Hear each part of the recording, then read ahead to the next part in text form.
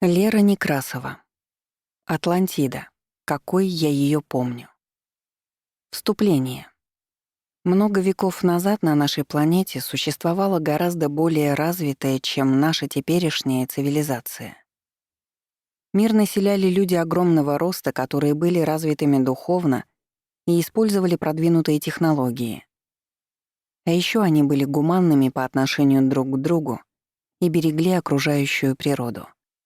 Много воды утекло с тех пор, но все равно история частично сохранила память об этих временах.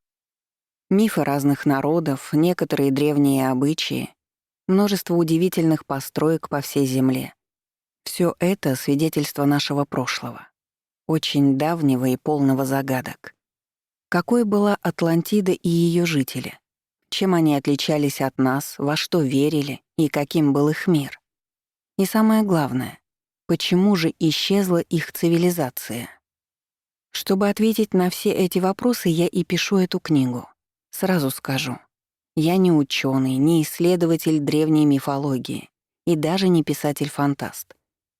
Все, о чем я буду сейчас рассказывать, это мои личные воспоминания. Да, вышло так, что я помню многие из своих прошлых жизней. И некоторые из них, очень давние, прошли в той цивилизации, которую у нас принято называть Атлантидой. Я решила, что многим будет интересно прочитать о моем опыте и мысленно перенестись в те древние времена. Наша экскурсия по Атлантиде начнется с того момента, когда мне довелось родиться там в первый раз, а закончится тем, что я расскажу о крушении этой цивилизации все, что мне известно. Я очень надеюсь, что эта книга принесет читателям новые интересные знания и, быть может, даже даст ответы на какие-то философские вопросы.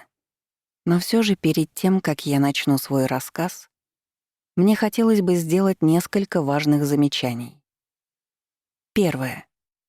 Воспоминания о чьих-либо прошлых жизнях, моих или чужих, не столь важно.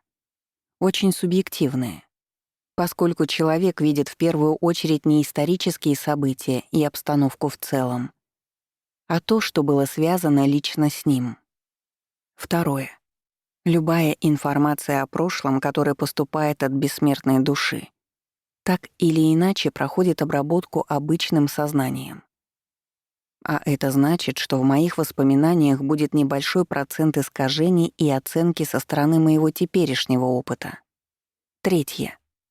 Если эта книга покажется кому-то чересчур фантастической, то ее можно читать как художественный вымысел. Или же не читать вовсе. Я не прошу никого доверять мне безоговорочно или воспринимать мои слова как истину в последней инстанции. Но все же я искренне верю, что для многих мой рассказ будет полезным. Он позволит по-другому взглянуть на ход истории и на наш мир в целом. Часть 1. Золотой век Атлантиды. Глава 1. Гость издалека. Наша жизнь устроена так, что в ней нет ничего начального и конечного. Есть лишь вечный круговорот событий. Поэтому каждая история так или иначе является продолжением какой-то другой. О том, как я оказалась в Атлантиде, я бы могла писать долго. Но, во-первых, это достаточно личная история. А во-вторых, все ее детали не имеют значения для этого рассказа. Важна лишь моя основная мотивация. А она состояла в том, что во время моего существования на другой, более развитой планете, я совершила множество ужасных ошибок и окончательно разочаровалась в себе. Поэтому моим самым большим желанием было оказаться в таком месте, где я буду среди себе подобных. Людей, не отягощенных моральными принципами и желанием творить добро. Я считала это справедливым наказанием за свои поступки. Кроме того, мне очень хотелось значительно упасть в своем развитии, чтобы не помнить о том, кто я такая, и забыть ужасные детали своего прошлого или помнить их очень примерно. Тем не менее, злая судьба все же занесла меня не совсем туда, куда я желала. Обстоятельства сложились так, что я родилась в Атлантиде. В тот момент она была, конечно, не самой развитой цивилизацией, но и не совсем захолустной. К тому же воплощались там гораздо более светлые, чем сейчас в нашем обществе, души. Поэтому моё желание в момент прибытия на Землю сбылось лишь отчасти. Я попала в подающую надежды цивилизацию, и уровень моего развития упал не столь сильно, как мне изначально хотелось. Но не зря говорится: «Верь в свою мечту, и она сбудется». Поэтому мне в итоге довелось пережить крушение и окончательный упадок Атлантиды, а затем и провести множество жизней в более жестоком и примитивном обществе, где меня ждали нелегкие испытания. Но это я сейчас забегаю далеко вперед и ухожу от темы. А если вернуться к тогдашним событиям, то моя первая жизнь в Атлантиде началась в мужском обличье. До прибытия туда я довольно долго жила в женском облике, и с этим были связаны, как я уже писала, многие тяжелые для меня воспоминания. Поэтому мне захотелось начать новую жизнь с чистого листа, в том числе и провести ее в роли человека другого пола. С этого момента я начну писать о себе в мужском роде, дабы лучше передать моё тогдашнее состояние. Итак, родился новый я в обычной семье, у достаточно неплохих родителей. Но, пожалуй, вначале я хотя бы кратко расскажу о том, что из себя представляли атланты и как они выглядели. Жители Атлантиды и их облик. Атлантида, которую я помню, никогда не была островом в океане, который по нелепой случайности затонул. Это была цивилизация, которая населяла всю нашу планету. Атланты жили практически повсеместно, а не в каких-то отдельных или специально отведенных для них местах. Как тогда выглядели люди? Одним из самых явных отличий от нас был их высокий рост. Мне сейчас сложно указать его точно, но где-то раза в 2 или в 2,5 выше современного человека. То есть, полагаю, рост атлантов был около 4-5 метров. Пропорции фигуры были почти такими же, как у нас сейчас, разве что конечности были более длинными по отношению к туловищу. А на пальцах рук и ног почти до самых фаланг были перепонки. Это не было связано с тем, что атланты жили в воде. Нет. Они, как и мы, строили города на суше. Скорее, это была особенность дизайна их тел. И это было удобно при плавании. А плавать они любили. Головы у атлантов были более вытянутые, чем у современных людей. Черты лица были приятные. Я бы даже сказала, утонченные. Аккуратный нос, небольшой рот, гладкая кожа, большие миндалевидные глаза и длинная шея. Цвет кожи и волос различался в зависимости от того, к какой народности человек принадлежал. Да, атланты тоже внешне отличались друг от друга, хотя эти отличия и не были такими явными, как среди представителей разных рас на Земле. Тем не менее, атлантов с совсем светлой кожей, наподобие наших блондинов-северян, или чернокожих, наподобие жителей теперешней Африки, я не помню. Цвет кожи колебался от оливкового до темно-бронзового. Как ни странно, одно из самых похожих на атлантов изображений — это бюст Нефертити. Можете найти его фотографию в интернете. Черты лица Нефертити во многом схожи с чертами лиц атлантов, и даже головной убор напоминает тот, который носили жрецы в Атлантиде. Они любили подчеркивать свою более вытянутую форму головы. В целом, тела атлантов были гораздо более сильными и выносливыми, чем наши. Это проявлялось практически во всем.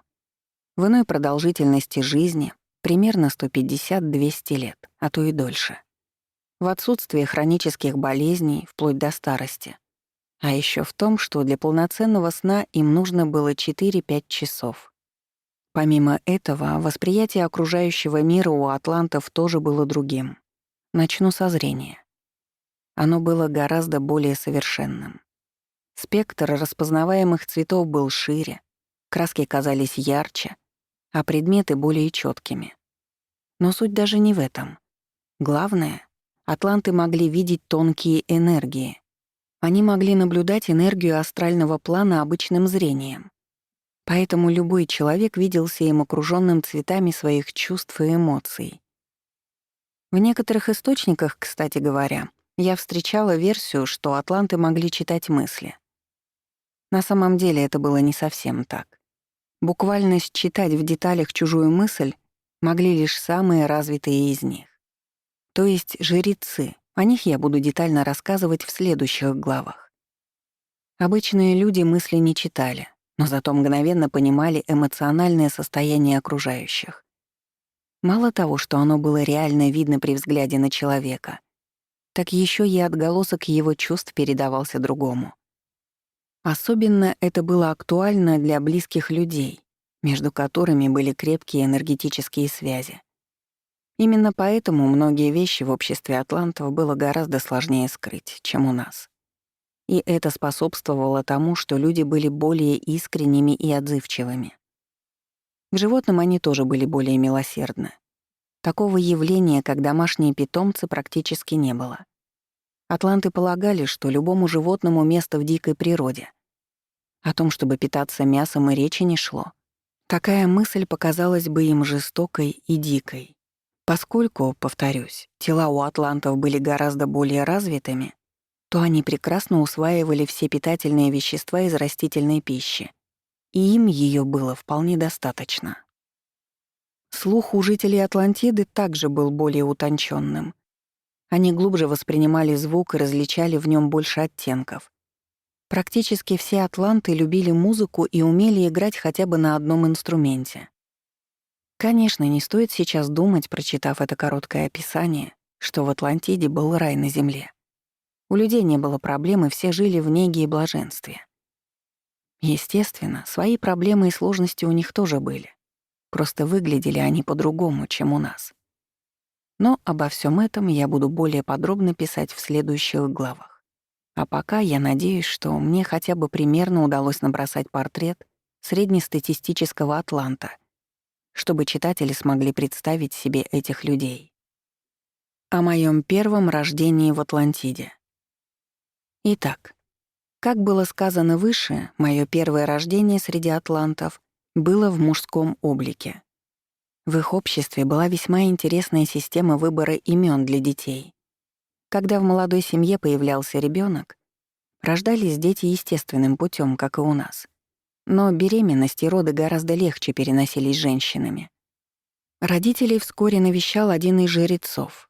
Жрец смотрел малыша и давал ребенку определенную характеристику, исходя из которой выбиралось два его имени — семейное и общественное. Семейное имя — это нечто вроде нашего обычного имени. Вот только давалось оно не просто так, потому что понравилось родителям, а исходя из характера ребенка и тех задач, которые его ожидали в жизни. В большинстве случаев то семейное имя, которое ребенок получил вскоре после рождения, менялось им после достижения совершеннолетия. Считалось, что в этот момент нужно еще раз пересмотреть свои жизненные цели и выбрать себе новое имя, исходя из этого. При рождении мне дали одно из тех семейных имен, которые нередко давали детям. Разумеется, я не помню языка атлантов и не смогу передать, как оно тогда звучало. Но его значение было следующим: открытый ко всему новому, любознательный. Общественное имя и в моем, и во всех остальных случаях выбиралось уже по другому принципу. В Атлантиде было деление общества на классы, и это отдаленно напоминало кастовую систему в Индии, только без жестокости и угнетения низших классов высшими. Суть этого деления заключалась в том, чтобы распределять знания и ответственность между людьми, исходя из их уровня развития. Как правило, души атлантов на протяжении многих жизней рождались в пределах одного класса, который считали своим. И только набрав нужный опыт и вырастая духовно, можно было перейти в следующую касту, более вышестоящую. Так вот, в пределах одного класса использовалось несколько основных общественных имен, которые также служили характеристикой человека. К примеру, среди жрецов встречались общественные имена вроде «почти бессмертный», потому что продолжительность жизни у них была гораздо выше, и «просветлённый» указывала на высокий уровень развития. Я родился в классе, представителей которого называли помощниками. Это были те люди, чьи профессии обычно включали в себя общение с людьми и предполагали помощь другим. Однако мое общественное имя было весьма нетипичным для моего класса. Оно означало «пришелец» или «гость издалека». Дело в том, что жрец ясно увидел, что я воплощаюсь в обществе атлантов в первый раз, и решил, что этот факт нужно обязательно зафиксировать в моем имени. С этим именем я и вступил в ту жизнь, которая начала новую важную главу в моей личной истории. Глава 2. Нетипичный ребенок. С родителями, я считаю, мне повезло. Надо заметить, что атланты в целом были людьми хорошими, добрыми, отзывчивыми и неэгоистичными, за редкими исключениями. И моя семья была такой же. Мои родители очень любили меня и старались как могли, чтобы я был счастлив. Однако, несмотря на все их усилия, моё детство было очень непростым, и даже сейчас вспоминать мне его довольно тяжело. В Атлантиде был, можно сказать, отлажен механизм перерождения. Поэтому те, кто уходил в мир иной, через некоторое время рождались вновь в своей же среде, то есть среди близких им родственных душ и в пределах своего класса или касты. Для обычного атланта смерть не была особой трагедией, а рождение было приятным событием. Где-то лет с 5-6, по нашим меркам, дети уже хорошо помнили свою прошлую жизнь. Чем они занимались, кто из их теперешних родственников встречался им раньше, в какой роли и так далее. Отрывочные воспоминания и картинки всплывали у малышей, конечно же, гораздо раньше. Но к 5-6 годам они уже собирали из этих сведений ясную и четкую картину. Дети атлантов, как правило, были спокойными. Они понимали, что родились вновь среди любимых и близких людей, и у них есть шанс реализовать то, что они не успели в прошлой жизни. В моем случае, к сожалению, все было по-другому. Да, у меня тоже с самого раннего возраста стали мелькать в голове отрывочные воспоминания о прошлом. Но в отличие от большинства детей, они у меня были пугающими. После их просмотра все будто переворачивалось и болело внутри, и я мог долго плакать. Однако, как выяснилось позже, это было еще не самое сложное. В раннем детстве я не мог ничего толком анализировать, а просто пытался забыться и отвлечься от своих страшных картинок. Бежал на руки к маме, а потом начинал играть. После этого меня немного отпускало и становилось легче. А вот когда я немного подрос, то для меня началась самая жесть. Я не просто смотрел свое прошлое как фильм, испытывая при этом яркие чувства и эмоции, но и пытался потом осмыслить увиденное. А поскольку сознание мое в тот момент было еще детским и незрелым, то ни к чему хорошему это не приводило. Я приходил примерно к таким выводам. Раньше я был женщиной, которая жила на далекой планете, гораздо более развитой, чем это. В определенный момент этой тетки начала рвать башню, и она натворила кучу плохих дел и ошибок. А потом в порыве угрызений совести захотела скрыться куда подальше. И вот теперь по ее, то есть по моей, вине меня забросило в это захолустье. Я даже ребенком понимал, что в Атлантиде у меня гораздо более примитивное, чем раньше тело, и технологии здесь тоже какие-то топорные. Вдобавок вокруг множество жрецов, которые мнят из себя невесть что, и этим меня раздражают. А все те, кого я раньше любила, остались невыносимо далеко. И, что самое печальное, я понимал, большинство этих людей радо, что меня больше нет в их жизни. Все, что мне оставалось, — это жить здесь и сейчас, то есть там, где я чувствовал себя совершенно чужим, и откуда мне хотелось сбежать, хоть это было и невозможно. Примерно так я рассуждал, будучи ребенком. И все эти ощущения злости, бессилия и досады отравляли моё детство. Но самое обидное было даже не это. Печальнее всего было то, что в моем положении некого было винить, кроме меня самого. И даже в самом раннем детстве я это прекрасно понимал. Как жилось детям в Атлантиде? Немного отвлекусь от описания своих душевных терзаний и расскажу о том, как воспитывали маленьких атлантов. Надо заметить, что взрослые делали все возможное для их благополучия и очень старались быть хорошими родителями. Стоит отметить, что даже младенцы в Атлантиде рождались немного другими, чем у нас. Благодаря более совершенным телам новорожденные атланты были более доношенные. Они почти сразу могли поползти на четвереньках и даже издавали слегка осмысленные звуки. Одним словом, были вроде наших полугодовалых детей. Первое время, пока дети очень нуждались в матери, они почти все время находились с ней. Потом, когда малыши немного подрастали, их начинали воспитывать всей общиной. Детских садов или чего-то подобного в Атлантиде не было. Просто считалось нормальным, что ребенок весь день проводил с родителями или родственниками, а они при нем занимались своей работой и делами. Была и еще одна довольно интересная традиция. В семьях почти никогда не было одновременно несколько маленьких детей. Как правило, старшего ребенка доращивали хотя бы до подросткового возраста и только потом заводили следующего. В моей семье было так же. У меня были две старших сестры. Одна была еще подростком, по нашим меркам лет 15-16, а вторая уже давно жила отдельно, и у нее была своя собственная семья. Поскольку атланты жили намного дольше, чем мы, и репродуктивный возраст у них тоже был долгим, они вполне могли себе позволить рожать детей с большими перерывами и быть целиком сосредоточенными на развитии каждого ребенка. Первые воспоминания о моей семье. Как было сказано выше, тогдашний я был непростым и нетипичным ребенком. Мои родители это прекрасно понимали и пытались облегчить мою жизнь как могли. В самом раннем моем детстве моя мать забросила все свои дела и работу и всецело сосредоточилась на мне.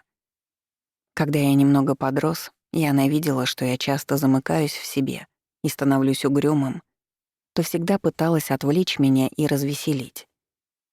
Как я уже писала выше, атланты, кроме самых продвинутых жрецов, не могли читать чужие мысли, но зато прекрасно видели энергию и эмоции своих близких. Поэтому моя мать всегда быстро понимала, что на меня накатывает очередной приступ тоски, и пыталась как могла его унять. Когда я подрос, ей стали в этом помогать наши многочисленные родственники. В основном атланты были очень социальными людьми.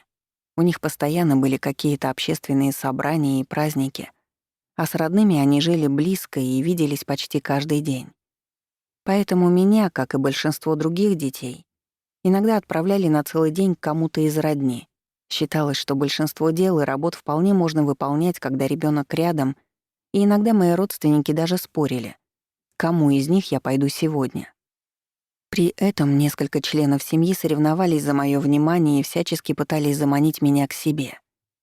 Наиболее близким человеком в моём детстве, помимо матери, была для меня старшая сестра. Она была уже замужем, когда я родился, а через некоторое время и сама родила ребёнка. Тем не менее, я стремился при любой возможности побыть с ней. Она была самым лёгким и весёлым человеком в моём окружении. И уже одним своим присутствием могла снять мои приступы тоски, отчаяния и недовольства собой. Примерно так я и провёл своё раннее детство, кочуя от одних родственников к другим. Со временем чувство одиночества и ощущение того, что я чужой на этом празднике жизни, стало немного притупляться. Оно, конечно же, никуда не ушло и периодически возникало в течение всей той жизни. И скажу, забегая вперед, даже в следующих моих воплощениях. Но всё-таки я стал как-то смиряться с новой реальностью, привыкал к новым людям и вливался в их общество. Обучение в Атлантиде. В отличие от детских садов, которые в Атлантиде отсутствовали, школы там были. Но выглядели и работали они по-другому, чем у нас. Уже на момент поступления в школу, по нашим меркам, это происходило в возрасте около 8-9 лет. Ребёнок обычно понимал, чем хочет заниматься в предстоящей жизни. Этому способствовали два обстоятельства: память о прошлых жизнях и напутствие жрецов, которые они давали каждому ребенку. Вообще, без постоянного контроля со стороны жрецов атланты не представляли своей жизни. На всех этапах, начиная с самого рождения человека, жрецы постоянно давали свои рекомендации, которым люди всецело доверяли. Мне это казалось дикостью, особенно когда я подрос. Но мало кто был со мной согласен. Жрецам атланты доверяли целиком и полностью. Так вот, о том, чем ребенку лучше заниматься, обычно тоже возвещал жрец. Он периодически смотрел ребенка, и когда у того наступал более или менее сознательный возраст, то сообщал ему свой вердикт. Считалось, что жрец знает и видит лучше всех, и им доверяли больше, чем самим себе.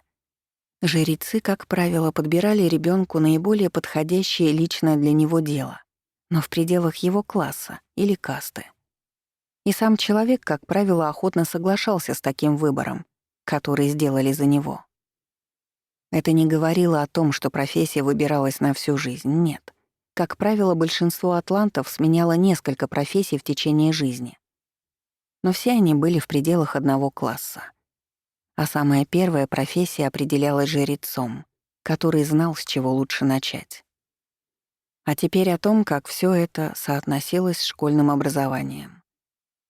Школы в Атлантиде не были обязаловкой со списком конкретных уроков, а были тем местом, где человеку помогали найти информацию о тех предметах, которые ему были интересны.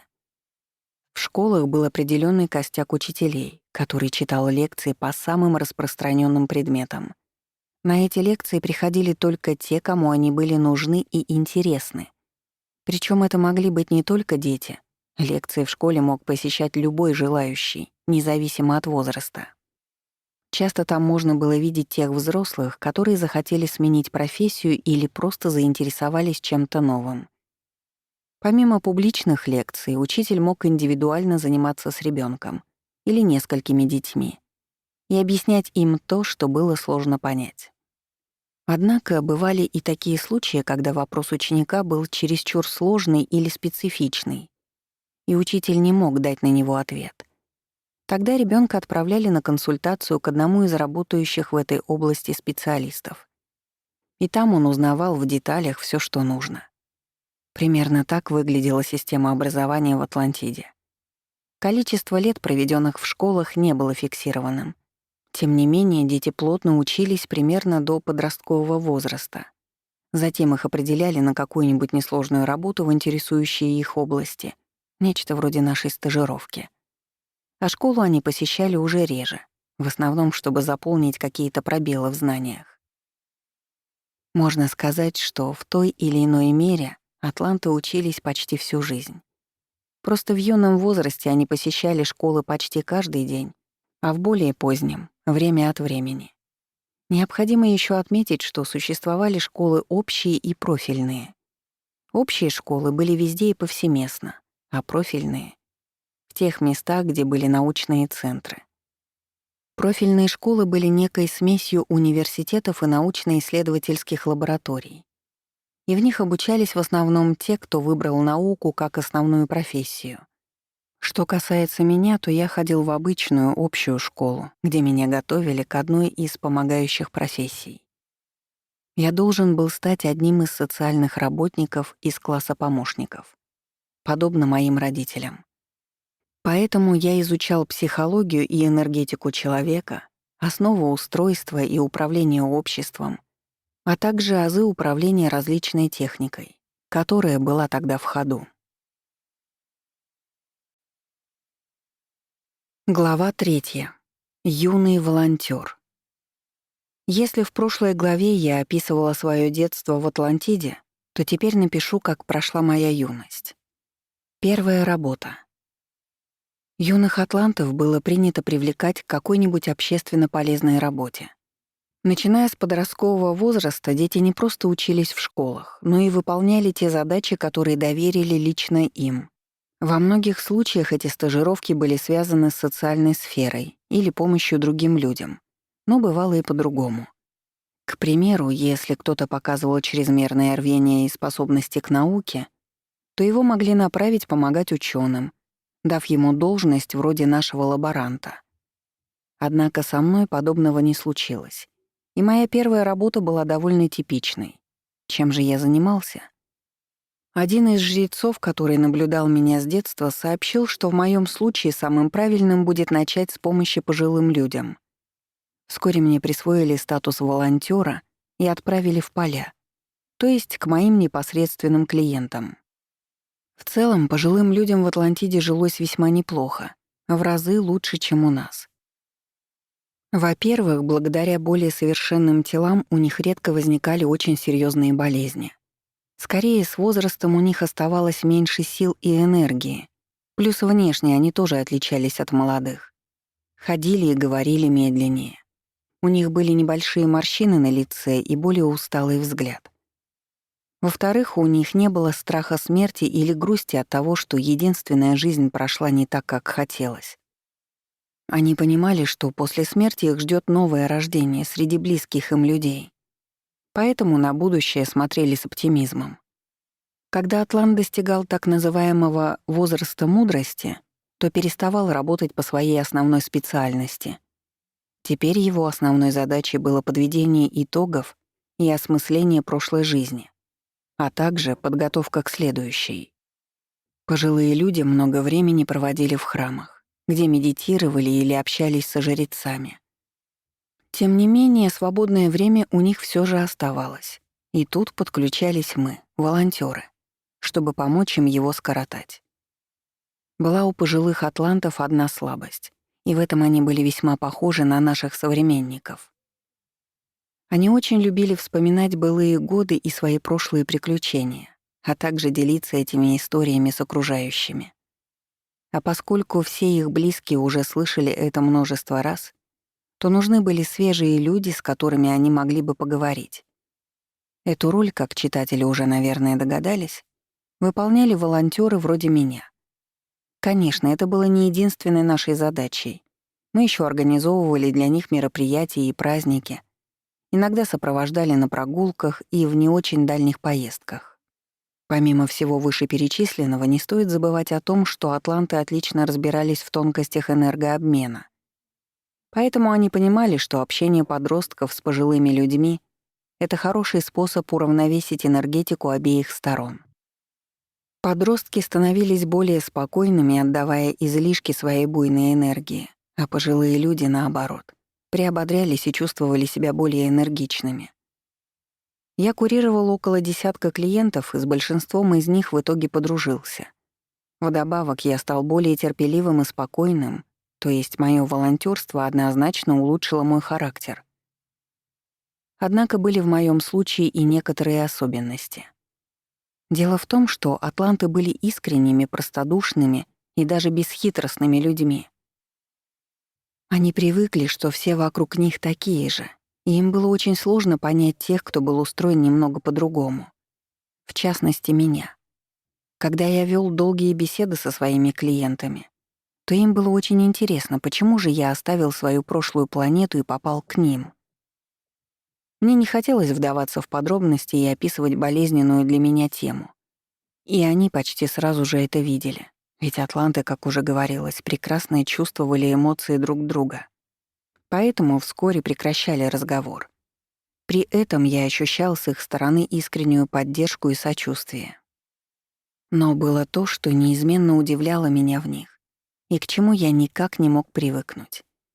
Дело было в том, что все они искренне считали, что меня на прошлом месте обидели и предали.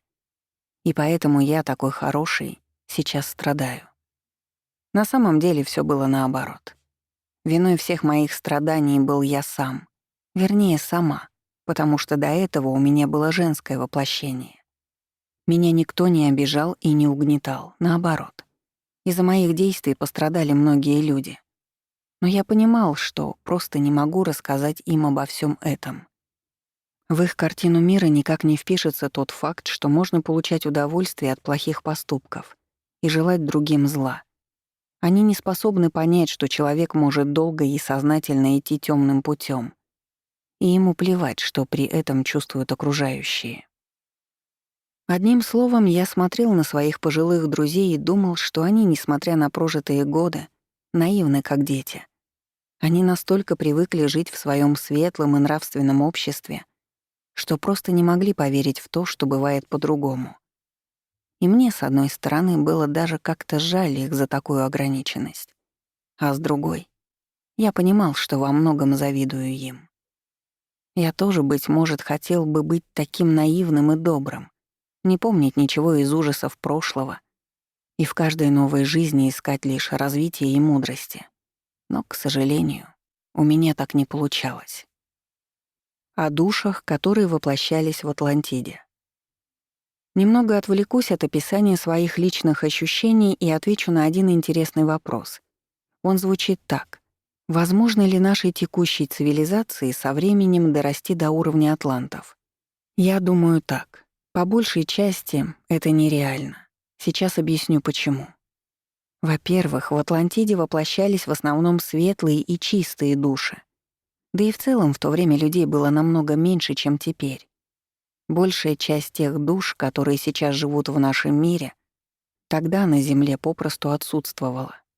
Грубо говоря, если сейчас на нашей планете около 8 миллиардов человек, если верить статистике, то тогда было несколько миллионов. Во-вторых, атлантов в своё время целенаправленно заселили на Землю, и их курировала более высокая цивилизация. Об этом моменте я буду более подробно писать в следующих главах. У них было особое строение тонких тел или оболочек души. И они на протяжении многих воплощений совершенствовались в том, чтобы стать лучше, и занимались этим целенаправленно и осознанно. В-третьих, никто не отменял такие вещи, как коллективные энергетические и информационные поля, которые создаются эмоциями и мыслями людей. Так вот, в Атлантиде, где на протяжении многих тысячелетий люди были высоконравственными, эти коллективные поля, можно сказать, уже были пропитаны добром и работали на благо населения. И даже не самая светлая душа, вроде моей, становилась лучше, когда попадала в их общество. А на них самих это действовало так, что у них было по минимуму тёмных мыслей и склонностей к различным порокам.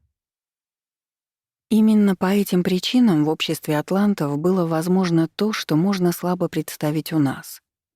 К примеру, отсутствие денег был лишь их отдалённый аналог, алчности и борьбы за власть и влияние. У них царила постоянная забота друг о друге, взаимная поддержка и так далее. Даже если попытаться сейчас на Земле как-то внедрить тот образ жизни, который был у них, то эксперимент провалится с треском. В лучшем случае так получится жить у бывших атлантов, ведь многие из них никуда не делись с нашей планеты и теперь рождаются в человеческих телах. А все остальные быстро скатятся к тому же, от чего их старались увести. То немногое, в чем у нас есть шанс сравняться с атлантами, хотя бы отчасти, это некоторые технологии. Но и тут меня терзают смутные сомнения, что эти изобретения допустят в наш мир. Слишком много в нем агрессии и жестокости. Немного о том, как жили атланты. А теперь постараюсь вкратце рассказать о том, как выглядела повседневная жизнь атлантов.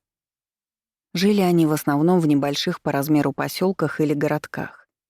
Мегаполисов как таковых не было.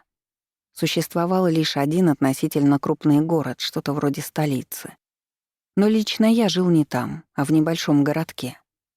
Среднестатистическое поселение атлантов выглядело как небольшой островок среди зелени. Они старались максимально вписать его в окружающую среду и не портить пейзаж. Климат тогда был абсолютно другой, нежели сейчас. Наверное, его можно сравнить с экваториальным. Он был теплый и влажный, причем практически на всей планете, исключая разве что высокогорные области. Растительность тоже была буйная, как в джунглях. Виды растений тогда были другие, да и животные тоже. В целом это было похоже на ту картинку, которую нам описывают, когда говорят о юрском периоде. Приведу цитаты из Википедии. В Юре огромные территории покрылись пышной растительностью, прежде всего разнообразными лесами. Они в основном состояли из папоротников и голосеменных. Ныне они встречаются в тропиках и субтропиках. Под тенью этих деревьев бродили динозавры. Динозавры были доминирующей группой на суше. Диапазон различий между ними настолько велик, что родственные связи между их видами устанавливаются с большим трудом. Встречались динозавры с размерами от кошки до кита.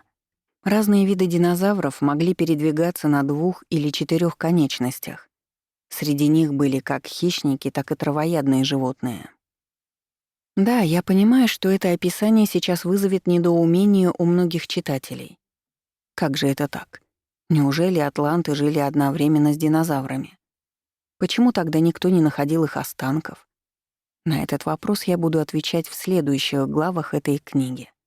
Поэтому попрошу набраться терпения. Техника атлантов. Города атлантов были живописными и экологичными. Они находились среди лесов и были окружены зеленью. К тому же атланты, в отличие от нас, не строили километры автомобильных дорог. Они им были попросту не нужны. Самым распространенным средством передвижения между городами были самолеты. А в пределах города все ходили пешком, потому что расстояния были небольшими, и ценилась физическая активность. Самолеты в Атлантиде были не такими, как у нас. Они были почти треугольной формы и выглядели плоскими. По нашим меркам они смотрелись как нечто среднее между военным самолетом и летающей тарелкой. Этим самолетам не требовались взлётно-посадочные полосы, поднимались они практически с места. Вдобавок были бесшумными и передвигались гораздо быстрее, чем любые наши летательные аппараты. К сожалению, мне сложно детально описать их конструкцию. Но я помню, что в них использовались антигравитационные устройства, а также специальный вид топлива, максимально концентрированный. Буквально одной песчинки этого горючего хватало, чтобы поднять самолет в воздух и пролететь на нем большое расстояние. Такое топливо практически не давало выхлопа, и за самолетами атлантов, в отличие от наших, не тянулся темный след. А еще очень экологичными были места стоянок самолетов. В Атлантиде не было, как у нас, огромных бетонных аэропортов. Для каждого из самолетов была построена отдельная парковка, которая находилась под землей, а сверху она выглядела как небольшой зеленый холм. Так атланты добивались максимально природного ландшафта в своих городках. А как же в Атлантиде строили дома, может спросить пытливый читатель. Не самолет же они туда подгоняли в конце концов, чтобы доставить стройматериалы. Основной техникой для транспортировки стройматериалов были специальные антигравитационные платформы. На платформе стоял небольшой подъемный робот-манипулятор, который помогал погрузить туда нужные материалы. Затем платформа летела над землей на небольшой высоте и доставляла груз туда, куда требуется. В нее был вмонтирован элемент, который убирал гравитацию, и это помогало платформе отрываться от земли. Помимо всей необходимой техники, города атлантов были оборудованы по периметру специальными устройствами, которые отпугивали диких животных. Устройства эти были абсолютно безвредны, но излучали определенную энергетическую волну, и животные, испытывая страх, воспринимали ее как сигнал не ходить сюда. С местными птичками, то есть летающими ящерами, была схожая система. Низко над городами они не летали из-за установленных пугалок, но зато могли парить высоко в небе, где им уже ничего не мешало. Глава 4. Первая любовь. В этой главе я напишу о своей молодости, а также о некоторых интересных деталях из жизни и быта атлантов. Смена деятельности и новая работа. Как было описано в прошлой главе, в ранней юности, тогдашний я, работал волонтёром. Однако подобная работа для подростков вроде меня была временной. Поэтому, когда я накопил там определенный стаж, меня перевели на другую работу. Считалось, что в юном возрасте важно попробовать несколько несложных профессий, чтобы приобрести разные навыки и лучше узнать себя. Поэтому вскоре мне сообщили, что у меня есть несколько видов волонтёрской деятельности на выбор. И я должен решить, какой мне больше нравится. Чем же я занялся в итоге?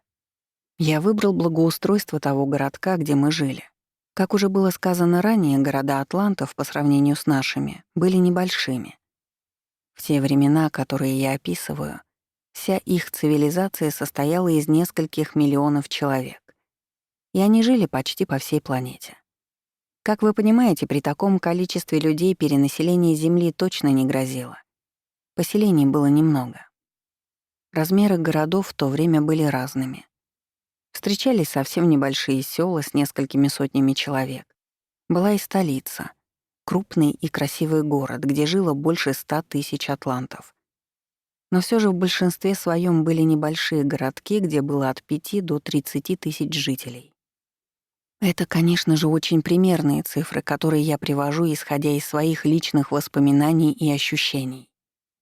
Тем не менее, крупных и густонаселенных городов, кроме столицы, я не помню.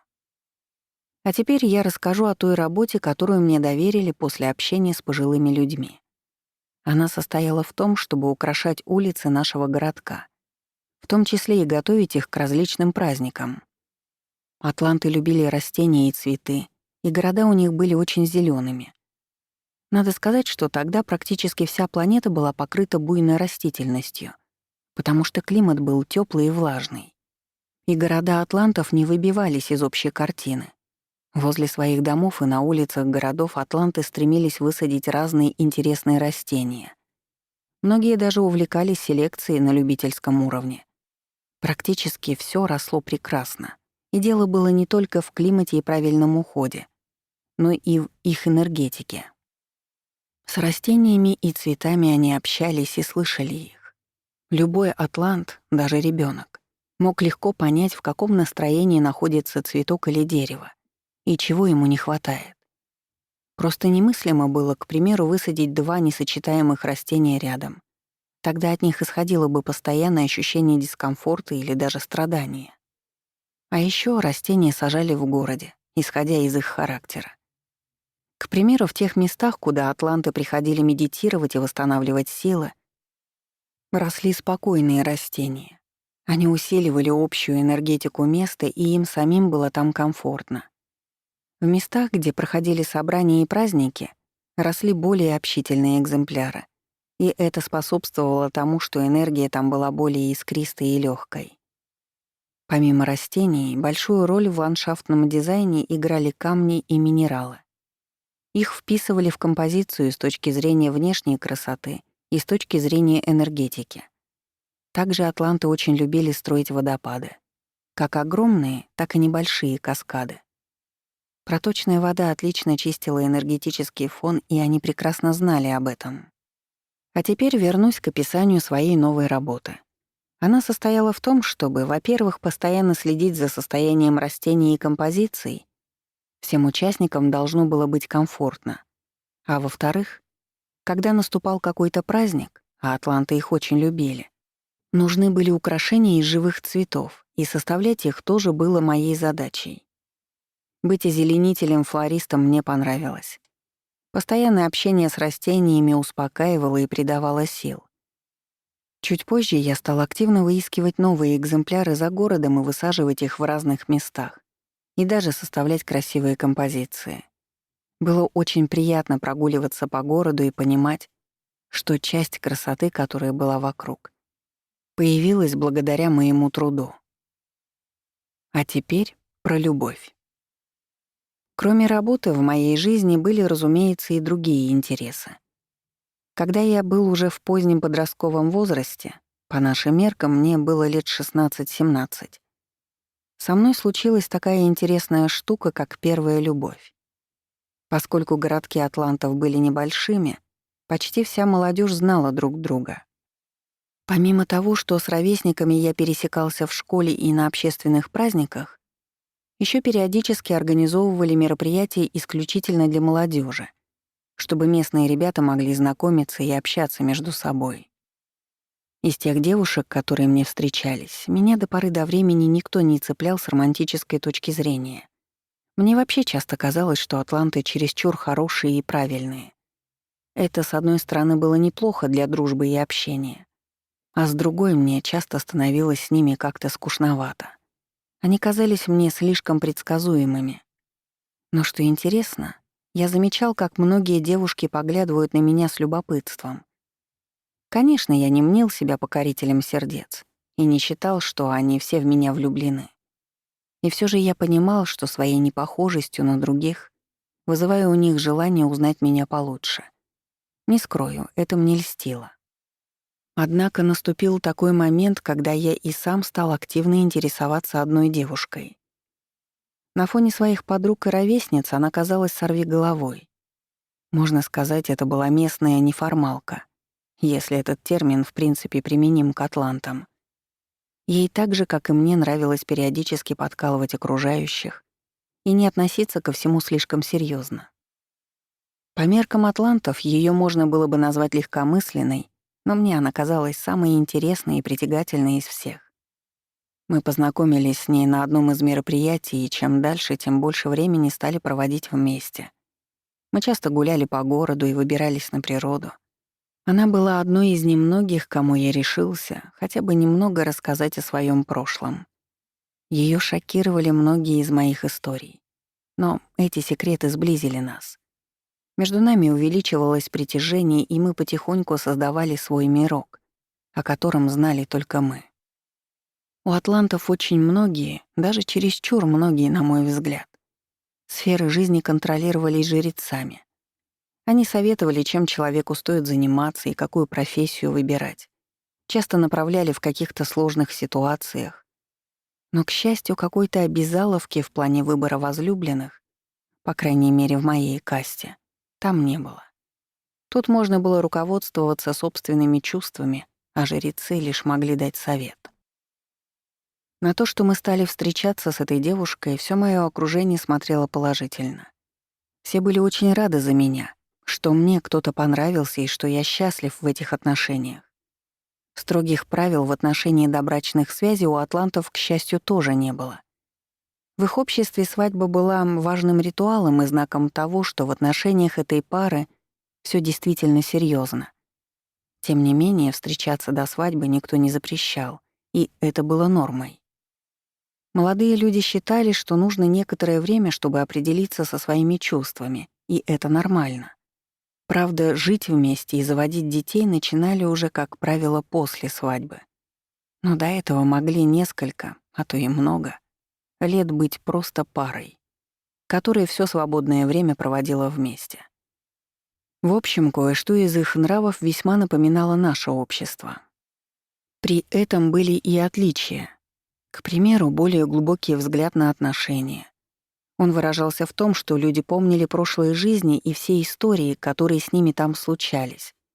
То есть влюбленные раньше могли быть родственниками или друзьями и прекрасно знали это. Или они могли быть и в прошлой жизни парой, а теперь решили продолжить банкет с учетом всех сделанных ранее выводов.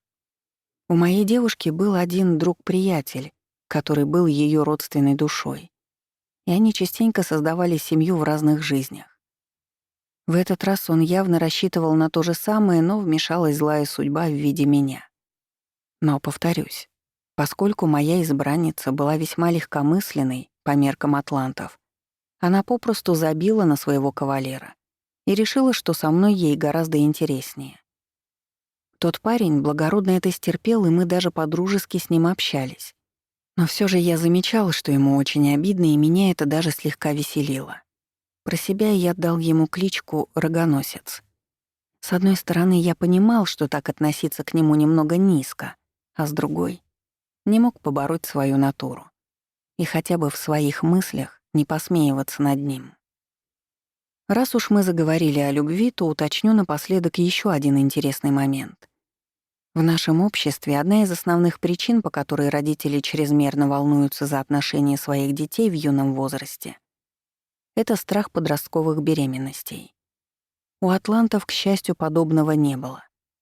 У них, во-первых, было достаточно ограниченное количество душ, которые находились между воплощениями. Поэтому, чтобы родился ребенок, нужно было определенное стечение обстоятельств. Об этом я буду подробнее писать в следующих главах. А во-вторых, без воли и желания обоих родителей беременность не наступала. Организм не срабатывал нужным образом. Поэтому за молодых девушек в Атлантиде никто не опасался, что они принесут в подоле. Да и вообще, к ним относились как к личностям, у которых есть выбор и которые могут поступать по своему усмотрению. Немного о быте атлантов. Поскольку в каждой главе я стараюсь описывать не только свою историю, но и повседневную жизнь атлантов, то сейчас поговорим об их быте. Начну, наверное, с жилых домов. Они были построены в основном из камня, который обычно добывали неподалеку от городов. Как правило, каждая семья занимала отдельный дом. Только вот семьи редко состояли из 2-3 человек и обычно были куда больше. В среднестатистической семье могли жить вместе родители, а также их дети со своими семьями. То есть в большом семейном доме жило иногда 8-10 человек. При этом места и комнат хватало всем, потому что дома были просторными. У каждого дома рядом была обширная территория, где были сады и зелень, и очень часто фонтаны и водоемы. Атланты старались не строить жилые дома высоко вверх, поэтому обычно в них были чаще всего 2 этажа, а иногда и один. Высокими могли быть лишь храмы и другие подобные сооружения. В домах было много простора и открытого пространства, а вот окон как таковых не было. Были своего рода стекла, хотя они были сделаны из другого материала, прочного и не бьющегося, который можно было опустить от пола до потолка, а можно было и поднять совсем. Стекла опускались во время дождя, а в хорошую погоду можно было убрать их и наслаждаться свежим воздухом. Аналог электричества у атлантов был, но работал он по другому принципу. К примеру, чтобы домашний или уличный светильник горел, не нужно было тянуть к нему провода. В осветительные приборы был встроен особый элемент, который выступал как приемник определенного типа энергии. И благодаря нему появлялся свет. Были и ретрансляторы этой энергии. Одного хватало на весь город. Повторюсь, при этом не нужны были провода, и все устройства работали от встроенных энергетических приемников. В еде атланты были неприхотливы, и гурманами их сложно было назвать. В основном они питались растительной пищей, плодами и корнеплодами. Но виды растений были другие, не такие, как сейчас. Еще они делали различные масла и напитки, тоже на растительной основе. Питаться животной пищей им показалось бы попросту диким и варварским. Ее в их рационе не было совсем. Благодаря гораздо более развитой, чем у нас, энергетике и другому строению тел, атланты получали гораздо меньший, по сравнению с нами, процент энергии из пищи и запросто могли добирать остаток из окружающей среды. По сути, огромное количество энергии циркулирует в окружающем нас мире. Это и различные природные стихии — дождь, ветер, огонь и так далее.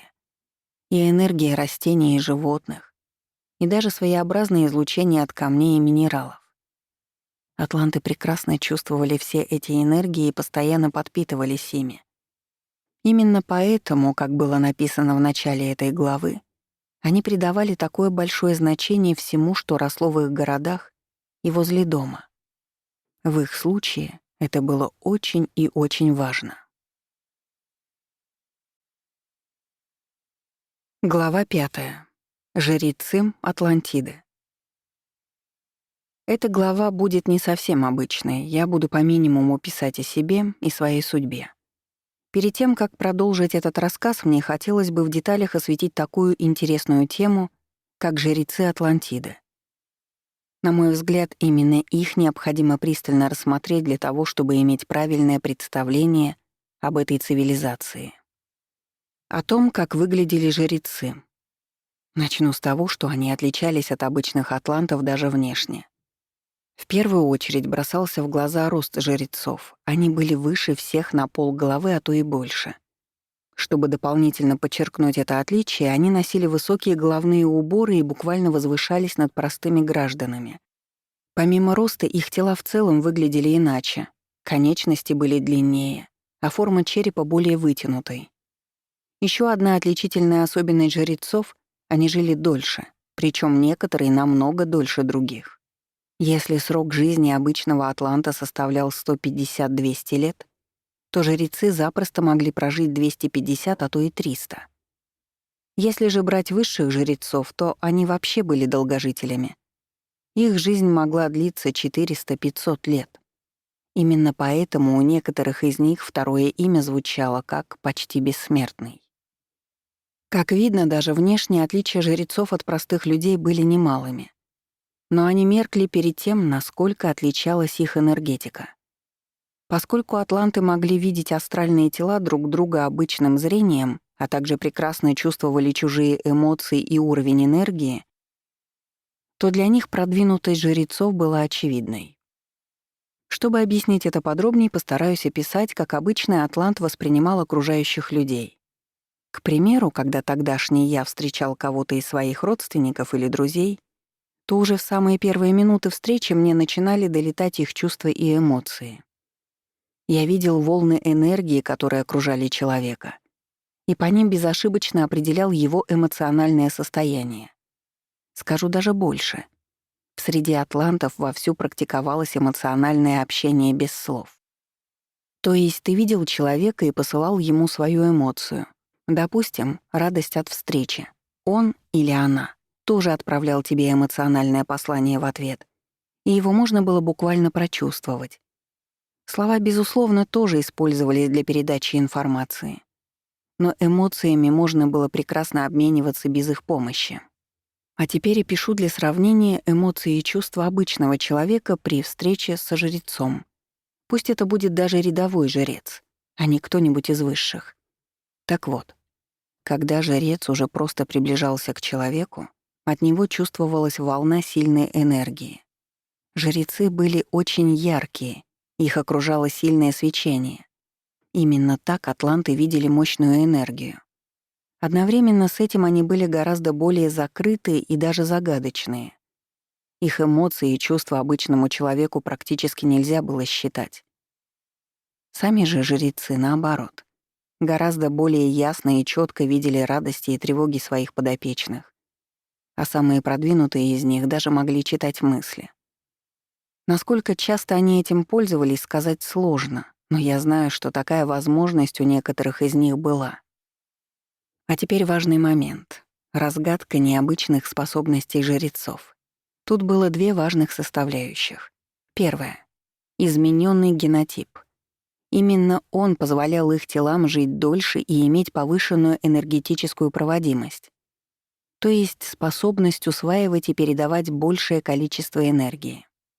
Жрецы никогда не смешивались с другими кастами, всегда женились на своих и перерождались в своем же кругу. В прошлой главе я писала о том, что у атлантов была свобода в выборе пары. Так вот, к жрецам это не относилось. И у них все было четко регламентировано. Это было нужно для того, чтобы не растерять нужные гены и сохранить уровень развития и энергетическую мощность. К тому же, я полагаю, обычные атланты жрецам в романтическом плане были не слишком интересны. Они были для них чересчур примитивные. Поэтому союз с себе подобными привлекал жрецов куда больше. Второе. Уровень развития души. Помимо того, что у жрецов были более совершенные тела, души у них тоже были более развитыми. Именно это позволяло им разумно распоряжаться теми возможностями, которые у них были, а также помогало руководить другими людьми и выступать для них в роли учителей. Чем занимались жрецы в Атлантиде? Обычно, когда мы слышим слово «жрец», на ум приходят различные ритуалы и богослужения, а также молитвы. Однако обязанности жрецов в Атлантиде были куда более обширными и выходили далеко за рамки молитв, ритуалов и медитаций. В чем же они состояли? Опишу несколько важных пунктов. Первое. Выступать в роли учителей и советчиков в жизни обычных атлантов. Это была одна из основных обязанностей рядовых жрецов. Как я уже упоминала в прошлых главах, они наблюдали за жизнью ребенка буквально с самого рождения и давали ему различные рекомендации. Первый раз жрец смотрел младенца вскоре после его появления на свет. Уже тогда он довольно ясно видел его прошлое, в частности, последнюю жизнь. а также задачи на текущее воплощение и сообщал об этом родителям.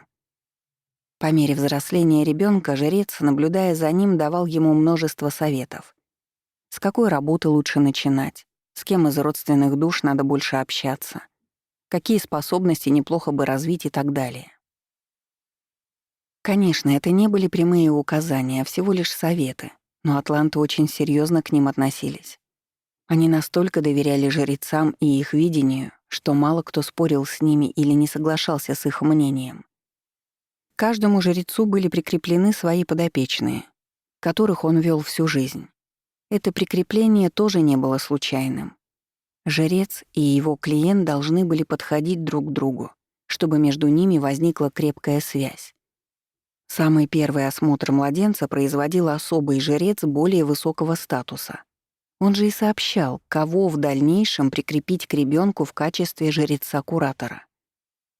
Надо заметить, что этот выбор был очень профессиональным и точным. Могу подтвердить это на своем примере.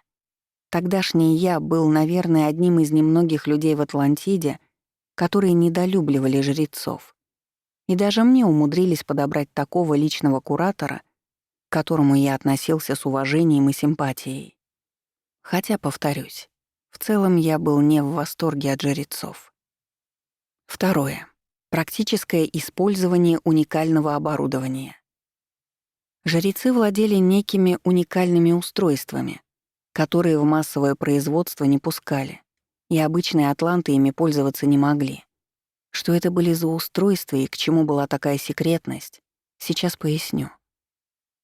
Вообще, если немного отвлечься, почти вся техника у атлантов была сонастроена с владельцем и его энергетикой. И только так ей можно было управлять. Взять, к примеру, управление самолетом. Несмотря на то, что там при необходимости можно было включить режим ручного управления, по большей части им не пользовались. Все происходило так. Сначала пилот заходил в самолет и настраивался на связь с его системами управления. То есть давал мысленное согласие на полет и на то, что механизмы самолета будут считывать его команды. Затем он управлял самолетом в основном с помощью мысленных команд, которые слышало оборудование. Мысль должна была быть очень четкой и смешанной с эмоцией, вдобавок от того, кто был внесен в базу данных самолета как пилот. Я сейчас описала это все для того, чтобы читатели понимали общие принципы работы тогдашней техники, а те приборы, которые были у жрецов, работали по схожему принципу, но содержали в себе более секретные и сложные технологии. Как правило, жрецы носили с собой несколько основных приборов. Их навороченность зависела от статуса жреца. Обычные и рядовые жрецы чаще всего использовали портативный усилитель энергии. Выглядел он как небольшой плоский диск, который умещался на ладони. Энергодиск содержал в себе определенные элементы, которые во много раз усиливали энергетику жреца. Поскольку при работе с людьми они в основном посылали им потоки энергии, то этот усилитель был способен сделать их энергию мощнее и даже мог преобразовать ее. Этой энергией могли лечить, немного изменив ее спектр на целебный. Могли зарядить силами перед сложным заданием или нелегкой работой. Могли успокоить, когда человек был взволнован. Конечно, все это жрецы могли сделать и без прибора, но он усиливал их энергетику, и работать так было проще. Они тратили меньше личных сил. Еще один непременный атрибут жреца, который он всегда носил с собой на поясе, — это жезл. Жезл был многофункциональным устройством, которое было полностью сонастроено со своим владельцем. В отличие от энергодиска, который лишь усиливал энергетику жреца, у жезла были более обширные возможности. Их часто использовали в коллективных ритуалах. Они помогали управлять стихиями, менять погоду, перемещать как пушинку огромные камни и так далее. В общем, с помощью этих жезлов жрецы могли менять свойства материи и пространства. И кто знает, может, один из источников наших сказок о волшебниках и магах с их волшебными палочками — это как раз отголосок памяти о жрецах и их жезлах. Жрецы очень аккуратно пользовались своими устройствами. И в их среде очень четко было регламентировано, что можно и что нельзя делать. Но то, что их возможности превышали во много раз способности обычного атланта, это факт. Третье. Контроль за использованием продвинутых технологий. Ко всему прочему, жрецы еще и контролировали изготовление самых продвинутых технических устройств или даже сами работали над их производством. Взять, к примеру, антигравитационные чипы. В одной из прошлых глав я описала, что очень многие устройства атлантов работали по тому принципу, что убирали гравитацию. Те же самые самолеты в момент взлета, платформы для перемещения грузов и так далее. Так вот, убирал гравитацию во всей этой технике специальный встроенный чип. Внешне он выглядел как небольшая металлическая бляшка, которую устанавливали обычно на дно устройства. Когда чип включался, то есть активировался, он начинал убирать гравитацию снизу от себя, и это позволяло технике подняться в воздух. Чипы везде были примерно одинаковые, настраивался лишь их радиус действия. Нужно было, чтобы он совпадал с размерами устройства. Так вот, все эти чипы производились под контролем жрецов и просвещенных. Еще одна интересная каста, рассказ о ней будет в следующих главах. Только они в полной мере владели технологией их изготовления. Такая же картина была и с множеством других сложных технических приборов. Четвертое. Управление планетой в целом.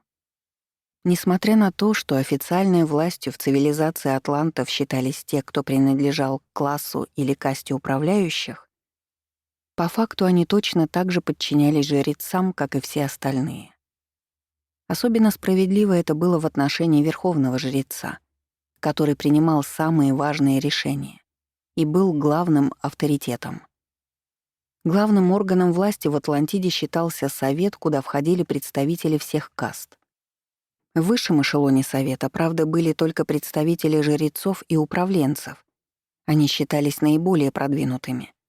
Но весь этот совет с его заседаниями мерк перед властью верховного жреца.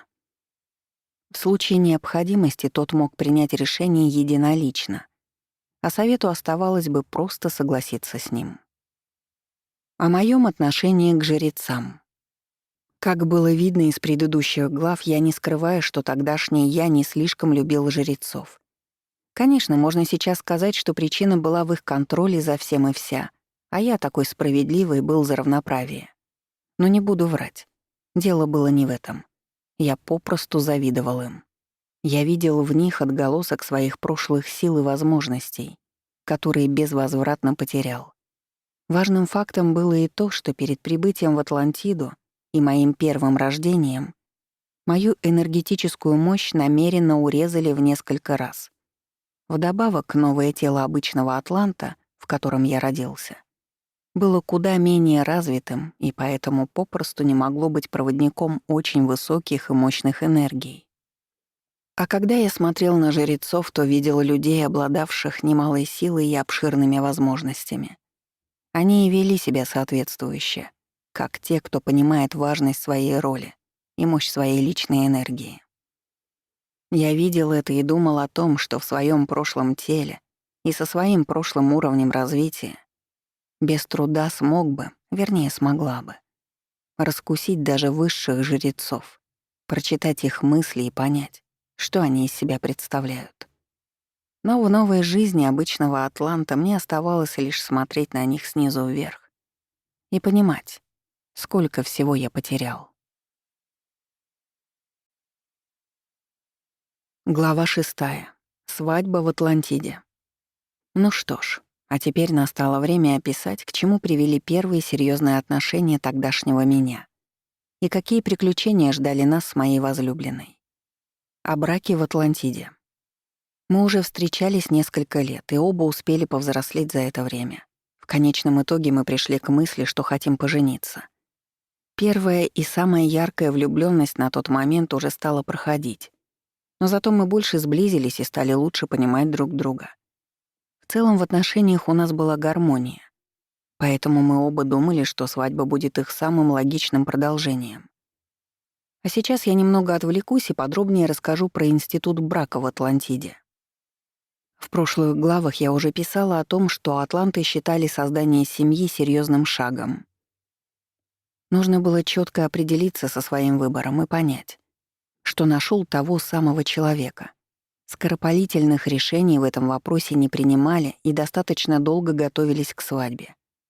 Конечно, и без жрецов тут тоже не обходилось. Они, к счастью, не указывали никому прямо, с кем лучше встречаться, но всегда консультировали уже сложившиеся пары. У жрецов можно было спросить, насколько совместимы между собой будущие супруги и каким моментом в отношениях им нужно быть особо внимательными. Помимо этого, жрецы давали своего рода благословение на брак, после которого обычно и начиналась подготовка к свадьбе. В моем случае тот жрец, к которому я был прикреплен, сообщил мне, что в целом он видит наш союз как неплохой и даже достаточно перспективный. Правда, он сразу предупредил меня, что в будущем от меня потребуется проявлять больше терпения и понимания к жене, чтобы наш брак не дал трещину. Тут, кстати, нужно внести еще несколько уточнений по поводу разводов в Атлантиде, а также предвидения будущего самими атлантами. Так вот, расторжения браков в Атлантиде хоть и изредка, но все же случались. Как правило, пары жили вместе всю жизнь, но все таки бывали и исключения. Развод не то чтобы осуждался, но его воспринимали как не самый правильный выбор. Считалось, что в этом случае люди не смогли справиться со своими эмоциями и разрушили отношения. Разведённых, как правило, жалели, потому что это был стресс для человека и, возможно, даже провал одной из его целей на воплощение. Тем не менее, повторные браки не были запрещены. И если человек находил себе пару во второй раз, то все за него были искренне рады. А теперь по поводу видения будущего. Оно в том или ином виде присутствовало у всех атлантов, не только у жрецов. Разве что у жрецов оно было более чётким. И им было куда проще посмотреть чужое будущее. Обычные же атланты видели его в виде картинок и различных веток судьбы. Как подтвердит любой современный ясновидящий, чем ближе будущее, тем больше оно предопределено, и тем проще его чётко увидеть. Поэтому атланты, даже рядовые граждане, могли без труда посмотреть своё ближайшее будущее, предстоящие несколько дней или даже недель. Несколько будущих лет были видны уже фрагментами, а совсем дальнее будущее выглядело как несколько вероятных вариантов разного содержания. Следует сказать, что постоянное заглядывание в грядущие события считалось дурным тоном. Без большой необходимости атлант не проявлял любопытства к тому, что его ждет, к примеру, через 10 лет. Все понимали, что варианты будут еще меняться, и многое зависит от их будущих действий. Когда лично я смотрел потенциальное будущее со своей возлюбленной, то видел, что вероятны некоторые конфликты и недопонимания между нами. Тем не менее, был в дальнем будущем и такой вариант, когда мы это все успешно преодолеваем и живем вместе долго и счастливо. Это меня ободряло. К тому же и жрец подтвердил мои догадки. Поэтому мы с моей невестой решили свадьбе быть и начали подготовку к этому довольно масштабному мероприятию. О том, как проходила свадьба. Между свадьбами атлантов и нашими современными свадьбами есть определенные сходства, но различий все же больше. Как читатели, наверное, уже догадываются, прекрасных традиций вроде кражи и выкупа невесты, криков «Горько», конкурсов с воздушными шариками, а также финального падения лицом в салат в Атлантиде не было. Сходство было разве что в том, что собирались вместе близкие будущих супругов, которые желали им долгого и счастливого брака. Большая часть свадьбы у атлантов напоминала скорее не праздник в нашем понимании этого слова, а коллективную медитацию. Собирались близкие жениха и невесты, одетые в праздничные и красивые одежды, несколько жрецов, и открывалась ритуальная часть свадьбы. Вообще подготовка к свадьбе начиналась задолго до неё. Все гости, которые собирались туда прийти, а также жених с невестой, должны были некоторое время соблюдать пост. Это выражалось не в отказе от определенной еды, а в уходе вглубь себя. Постящийся атлант мало говорил, и общался с другими людьми лишь при необходимости, не принимал участия в увеселительных мероприятиях. Большую часть свободного времени он проводил в медитациях и молитвах. Все это делалось для одной важной цели — накопить побольше энергии. А когда наступало то мероприятие, ради которого атлант соблюдал пост, это могла быть свадьба близкого человека или важный общественный праздник, то вся накопленная энергия целенаправленно расходовалась на нужное дело. Свадьба у атлантов была очень важным ритуалом, и большая ее часть была расписана до мелочей. Расскажу о ней на примере своего собственного торжества. Сначала собрались вместе все наши гости, а также 3 приглашенных жреца. Тот, что курировал меня, еще один со стороны моей невесты и жрец более высокого ранга, который проводил такие церемонии. Мы поприветствовали всех присутствующих, но долгих разговоров и бурных эмоций не было. Наоборот, все были сосредоточены и подготавливались к предстоящему энергетическому ритуалу.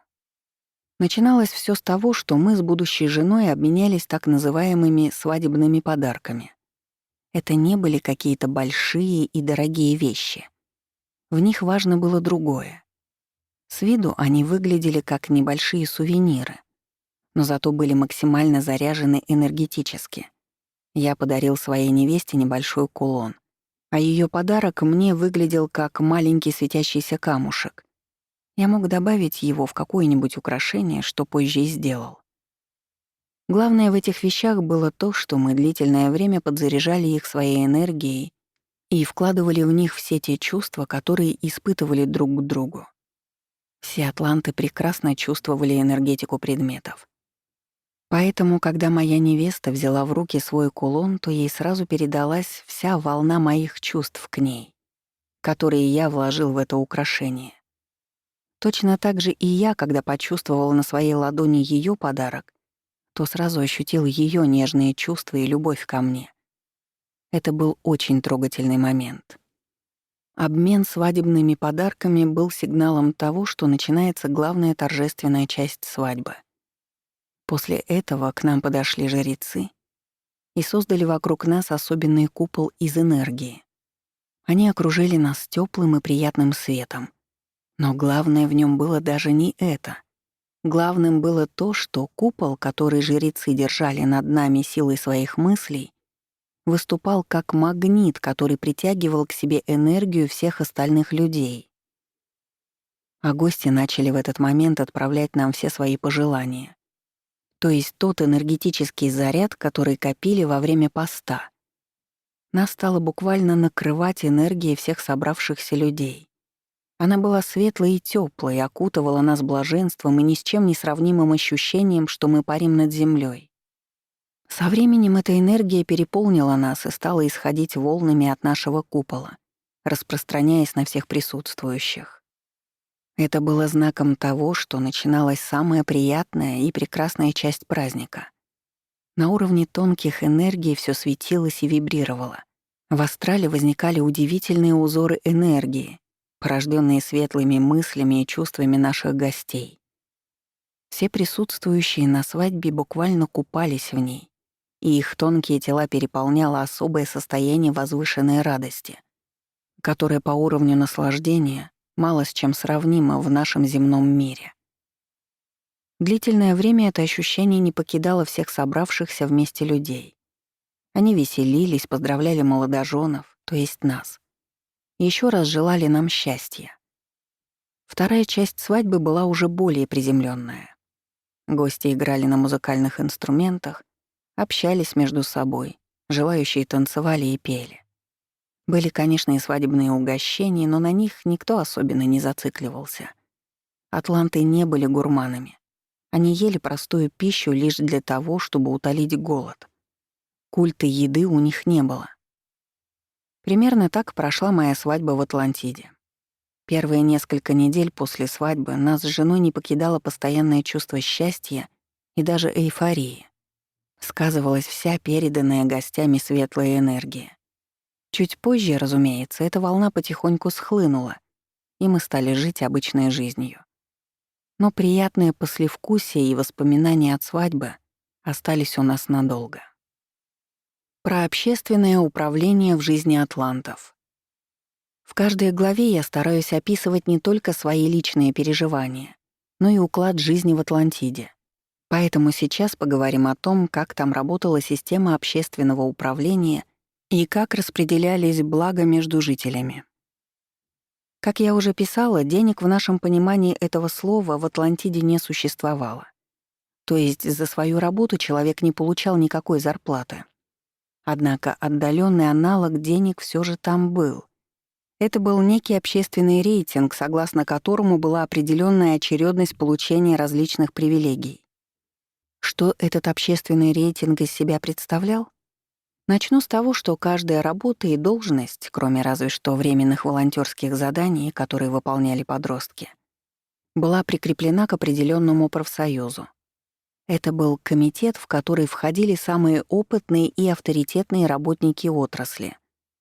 Профсоюз периодически оценивал деятельность своих работников. В каждой отрасли были свои критерии оценки. И все было очень индивидуально. Самым лучшим и старательным сотрудникам полагались определенные бонусы. Их могли назначить начальниками, могли приглашать участвовать в различных общественных комитетах, могли давать им какие-то важные роли в праздничных шествиях и так далее. Что же касается еды, строительства жилья, перемещения между городами, то все это было бесплатно и доступно всем гражданам. Еду атланты могли частично выращивать сами возле своих домов, а могли и получать централизованно, от службы вроде общественного снабжения. Все, что было необходимо, это предварительно оставить заявку на то, что требовалось. Дома также строились и обслуживались бесплатно и по предварительной заявке. Все коммуникации типа водоснабжения и канализации в домах были автономными. Воду брали из скважин, все отходы полностью перерабатывали специальным оборудованием. Централизованным был разве что местный аналог электричества. О нем я писала в одной из прошлых глав. Но он был беспроводным и представлял собой дистанционную передачу энергии. В общем, хоть мне и хотелось бы избежать такого сравнения, но все же Атлантида была тем местом, которое действительно напоминало страну победившего коммунизма. То есть все блага распределялись в ней абсолютно бесплатно и согласно потребностям людей. Как мне кажется, такое было возможно именно потому, что там были воплощены светлые души, которые были схожи между собой мировосприятием и высокими моральными принципами. В нашем же обществе, на мой взгляд, несмотря на все старания, такую систему внедрить не получится. Почему я так считаю? Во-первых, общий состав душ у нас уже совершенно другой. В Атлантиде их было во много раз меньше. Основная масса тех, кто сейчас воплощен в нашем мире, прибыла на Землю гораздо позже описываемых событий. Во-вторых, общий уровень развития как физических тел, так и душ сейчас тоже совершенно другой. Он гораздо ниже. Вдобавок преобладают темные и тяжелые вибрации. Поэтому любые попытки построить на нашей планете коммунизм или нечто подобное будут, к сожалению, обречены на провал. По крайней мере, мне так кажется. А если вернуться к Атлантиде и моей истории, то во времена моей молодости мне жилось там довольно-таки неплохо. У меня была любимая жена, которая меня поддерживала и ценила. Много друзей-приятелей и разнообразные планы на будущее. Правда, даже несмотря на то, что я это самое будущее мог посмотреть, все равно события в итоге пошли не по тому сценарию, который я ожидал.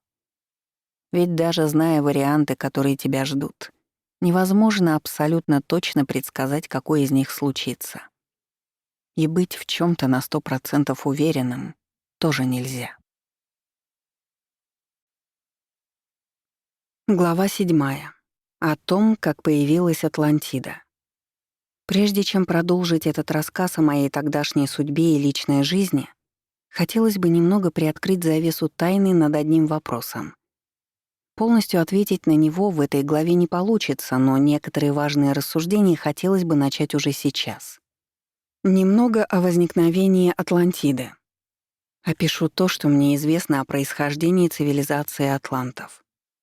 Да, в момент ее создания меня не было на Земле, но все же, покопавшись в своих воспоминаниях, я нашла там некоторые сведения относительно возникновения Атлантиды, то, что я узнала уже на месте. Цивилизация атлантов появилась на Земле после своеобразной перезагрузки планетарного масштаба. В общих чертах это выглядело так. Была создана новая реальность со своими параметрами, физическими и энергетическими.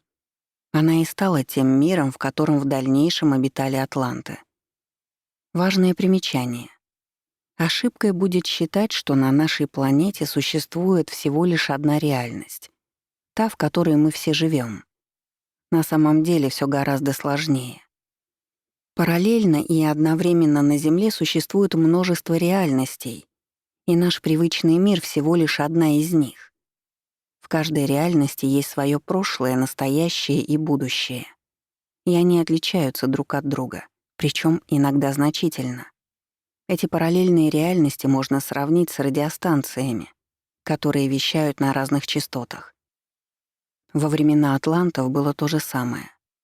Поэтому их цивилизация была лишь одной из существовавших тогда реальностей, а на других частотах вершилась другая история. Реальность атлантов, так же, как и все остальные, была создана теми, кто находился на более высоком уровне мироздания. По-другому, собственно, быть и не могло. Ведь, к примеру, чтобы написать код компьютерной игры, нужно быть программистом, а не ее персонажем. Похожая ситуация и с созданием реальностей. Чтобы построить новую реальность, надо находиться в более высоком измерении по сравнению с ней, где есть более обширные возможности. Насколько я помню теоретическую часть, процесс создания новой реальности, если очень упрощенно, состоит из двух составляющих.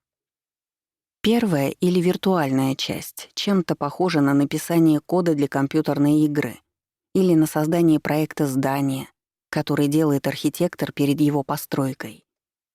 В этот момент прописываются все параметры, на которых новая реальность будет существовать.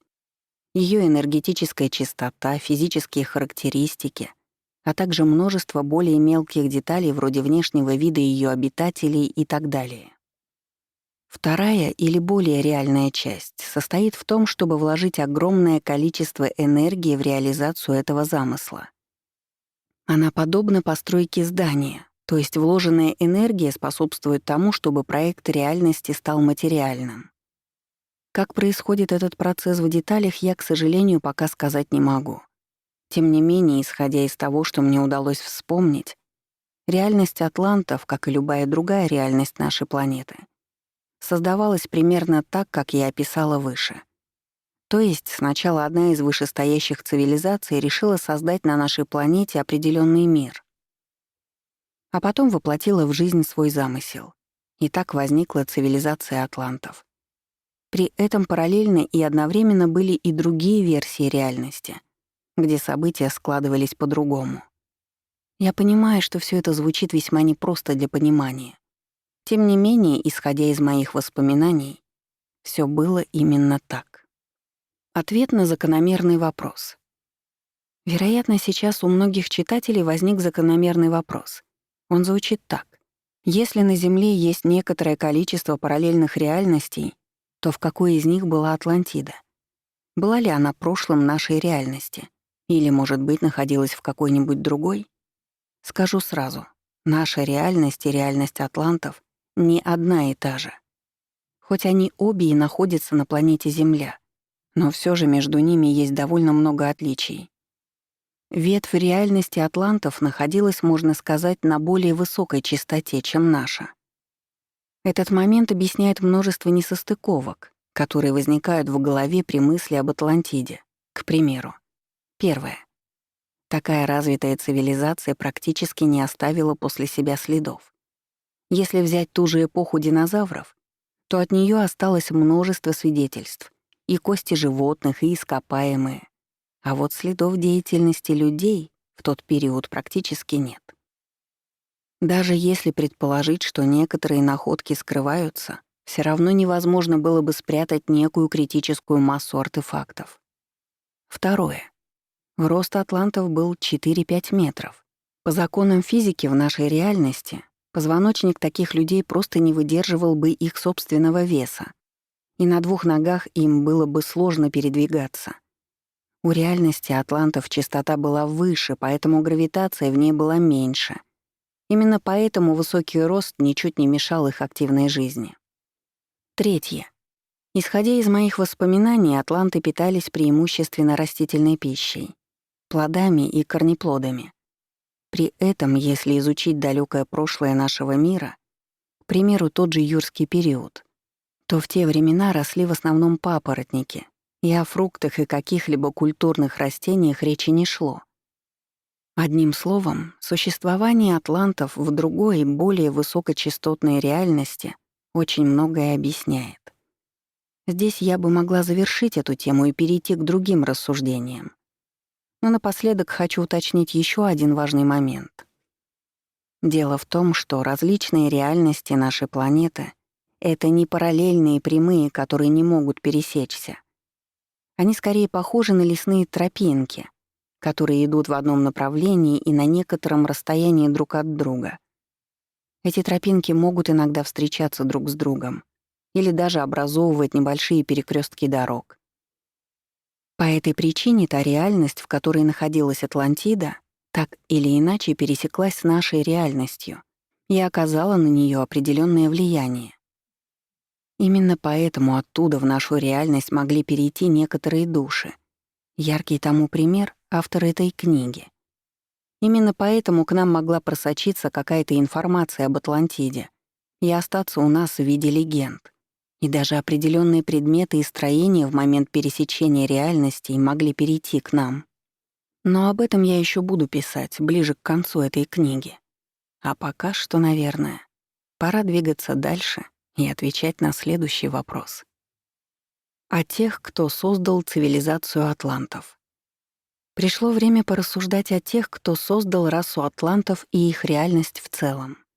Как я уже писала, они должны были находиться на уровень выше нашей планеты. Иначе сотворить эту реальность у них бы попросту не получилось. Можно ли их назвать инопланетянами? Это сложный вопрос, но я постараюсь ответить и на него. Если вдуматься, то мы вкладываем в слово «инопланетянин» довольно узкий смысл. В нашем представлении есть наша планета, а есть какие-то далекие галактики, которые мы с трудом можем рассмотреть в телескоп. И там, среди их просторов, возможно, хоть и не факт, существует какая-то разумная жизнь. И кто знает, может, когда-нибудь оттуда прилетят условные зеленые человечки. Но пока об этом ничего не известно. Я считаю, что на самом деле все иначе. Как я уже писала выше, очень многое зависит от характеристик той реальности, где мы находимся. К примеру, из нашей нижней ветки реальности космос выглядит пустым и безжизненным. Но это не значит, что на других ветках такое же положение вещей. В реальности атлантов все было немного по-другому. Они знали, что сравнительно недалеко есть обитаемые планеты, в том числе и более развитые, чем их собственная. Также они понимали, что их создатели, далее я буду называть их кураторами, находятся в более высокочастотной реальности, чем они сами. И эта реальность находится не на Земле, поскольку у нашей планеты ограничен диапазон частот, и очень высокие она не поддерживает. Поэтому можно сказать, что да, кураторы атлантов были с другой планеты. Но при этом они еще и были из мира более высокой частоты, который находился на степень выше. И об этом тоже не стоит забывать. Глава 8. Кураторы атлантов. В этой главе мне хочется более подробно рассказать о тех, кто создал атлантов и помогал им. Конечно же, кураторы атлантов были значительно выше их по уровню развития. Они не находились на Земле постоянно, а навещали ее время от времени. Мне сложно назвать точные координаты того места, где эти кураторы жили. Во-первых, я просто не смогу его точно вспомнить. Во-вторых, как я уже неоднократно писала, Наши представления о космосе и о окружающих нас планетах очень ограничены и искажены.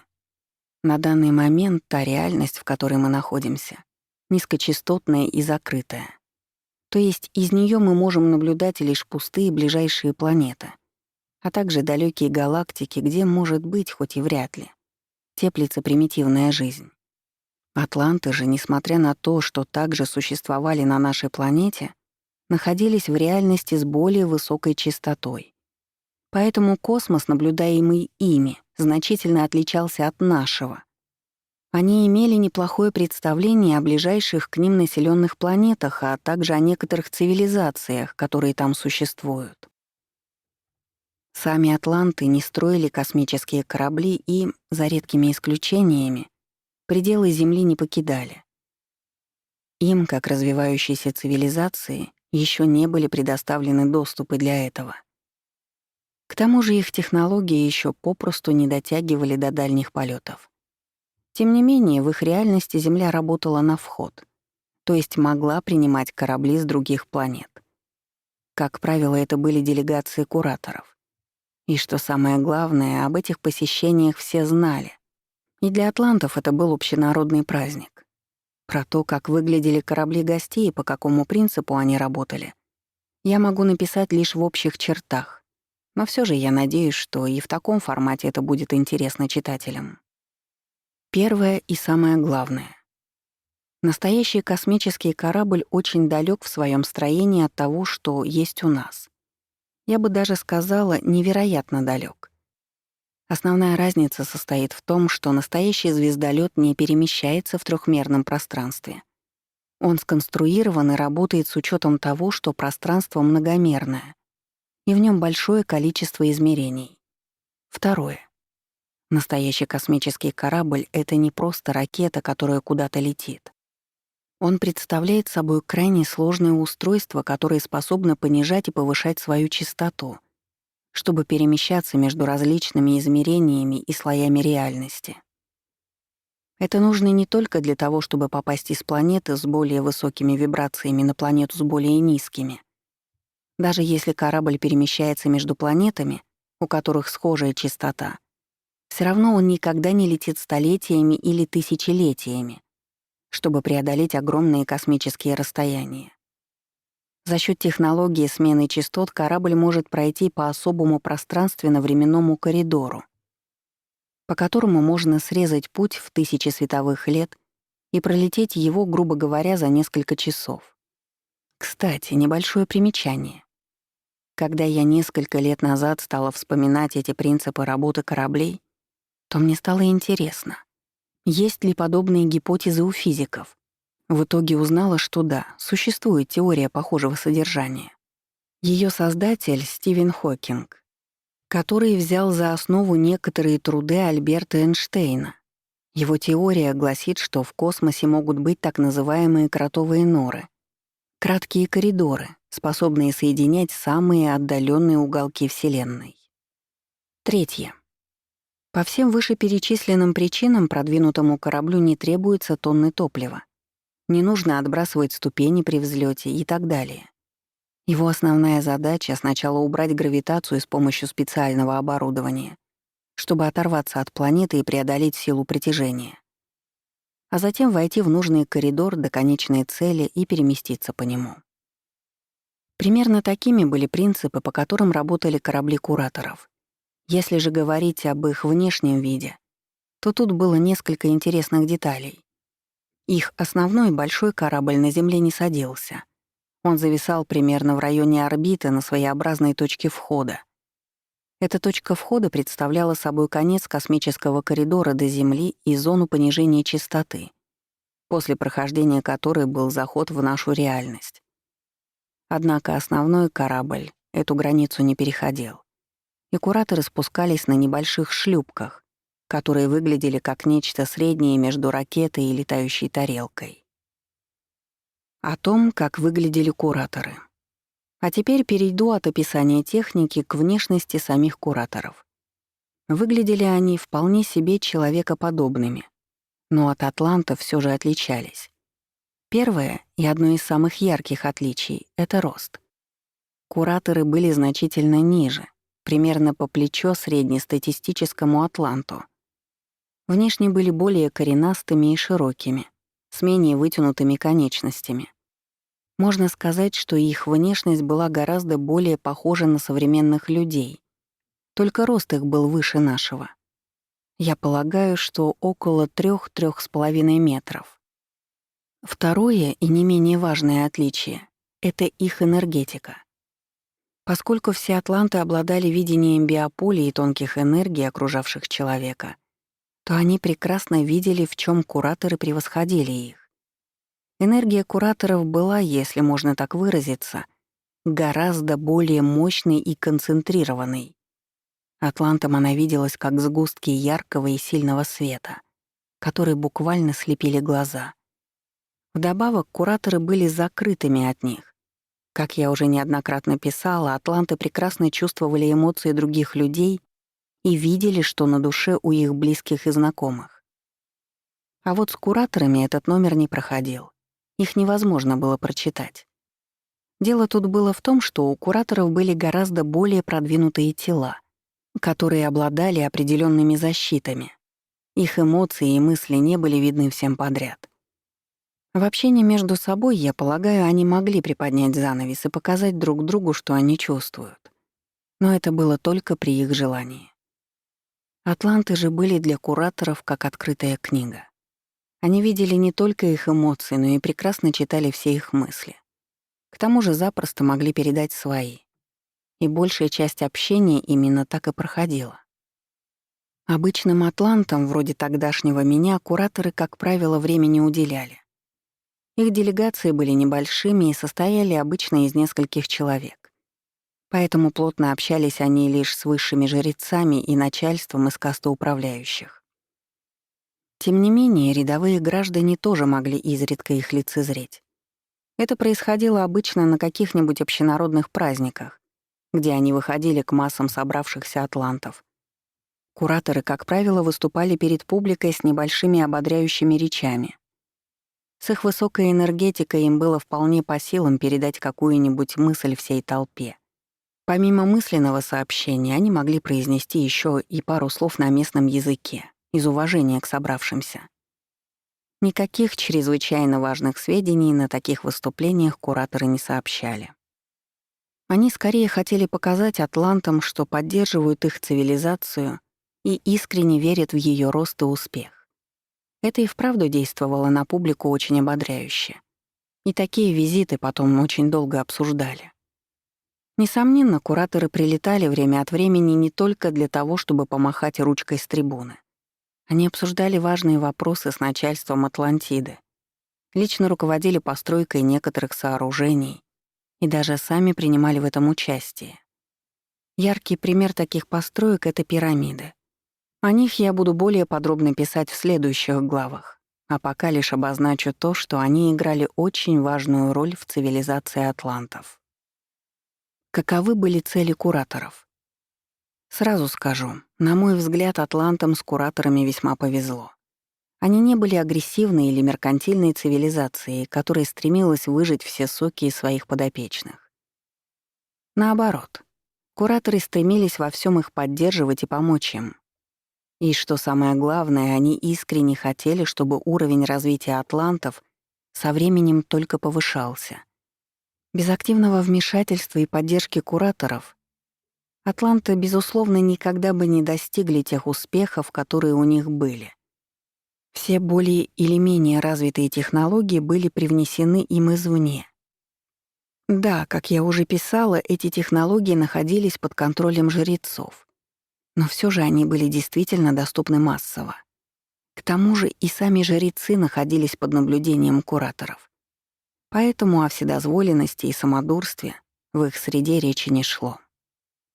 Как атланты относились к кураторам? Среди рядовых атлантов восприятие кураторов было весьма восторженным. На них смотрели почти как на богов и были готовы буквально носить их на руках. Тогдашний я, как и во многих других вопросах, в этом выбивался из общей картины. Поскольку мне в прошлом довелось жить в цивилизации, плюс-минус похожей на кураторов по уровню своего развития, то в их лице я лицезрел те возможности, которые безвозвратно потерял. Мне, с одной стороны, было любопытно на них посмотреть. В ту мою жизнь мне довелось их видеть всего пару раз на массовых мероприятиях. А с другой, при взгляде на них меня накрывало целой бурей эмоций. Это были, помимо любопытства, восторг, сожаление, зависть, желание пообщаться с ними и так далее. Я сам не мог определить, какое из этих чувств самое сильное, и не знал, как мне разобраться с этим шквалом переживаний. Тем не менее, я до сих пор четко помню, как тогда неотрывно смотрел на них, пытаясь в мельчайших деталях запомнить их приезд и впитать в себя всю информацию, которая была связана с ними. Глава 9. Неидеальный семьянин. Поскольку в предыдущих главах я увлеклась описанием цивилизации атлантов и ее создателей, то теперь самое время вернуться к рассказу о тогдашнем мне и моих приключениях. О моей семейной жизни. Несмотря на отличные исходные данные, любимую жену, наши с ней общие жизненные цели и поддержку родных и близких, в моем браке не все было безоблачно. Первое время наше счастье действительно ничего не омрачало, но потом начались определенные проблемы. Проявлялись они в том, что мы не могли завести детей. В прошлых главах я уже затрагивала тему деторождения в Атлантиде, но сейчас напишу о ней еще более подробно. Для того, чтобы у пары атлантов родился ребенок, требовалось несколько условий. Во-первых, желание обоих родителей. Тогда их тела срабатывали нужным образом, и беременность наступала. Но, к сожалению, одного желания было недостаточно. Нужно было и второе условие. Оно состояло в том, чтобы в семью захотела спуститься определенная душа и родиться там в качестве ребенка. Если этого не происходило, то у женщины случался выкидыш. Поскольку тела атлантов были гораздо более совершенными, чем наши, то для них это было почти безболезненно физически. Тем не менее, это считалось не очень хорошим знаком. Дело в том, что атланты и сами обладали видением будущего и часто консультировались со жрецами, поэтому к зачатию ребенка подходили очень ответственно. Они начинали попытки только тогда, когда понимали, что сами готовы, и есть душа, которая хочет родиться в их семье. Мы с женой видели, что в будущем есть вариант, когда у нас появляется малыш. Но все же этот вариант развития событий был какой-то не слишком определенный. То есть он мог произойти, а мог и не случиться. В итоге мы несколько раз пытались завести ребенка, но нужная душа к нам в итоге так и не притянулась. Эти неудавшиеся беременности очень расстраивали мою жену, да и меня тоже. Мы думали над этой проблемой сами, общались со жрецами, и в итоге пришли к выводу, что души в ожидании воплощения по многим причинам не хотели нас выбирать в качестве своих родителей. Во-первых, все атланты стремились родиться у родственных душ, а я был человек новый и практически без связей.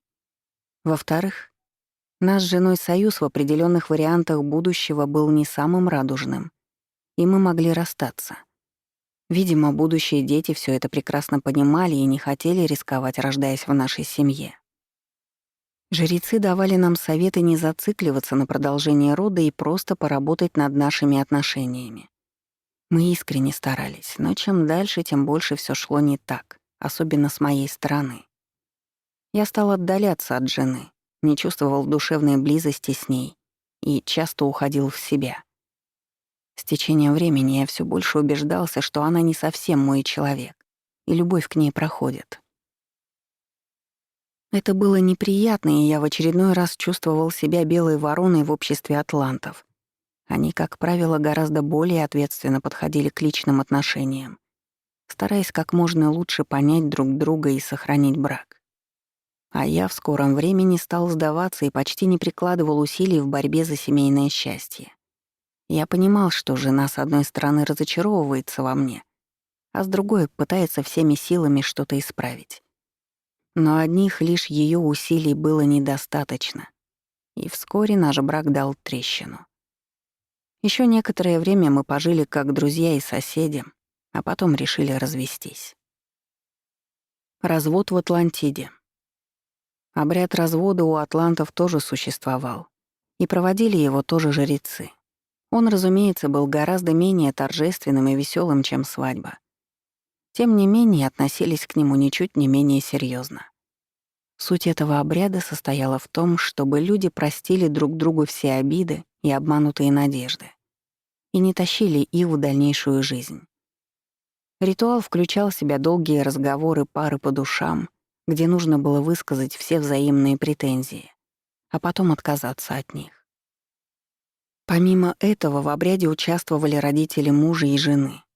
Они давали поддержку своим детям и энергетически как бы привязывали их обратно к своей семье, убирая излишки энергии из парной связи. Жрецы помогали также тем, что окутывали разводящихся спокойствием и целительной энергией в особом ритуале прощения и стирания обид. Развод длился не один день, его поэтапно проводили в течение примерно недели. Но в итоге это давало свои плоды. После всех этих процедур становилось значительно легче на душе.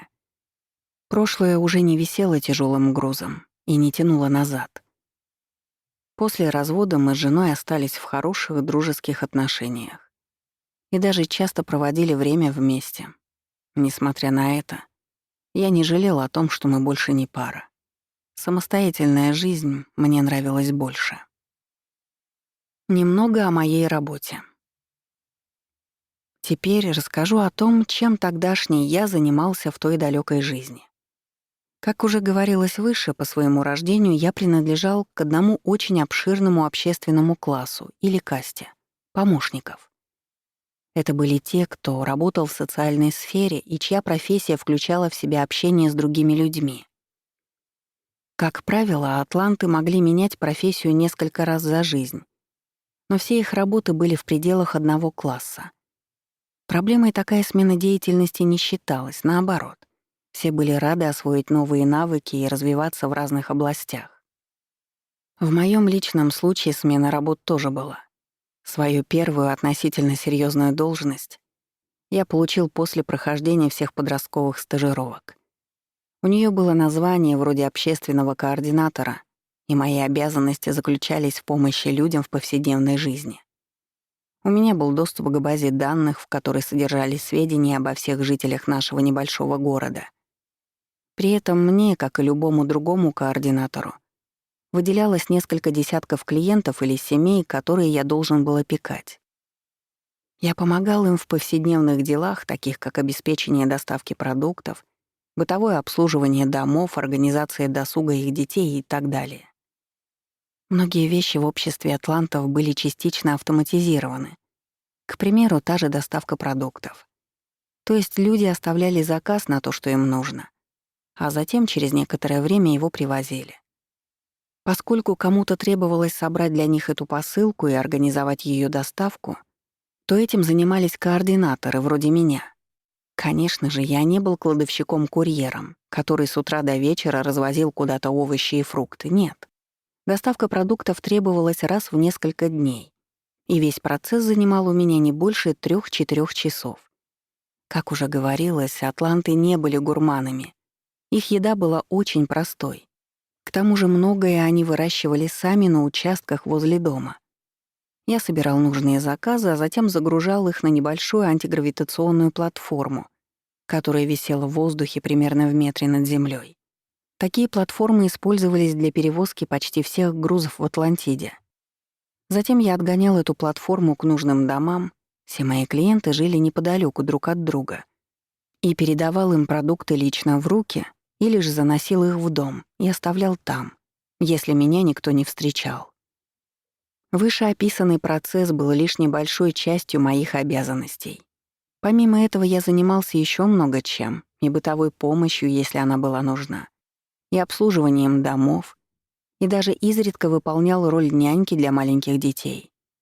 Сейчас, наверное, многим может показаться, что моя работа была туповатой, и я мог деградировать на ней интеллектуально.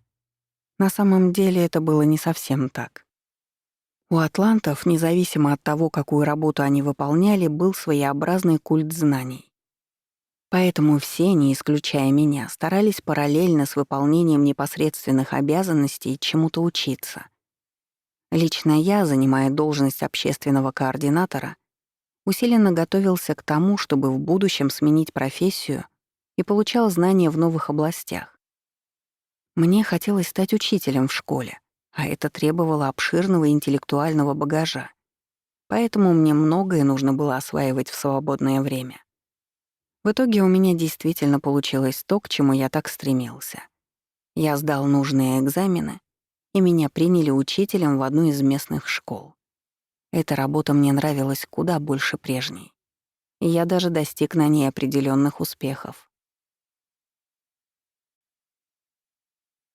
Глава 10. Школьный учитель. Итак, в зрелом возрасте сбылась моя давняя мечта. Меня взяли на работу учителем в одну из школ Атлантиды. Сейчас я хочу в деталях рассказать о том, что подразумевала под собой эта должность и какова была роль учителей в тогдашнем обществе. Про систему образования в Атлантиде. Стать учителем в Атлантиде было не так уж просто. Лично я долго и кропотливо готовился к этому. Всё дело было в том, что система образования там была совершенно другой, чем у нас. Поэтому и требования к учителям предъявлялись довольно высокие. Школы в Атлантиде были открыты абсолютно для всех, начиная с детей и заканчивая взрослыми людьми, которые уже состоялись в своей профессии. По нашим меркам их можно было назвать два в одном — средняя школа и университет в одном флаконе. Суть образования в Атлантиде была не в том, чтобы обучить человека по какой-то стандартной программе. Основной его целью было дать знания, нужные каждому конкретному ученику. Поэтому школы были тем местом, где любой мог получить образование в интересующей его отрасли. Еще одной важной особенностью школ в Атлантиде было то, что у учителей там не было специализации. На первый взгляд это звучит странно, но это было действительно так. Если в наших школах есть, к примеру, преподаватели математики, физики, русского языка и так далее, то в Атлантиде учитель мог преподавать сразу всё. Работа педагога состояла не в том, чтобы на зубок знать абсолютно все предметы, а скорее в том, чтобы уметь объяснять ученикам их азы и помогать в поиске нужной информации. В школах Атлантиды было 3 уровня подачи материала. Первое. Публичные лекции, которые читали учителя. У этих лекций было своё расписание, и посещать их могли все желающие. Как правило, это были уроки, где давались базовые знания в какой-либо области. Они были интересны и детям лет 8-10, указывая возраст по нашим меркам, и взрослым, которые решили освежить свои знания по некоторым вопросам. Второе. Личные консультации учителя и ученика, составление программы обучения. Это была не менее важная и сложная часть работы учителей. По сути, в школах Атлантиды нельзя было найти 2 людей, которые учились бы по одной и той же программе. С самого раннего возраста она составлялась индивидуально, исходя из запросов ученика. К каждому учителю прикреплялось около десятка учеников, которых он курировал, то есть составлял для них программу обучения, отслеживал процесс обучающихся по этой программе и оценивал полученные результаты.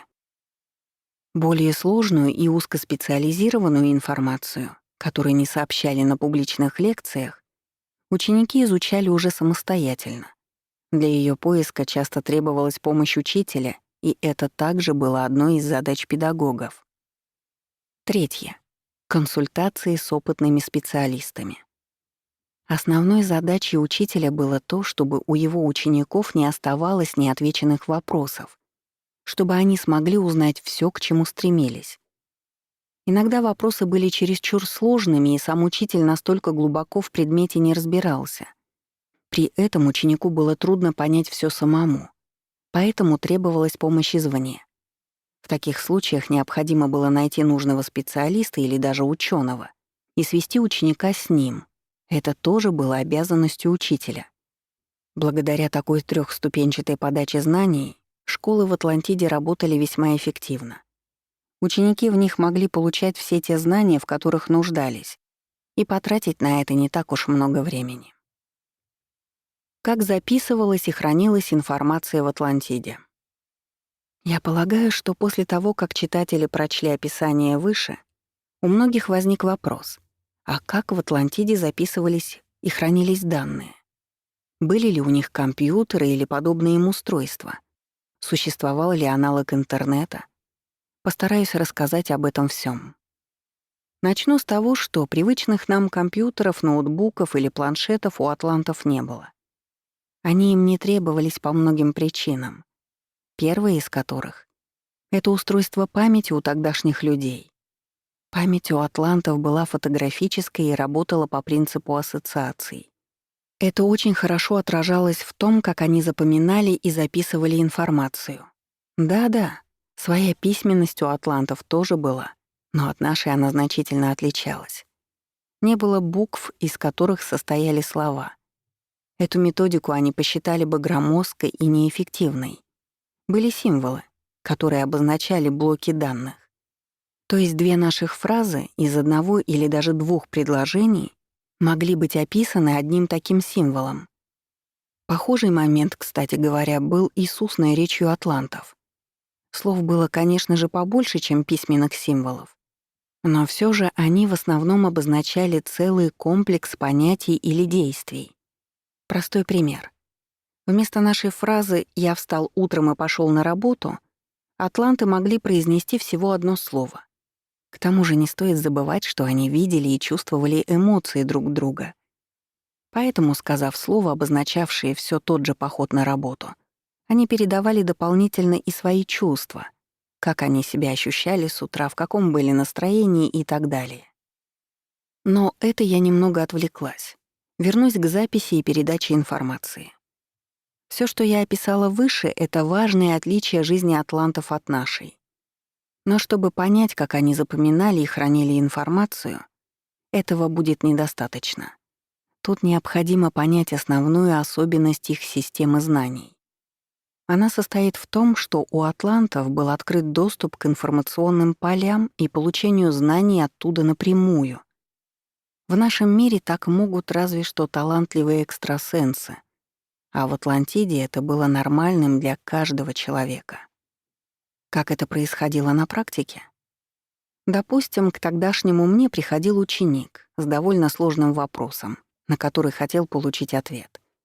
Я, как учитель, отчасти разбирался в этом предмете, но некоторые тонкости мне были неизвестны.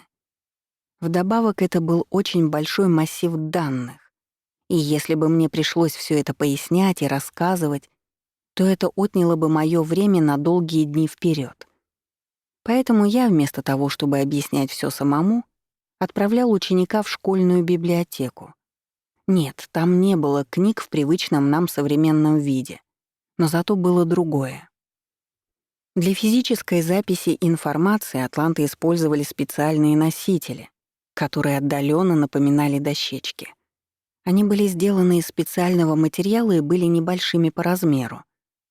Поверхность дощечки покрывала совсем немного значков. По сути, эти надписи были аналогом названия книги и ее оглавления. Но самым главным в дощечках, разумеется, были не записанные на них символы. Главное было то, что каждая из них давала доступ к определенной базе знаний в информационном поле. Возможно, читателям подобное объяснение покажется нереальным и фантастическим. Тем не менее, даже в нашем мире сохранились остатки подобной методики получения информации. К примеру, есть экстрасенсы, которые специализируются на поиске пропавших людей. Сама была такой в одной из жизней, поэтому знаю, о чем пишу.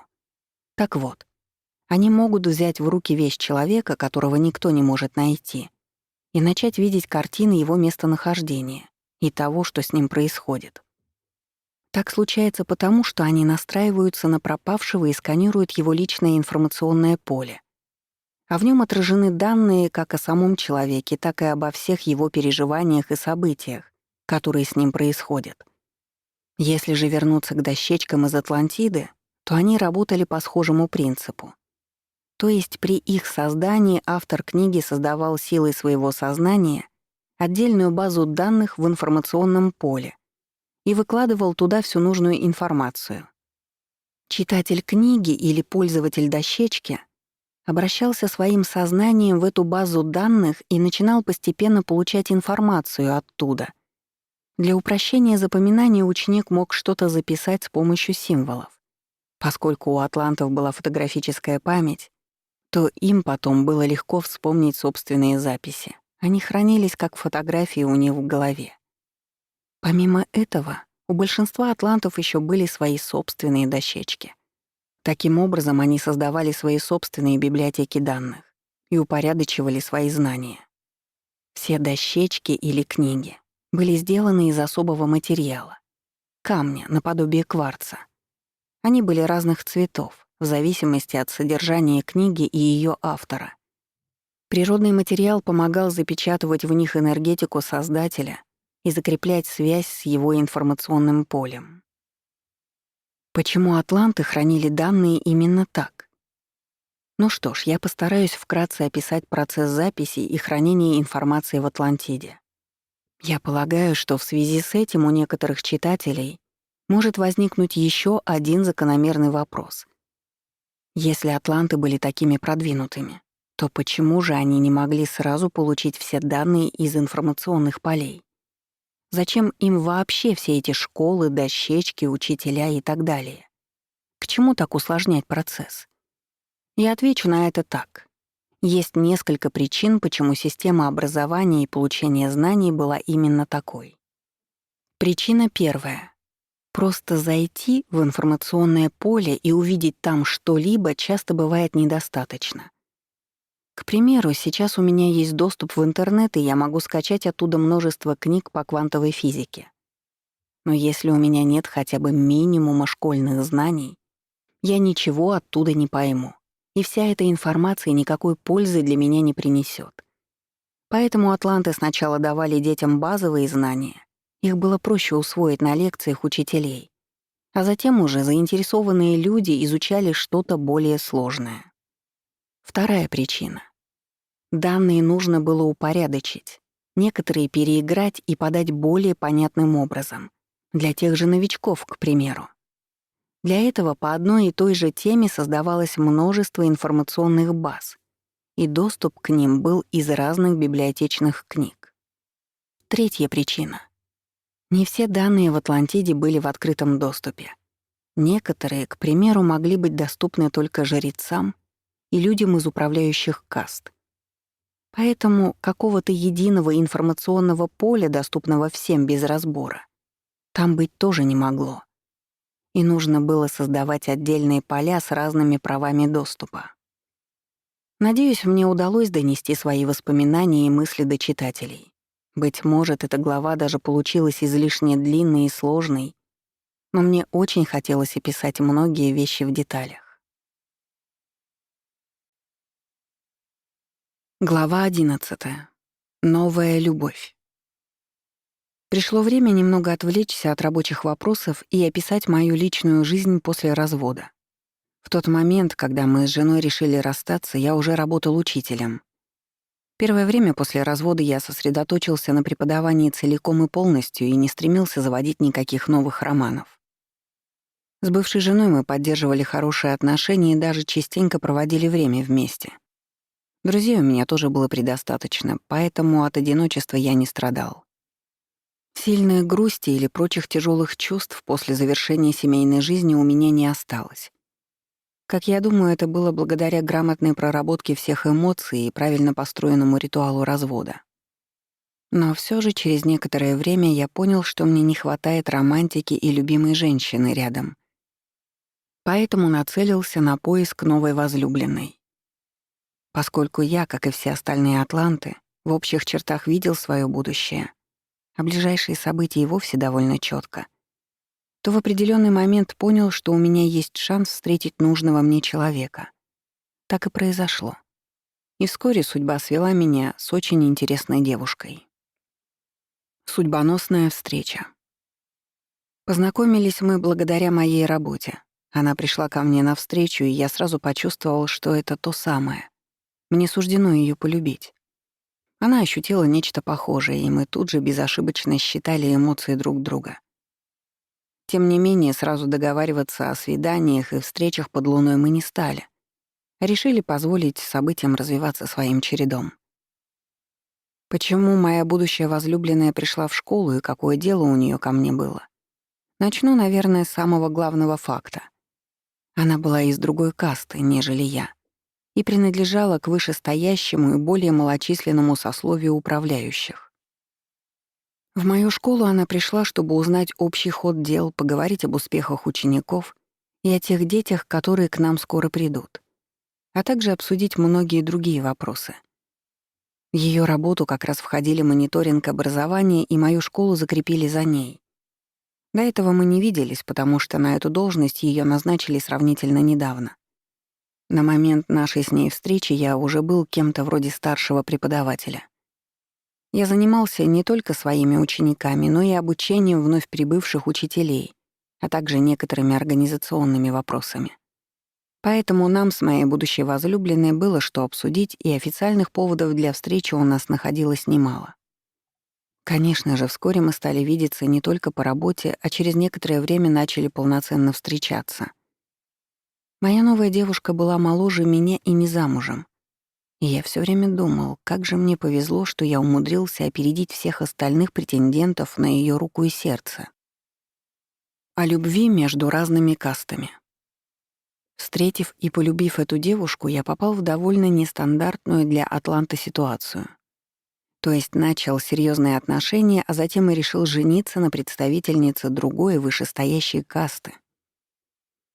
В Атлантиде была довольно строгая классовая система, и практически все браки заключались между равными, представителями одной касты. Таким же образом происходили и перерождения в пределах своего класса и в семьях родственных душ. Я же в очередной раз почувствовал себя белой вороной, потому что захотел создать нетипичную для атлантов смешанную семью. Для того, чтобы жениться на новой возлюбленной, мне потребовалось получить определенные разрешения. Это было и решение совета старейшин наших каст, и одобрение жрецов. Все они должны были посмотреть нас и будущее нашего брака и удостовериться, что он, первое, совершается по любви, а не из корыстных соображений с моей стороны, переход в вышестоящую касту. Второе. Варианты нашего совместного будущего в основном благоприятные, и в нем нет скорого расставания. Третье. У нас с моей возлюбленной существует достаточно крепкая кармическая связь, которая приведет к союзу не на одну жизнь. Наверное, многих читателей может удивить третий пункт. Они могут спросить, какая такая кармическая связь могла быть между мной и этой девушкой, раз я был в Атлантиде человеком новым и в прошлых воплощениях ее не встречал? Я отвечу на это так. Душа любого существа вечная, и атланты, разумеется, знали об этом. Поэтому, хоть в Атлантиде мы и встретились с моей возлюбленной в первый раз, все же связь между нашими душами была очень сильная. Это говорило о том, что мы множество раз встречались в других мирах, на других стадиях и в других циклах развития. И ничего удивительного не было в том, что я встретил своего человека в очередной раз. В конечном итоге разрешение на брак мы все же получили. И я уже второй раз за свою тогдашнюю жизнь начал подготовку к свадьбе. Второй брак и новая семейная жизнь. Саму церемонию нашего бракосочетания я описывать в деталях не буду. Свадебный ритуал у атлантов был весьма стандартный. Я во всех подробностях уже рассказывала о нем в одной из прошлых глав. Моя вторая свадьба по своему церемониалу мало отличалась от первой. Разве что для окружающих она стала очень нестандартным событием, потому что женились люди из разных каст. Поскольку атланты были людьми добрыми и искренними, то все родственники и знакомые от всей души желали нам счастья. Тем не менее, многих удивлял сам факт, что моя возлюбленная оказалась в другой касте, нежели я. В жизни большинства атлантов такого случиться не могло, и они слабо представляли себе, как это возможно. Кстати, важное уточнение. По факту моей женитьбы меня не перевели в другую касту. По общепринятым правилам кастовая принадлежность определялась на всю жизнь по рождению. Быть может, какие-то переходы между кастами при жизни и случались, но они были очень редкими и даже более необычными, чем межклассовые браки. Тем не менее, и для меня, и для моей жены, и вообще для всех окружающих был очевиден тот факт, что в следующей жизни я практически точно буду рождаться в касте управляющих и в дальнейшем жить там. Наша связь с женой была очень сильной. Окружающие видели это и понимали. В грядущих жизнях я притянусь к ней, и мы опять будем вместе. Несмотря на такие прекрасные прогнозы, в тот момент я о будущем не сильно задумывался. Мне хорошо и счастливо жилось в настоящем. Рядом со мной была моя родственная душа. У нас было множество общих увлечений и интересов, множество общих друзей и знакомых. Одним словом, все складывалось весьма неплохо. Иногда, правда, я задумывался о том, почему мы с моей возлюбленной не встретились раньше. Но в эти моменты я понимал, что, по всей видимости, так должно было случиться. Мы нашли друг друга именно в тот момент, который был самым подходящим для нас обоих. И множество дорог и событий нас к этому привело. Поэтому упрекать в чем либо судьбу не имело смысла. Наоборот, надо было порадоваться, что наша встреча и союз все же случились. Глава 12. Подготовка к встрече с мудростью. Если молодые годы моей первой жизни в Атлантиде выдались довольно бурными, то вторая ее половина прошла более гармонично. Я вступил во второй брак с родственной душой, достиг успехов на работе и в целом смотрел на свою судьбу философски. В юности я часто сожалел о том, что оказался в более низкой по уровню, чем моя прошлая цивилизация, а также что оставил там почти всех близких людей. Теперь я почти со всем этим смирился и принял такой поворот в своей личной истории. Он уже не казался мне таким обидным и досадным, как раньше, и я стал больше смотреть в будущее, нежели оглядываться на прошлое. Если же описывать события, которые происходили в моей жизни, то все складывалось довольно неплохо. Я много лет работал учителем в школе, причем на ответственной должности старшего преподавателя. Моя профессия мне действительно нравилась, поэтому я длительное время не стремился ее сменить и оставался на своем месте. Семейная жизнь тоже радовала меня. Во втором браке я чувствовал гораздо большую душевную близость с женой, чем в первом. У нас были хорошие и искренние отношения, и они оставались такими до самого конца той моей жизни. Время от времени я общался и со своей бывшей женой. У нас сохранились дружеские отношения. Я познакомил ее со своей новой возлюбленной, и они друг другу понравились. Правда, моя первая жена немного робела в обществе второй. Все таки у атлантов было заведено заводить близкие и приятельские отношения именно в пределах своей касты, а с вышестоящими классами общаться на более официальной ноте. Поэтому для меня было очевидно, что дружить моя бывшая и нынешняя жена попросту не смогут, хоть у них и не было ревности или других отрицательных чувств по отношению друг к другу. Они были из разных миров, и с этим ничего нельзя было поделать. Моя первая супруга так и не вступила после нашего развода в повторный брак. Она говорила, что ей это не нужно. Я понимал, что в глубине души она, возможно, все еще по-своему любит меня. Но это была любовь без чувств собственности и желания обладать. Нечто среднее между романтической и дружеской привязанностью. И чем старше мы становились, тем больше испарялись воспоминания о нашем браке и остатки чувственной любви. Но укреплялись дружеские чувства. Детей во втором браке у меня тоже не было. И на то было несколько основных причин. Во-первых, мы понимали, что опять могут быть сложности с приходом чьей-либо души в наш необычный союз, заключенный между разными кастами. Во-вторых, наш смешанный брак был бы, возможно, в чем то некомфортным для ребенка. Ну и в-третьих, друг друга нам было вполне достаточно, и не возникало ощущения, что чего-то не хватает. В целом, атланты очень любили детей, но никогда не заводили их лишь потому, что так принято. Продолжение рода считалось чрезвычайно ответственным шагом. Никому и в голову бы не пришло давить на молодую семью и убеждать их поторопиться, потому что часики тикают. Бездетные браки встречались нередко, и это считалось нормальным. Каждая пара сама решала, хочет она детей или нет. Мы с женой компенсировали отсутствие собственных детей общением с племянниками, а я вдобавок немало времени проводил со своими учениками, многие из которых приходили в школу в возрасте 8-10 лет. Примерно так прошли мои зрелые годы в Атлантиде.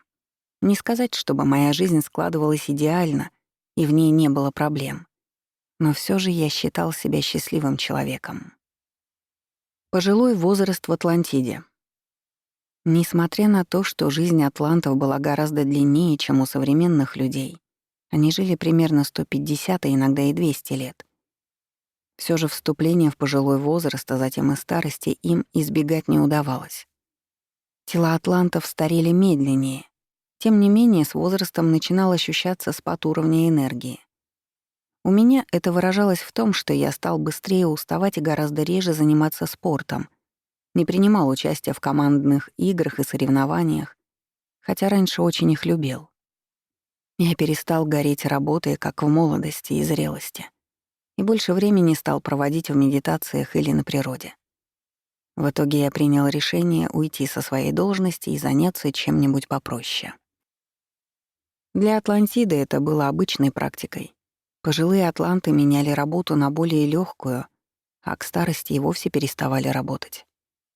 Я стал кем-то вроде учителя-волонтёра, то есть время от времени приходил в школу и помогал ученикам и учителям, выполнял какие-то несложные поручения, был, так сказать, на подхвате, одним словом, старался быть полезным в несложных делах.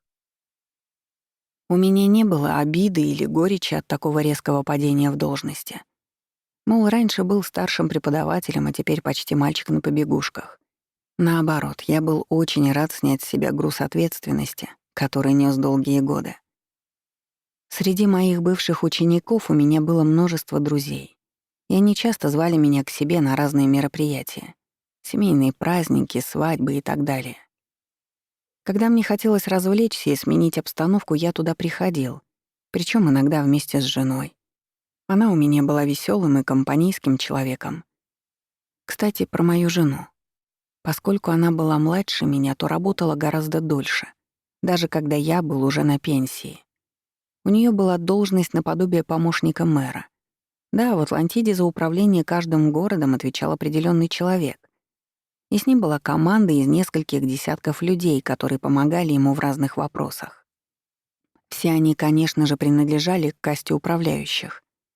И моя жена была среди них. Она решала различные организационные моменты по заданию своего начальника. Он, кстати говоря, был ее близким родственником, насколько я помню, дядей, и мы дружили с его семьей. Примерно так я проводил свои пожилые годы в Атлантиде. Можно сказать, я жил в своё удовольствие, не сильно напрягался на работе, общался с людьми и приятно проводил время наедине с самим собой. Подготовка к переходу в другой мир. Последние годы жизни я стал сдавать. Сил становилось всё меньше, из дома хотелось выходить всё реже. Помогало разнообразить досуг разве что общение с женой, да ещё и подростки-волонтёры, которые приходили беседовать со стариками вроде меня. Глядя на них, я вспоминал, как в юности сам был в подобной роли. Но это меня не расстраивало, а скорее забавляло. Ребята мне попадались веселые, поэтому я травил им байки из своей молодости и рассказывал всякие смешные случаи, чтобы им не было со мной скучно. За некоторое время до своей кончины я явственно почувствовал ее приближение. Атланты, как правило, умирали естественной смертью, которая была связана с износом организма. Очень долгие или серьезные болезни встречались нечасто. Все же тела их были гораздо совершеннее наших и имели другой генотип. В большинстве случаев атланты умирали от остановки сердца. Таким образом, их организм прерывал жизнь, когда тело было уже в изношенном состоянии. И продолжать в нем жизнь становилось некомфортно. Довольно часто это случалось во сне. Поскольку в Атлантиде все могли видеть будущее, особенно ближайшее, то перед смертью человек уже четко понимал, что осталось ему недолго. Последние дни занимало прощание с близкими. К уходящему приходили любимые люди, он общался с ними, и они провожали его в потустороннюю жизнь. В этом прощании были заложены некоторые обязательные ритуалы вроде прощения всех обид и недопониманий в отношениях с каждым близким человеком. Еще был обмен прощальными подарками. Уходящий и его родные обменивались небольшими сувенирами, которые зарядили своей энергией и пожеланиями, предназначенными друг к другу. Все пожелания близких умирающего, которые они вложили в свои подарки, были направлены на то, чтобы человек как можно проще и легче прошел все стадии посмертия и с комфортом существовал в духовном мире. Кстати, у атлантов само слово «смерть» звучало примерно так: переход в тонкий мир и встреча с мудростью. Никто из родственников чрезмерно не грустил и не убивался по поводу того, что пожилой член семьи скоро их покинет. Наоборот, подобное поведение посчитали бы дурным тоном и неуважением к человеку. В конце концов, впереди его ждало долгое и ответственное путешествие и новые знания, поэтому надо было пожелать уходящему удачи и отпустить его с миром. А те, кто горевал чрезмерно, демонстрировал, по мнению атлантов, лишь свой эгоизм, но никак не любовь к ближнему. Конечно же, последние этапы подготовки к переходу в другой мир не могли обойтись без жрецов. Они проводили завершающие энергетические ритуалы уже после того, как прощание с близкими подошло к концу. Вполне вероятно, что быстрая и безболезненная смерть атлантов была именно их заслугой. Предсмертный ритуал с участием жреца включал в себя не только финальную беседу, которая чем-то напоминала исповедь, но и закрытие основных энергетических каналов, тех, по которым поступали жизненные силы. Это способствовало тому, что организм, который к этому моменту был уже сильно изношен, просто прекращал поддерживать жизнь и сдавался. И вскоре случался тот самый переход, к которому так ответственно готовился умирающий человек. Глава 13. Смерть и путешествие в астрале. Я довольно долго описывала читателям свою первую жизнь в Атлантиде, а сейчас пришло время рассказать о том, как она завершилась. О том, как наступила моя смерть. За некоторое время до приближения своей кончины я понял, что жить мне осталось недолго, и начал готовиться к переходу в тонкий мир. Я с радостью увиделся со всеми, с кем дружил и общался при жизни, и эти люди пожелали мне удачи. В особенности меня поддержали родственники. Поскольку в Атлантиде я умирал первый раз, они немного волновались за меня и хотели, чтобы в загробном мире я освоился с комфортом. Поэтому многие делились своим опытом и даже давали небольшие советы. Когда времени мне оставалось совсем немного, меня посетил мой жрец-куратор, который вел меня долгие годы. Он подбадривал меня, говорил, что я прожил свою первую жизнь в Атлантиде достойно, да и вообще я молодец. По поводу тонких миров, куда мне предстоит попасть, а также первого времени после смерти, он также снабдил меня инструкциями, которые я впоследствии довольно точно выполнил. Последним этапом нашей беседы было покаяние. Я должен был искренне раскаяться в не самых хороших поступках и простить себя за них. У атлантов, кстати говоря, не было какого-то утвержденного списка плохих дел, в которых нужно было раскаяться. Иначе после смерти за них накажут. Нет. Подобное мировоззрение им было чуждо.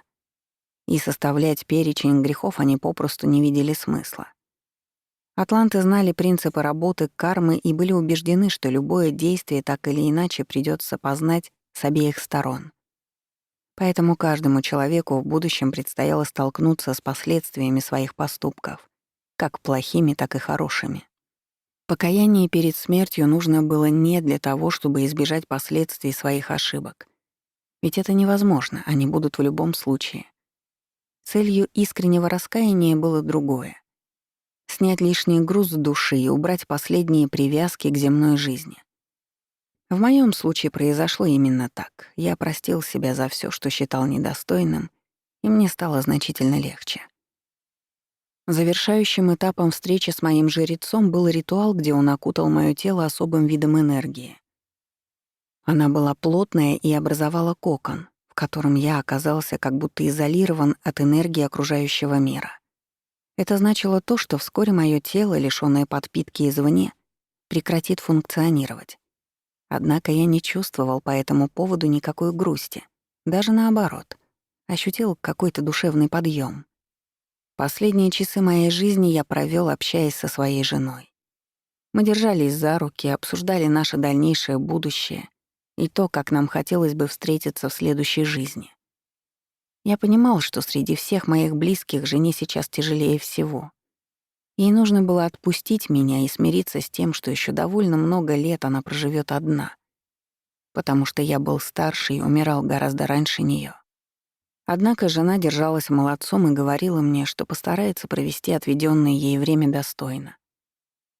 С точки зрения атлантов достойным поведением было то, что оставшийся в земном мире не цепляется за ушедшего и не вспоминает о нём с грустью с утра до вечера. Наоборот, оставшийся человек старается жить полной жизнью и не ударяется в ностальгию или страдания. Зная свою жену и её волевой характер, я был уверен, что у неё всё получится. Когда мы, наконец, наговорились вдоволь и попрощались, она ушла, оставив меня одного. Так было принято. Атлант должен был уйти в медитацию перед сном, а затем покинуть земной мир. Я сосредоточился на том, чтобы выйти из телесной оболочки и вылетел в астрал. При жизни я, конечно же, проделывал такое тысячи раз, как и все остальные. Однако сейчас я завис над своим телом и, вопреки обыкновению, никуда не улетал от него. Ждал, когда у меня остановится сердце. В сам момент смерти меня ненадолго притянуло обратно в тело. Вернее, я почувствовал сильную связь с ним и дискомфорт от того, что не могу дышать. Но всё это очень быстро закончилось, и я понял, что теперь отвязался от тела окончательно. Прощание с умершим в Атлантиде. Атланты долго не затягивали с прощанием, и уже через несколько часов после смерти все близкие собрались рядом со мной. Как и в большинстве случаев, моя смерть случилась на рассвете, а уже днём началась церемония прощания. Она, по традиции, состояла из 2 этапов — коллективной медитации и сжигания тела. Во время медитации все впадали в транс и выходили в астрал, где общались напоследок с умершим человеком. Вообще для всех атлантов выходы в астрал были привычными. Они каждый день летали там во сне, при этом могли общаться с другими спящими или духами природы. Да и во время многих ритуалов атланты оказывались в астрале. И церемония прощания с умершим не была исключением. В моем случае все прошло стандартно. Я наблюдал, как астральные тела всех моих близких отделились от их обычных тел и окружили меня. Они стремились передать мне напоследок энергию своей любви и благодарности. И это было очень трогательно. На втором этапе, то есть во время сжигания тела, мои гости вернулись в свои физические тела. Тем не менее, они все равно могли наблюдать меня обычным зрением, потому что атланты видели энергию астрала. Я принял тот облик, который у меня был в молодости, и радостно летал между собравшимися, улыбаясь им.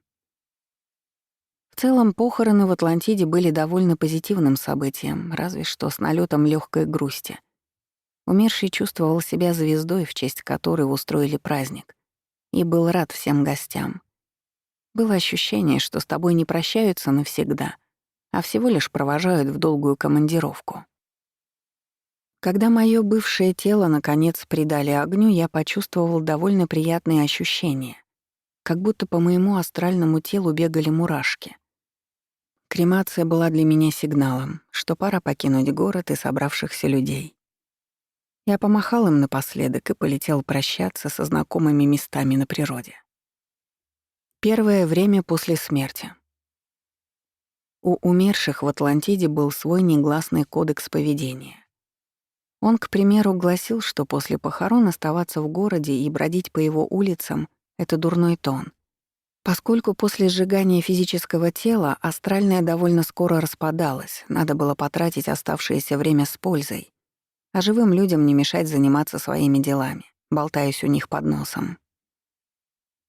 По этой причине умершие после похорон, как правило, направлялись на природу, обходить знакомые окрестности и прощаться с природными духами, с которыми они контактировали при жизни.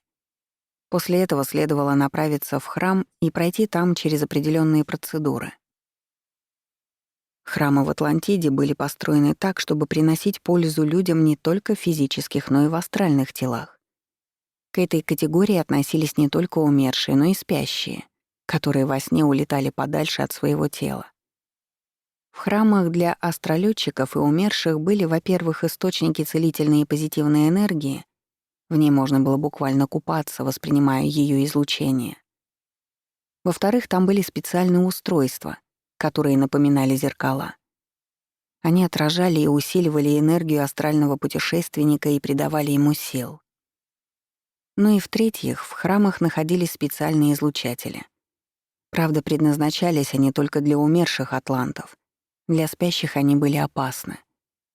Работали эти излучатели не постоянно, а в определенные часы, наиболее для этого подходящие. Время определяли жрецы, исходя из своих знаний.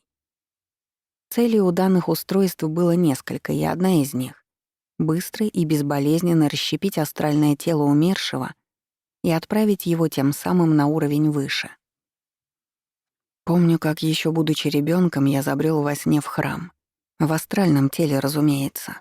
И из любопытства захотел пробраться к излучателю, чтобы посмотреть, как он работает. Так вот, в тот же момент меня отбросило мощной волной очень далеко, и было выдано предупреждение, что лезть к нему живым людям ни в коем случае нельзя. Но сейчас, когда я уже умер, пришло самое время познакомиться с этим устройством. Некоторое время я бродил по знакомому храму, купался в источниках и смотрелся в зеркала. А затем один из жрецов подал мне сигнал, что можно идти, вернее, лететь к излучателю. Я приблизился к нему, и в меня тотчас как будто ударил сноп света и мощной обжигающей энергии. Но это первое ощущение очень быстро прошло, и вскоре мне стало тепло и комфортно. В то же время я ощущал, как будто энергетически истончаюсь и начинаю пропадать из этого мира. Длилась вся процедура недолго, и вскоре моё сознание полностью ушло из астрала. Я переместился на уровень выше, то есть попал на тот свет, и узнал, каким он был в то время у атлантов. Глава 14. Тот свет и загробная жизнь. Я уже писала о том, что на языке атлантов слово «смерть» имело следующее значение — переход в тонкий мир и встреча с мудростью. Причем это не было выражением для красного словца.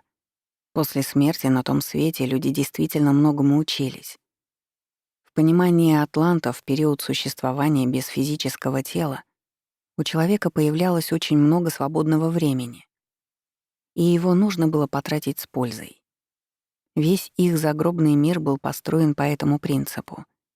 Жизнь и занятия людей там были довольно четко регламентированы. У многих читателей, наверное, сейчас возник такой вопрос: чем тот свет атлантов отличается от нашего? В этой главе я опишу разницу лишь в общих чертах, потому что если углубляться в детали, то мне потребуется очень много времени. А этот рассказ все же больше про Атлантиду в целом, чем про жизнь после смерти. Поэтому тем, кто хочет узнать строение астрала и того света в нашем мире, я рекомендую почитать мою книгу «Жизнь после смерти. Как это было». Там я детально их описываю. Когда тогдашний я, то есть умерший житель Атлантиды, только прибыл на тот свет, то меня сразу же встретили местные работники. Такие же люди между воплощениями, которые выполняли определенные обязанности. Меня поприветствовали и повели в специальное место для новоприбывших, где оценивали уровень их духовного развития и, исходя из этого, определяли их дальнейшие занятия. На всякий случай еще немного отвлекусь и уточню. Тот свет и в нашем мире, и у атлантов — это область гораздо более тонкой и светлой энергии, чем физический мир. Если представить все эти миры в виде торта с коржами, то нижний корж — это земная реальность. Второй — это астрал, Он находится на той же частоте, что и наши эмоции.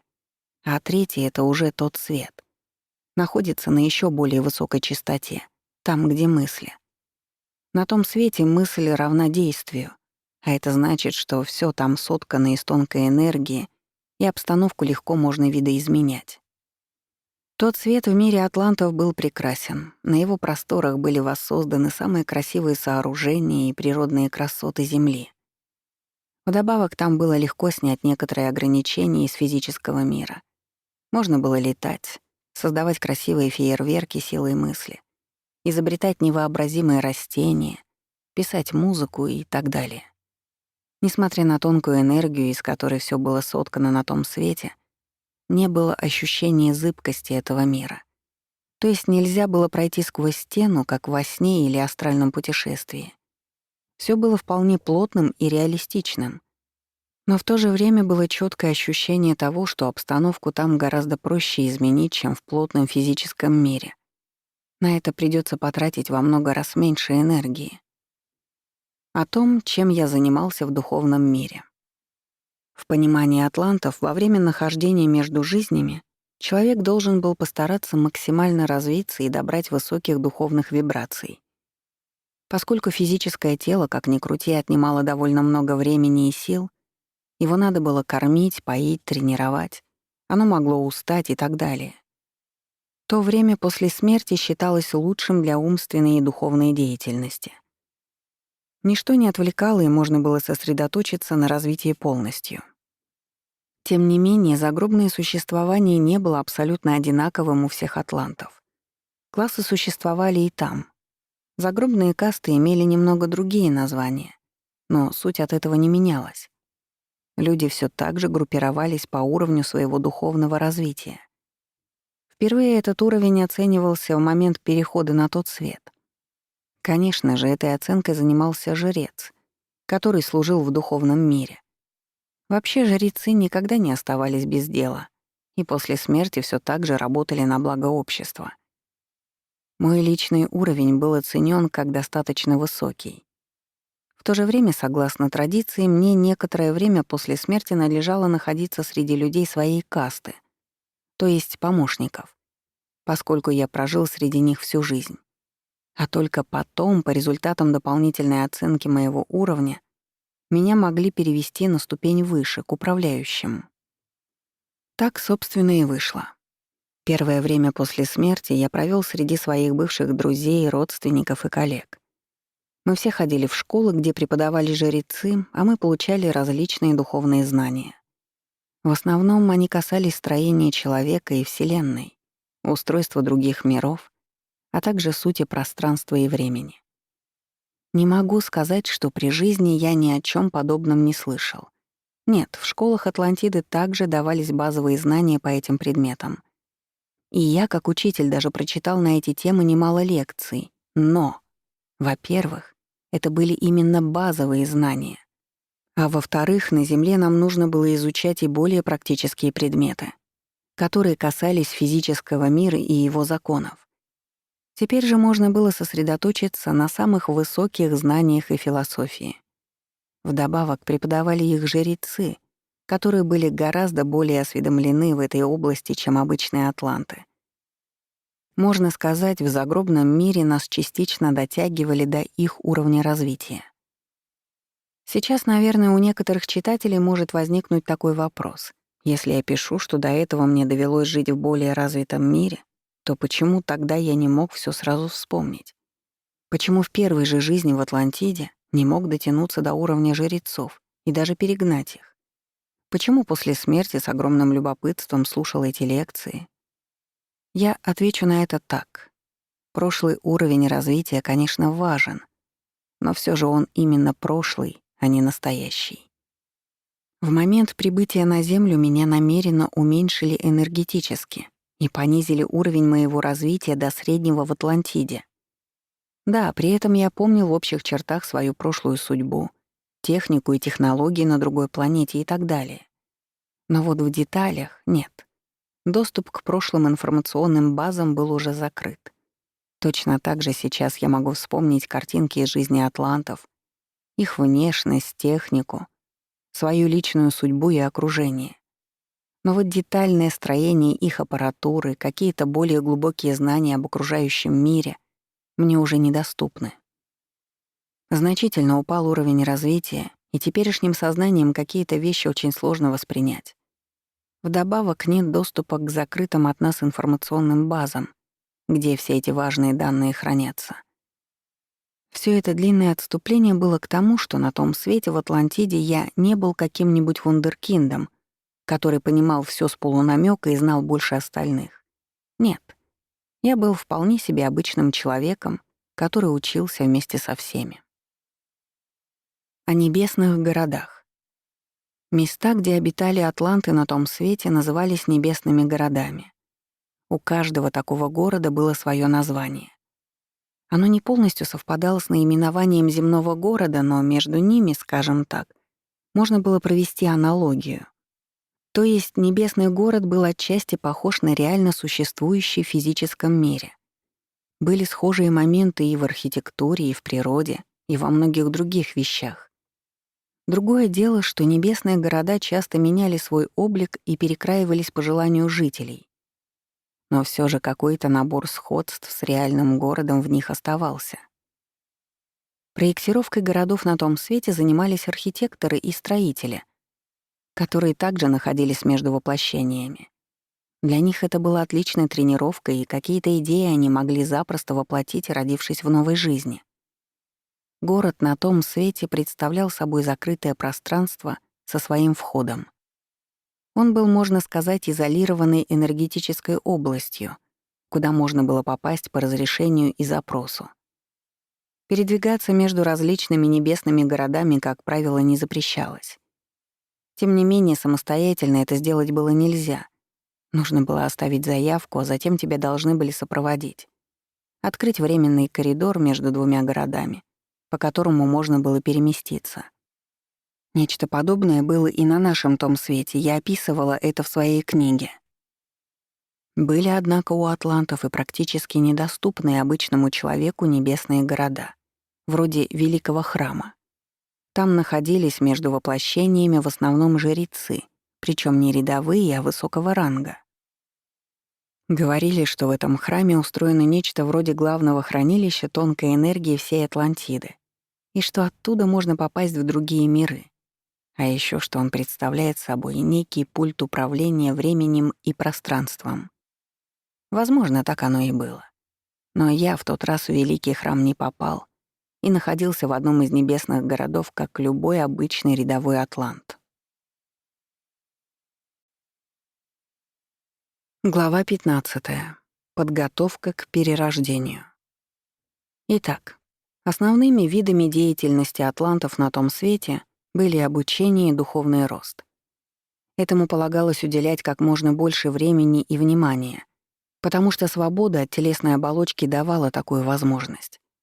Однако помимо духовного развития у людей на том свете были и другие занятия.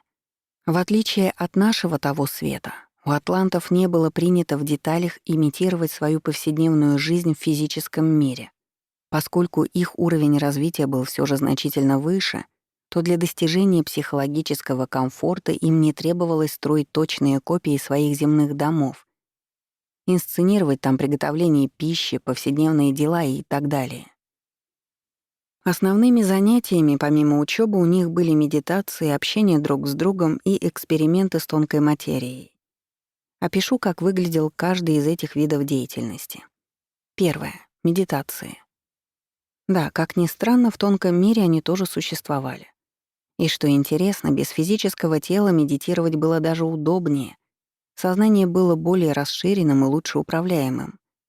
Если в земном мире медитация выглядела как временное переключение внимания с физического тела на более высокие и тонкие тела, то в загробном существовании она представляла собой полное погружение разума в конкретную задачу и отключение всех остальных мыслей и сигналов. В медитациях можно было сливаться с окружающим миром и его энергиями, как бы растворяясь в них. Можно было смотреть прошлые жизни или будущие варианты событий. Можно было разбираться в своих взаимоотношениях с близкими душами. и думать о том, какие задачи хотелось бы решить с ними в следующих воплощениях. Одним словом, вариантов была масса, и медитациям уделялось много времени. Второе. Общение с окружающими было тоже весьма важной частью загробной жизни. Однако тут было несколько интересных нюансов. Дело в том, что у атлантов тот свет был не совсем однородным. Он состоял из разных мирков, ориентированных на людей различного уровня развития. То есть, проще говоря, умершие группировались там в соответствии с их духовным уровнем. К примеру, когда я только умер, то был распределен в мирок, где были люди из моей касты помощников. Я жил в небесном городе, который во многом напоминал мой родной город из земной реальности. И меня окружало большинство моих родственников и знакомых из прошедшей жизни. Чуть позже меня перевели на уровень выше, в другую версию того света, для более вышестоящей касты управляющих. Мой новый небесный город был уже другим, хотя и он тоже был создан на основе реального земного города.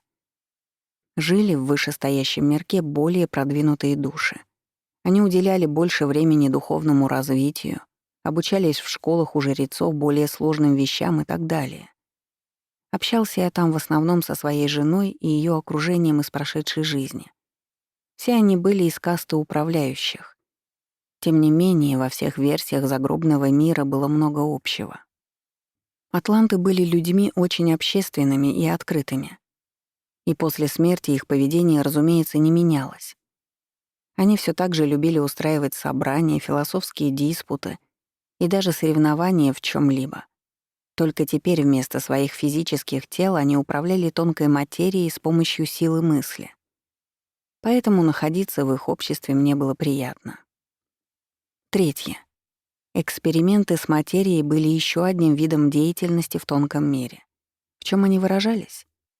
В первую очередь это было создание чего-либо силой своей мысли. Самое простое из этой категории было сотворение какой-либо вещи или предмета.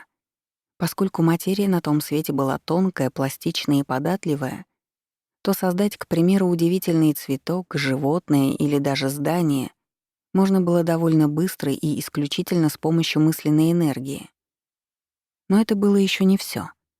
Высшим пилотажем было управление той энергией, которая была частью собственного сознания.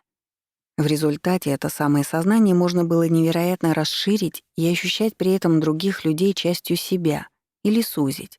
И тогда восприятие перемещалось в какую-либо часть тела или предмет и видело мир оттуда. Я понимаю, что подобные эксперименты очень сложно объяснить обычным языком, и трудно понять их, не имея внетелесного опыта. Тем не менее, они имели место быть и очень увлекали атлантов в загробном мире.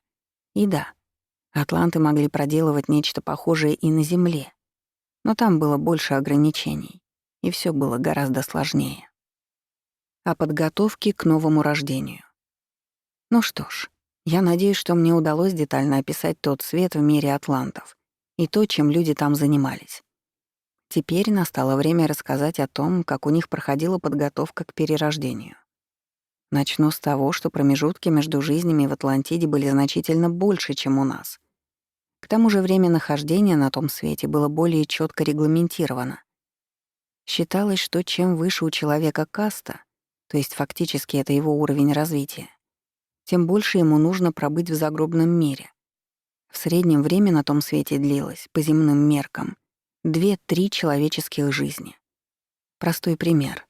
Если атлант прожил 150 лет, в следующий раз ему предстояло родиться через 300-500 лет. В то же время период, проведенный на том свете, не казался невыносимо долгим. Наоборот, по восприятию он был равен примерно половине или даже трети земной жизни. Все дело в том, что скорость времени на Земле и том свете была разной, и по ощущениям загробное существование было гораздо короче. Когда у человека уже подходил срок, его начинали готовить к перерождению. Это был достаточно длинный и кропотливый процесс. Первым делом того, кому предстояло вскоре родиться, отселяли из небесного города.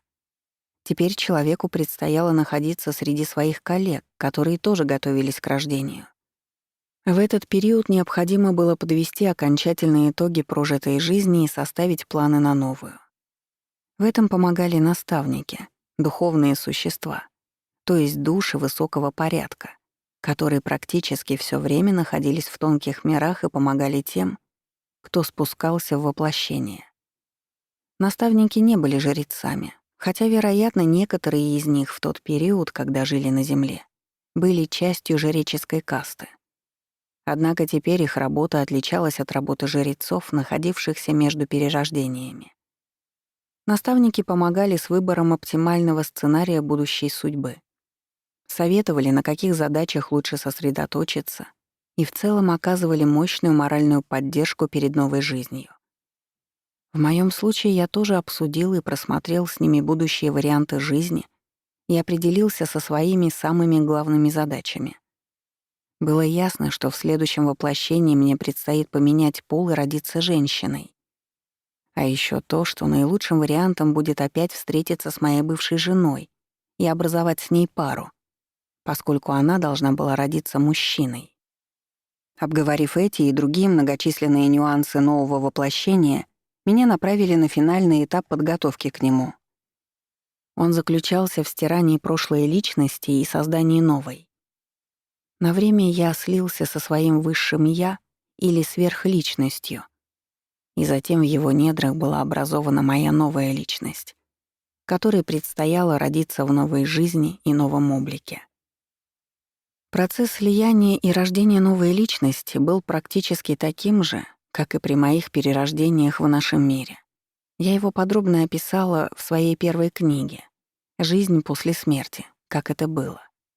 И сейчас останавливаться на этом не буду, чтобы не отнимать лишнее время у читателей. Новая личность представляла собой своего рода костюмчик для моей души, который ей предстояло примерить в следующем воплощении. В нее были заложены нужные черты характера, которые должны были помочь мне добиться своих целей и осуществить все задуманные планы. У этой новой личности было уже более женское мироощущение, потому что мне предстояло провести жизнь в женском облике. Некоторое время новая я пробыла рядом с другими такими же будущими атлантами, ожидавшими рождения. А потом, когда пришел срок, меня притянуло к телу моей матери, у которой вскоре мне предстояло родиться. Глава 16. Новая жизнь. Итак, после довольно длительного периода загробной жизни я вновь родилась в земном мире. На этот раз уже в женском облике. Мне сложно сказать, сколько времени прошло с момента моей прошлой смерти. Но я полагаю, если очень примерно, то лет 400-500. За это время и в Атлантиде кое-что поменялось, и в моем личном пути развития наметились некоторые изменения. Но обо всем по порядку. Начну, наверное, с описания моей новой семьи.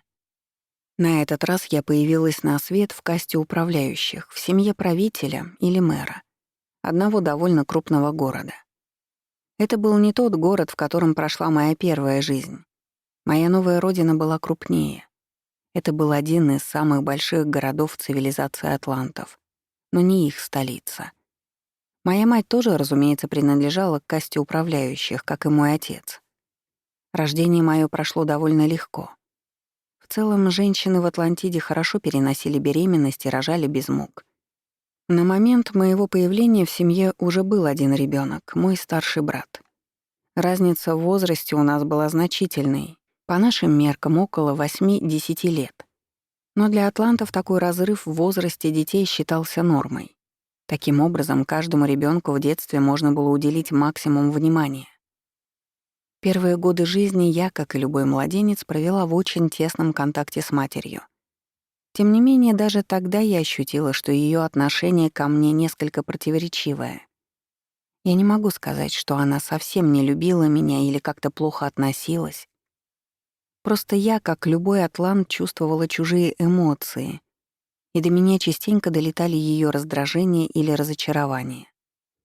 Надо отдать ей должное, она стремилась их всеми силами заглушить, но всё же я ощущала эти настроения и догадывалась, что они связаны со мной.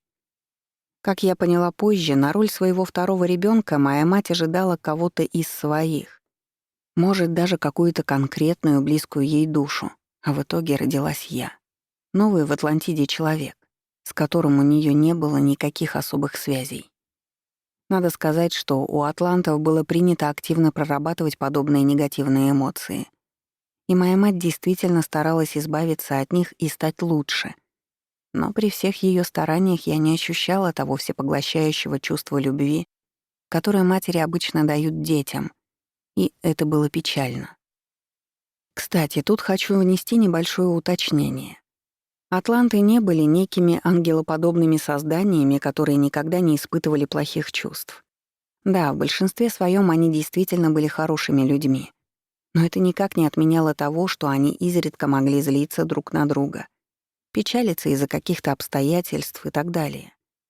При этом их главное отличие от нашего общества состояло в том, что они всегда стремились разобраться с причиной негатива и по возможности устранить ее или хотя бы работать в этом направлении.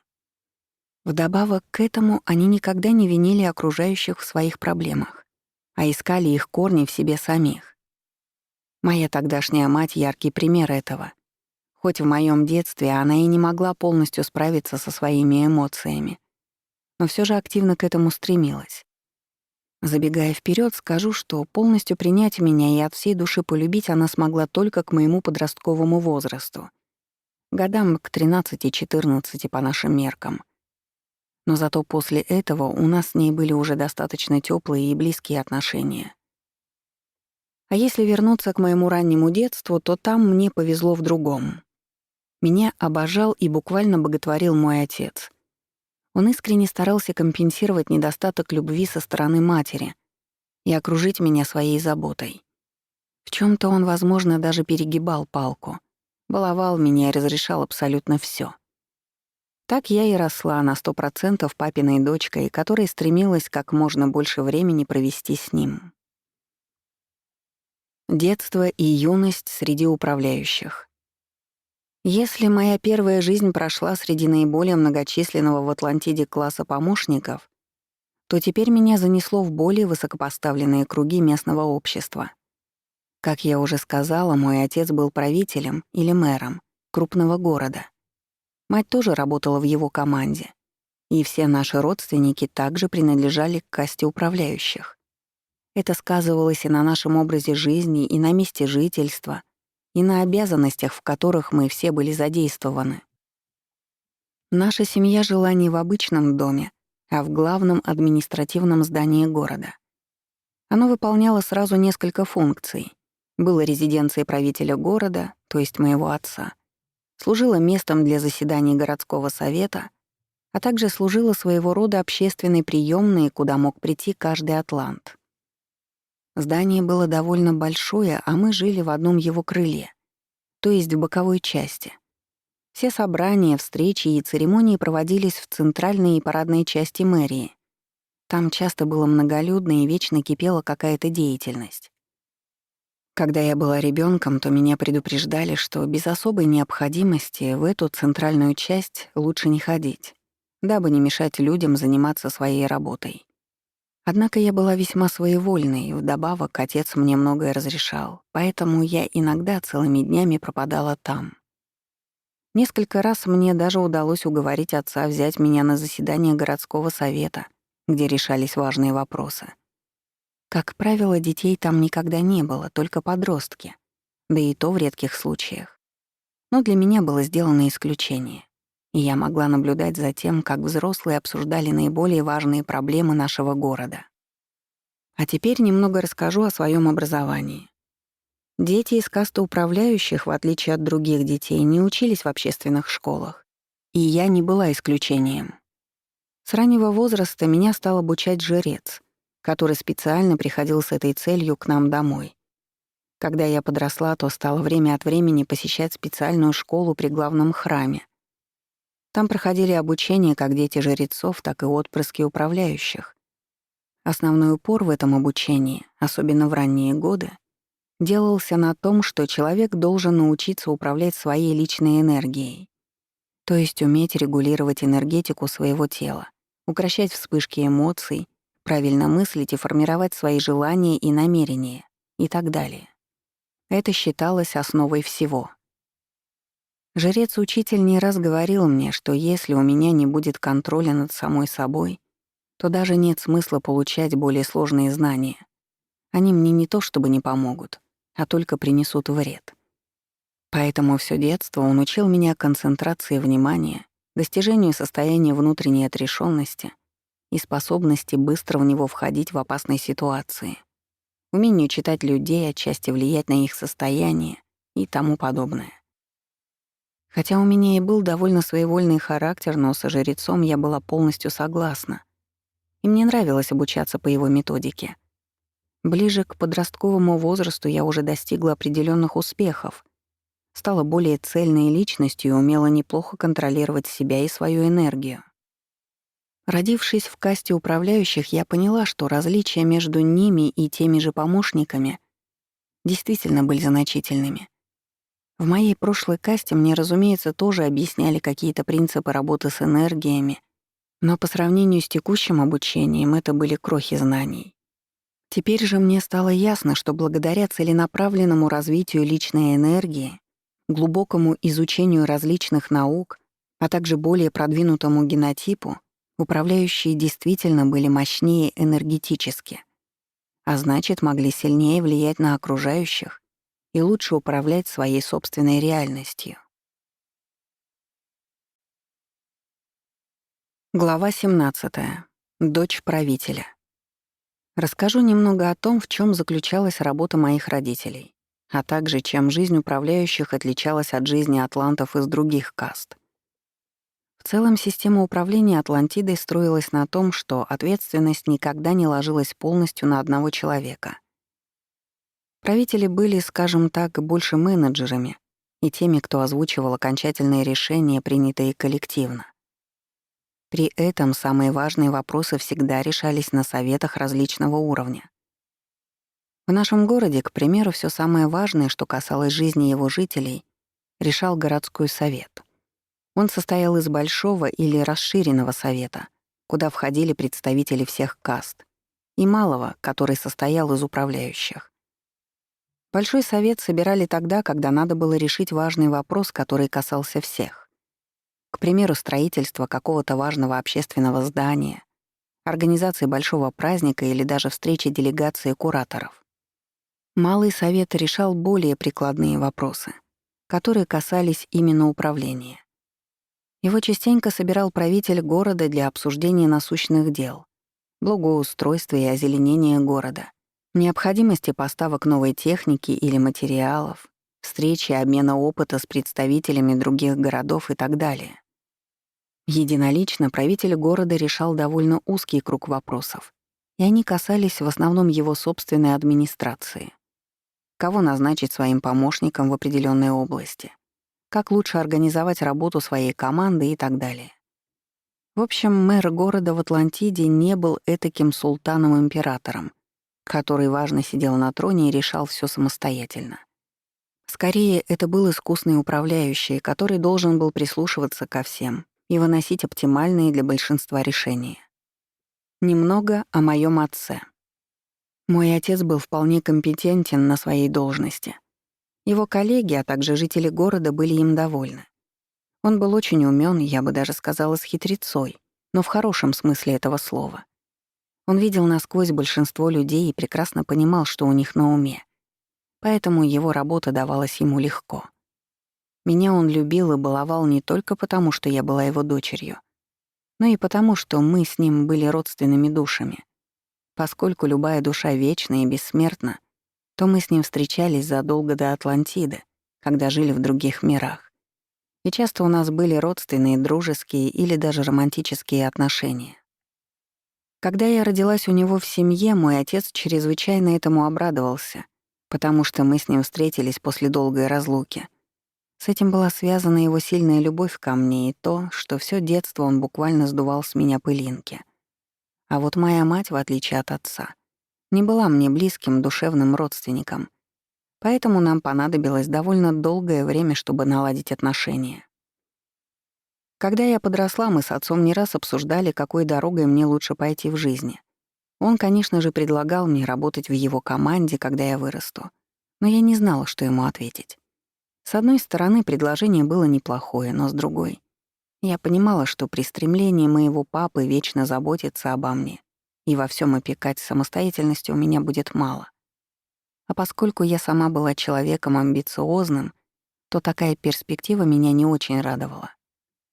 По этой причине я, начиная с подросткового возраста, думала, куда бы мне уехать из родного города, чтобы пожить без опеки родителей и попробовать свои силы.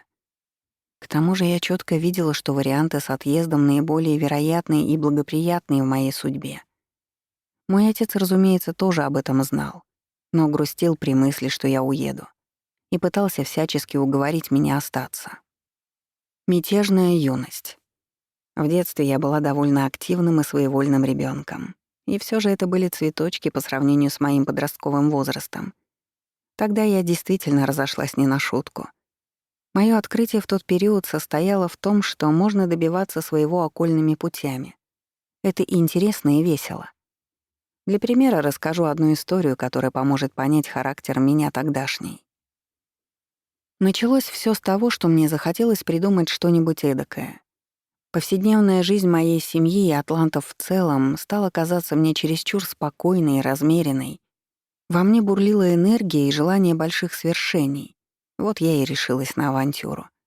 Я решила собрать небольшую группу своих ровесников и отправиться с ними в командировку с официальным визитом в один из соседних городов. Разумеется, никто мне не давал никаких заданий и полномочий на этот счет. Но это и было самое интересное. Мне хотелось провернуть эту историю в одиночку и испытать свои силы. Итак, я собрала несколько своих друзей-подростков из касты управляющих, потом завербовала еще человек 6-7 из других каст и рассказала им всем, что у нас есть высокая миссия, которую доверил мне отец для поездки в соседний город. Наша сверхидея состояла в том, чтобы выступить перед такими же подростками и рассказать им о наших высоких достижениях. Насчет достижений я, кстати, не совсем лукавила. В тот момент я действительно изобрела что-то вроде собственной техники управления энергией и её перевода из одного состояния в другое. Техника эта состояла в том, чтобы в специальной медитации использовать особый тип энергии, которая витала в воздухе. Атланты использовали её как аналог беспроводного электричества. От неё работали многие устройства. Моё изобретение состояло в том, чтобы притянуть силой своего сознания эту энергию к своему телу, а затем окутать ею какой-то его участок, к примеру, руку или ногу. После этого с помощью специального устройства эту энергию можно было воспламенить, то есть придать ей нужный заряд. Внешне это выглядело как нечто среднее между горением и сиянием и смотрелось довольно красиво. Телу при этом было не больно и не горячо, ощущалось лишь приятное тепло и легкое покалывание. Конечно же, ничего принципиально нового я не придумала. К тому же практической пользы от таких шоу с огнем не было никакой. Они могли пригодиться разве что как развлечение для подростков. Тем не менее, я была горда этим своим ноу-хау, и мне хотелось как-то похвастаться им перед другими и научить их такому развлечению. В итоге я не придумала ничего лучше, чем пустить пыль в глаза знакомым подросткам, а потом свозить всю эту компанию в соседний город под предлогом обмена ценным опытом. Читатели, наверное, сейчас спросят, а как мне удалось провести взрослых, раз атланты прекрасно считывали эмоции друг друга? Я отвечу так. Во-первых, мысли они все же прочитать не могли. И это было мне на руку. Во-вторых, когда я убеждала всех в том, что нам нужно организовать свою командировку и создать делегацию, то старалась искренне верить в то, что мне ее одобрили и разрешили. И это срабатывало. Все действительно видели мою убежденность. Наша поездка в итоге прошла отлично, и мои коллеги, то есть подростки-участники, остались ею крайне довольны. Я самостоятельно договорилась с одним из пилотов, чтобы нам организовали перелет в другой город. И там мы выступили перед моими знакомыми и дальними родственниками. И никто из них не заметил подвоха. Детям понравилось наше шоу с огнем, а взрослые улыбались и говорили, что идея интересная. Разумеется, вскоре после нашего прилета домой мой отец узнал обо всех моих приключениях. Поскольку он был человеком крайне умным и проницательным, то даже не стал спрашивать, почему я все это затеяла, не сказав ему. Он и так все прекрасно понял. Он видел, что мне очень хотелось попробовать свои силы в убеждении других людей и в том, чтобы самостоятельно организовать что-то глобальное по моим тогдашним меркам. Конечно же, если бы я попросила у него разрешения организовать такую поездку, он бы согласился. Но это было бы для меня не так интересно. А вот сделать тайком было для меня крайне занимательно. Понимая все это, ни отец, ни мать, ни даже мой жрец-куратор не стали ругать меня. Они сказали, что раз и я, и другие ребята получили удовольствие, значит, в этом ничего плохого нет. Тем не менее, после этого было принято решение давать мне гораздо больше ответственных заданий, раз уж я так стремлюсь что-нибудь организовать.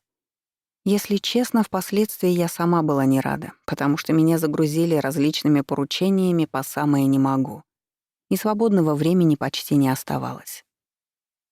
Но деваться было некуда, и я старательно выполняла всю ту общественную и организационную работу, которую мне доверили. Глава 18. Про любовь и пирамиды. Как любой молодой девушке, в юности мне хотелось романтики и любви.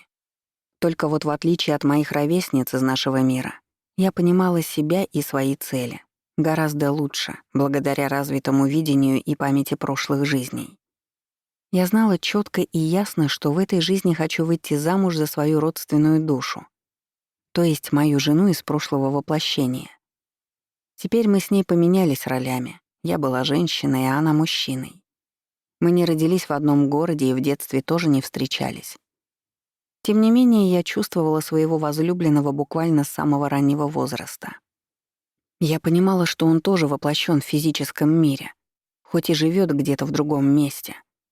Конечно, я бы могла попытаться найти его где-нибудь в близлежащих городах, это было не так уж сложно. Но, во-первых, я понимала, что не стоит торопить события. Мы встретимся в любом случае, причем в оптимальное для обоих время. А во-вторых, я очень четко ощущала нашу эмоциональную связь и притяжение наших душ. Поэтому поиск каких-либо доказательств его физического существования был для меня не столь важен.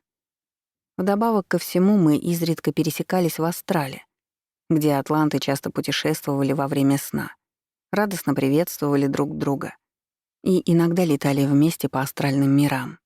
Это окончательно убеждало меня в том, что моя родственная душа рядом со мной и что она никуда не денется, влюбится и женится.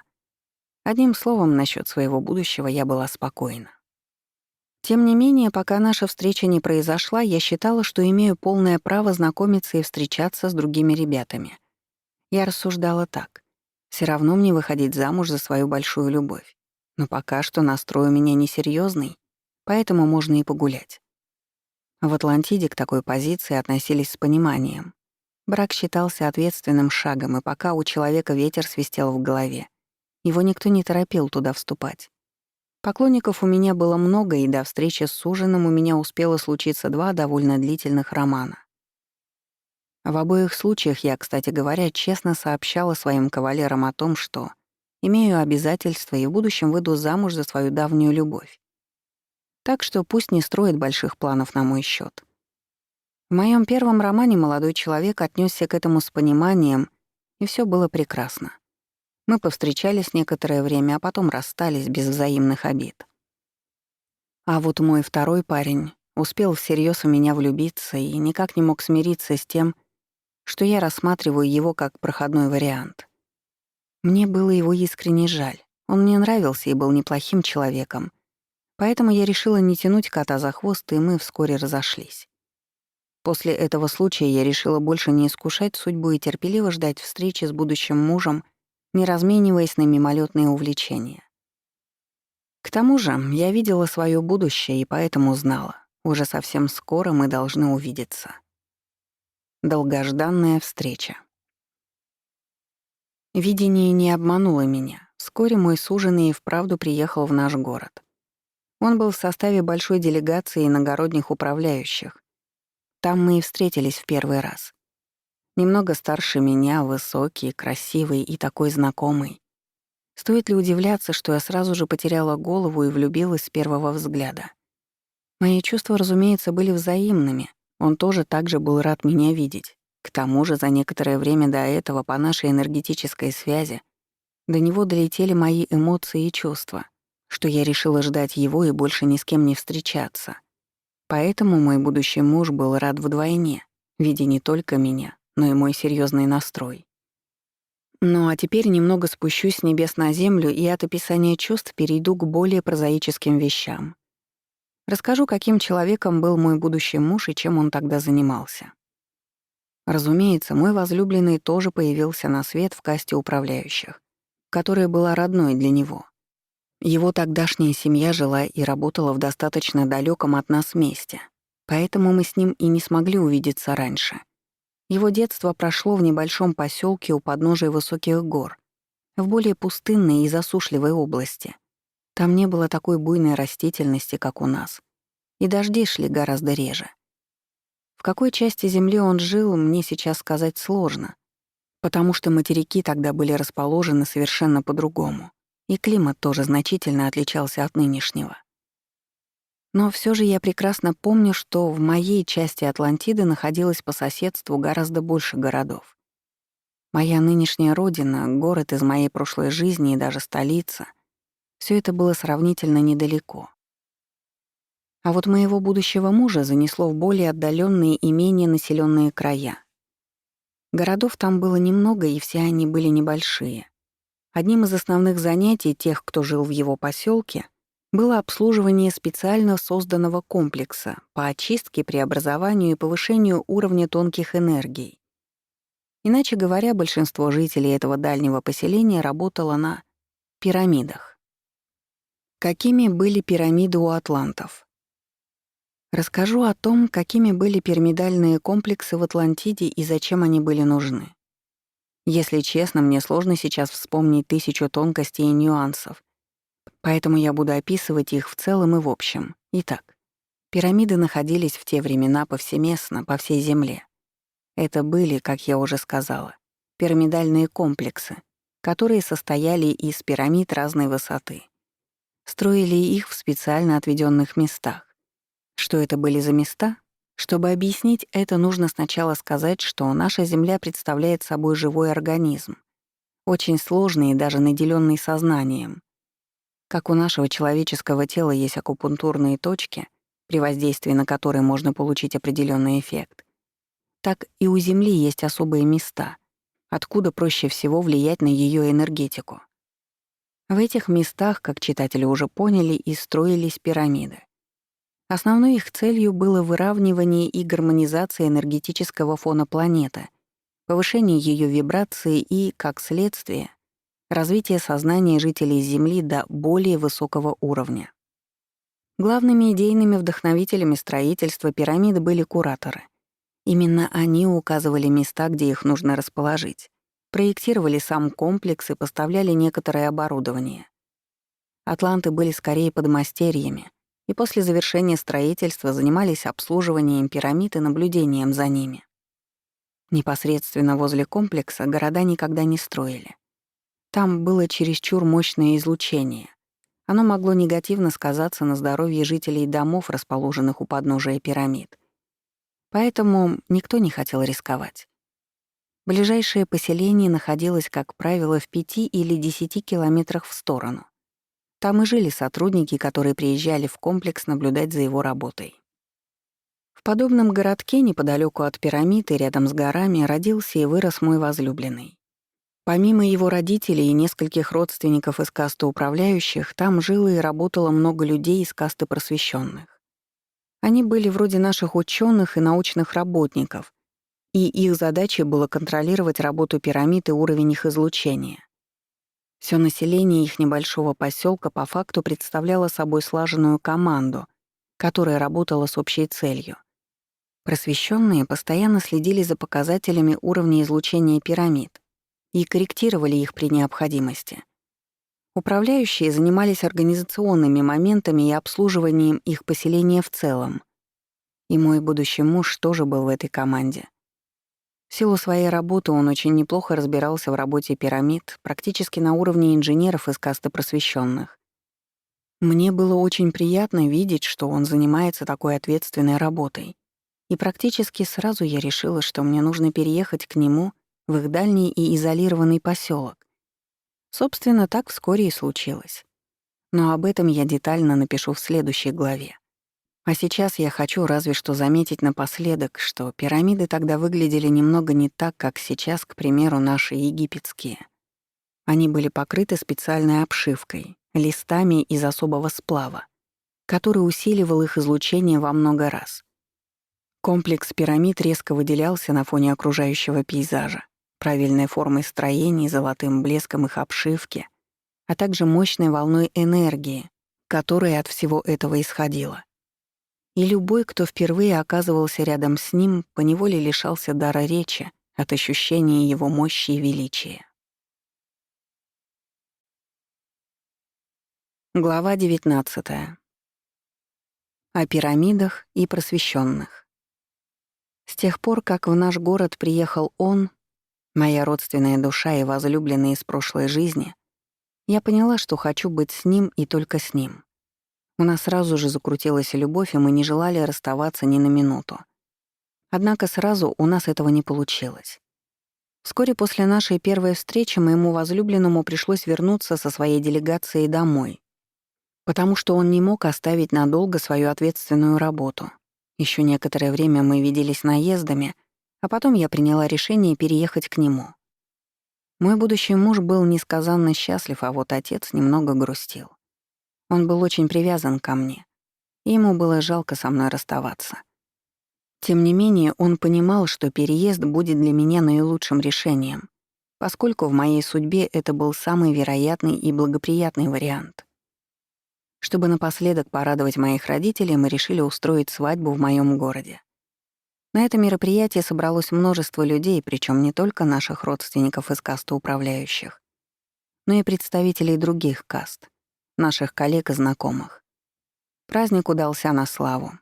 Были и трогательные моменты, и общее веселье, и пожелания всяческих благ и успехов молодым, то есть нам с мужем. Примечание. Сейчас я не буду детально описывать, как проходил свадебный ритуал у атлантов, потому что во всех подробностях рассказывала о нем в одной из прошлых глав. В этот раз ритуальная составляющая была примерно такой же стандартной, да и мои собственные эмоции были схожи с чувствами, испытанными в прошлой жизни. Я была довольна и счастлива. Уезжали из города мы с мужем в приподнятом настроении и окрылённые. Нам хотелось начать новый этап нашей биографии и реализовать множество совместных планов на жизнь. Поэтому на ностальгию и сожаление о минувшем у нас попросту не было времени. Ответственная работа. Примерно так я и оказалась в небольшом городке в горах, где вырос мой возлюбленный. Как я уже рассказывала, он был из касты управляющих и вместе с просвещенными работал на обслуживании пирамид. Сейчас я опишу, в чем состояла работа коллег моего мужа и отчасти его самого. Для того, чтобы лучше это объяснить, нужно рассказать несколько важных вещей о работе пирамид. Во-первых, они не были вышками, которые транслировали однородный и постоянный сигнал. Нет, пирамиды атлантов были устроены гораздо сложнее.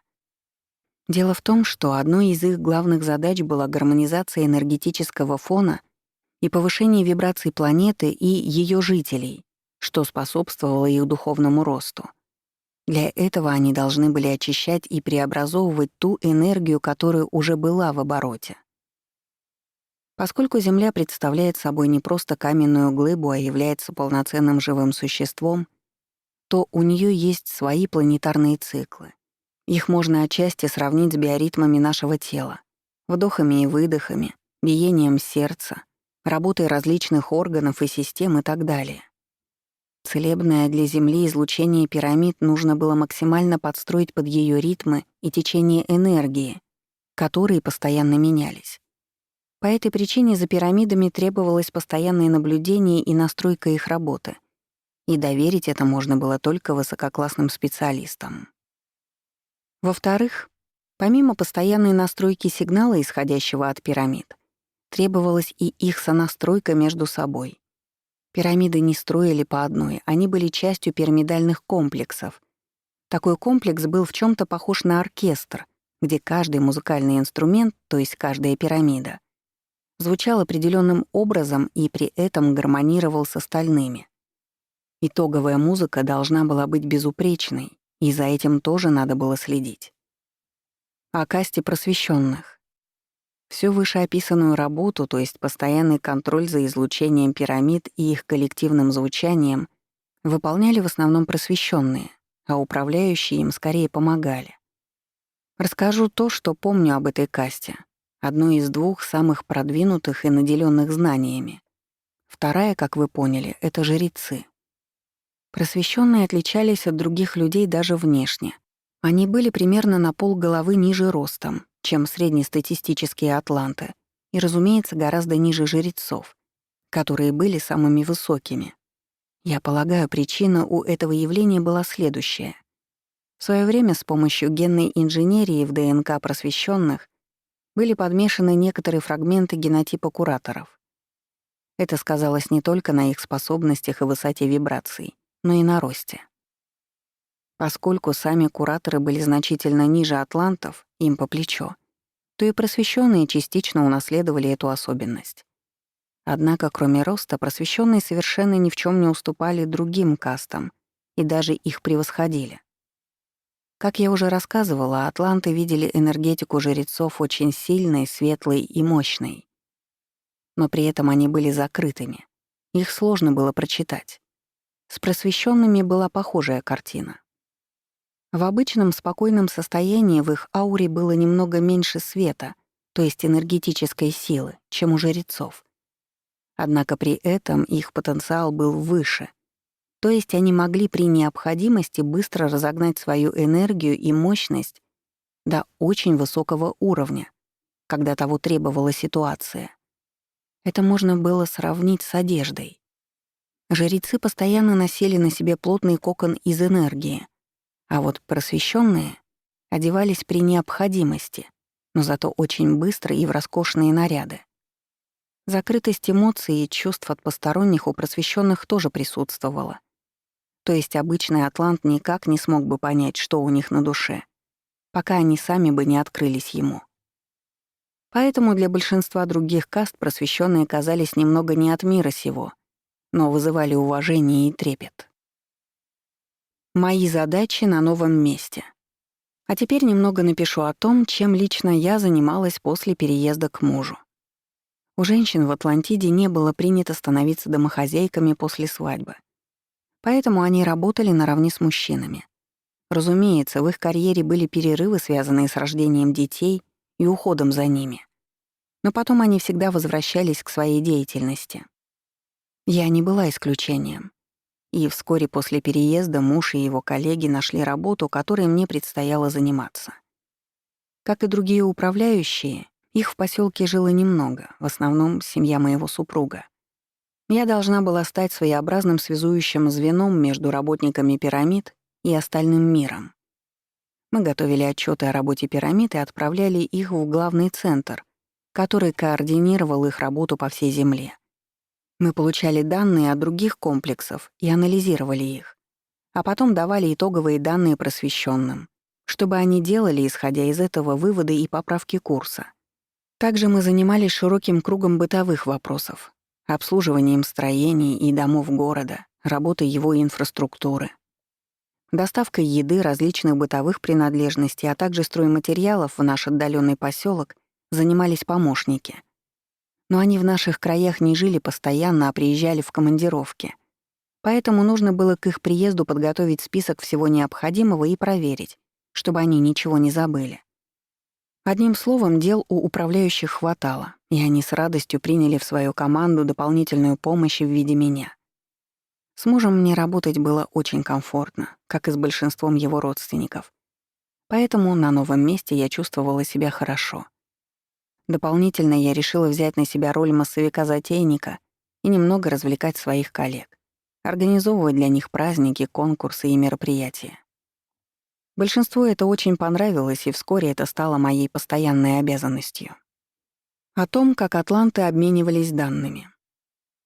Напоследок хочу ответить на один интересный вопрос, который наверняка возникнет у читателей после прочтения этой главы. А может, возник уже и после прошлых. Он звучит так. А как атланты обменивались данными? Был ли у них интернет для того, чтобы отправлять сведения, к примеру, из одного города в другой? Был ли телефон или подобное устройство? Я отвечу так. Да, устройства для обмена данными у атлантов были. Только выглядели вот они иначе, чем наша техника. Основным отличием было то, что их технологии были основаны на хранении данных в информационных полях, а не просто на их записи в каком-то физическом устройстве вроде нашего жесткого диска. В одной из прошлых глав я уже описывала книги атлантов. Они были, по факту, материальным ключом для доступа к определенной базе в информационном поле. Устройства для связи у них работали по схожему принципу. На физическом уровне они обычно выглядели как пластины из определенных сплавов. Иногда их даже могли носить на теле как украшения или браслеты. Каждому такому устройству был присвоен уникальный код, который также дублировался в информационном поле. Чтобы связаться с кем-либо, используя подобные приборы, нужно было знать код другого устройства и запросить подключение к нему. Все это делалось на тонком уровне и с помощью силы мысли, однако само устройство при этом тоже могло меняться. К примеру, становиться более теплым, или на нем загорались какие-то символы. Сеанс связи происходил благодаря тому, что обе стороны создавали совместное информационное поле, а затем обменивались данными через него. Туда можно было загружать какую-то информацию и образы, и даже передавать картинку, которую видел перед собой. Я понимаю, что сейчас нам довольно сложно представить, как это происходило. Но чтобы постараться объяснить более понятно, можно сказать, что атланты использовали компьютер без компьютера и смартфон без смартфона. То есть как мы сейчас можем позвонить друг другу, обменяться сообщениями на каком-то сайте и тому подобное, так и они могли делать похожие вещи, только с помощью информационных полей, которые заменяли им электронные устройства. Вместо того, чтобы смотреть на экран и монитор, атланты видели информационное поле и все данные в нем. То есть вся работа происходила непосредственно в их сознании, причем глубина погружения была очень большой. Можно было видеть яркие изображения, листать различные отчеты и данные, и даже при желании передавать друг другу звуки и ощущения. Одним словом, технологии атлантов значительно превосходили наши, потому что ясновидение и передача мыслей на расстоянии использовалось в них как основной инструмент. В сегодняшнем мире, даже с учетом огромного прогресса за последние годы, все это еще кажется невозможным и фантастическим. Глава 20. Странный разговор. Первое время после переезда к мужу наш поселок казался мне немного пустынным. Народу немного, почти все работают в одной команде. Общественные праздники и развлечения случаются редко. Одним словом, поначалу я считала, что живу в аскетичных условиях. Тем не менее, через некоторое время я стала к ним привыкать, и мне даже понравилось.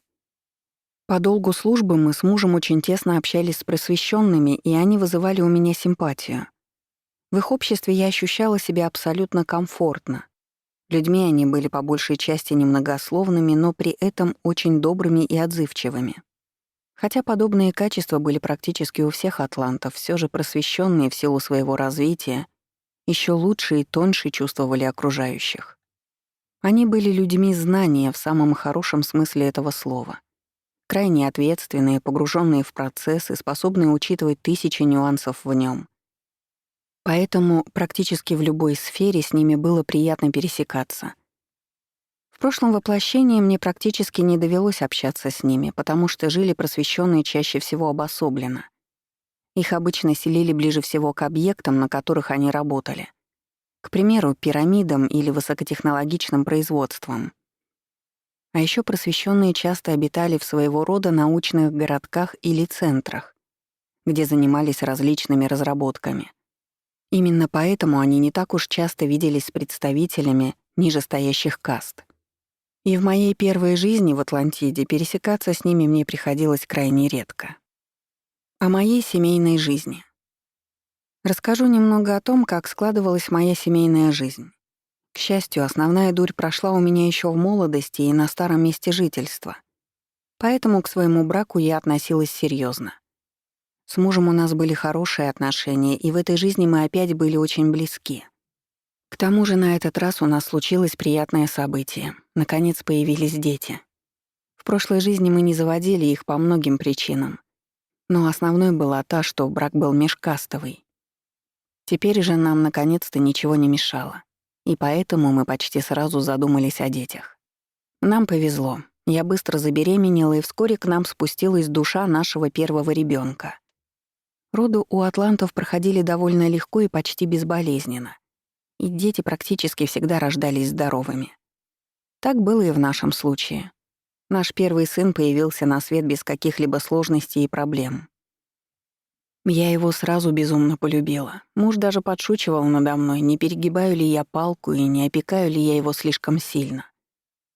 Но на мне, видимо, сказалось отсутствие детей в прошлой жизни, и в этот раз мне хотелось максимально наиграться в роль родителя. Сын рос послушным и смышленым мальчиком. Я видела, что духовно он ближе к отцу, чем ко мне. Но все равно у нас с ним была сильная привязанность друг к другу. Когда сыну было около 8-9 лет, по нашим меркам, у нас родилась дочь. Ее я любила, разумеется, ничуть не меньше, разве что воспитывала уже с учетом прошлого опыта. Первое время после рождения детей я оставляла все свои рабочие обязанности и сосредотачивалась целиком на малышах, но потом постепенно возвращалась к своей деятельности и помогала мужу. Дети часто днем проводили время с нами, иногда гостили у родственников. Когда они стали постарше, их обучением стали заниматься жрецы. У сына и дочери были, кстати говоря, разные жрецы-учителя. Их подбирали индивидуально для каждого ребенка. Школы в нашей местности не было. Да они и не были нужны. Детей было немного, и их обучением занимались сами жрецы и просвещенные. Примерно такой была картина моей тогдашней личной жизни. Складывалась она вполне неплохо, но излишними деталями я читателей утомлять не буду. В конце концов, некоторые повторяющиеся рутинные моменты не столь интересны. Лучше рассказать о чем то более нестандартном. Визит кураторов. Как я уже писала в прошлых главах, приезд кураторов был для атлантов чем-то из ряда вон. У представителей самых распространенных каст практически не было возможности пообщаться с ними лично. Когда в прошлой жизни мне довелось воплотиться в рядах помощников, то я мог лицезреть кураторов лишь на больших общественных мероприятиях и праздниках в их честь. И то за время моей тогдашней жизни это случилось всего пару раз. Теперь, когда я была в касте управляющих, к тому же работала на особо важном объекте — пирамидах, мне выпала возможность столкнуться с кураторами лицом к лицу и пообщаться с ними. Это произошло тогда, когда они приехали с ревизией на наш пирамидальный комплекс. Поскольку все эти комплексы, которые тогда были расположены по всей Земле, были в принципе спроектированы кураторами, то они время от времени их навещали, чтобы проконтролировать их работу и основные показатели излучений. Когда я услышала, что грядет такой визит, меня сразу же стало распирать любопытство. Захотелось поговорить с кураторами. Кстати, знание языка для этого не требовалось, так как все общение происходило мысленно. Или хотя бы даже просто посмотреть на них вблизи. Поэтому предстоящей встречи я ждала с нетерпением. И вот она состоялась. К нам приехала делегация примерно из 5-6 человек. Прилетели они на обычном самолете, которые были распространены в Атлантиде. Как я уже рассказывала, кураторы в большинстве случаев долго не находились на Земле, а прибывали на нее с краткосрочными визитами. Так вот, при этом они использовали специальные корабли-шлюпки, чтобы спуститься со своего большого космического корабля. Мне хотелось бы посмотреть на эти устройства, но не сложилось. В тот момент кураторы уже какое-то время гастролировали между разными пирамидальными комплексами, поэтому использовали обычные самолеты атлантов. Практически все население нашего городка собралось для того, чтобы их встретить. Они вышли из самолета, поприветствовали нас а затем пустились в долгий обход пирамид. Пробыли кураторы в итоге несколько дней. Им нужно было решить все вопросы и обговорить некоторые моменты с просвещенными, особенно с их начальством. Управляющие вроде меня присутствовали лишь на самых многолюдных встречах, где обсуждались общие вопросы. Выглядели кураторы не как космический десант из фантастических фильмов, в скафандрах и с удивленным выражением лица. Нет, они были вполне себе человекоподобного вида и даже не так уж сильно отличались от атлантов. Самая явная разница была в росте. В среднем кураторы были примерно по плечу обычному атланту и на полголовы ниже просвещенных, поскольку те были одной из самых низкорослых каст. Помимо этого отличалась одежда кураторов и их оттенок кожи. Атланты, по большей части, были немного смуглыми, кожа у них была оливкового оттенка, и любили одеваться в одежду ярких цветов и свободного кроя. Кураторы же, как правило, имели более светлую кожу и носили темную одежду более прилегающего фасона. Но, повторюсь, это были небольшие детали, а в целом огромных отличий не наблюдалось. Неприятная встреча. Во время приезда кураторов произошел один довольно яркий, по крайней мере для меня, момент. Именно благодаря ему я довольно четко запомнила встречу с ними, ведь память лучше всего сохраняет то, что эмоционально окрашено. Все начиналось с того, что на одной из массовых встреч с кураторами мне нужно было о чем то отчитаться главе их делегации. О чем конкретно я сейчас уже не вспомню, да это и не столь важно. Что-то вроде каких-то данных и тенденций в нашей работе.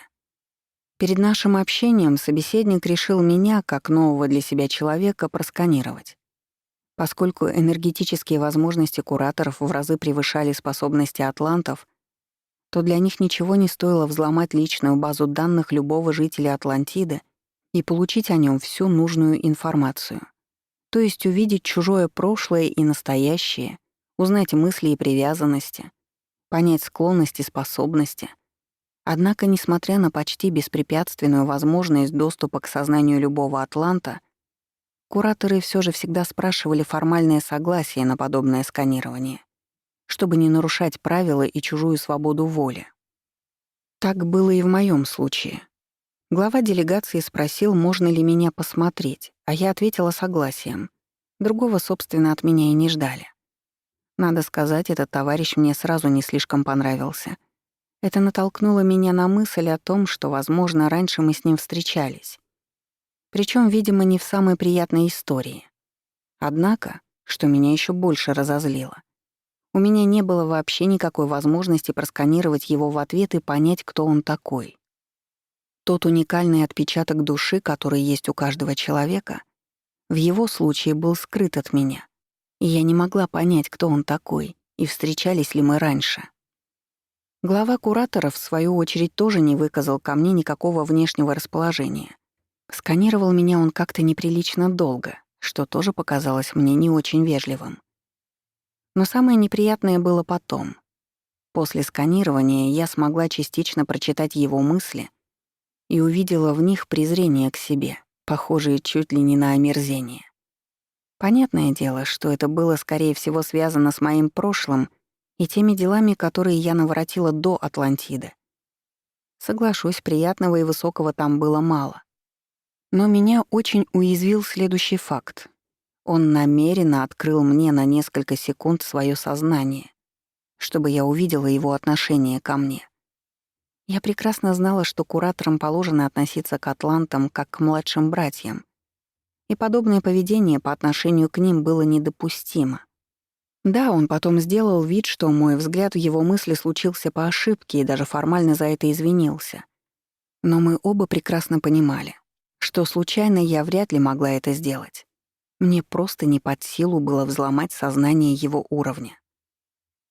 По всем вышеописанным причинам я не могла сдержаться и тоже послала ему в ответ мысль вроде «Кто из нас без греха, высокомерный индюк?». Такая вспышка эмоций не могла не обратить на себя внимание других людей и всей делегации кураторов. Нас быстро развели в разные стороны, а меня вскоре отвлекли каким-то поручением, чтобы я могла под этим предлогом покинуть общее собрание. Больше мы с моим обидчиком не виделись. Кураторы вскоре уехали от нас, а один из его коллег даже впоследствии извинился передо мной за поведение своего начальника, хотя от него самого больше комментариев не поступало. Я так и не знаю, было ли ему что-то за подобную вольность или нет. Но меня коллеги поддержали и даже пожалели. Никто не стал корить за то, что я не очень красиво ответила. В следующий раз, к счастью, этот товарищ к нам уже не приехал. Вместо него были другие, гораздо более благожелательные ко мне кураторы. Глава 21. На пороге перемен. Дабы не сильно растягивать свое повествование, я не хочу детально описывать какие-то рутинные моменты из жизни атлантов, о которых рассказывала ранее. К примеру, нет смысла рассказывать, как мы с мужем долгие годы помогали просвещенным настраивать пирамиды и работать с ними. Ведь основные принципы этой работы обрисованы в одной из прошлых глав. Могу разве что добавить, служебные обязанности требовали от нас большой отдачи и концентрации, поэтому временами было непросто. В семейной жизни у нас все складывалось хорошо, с детьми были прекрасные отношения, и мы с мужем их очень любили. При этом у нас было негласное разделение обязанностей, вроде хорошего и плохого полицейского. Я детей частенько баловала и многое им разрешала, а муж был с ними гораздо более строгим и с малых лет приучал их к ответственности. Практически с момента рождения наших детей я знала. Очень велика вероятность, что они уедут из нашего поселка и будут жить в других городах. Так в итоге и случилось. Правда, первым уехал не старший сын, что было бы более логичным, а младшая дочь. Она стала жить у моего отца, то есть у своего дедушки, на моей бывшей родине. Там ей нравилось гораздо больше, чем в нашем небольшом поселке. Я не сильно протестовала, поскольку видела, что моя семья ей очень рада, а дедушка вообще души не чает, и взял ее под свое крыло. Сын жил с нами гораздо дольше и даже работал некоторое время в нашей команде. Но потом вышло так, что он влюбился в девушку из другого города и решил переехать к ней. Мы этому тоже не препятствовали, хоть и скучали по нему. Ближе к пожилому возрасту мы с мужем стали больше уставать на работе, потому что она требовала от нас большой ответственности и напряжения. Тем не менее, окончательно на пенсию мы так и не вышли. Даже в глубокой старости мы работали хотя бы несколько часов в день, помогая специалистам, которые пришли на наше место. В целом, финал той моей жизни был довольно стандартным для атлантов. Немного работы, много медитаций и размышлений. Поэтому описывать его в деталях смысла не вижу. Однако было кое-что интересное во внешнем мире, о чем нельзя не упомянуть. И это изменения в работе пирамид. Когда мы с мужем были уже пожилыми людьми, было принято решение пирамиды немного приглушить, то есть уменьшить мощность их излучения примерно раза в 3. Приказ об этом поступил нам сверху, то есть от самих кураторов. Это было связано с несколькими основными причинами. Первое. Неподалеку был построен и запущен новый пирамидальный комплекс другого типа. Он начал работать на полную мощность, поэтому излучение нашего решили ослабить. Вторая причина — политика партии, то есть кураторов и руководства атлантов, в отношении пирамид начала меняться. Если наши пирамиды были ориентированы на более высокий спектр излучения, то новые, которые стали строить в описываемое мной время, были уже другими. Они усиливали средний спектр вибраций. Безусловно, цель всего этого действа состояла в том, чтобы немного изменить энергетический фон планеты, а значит и жизнь самих атлантов. Насколько я помню, хотели усилить их цивилизацию в материальном плане, то есть сделать ее более продвинутой технически.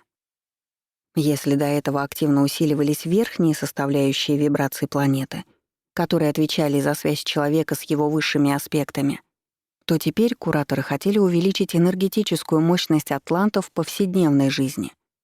Планировалось, что через некоторое время они начнут активно адаптировать и использовать у себя некоторые более продвинутые технологии. А для того, чтобы овладеть ими и управлять более навороченным оборудованием, нужна была большая мощность личной энергии людей. Ее как раз планировалось наращивать с помощью использования пирамид нового типа. Насколько стала меняться цивилизация атлантов по итогам этих изменений, мне уже не довелось узнать в той моей жизни. Когда эти трансформации начались, я была довольно пожилым человеком и вскоре перешла в мир иной. Однако эти изменения не понравились мне сразу же, в тот самый момент, когда я только услышала о грядущих переменах.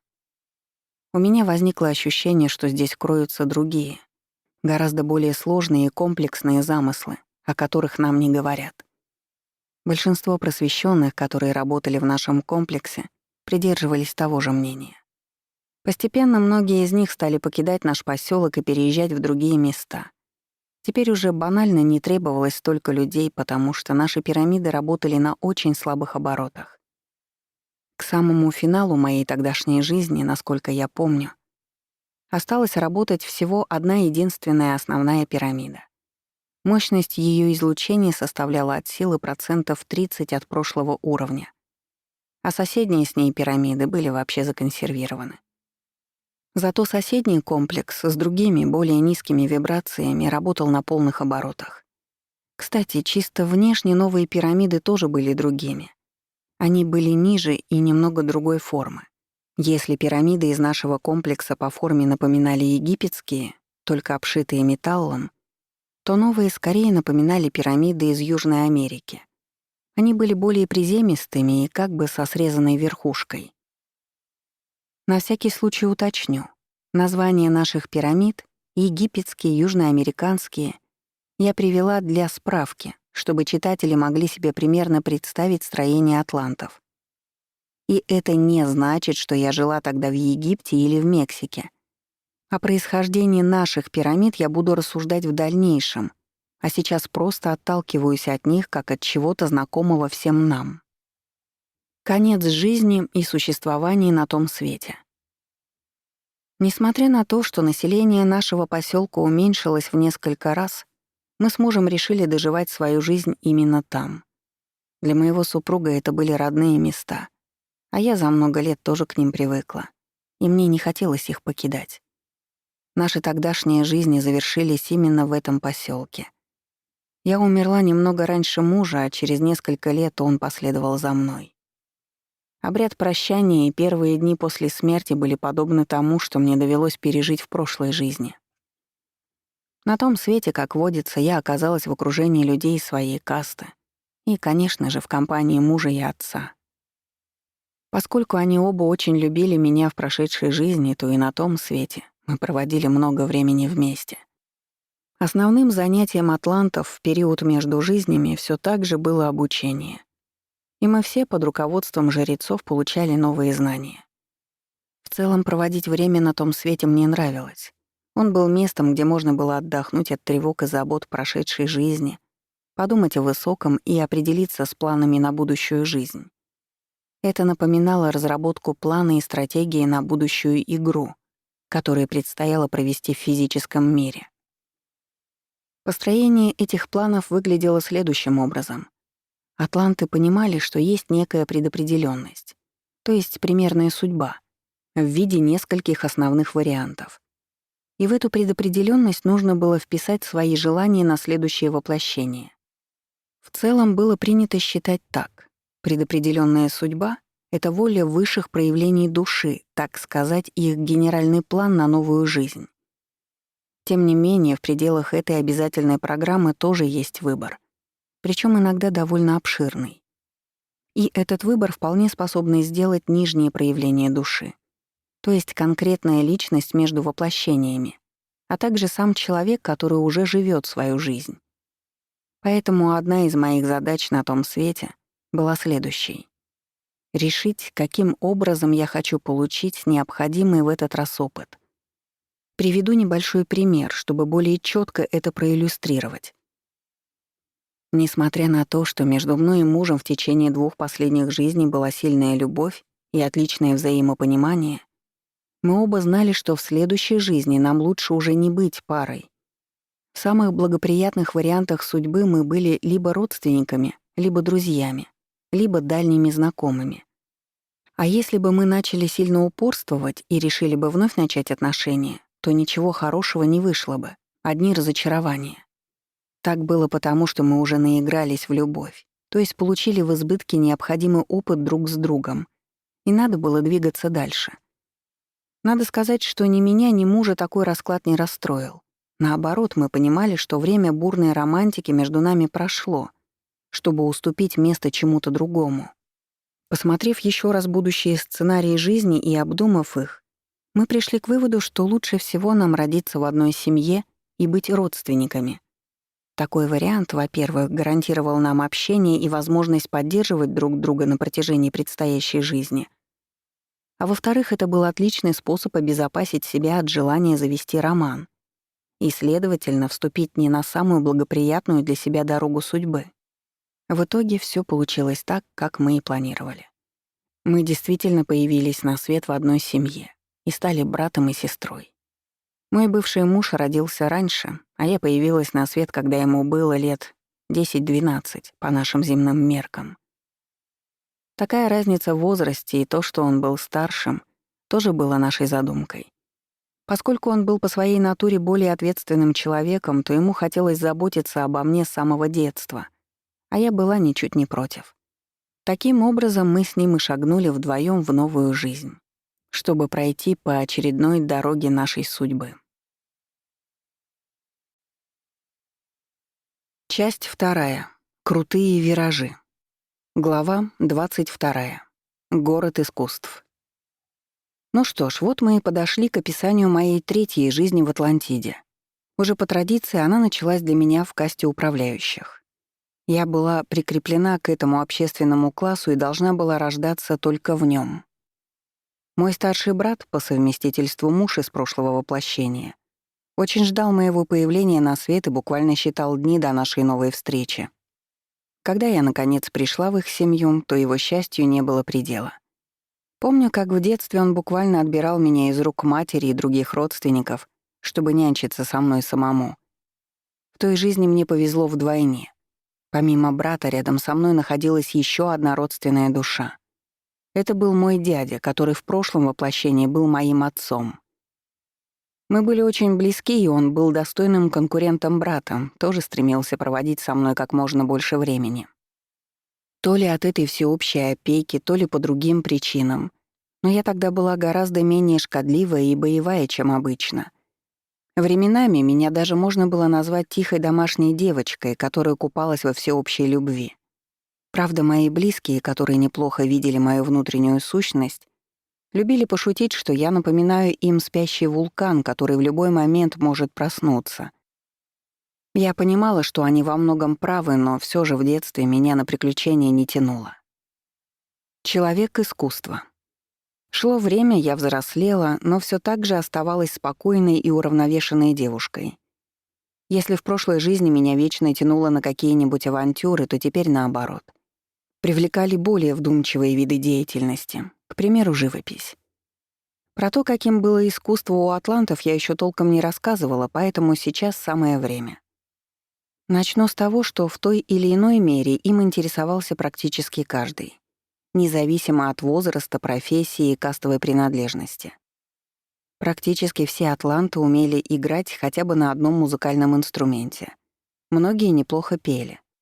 Очень распространенным было изготовление различных украшений и сувениров для своих близких, в которые вкладывали свою энергию и определенные пожелания. Одним из самых глубоких искусств считалась живопись. Все дело было в том, что атланты, благодаря видению тонких энергий, могли воспринимать ее на более высоком уровне. К примеру, в нашем мире, заходя в картинную галерею, мы можем лицезреть лишь то, что нарисовано красками на холсте. У атлантов все выглядело иначе. Когда они смотрели на изображение, то перед их взором была не только физическая картинка, но и энергия астрала, которую художник вложил в произведение. Вокруг изображения было особое астральное поле, которое также создавал его автор. В этом поле могли искриться и переливаться тонкие энергии, могли плавать какие-то образы и символы. Одним словом, все это напоминало трехмерную и живую картину, которая производила на зрителя очень сильное впечатление. Задачей художника в Атлантиде было создать красивую и гармоничную конструкцию из физических материалов и тонких энергий. Полотен в рамах, как у нас, практически не было. Это посчитали бы чем-то довольно примитивным. Основной целью рисунка было вписаться в определенную обстановку или ландшафт. То есть он создавался не как что-то отдельное, а как дополнение к окружающей обстановке. Картины могли рисовать на стенах домов и общественных зданий. Это делали особыми красками, которые помогали усилить и удержать рядом энергию астрала. Могли создавать их на камнях и таким образом дополнять природные ландшафты. Могли разрисовать одежду и украшения. Одним словом, для художников в Атлантиде не было рамок и границ. Они использовали энергию вещей и предметов для того, чтобы преобразить их и украсить мир. В той жизни меня очень увлекала живопись, и я тоже пыталась создавать свои картины. Не скажу, чтобы из меня вышел великий художник, но некоторые работы все же можно было назвать неплохими. Конечно, это не стало моей профессией, да такого в Атлантиде и не было. Человек никогда не занимался исключительно искусством, и у всех художников были и другие профессии. Тем не менее, живопись очень многое мне дала. Я научилась глубже чувствовать окружающий мир, управлять энергиями и видеть прекрасное вокруг себя. Создание картины было подобно медитации, когда внешнее сливалось с внутренним. И в итоге рождалась гармония и красота. И даже сложно сказать, что было более приятным в этой работе — процесс или результат. Пора пришла, она влюбилась. Практически во всех явлениях, которые нас окружают, можно проследить определенную цикличность. К примеру, наблюдая одного и того же человека на протяжении многих жизней, можно увидеть, как более активные и яркие воплощения чередуются с более спокойными. Так было и в моем случае. После бурной прошлой жизни, когда я в молодости ввязывалась в разные авантюры, охмуряла множество парней и не знала, куда применить бившую ключом энергию, наступил более тихий период.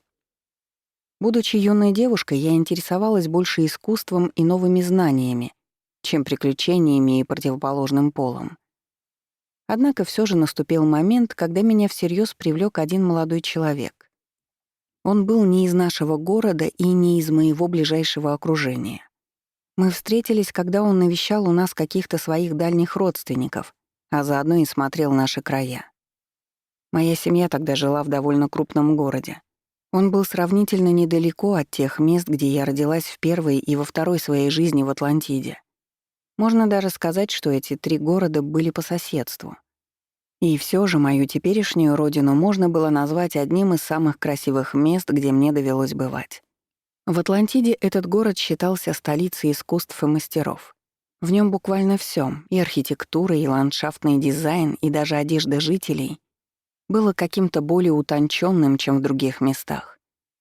Этот город как будто притягивал к себе души, любившие прекрасное, и они рождались и жили именно там. Но это я немного отвлеклась. Вернусь к рассказу о том, как я встретила свою первую любовь. Итак, это был парень примерно моего возраста, а встретились мы с ним в гостях у общих знакомых. Он увлеченно делился с моими друзьями впечатлениями о красотах нашего города, и я сразу обратила на него внимание. Этот молодой человек был весьма нестандартным. Такие личности в Атлантиде встречались крайне редко. Когда я познакомилась с ним поближе, то поняла, что в нем буквально все было не так, как у остальных. Первым важным отличием был его особый общественный статус. Да, он так же, как и я, принадлежал к касте управляющих. Но в нашем сословии была своеобразная каста внутри касты — высшие управляющие. Это были те люди, которые входили в состав Высшего совета Атлантиды. Он заседал в столице и решал самые важные и ключевые вопросы планетарного масштаба. В совет входили верховные жрецы и высшие управляющие, и на его заседаниях периодически присутствовали кураторы.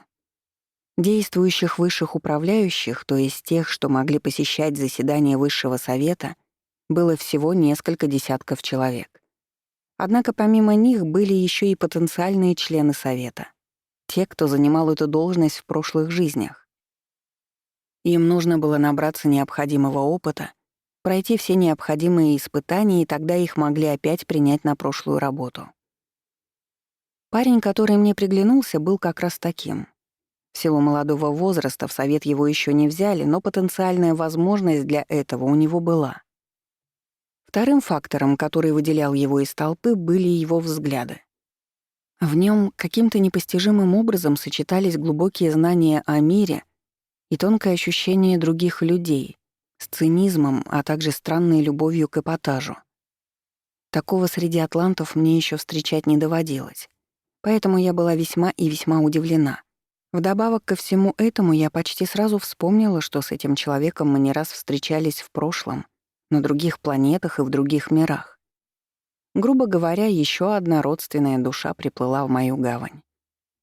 Этот необычный молодой человек, разумеется, сразу же заметил мой интерес к его персоне. Он точно так же быстро вспомнил, что мы раньше встречались. Однако особого восторга этот факт у него не вызвал. Он заявил мне, что я девушка, конечно, неплохая, но мне не стоит питать на его счет никаких надежд. Сейчас ему не до любви. Впереди много планов на жизнь, он увлекается глубокими медитациями и получает новые знания. Поэтому никакие интрижки ему сейчас не нужны. Они будут только отвлекать. А мне стоит обратить свое внимание на кого-нибудь попроще из моего окружения. Такой человек мне подойдет гораздо больше. Я была слегка ошарашена такой прямотой, но быстро пришла в себя. Ответила ему, что вообще-то никуда не тороплюсь и ввязываться в первые попавшиеся отношения не собираюсь. Если у него возникнет желание встречаться со мной, то он знает, как меня найти. А если нет, то я тоже не сильно расстроюсь. Ведь на нем свет клином не сошелся. Примерно так мы и поговорили. Чуть позже я начала вспоминать свои прошлые приключения с этим человеком и пришла к выводу, что даже в спокойном мире атлантов его тараканы в голове так полностью и не прошли. Видимо, даже светлой и почти идеальной реальности Атлантиды было недостаточно для того, чтобы их вытравить. Поэтому мне оставалось только вздохнуть, еще раз подумать о бренности всего сущего и жить дальше своей жизнью, периодически вспоминая о нем. Глава 23. Неизбежные последствия. Первое время я немного печалилась от того, что герой моего романа так быстро уехал, не слишком заинтересовавшись мной. Тем не менее, я не спешила следовать его совету и находить себе кого-нибудь попроще. Я все таки надеялась на то, что он переменит свое решение, и мы в итоге будем вместе. Надежды мои не были обычными девичьими мечтами о принце на белом коне. Нет. Я четко видела потенциальные варианты будущего, где мы можем быть парой, а также чувствовала энергетическую связь с этим человеком. Через некоторое время после его отъезда до меня стали долетать обрывки его эмоций и чувств. Я понимала, что он часто думает обо мне и все никак не может принять окончательное решение. Стоит нам начинать роман или нет. В итоге взаимное притяжение победило, и я это очень четко почувствовала. Поэтому, когда вскоре после этого он приехал в наш город, я была ничуть не удивлена. Поскольку мой возлюбленный был парнем весьма нестандартным, то он сразу же заявил мне, что долго встречаться нам, на его взгляд, смысла нет. Нужно сразу начать подготовку к свадьбе, а потом мне лучше всего переехать в его город, поскольку там нас ждут важные дела и терять время не стоит. Зная по прошлым воплощениям его закидона, я ничуть не удивилась такому подходу и даже внутренне была готова к этому. Вскоре мы действительно поженились, и я переехала к нему. Мои родители и родственники были с одной стороны рады за меня, а с другой все они как один предупреждали, что в моих отношениях мне явно понадобится терпение и принятие. Характер у моего мужа довольно сложный, что ни для кого не было секретом. Но я это, конечно же, прекрасно понимала и сама. Амбициозный человек. Так и получилось, что вскоре я оказалась в новом для себя месте, покинув свой любимый город искусств. Моему супругу надо было интенсивно готовиться к тому, чтобы в этой жизни вновь претендовать на должность высшего управляющего. И он спешил вернуться к себе на родину. Именно поэтому мы переехали практически сразу после свадьбы. Для того, чтобы вновь попасть в высший совет, от моего супруга требовалось очень много усилий. Разумеется, то, что он занимал в прошлых жизнях эту должность, тоже имело значение и было одним из обязательных условий. Однако одного этого было недостаточно. Мужу было необходимо сдать множество экзаменов, поднять свой уровень развития до требуемого, а также получить доступ к самым закрытым информационным полям. Ему требовались постоянные медитации, чтобы разогнать уровень энергетики, и вдобавок к этому интенсивное обучение. Также, что интересно, определенные требования предъявлялись и к его окружению, и требования эти были немалыми. Когда я лучше узнала о них, а также в целом оценила обстановку, в которой он жил, то это многое объяснило для меня в его прошлом поведении. Я поняла, что его первичное нежелание со мной встречаться было связано не только с его сложным характером, хотя и с ним, разумеется, тоже. Женитьба делала более тернистым его карьерный путь, потому что теперь он обязан был дотянуть до определенного уровня развития меня, как самого близкого себе человека. Иначе никакие должности в высшем совете ему не светили бы. Так было потому, что атланты прекрасно разбирались в энергетическом строении человека и четко знали, насколько влияет на каждого из нас ближайшее окружение. К примеру, человек окружен теми, кто ниже его по уровню, как духовному, так и энергетическому. С одной стороны, для близких такого товарища это неплохо, он может способствовать их росту. Но с другой стороны, для него самого окружение будет выступать тормозом для дальнейшего развития, и он сам будет развиваться гораздо медленнее, чем мог бы. А в некоторых случаях его развитие может даже совсем прекратиться. В обратную сторону это тоже работает. Если человек, допустим, находится среди тех, кто выше его по уровню, а также сам прилагает все старания для духовного роста, то с вероятностью практически 100% у него что-нибудь получится. Именно поэтому атланты, которые хотели интенсивно развиваться, старались общаться с более продвинутыми людьми и очень внимательно выбирали свое окружение. В случае моего мужа все было гораздо серьезнее, чем у обычного атланта, желавшего духовно возвыситься. Ему нужно было за короткий период нарастить свою энергетическую мощность, а также соответствовать множеству строгих критериев для попадания в высший совет.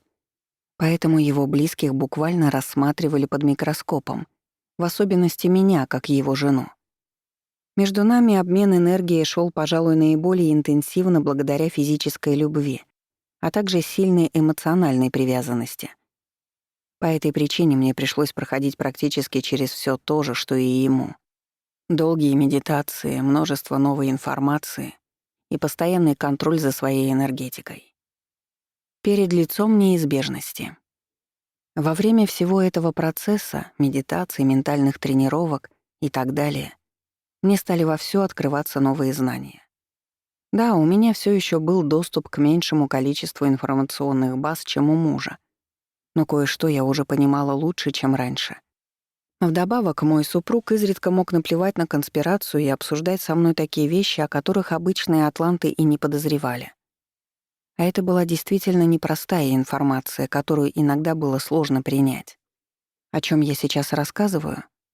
Дело в том, что и мой муж, и все члены Высшего Совета уже тогда знали, что цивилизацию атлантов через некоторое время ожидает крах. Вопрос только в том, каким образом это случится и что останется в итоге.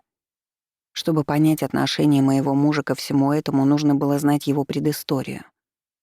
Она, как и моя, была весьма любопытной и нестандартной.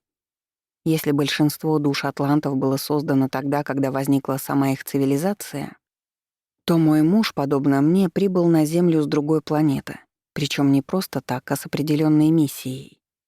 Небольшое примечание. Уточню один важный момент. Когда я пишу, что большинство душ атлантов было создано для проживания в их цивилизации, то я не имею в виду, что раньше эти души никогда не существовали. Нет, поскольку жизнь души вечна и бесконечна, то ее невозможно создать в прямом смысле этого слова, так же, как и уничтожить. Тем не менее, распространена следующая практика. Души после обнуления, то есть в начале определенного цикла развития, притягивают в какую-то реальность, где создается новая цивилизация. Им всем придают определенные характеристики, поэтому такие души похожи друг на друга. Конечно, у них есть своя индивидуальность, но по причине их массового сотворения они во многом схожи. У атлантов было именно так. Души большинства из них были созданы именно на Земле. Да, многие из них смутно вспоминали свои давние циклы развития, другие миры и планеты. Но все же это давнее прошлое практически не накладывало отпечатки на их характер и мировоззрение. А если вернуться к моему супругу, то его душа не была родом из Атлантиды, и позади у него было множество различных приключений. В Атлантиду его отчасти командировали, отчасти сослали из более развитого общества за какие-то не самые благородные дела. Но в отличие от меня, у мужа была определенная миссия. Ему изначально оставили более высокий уровень развития, чтобы он мог участвовать в управлении Атлантидой и применять на Земле свои прошлые навыки и наработки. Однако, по его словам, он вскоре понял, что попал в ловушку. Как я уже писала, мой муж отличался прямолинейностью и цинизмом, поэтому и мысли свои выражал соответствующе. Он признался мне, что вскоре после прибытия, проанализировав всё, почувствовал себя крысой, которую забросили на тонущий корабль. Это максимально близкое выражение из нашего языка, которое передает его тогдашнюю мысль. Почему он пришел к таким выводам? Дело в том, что создатели атлантов замахнулись на очень высокие результаты, но в итоге поняли, что их план не сработает. Они попытались создать на довольно низкочастотной планете Земля высокоморальное и справедливое общество, где души людей будут нацелены на развитие и на тягу к прекрасному. Так и вышло, но при этом вибрации Атлантиды вступили в очень большой диссонанс с другими параллельными реальностями Земли, а также с окружением их ближайших цивилизаций. Этот рукотворный рай с одной стороны прекрасный, а с другой беззащитный под натиском более темных сил и энергий, не мог продержаться слишком долго. Во всех вариантах будущего, которые были видны моему мужу через закрытые информационные базы, цивилизация атлантов тем или иным способом прекращала свое существование. Кураторы атлантов, очевидно, довольно давно это знали. Поэтому пытались по мере сил, если не предотвратить этот крах, то хотя бы подстелить соломку. К примеру, они немного поменяли тип излучения пирамид, чтобы укрепить средний спектр вибраций атлантов, отвечающий за энергетическую мощь их тел и развитие технологий. Это могло бы помочь в случае, к примеру, вторжения более технократической цивилизации и необходимости использования различного оружия. Однако все эти меры, по мнению моего мужа, все равно не могли спасти Атлантиду. Настроен он был весьма пессимистично и считал, что печальный конец нас ждет в любом случае. Тем не менее, это не мешало ему вовсю стремиться в высший совет, чтобы хоть как-то помочь в этой ситуации по мере своих сил. Глава 24. Эпоха перемен. В жизни как отдельно взятого человека, так и огромной цивилизации рано или поздно наступает эпоха перемен. Иначе говоря, приходит то время, когда перестают работать некоторые старые правила, и нужно создавать новые. Сейчас в своем рассказе я приближаюсь к описанию подобного периода в жизни Атлантиды.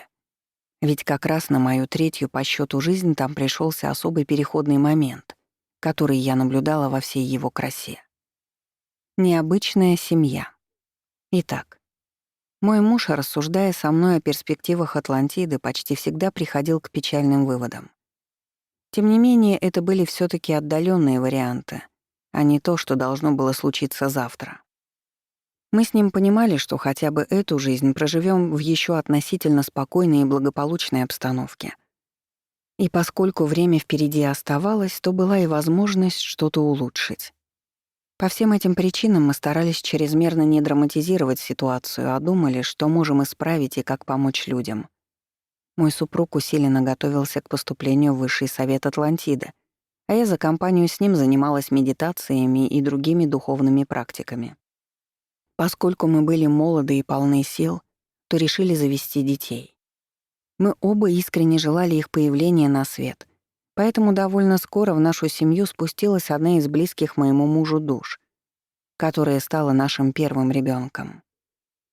Меня наш сын тоже очень любил, но я с самого начала видела и понимала, что с отцом его духовное родство гораздо ближе.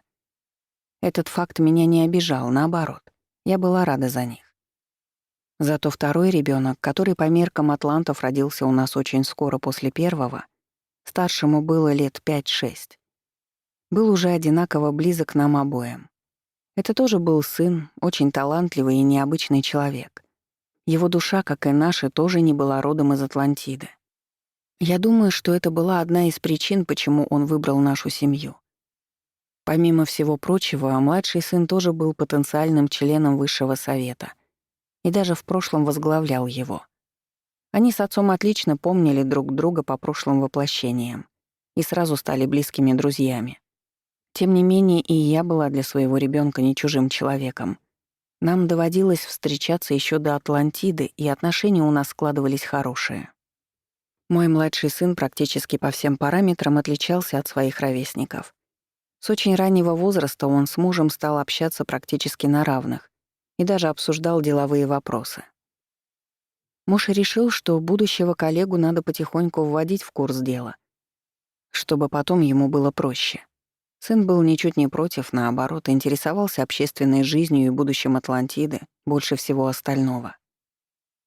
Я поначалу переживала, что у моего мальчика не будет детства, и он сразу окунется во взрослую жизнь со всеми ее проблемами.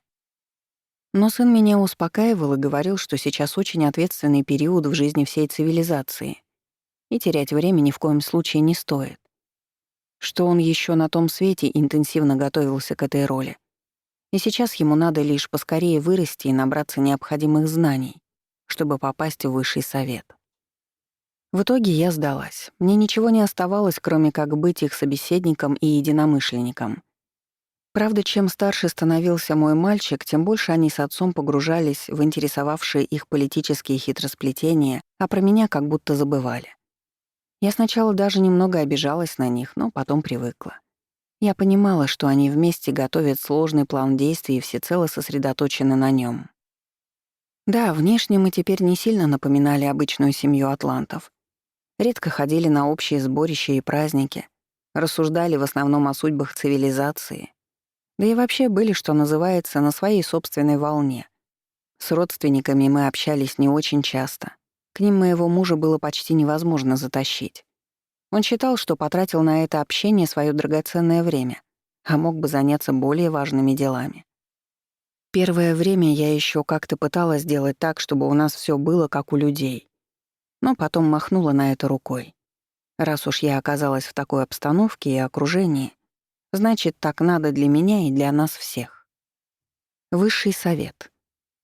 Несмотря на то, что мой муж быстро достиг необходимого уровня и сдал все экзамены, его довольно долгое время не хотели принимать в Высший совет.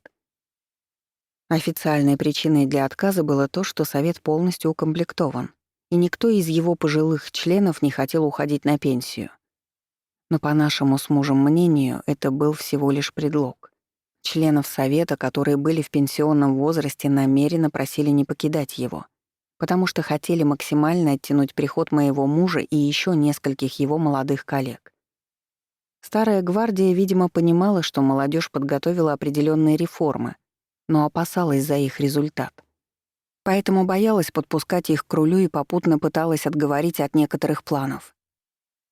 В итоге обстановка сильно накалилась. Муж стал приходить в совет и практически наезжать на его членов, говоря, что они теряют драгоценное время и ничего не делают. Ему отвечали, что не хотят рубить с плеча и ждут соответствующих указаний от кураторов, чтобы лишний раз не рисковать нововведениями. После многочисленных бесед на эту тему мой супруг разругался с советом в пух и прах и больше не хотел общаться с ними. Поскольку он отличался прямолинейностью, то успел в пылу обиды назвать их трусами и тугодумами, которые привыкли надеяться на других и не желают брать на себя ответственность. Не знаю, сколько бы еще продолжалось это противостояние, но все прояснил очередной приезд кураторов. Они провели основательную ревизию Высшего Совета, особенно в отношении управляющих, которые в него входили. А помимо них там была примерно половина жрецов. Так вот, верховного управляющего, который выступал как самый главный член Совета, наряду с верховным жрецом, сместили с должности и отправили на пенсию. Вместо него поставили друга и соратника моего мужа, а его самого тоже взяли в Совет. Причем, что интересно, свою должность новый верховный управляющий получил временно. Он был кем-то вроде исполняющего обязанности.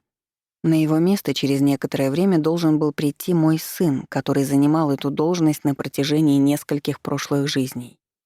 Но пока он был еще очень молод, его временно заменял друг моего мужа. Самым важным в этих перестановках был следующий факт. Новыми назначениями кураторы признали необходимость тех реформ, которые готовила новая команда. Мой муж, сын и их коллеги. То есть дали им отмашку и выразили согласие с их будущими действиями. Большие перемены. Я подозреваю, что к этому моменту читатели уже достаточно заинтригованы. Что же конкретно придумал мой супруг и его соратники? И как это отразилось на будущем Атлантиды? Наберитесь терпения. Обо всем расскажу по порядку. Начну с того, что основные преобразования должны были произойти сперва на энергетическом уровне. Поскольку Атлантида и управляющие ею люди были гораздо выше по развитию, чем наше теперешнее общество, то начинали они именно с тонкоматериальной составляющей, а не с каких-то резких физических действий. Решено было, что общество атлантов необходимо будет переформатировать определенным образом. Я сейчас опишу те детали этого плана, которые мне удалось вспомнить. Хотя, возможно, в нем было еще немало нюансов. Итак. Во-первых, планировалось усилить коллективные связи людей друг с другом и взаимную поддержку. Это, несомненно, и так было присуще атлантам, но все же они чересчур привыкли надеяться на вышестоящие силы — жрецов, кураторов, наставников на тонком плане и так далее. А нужно было, чтобы они в трудную минуту учились сплачиваться и действовать сообща, вместо того, чтобы замирать в ожидании указаний сверху. Смысл был в том, чтобы в случае перебоев связи с тонкими планами, которые могли устроить враждебные силы, и невозможности получить установки от руководства Атланты, были бы готовы бороться самостоятельно. Вторая часть плана — это интенсивное обучение обычных граждан практическому использованию земных энергий и стихий. Рядовой атлант в будущем должен был уметь быстро раскачать свою энергетическую мощность за счет притяжения энергии астрала и эфирного плана. Ведь, по сути, за всеми природными проявлениями кроется огромная масса энергии. К примеру, та же самая вода. Чтобы управлять ей, то есть уметь вызвать силой своей мысли течение, волны и прочие подобные вещи, нужно на какой-то момент слиться с энергией этой стихии и из более тонких планов вызвать ее движение. То есть мысленно растянуть свое сознание и объединить его с энергией воды на эфирном астральном уровне и оттуда осуществить временное управление. Помимо этого, управление водой возможно и через связь с природными духами, то есть астральными сущностями, обитающими рядом с ней. Одним словом, в этой области есть немало тонкостей, так же, как и в том, чтобы временно получать власть над другими стихиями. И атлантам желательно было как можно лучше овладеть всеми этими знаниями. Небольшое примечание. Сейчас, наверное, многие читатели спросят, раз все так относительно просто, почему в нашем мире почти никто так не может сделать? Или же это получается у единиц? Тут множество причин. И отсутствие нужных знаний, и практически полностью закрытое видение тонких энергий. Но, пожалуй, самое весомое обстоятельство — это невозможность наших тел пропустить через себя необходимую энергию, чтобы создать необходимый импульс для управления стихиями. Наши энергетические каналы устроены так, что нам крайне сложно открыть их полностью и пропускать через себя мощные потоки энергии. Это может буквально разрушить организм. Такое может получиться лишь у тех, у кого одновременно высокий уровень духовного развития и более совершенная по сравнению с большинством ДНК. А таких людей очень и очень немного. У атлантов и тела были другими, и знаниями они обладали гораздо более глубокими, поэтому стихиями им было под силу управлять. Но это я сейчас немного отвлеклась. А если вернуться к тогдашней ситуации, то атлантам требовалось совершенствовать свои навыки управления стихиями, чтобы в случае нападения враждебной цивилизации они могли дать отпор таким образом. Поскольку оружия так такового у них не было и начинать его разработки не было смысла. Не тот менталитет, да и время было упущено. то единственным вариантом в случае войны было использовать в качестве орудий силу стихий. Третья и самая важная часть плана — это открытие общей массе атлантов некоторых сведений об общем будущем, то есть рассказ о том, что в грядущем существует вероятность не очень приятных событий, и нужно постараться смягчить удар и подготовиться к определенным неприятностям. Тут у некоторых читателей опять может возникнуть вопрос. Раз атланты видели будущее, то почему они не могли сами обо всем узнать? В действительности все обстояло не так уж просто. Да, атланты видели грядущие варианты своей жизни и судьбы. Но крах их цивилизации находился в весьма отдаленном будущем, сведения о котором были в закрытых для большинства из них информационных базах. Поэтому о таком раскладе простые граждане на тот момент не подозревали. Оповещение о предстоящих проблемах было самым сложным моментом, потому что тут нужно было буквально пройти по острию бритвы. Нельзя было взять и рассказать обо всех деструктивных вариантах разом и сильно всех напугав. Так было крайне опасно делать, потому что коллективное сознание обладает очень большой силой. И если бы все атланты одновременно стали думать о самом плохом будущем и бояться его, то это во много раз увеличило бы вероятность того, что события пойдут по тому самому деструктивному сценарию. Именно поэтому, а не по причине какой-то скрытности, до поры до времени обществу не сообщали плохие новости. С другой стороны, кое о чем люди уже должны были знать, чтобы готовиться к грядущим переменам. Им нужно было понимать серьезность положения, чтобы повысить бдительность и начать развивать необходимые навыки самозащиты. Да и в целом знать, что сильно расслабляться в ближайшее время не следует. Эту информационную часть всецело доверили жрецам. Поскольку они имели наибольшее влияние на сознание рядовых атлантов, то им проще всего было донести до них определенные вещи. На заседании Совета Верховный Жрец сообщил, что работу с населением они берут на себя. Тогда казалось, что весь план вполне продуманный, и выполнить его — всего лишь дело техники. Однако, как выяснилось позже, именно с этого момента начались сложности, которые в будущем привели к весьма непредсказуемым последствиям. Глава 25. Обманутые надежды. Судя по жизнеутверждающему названию этой главы, читатели уже, наверное, догадались, что сейчас речь пойдет о каком-то большом разочаровании. Скажу даже больше, и вспоминать и описывать те события для меня довольно болезненно. Однако я понимаю, что это нужно сделать. В них кроется важная информация о прошлом Атлантиды, и мне хотелось бы ею поделиться. План, продуманный до мелочей. Когда мой муж и его соратники составляли план спасения Атлантиды, они, конечно же, не надеялись, что их задумка поможет полностью избежать негативного будущего. Но все же они хотели, по мере возможностей, смягчить удары и избежать самых тяжелых последствий. Их план состоял из нескольких главных моментов. Сплотить людей, научить их обращаться со стихиями, чтобы в случае опасности использовать их как оружие, а также рассказать о том, что в грядущем возможны некоторые неприятности, и к ним надо быть готовыми. Однако все вышеописанное было внешней частью плана, то есть действиями, которые нужно было сделать в ближайшее время для его реализации. Можно было назвать их верхушкой айсберга, а на самом деле работа моего мужа и его команды была гораздо сложнее. Они должны были, как шахматисты, просчитать все будущие последствия этих шагов и продумать множество вариантов развития событий, к которым могут привести их антикризисные меры. Поэтому всей команде пришлось проделать воистину огромную работу. Они подготовили и загрузили в соответствующее информационное поле все будущие сценарии, а также свои действия в этом случае.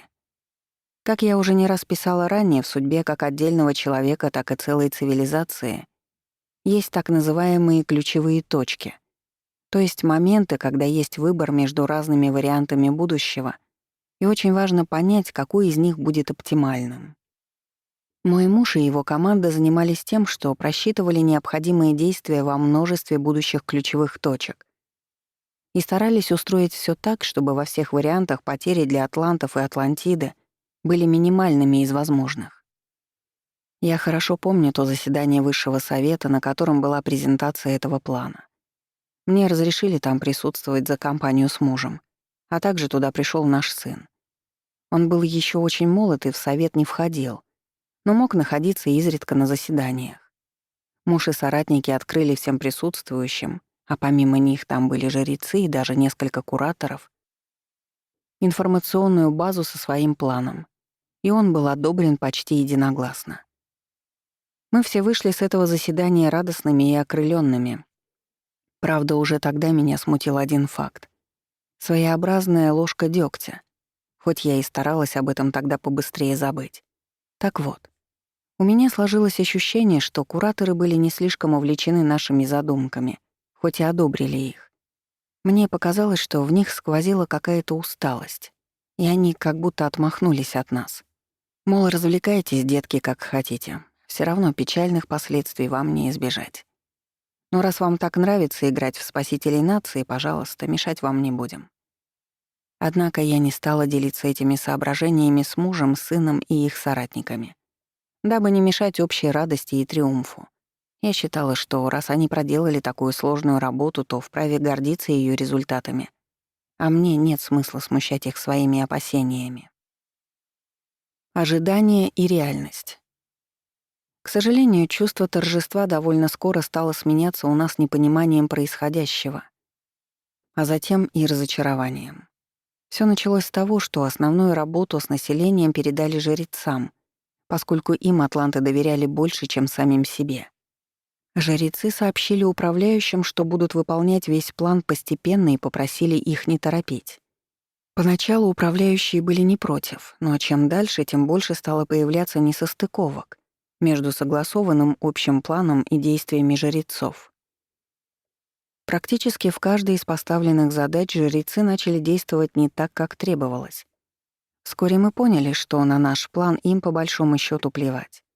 У них изначально был свой, и они решили выполнять именно его. Что же жрецы делали не так, могут спросить читатели. На мой взгляд, практически всё. Во-первых, вместо того, чтобы, как договаривались, развивать у рядовых атлантов чувство самостоятельности и взаимной поддержки, жрецы стали усиливать в массах поклонение самим себе. Они стали устраивать во всех городах многолюдные коллективные медитации, где просили атлантов направлять в их адрес, то есть конкретному жрецу, храму или даже какому-то артефакту, свою энергию. Они говорили людям, что в будущем могут наступить некоторые сложности, поэтому нужно обязательно создать своеобразные хранилища энергии, чтобы затем её можно было бы пустить на благие дела. Правда, они не уточняли при этом, что данная энергия, в основном эфирная и астральная, переходит исключительно в их пользование, и что распоряжаться ей в случае чего будут исключительно жрецы.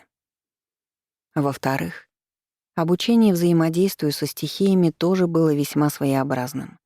Вместо того, чтобы учить атлантов действовать самостоятельно и использовать энергию своего намерения, жрецы и здесь решили стать посредниками. Они говорили, что для управления стихиями нужно подключиться к общей энергетической базе и взять мощности оттуда. При этом подобными хранилищами распоряжались сами жрецы, и в случае чего они могли закрыть их для простых людей и оставить туда доступ лишь для избранных, то есть для самих себя. Был еще один метод изменения окружающей обстановки — через заряженные артефакты. Но ими опять же владели в основном жрецы, и выдавать другим в пользование эти устройства могли лишь изредка. Вот и получалось, что жрецы как будто бы чему-то обучали людей, но по факту лишь показывали им, что без чуткого руководства жрецов у простых атлантов ничего не получится. В-третьих, информация о будущем из уст жрецов тоже звучала по-другому, чем планировалось изначально. Они рассказывали, что идет интенсивная смена эпох и наступает эпоха единства, когда всем нужно максимально синхронизировать общие помыслы. Конечно, их никто и не просил пугать народ, но все же они стали высказываться о будущем настолько туманно, что люди практически не увидели в нем опасности. Атланты думали, что их ждут разве что легкие неприятности, но вера в лучшее и единство помогут им все преодолеть. Конфликт в Совете. Поскольку чем дальше, тем больше действия жрецов уходили от изначального плана, то команда моего мужа решила поговорить с ними на чистоту и попытаться повлиять на них. В тот момент мой сын уже достаточно повзрослел для того, чтобы его назначили верховным управляющим. Кстати, он стал одним из самых юных руководителей за всю историю. Вместе с отцом и соратниками на особом заседании сын решил немного потрясти жрецов и потребовать от них объяснений. Почему они все делают вопреки плану? Это в итоге ни к чему хорошему не привело. Жрецы стали говорить, что они всецело за план, но так уж вышло, что по ходу действий им пришлось вносить в него корректировки. А так они с огромным уважением относятся к управляющим и их талантам. Просто решили немного помочь им и добавили некоторые свои идеи. Одним словом, управляющие битый час пытались доказать, что жрецы выполняют вообще не тот план. А они в ответ изворачивались и говорили, что план тот самый. Просто они стараются и помогают, чем могут. В определенный момент стало понятно, что управляющих, по всей видимости, просто обвели вокруг пальца. И сделать с этим что-либо было сложно, потому что практически все рычаги влияния и полное доверие населения находились на стороне жрецов. При этом верховные жрецы на совете излучали в отношении управляющих лишь благость и любовь. Никаких негативных эмоций. Они, очевидно, прекрасно знали, что настоящая власть за ними, и именно они вправе принимать все самые важные решения. Поэтому гневаться на управляющих им никакого смысла не было. Зачем тратить зря свою энергию? Возможно, я так эмоционально описываю этот момент из-за того, что он очень задел тогдашнюю меня. И кто знает, может, жрецы действительно были правы, и их план был лучше. Мне сложно сейчас судить. Тем не менее, я до сих пор считаю, что, несмотря на внешнюю любовь и благость, они повели себя подло. И мне до сих пор очень больно и обидно вспоминать те далекие события. О том, как разрешилась ситуация. Единственная надежда у управляющих после этого разговора была на то, что в очередной свой прилет кураторы вмешаются и направят жрецов в более правильное русло. Ведь, по сути, кураторы были единственными, кто в Атлантиде был выше жрецов по положению. И вот настало долгожданное время их приезда. Собрали большое заседание Высшего совета, и я тоже присутствовала на нем. Кураторы выслушали подробный отчет от жрецов и управляющих о последних нововведениях и о том, как применяется план на практике. В итоге они похвалили всех в совете и заявили, что вы большие молодцы. После этого мой сын решил выступить с речью, где докладывал, что жрецы очень сильно переделали под себя изначальную задумку, и она изменилась почти полностью. Он попросил кураторов выступить арбитрами в этом вопросе и рассудить этот конфликт. Я помню, как мы все с замиранием сердца ждали их ответа. Он последовал почти сразу, нам не пришлось долго томиться в неизвестности. Кураторы заявили, что, на их взгляд, все идет просто прекрасно, и никаких претензий у них нет. А управляющим стоит поучиться у жрецов мудрости, а также умению работать в команде без перехода на личности и взаимных упреков. Вот, собственно, и весь их ответ. Да, управляющие ожидали чего-то похожего, но все же по итогам были очень расстроенными. Больше всех были подавлены муж и сын, ведь они годами готовили свой план, вложили в него всех себя, а в итоге он оказался никому не нужным. В завершении этого заседания совета мы все по традиции обменялись благодарностями и хорошими пожеланиями. Но на душе у всей моей семьи было очень тяжело, и мы поспешили поскорее покинуть общее сборище, чтобы направиться домой. Глава 26. От сложного к простому. Когда мы вышли с того самого заседания, мне было обидно и горько. Но все же я знала, что это весьма логичное развитие событий. Как говорится, когда корабль начинает тонуть, то начинается битва за шлюпки, где каждый использует свою силу и власть для того, чтобы получить наилучшие условия. Я понимала и стремление жрецов получить больше возможностей напоследок, и усталость кураторов от всей этой бесполезной для них возни. Это было ожидаемо. Дело шло не к самому лучшему исходу, и они старались как могли смягчить для себя его последствия. Вдобавок ко всему у меня были еще свежи воспоминания о прошлых приключениях вдали от Земли. А там творилось такое, что вся эта история по сравнению с теми ужасами казалась мне милым детским спектаклем. Поэтому мне осталось лишь сказать себе, что все могло быть и хуже, принять текущую ситуацию и жить дальше. Если честно, больше всего меня волновали в ту пору не какие-то политические решения, а состояние близких мне людей, мужа и сына. Мне было очень жаль их, ведь они столько лет разрабатывали свой план, а он оказался никому не нужен. И я переживала, как бы столь сильное разочарование не ударило по ним. Как выяснилось позже, в случае с мужем мои опасения не были беспочвенными. Вскоре после описанных событий он покинул совет. Его отправили на пенсию. И именно в этот период у него начались серьезные проблемы со здоровьем. Атланты, даже пожилые, довольно редко болели и доживали свой век относительно комфортно. Однако моему мужу в этом плане не повезло. Из-за сильного стресса и разочарования, которое он тогда получил, его стали мучить сильные боли во всем теле. Их можно было бы описать как фантомные, то есть они не были связаны с каким-то конкретным заболеванием. Таким образом, просто высвобождалась вся отрицательная энергия, которая долго копилась в его тонких телах. От этих болей муж очень страдал, помогало ему только длительное нахождение на природе, где его состояние слегка гармонизировалось. Однако потом мысли о прошлых разочарованиях все равно возвращались, и все начиналось заново. Лекарства тут помочь не могли, потому что боли были вызваны именно внутренними энергетическими процессами. Оставалось только решать эту проблему, когда она возникала. Уезжать на природу, медитировать и пытаться растворить в окружающем мире свое напряжение.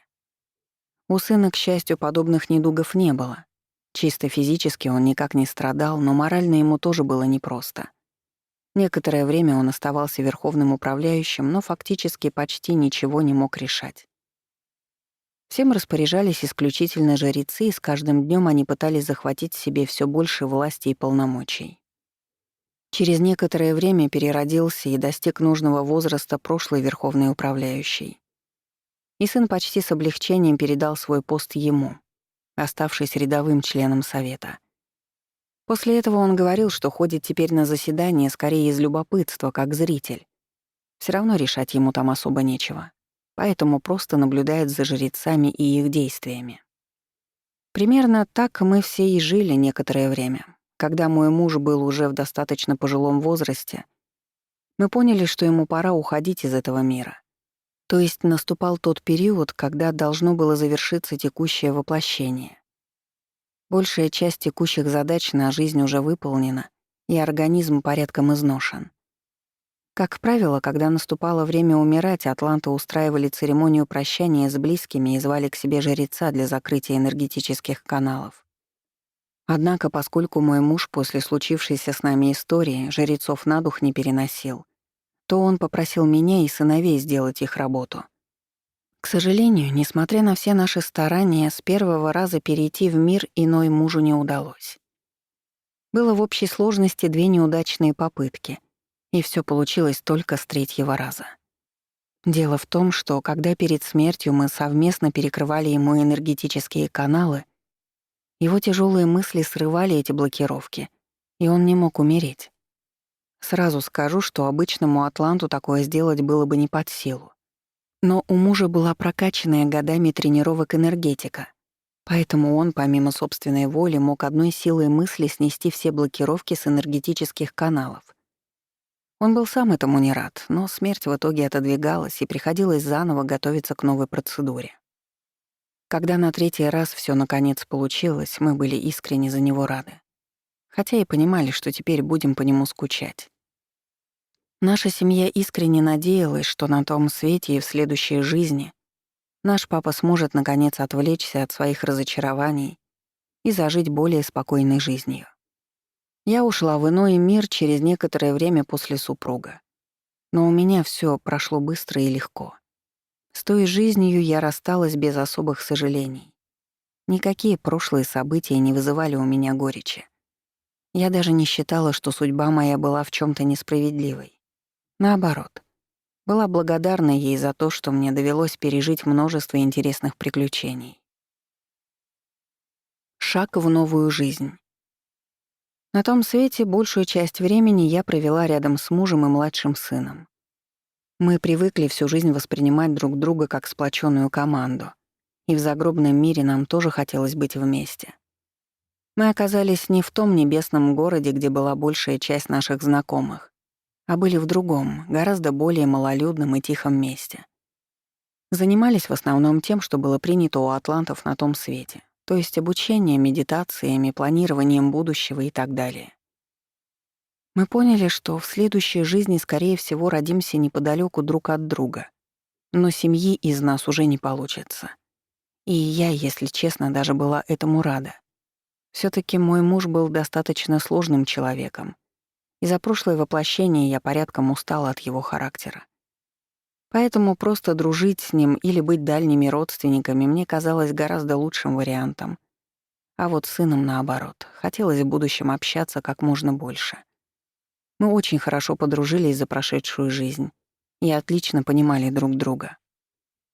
А еще нам всем очень хотелось быть подальше от высшего совета, политики, интриг и прочих хитросплетений, потому что они очень утомили нас в прошлый раз.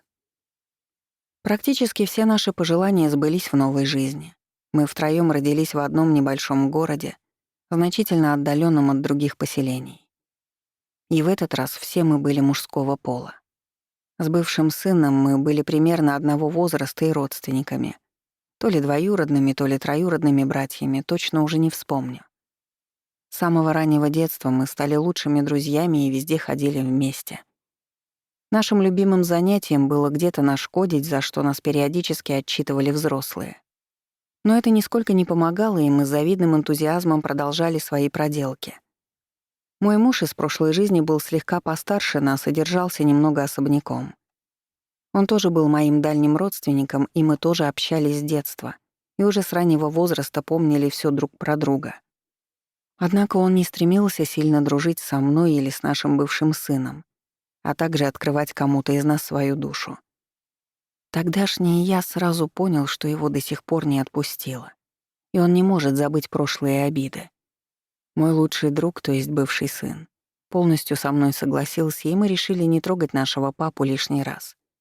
Кто знает, может, мы одним своим присутствием навеваем ему тягостные мысли. Тем не менее, изредка мы всё же с ним общались и всегда переживали за него как за близкого нам человека. Несмотря на наличие определённых неприятных воспоминаний из прошлого, в тот раз моё детство прошло весьма неплохо. Юные годы были полны забав и проказ, но при этом остались тем счастливым временем, которое запомнилось надолго.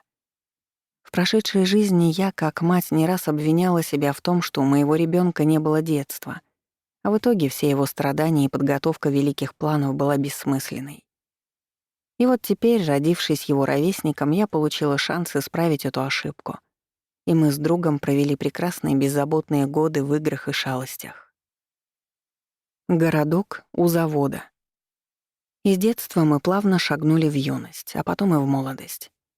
Хоть в той жизни вся наша компания опять родилась в касте управляющих, ни на какие должности в высшем совете никто из нас даже близко не претендовал. Мои бывшие муж и сын еще в загробном мире отказались от подобных привилегий. А меня, что называется, никто и не звал. Поэтому и гордо отказываться не пришлось. Но тогдашнему мне ничего подобного и не нужно было. Политика меня интересовала слабо. В моей семье почти все тогда трудились на производстве, и я предполагал, что там же буду работать и я, как повзрослею.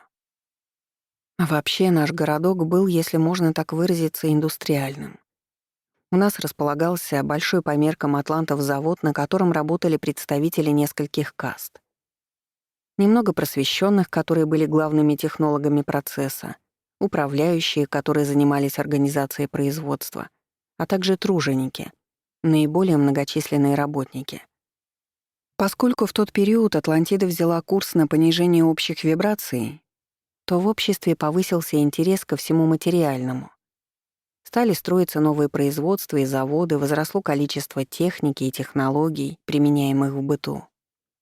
Тот же самый наш завод, к примеру, раньше был очень небольшим производством, но потом значительно разросся и на момент моего рождения был уже довольно крупным предприятием. Чем он занимался? По большей части производством специальных высокотехнологичных пластин, которые потом использовали в разных устройствах. Эти пластины были своего рода проводниками, которые можно было зарядить разным типом энергии. К примеру, в комплекте с небольшим антигравитационным чипом пластина усиливала его действие и устраняла гравитацию. В сочетании с другим устройством она могла быть проводником беспроводного электричества, которое было в ходу у атлантов. Также пластины могли работать как магниты, как детали определенных устройств и так далее. Они были весьма универсальным инструментом. К сожалению, исходя из моих теперешних скромных знаний по технической части, мне сложно детально описать эти пластины. Поэтому я делаю это в общем. Могу еще добавить, что они, в зависимости от будущего применения, имели разную форму и размер, но при этом их изготавливали из одного и того же сплава металлов. Металлы плавили в специальных котлах, но без использования жара или высокой температуры. В котле, то есть особой ёмкости, создавалось специальное излучение, которое размягчало металлы, а затем из их сплава изготавливались сами пластины. Задачей тружеников было вручную изготовить пластину нужного размера и характеристик. Они работали в специальных перчатках, которые помогали обращаться с еще мягким металлом и придавать ему нужную форму. Управляющие, к примеру, мои родители, были ответственными за организацию работы в целом. Они следили за технологией производства, отправляли при необходимости отчеты в другие города и помогали труженикам правильно построить весь процесс. Периодически на завод приезжали несколько просвещенных, которые контролировали качество поставляемого металла, всю технологию производства, а также конечный результат, то есть то, насколько правильно были сделаны сами пластины.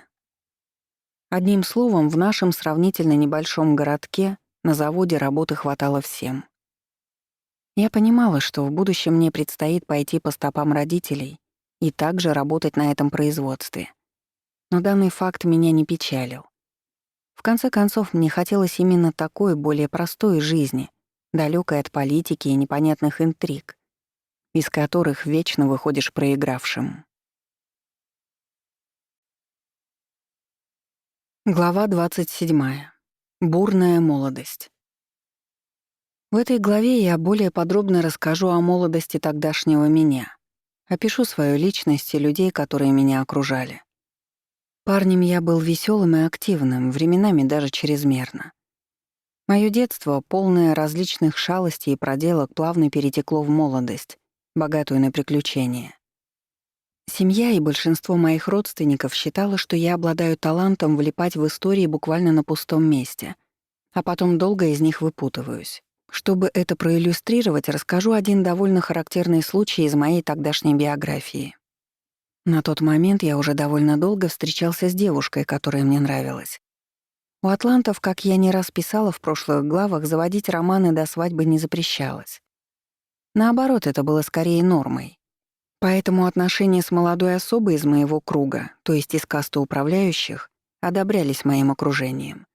А некоторые родственники уже даже рассчитывали вскоре погулять на нашей свадьбе.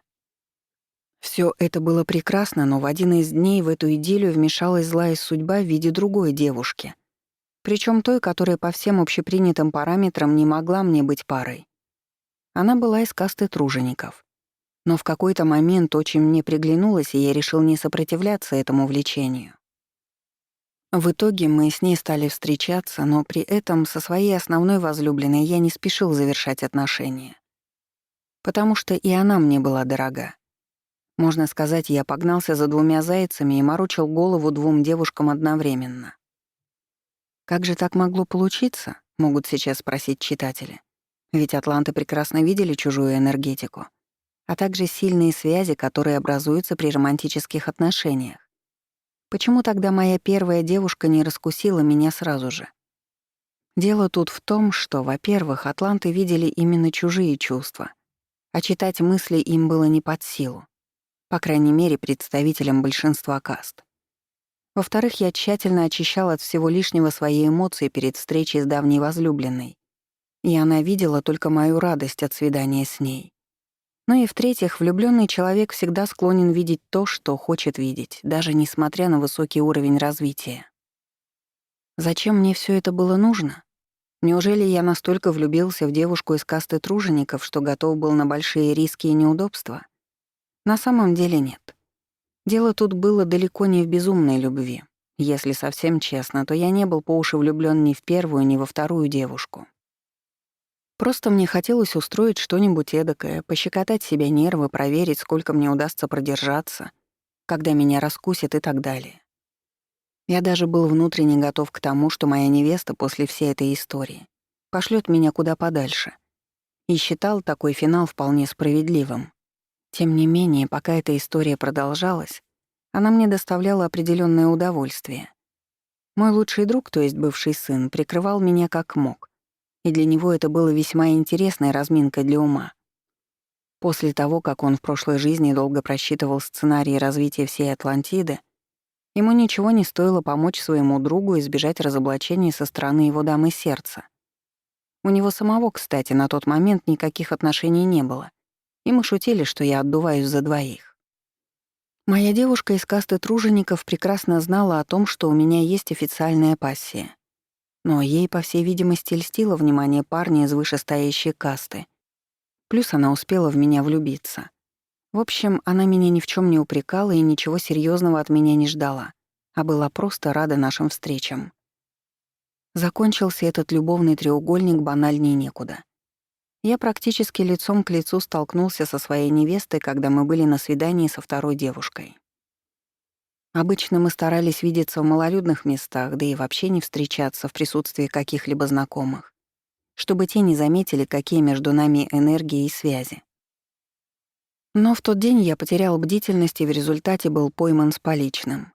Отпираться было бессмысленно, поэтому я рассказал всё как есть. И оставил перед основной девушкой выбор, как со мной поступить. Мне было неудобно перед ней, к тому же скоро обо всём узнали наши многочисленные знакомые. Многие из них осудили меня, сказав, что я поступил низко.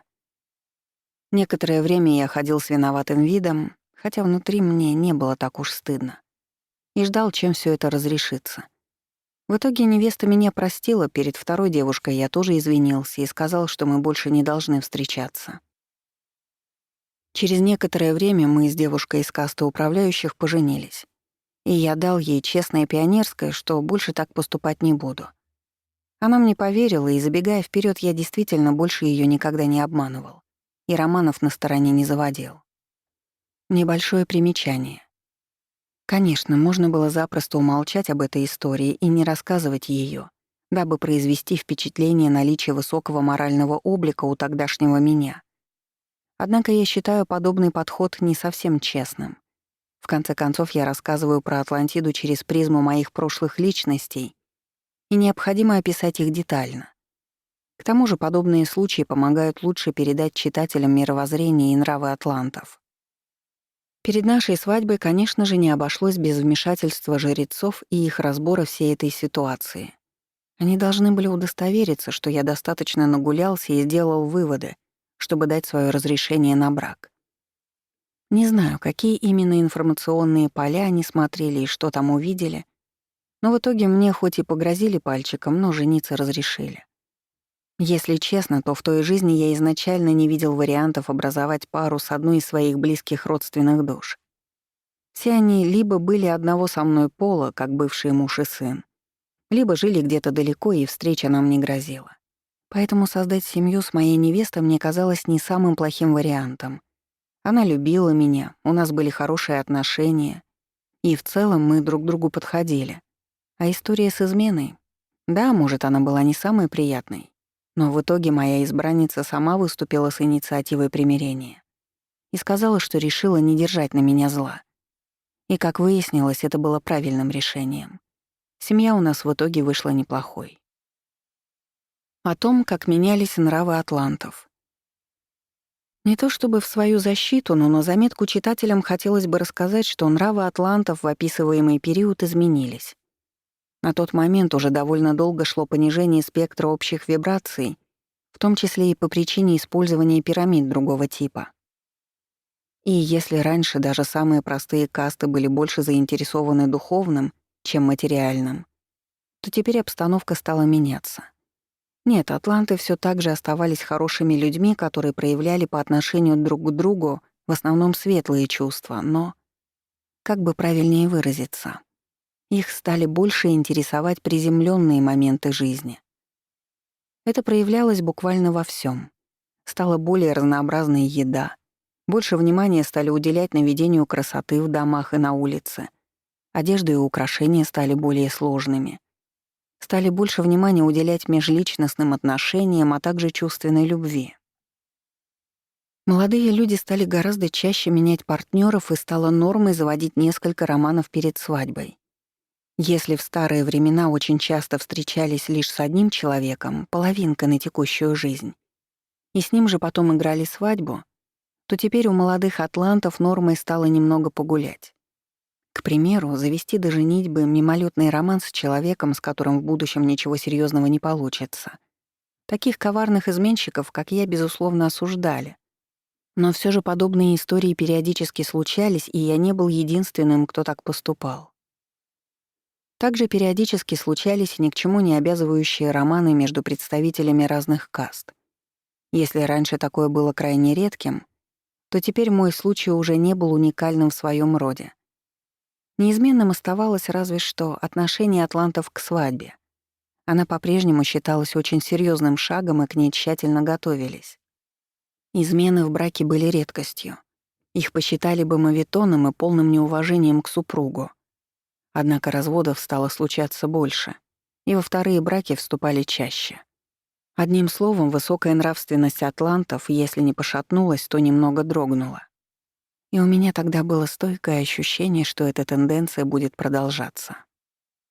О жрецах и духовных группах. При рассказе об изменениях в жизни атлантов нельзя обойти такой важнейший момент их жизни, как взаимодействие со жрецами. Несмотря на то, что практически во всех моих жизнях отношение к жрецам у меня было в лучшем случае нейтральное, а в худшем — отрицательное, все же рассказать о них я попытаюсь беспристрастно, отталкиваясь лишь от фактов. Итак, в описываемый период зависимость атлантов от жрецов усилилась. Точнее, даже будет сказать так. Их стали еще больше пускать в повседневную жизнь и спрашивать у них во всем совета. Безусловно, к их словам прислушивались и раньше, но теперь появилось множество промежуточных проверок, когда жрецы измеряли духовный уровень атлантов и выносили свой вердикт. Яркий пример. Раньше жрец встречался с ребенком в подростковом возрасте и давал ему советы, какую профессию в будущем лучше выбрать. Однако теперь эта процедура весьма усложнилась и видоизменилась. Подростков на некоторое время приводили в храм, где они должны были провести несколько дней, а иногда и недель. Все это время молодые люди участвовали в коллективных медитациях, обменивались энергией друг с другом, со жрецами, а также жертвовали какую-то ее часть на нужды храма. Вскоре после прибытия ребят разделяли на команды, где вместе собирали наиболее схожих между собой и близких по духу людей. Эти духовные группы должны были выполнять в период обучения различные задачи, а в будущем общаться между собой и поддерживать контакт. Внутри духовных групп, в которых обычно было от 3 до 7 человек, в среднем 5-6, распределяли роли, то есть были те, кому полагалось заниматься более важной и ответственной работой, а были и другие ребята, которые в основном занимались исполнением чужих поручений. Предполагалось, что таким образом подростки смогут имитировать реальную жизнь и рабочие процессы, в которых будут участвовать в будущем, а также поймут в них свою роль. Жрецы наблюдали за тем, как духовные группы выполняли различные задания. Это были и медитации, и проживание различных ситуаций в форме игры, и общение друг с другом, и множество других вещей. По итогам этих испытаний при храме каждому подростку давалась определенная характеристика, которую он проносил практически через всю дальнейшую жизнь. В финале каждому участнику духовной группы жрец давал индивидуальные рекомендации исходя из которых выбирали первую профессию, а также делали важные выводы на дальнейшую жизнь. Помимо материальной составляющей, духовная группа также получала определенные задания и для взаимодействия с тонкими планами.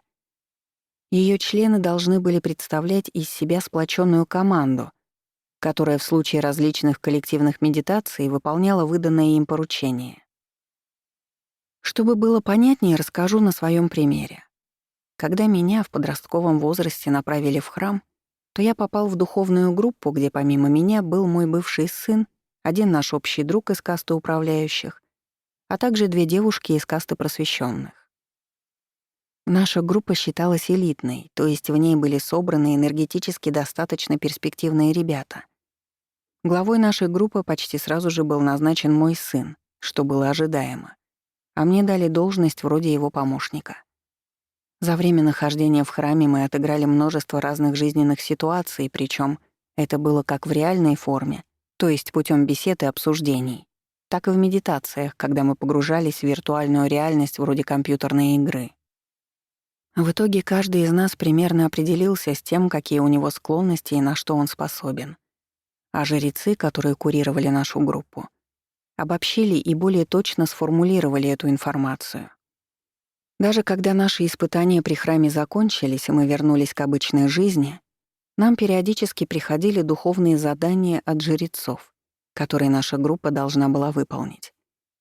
К примеру, на медитациях во время общих праздников или перед ними мы должны были сформировать своими мыслями определенную энергетическую конструкцию. Это могла быть какая-нибудь позитивная и конструктивная мыслеформа, которая долго висела в общем энергетическом фоне и улучшила его. А могла быть помощь какому-нибудь пожилому родственнику, когда мы передавали ему энергию. В некоторых случаях мы и вовсе направляли свою энергию в адрес храма и жрецов, которых тоже полагалось поддерживать таким образом. Одним словом, наша духовная группа, как и многие другие, периодически работала на благо общества. Всё это происходило под контролем жрецов и во многих случаях по их заданию. И эта деятельность считалась ничуть не менее важной, чем работа по профессиям, которые у нас были. Глава 28. Артефакты атлантов. После бурной молодости и сомнительных историй, в которых мне довелось поучаствовать, я решил взяться за ум. Произошло это после свадьбы, когда я наконец остепенился. Работал я на тот момент так же, как и мои родители, а также большая часть населения нашего городка, на заводе, который производил пластинопроводники для различных устройств. Это было высокотехнологичное производство, на котором управляющие контролировали многие процессы, а также занимались аналитикой и готовили различные отчеты. На работе, так же, как и в повседневной жизни, я много общался со своим бывшим сыном, который теперь был моим лучшим другом.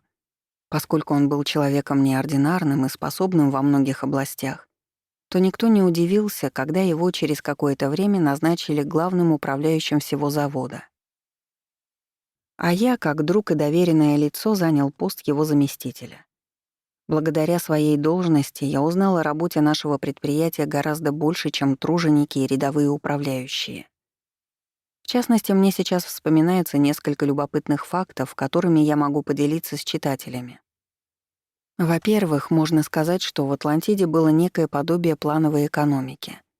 То есть то количество продукции, которое нужно было произвести, нам сообщали сверху. Причем эти планы должны были согласовывать не только управляющие самых высоких рангов, но также и кураторы. Второй интересный момент состоял в том, что состав сплава, из которого изготавливались пластины, не был постоянным.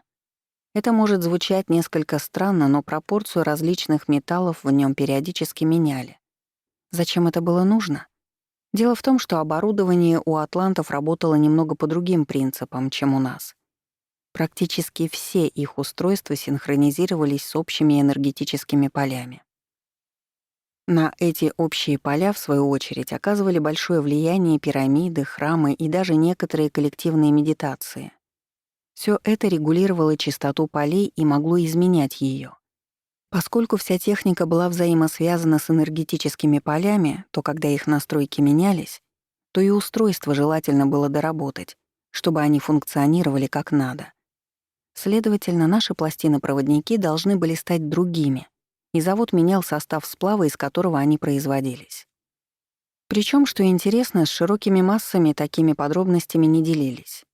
Вообще, в тот период в Атлантиде стали все меньше и меньше рассказывать простым людям об устройстве энергополей, их настройках и так далее. Основной упор делался на то, что всем надо коллективно направлять свои помыслы на благие дела, а также помогать жрецам в создании общих хранилищ энергии. Эта энергия, как сообщали людям, в будущем должна была идти на развитие атлантов и вообще быть запасом на всякий случай. Поэтому к ней надо было относиться очень ответственно. Рядовые граждане и правда старались сделать мир лучше и поступали так, как им говорили. А что касается меня, то мне еще в прошлой жизни стало ясно, что с этими сборами энергии не все так просто.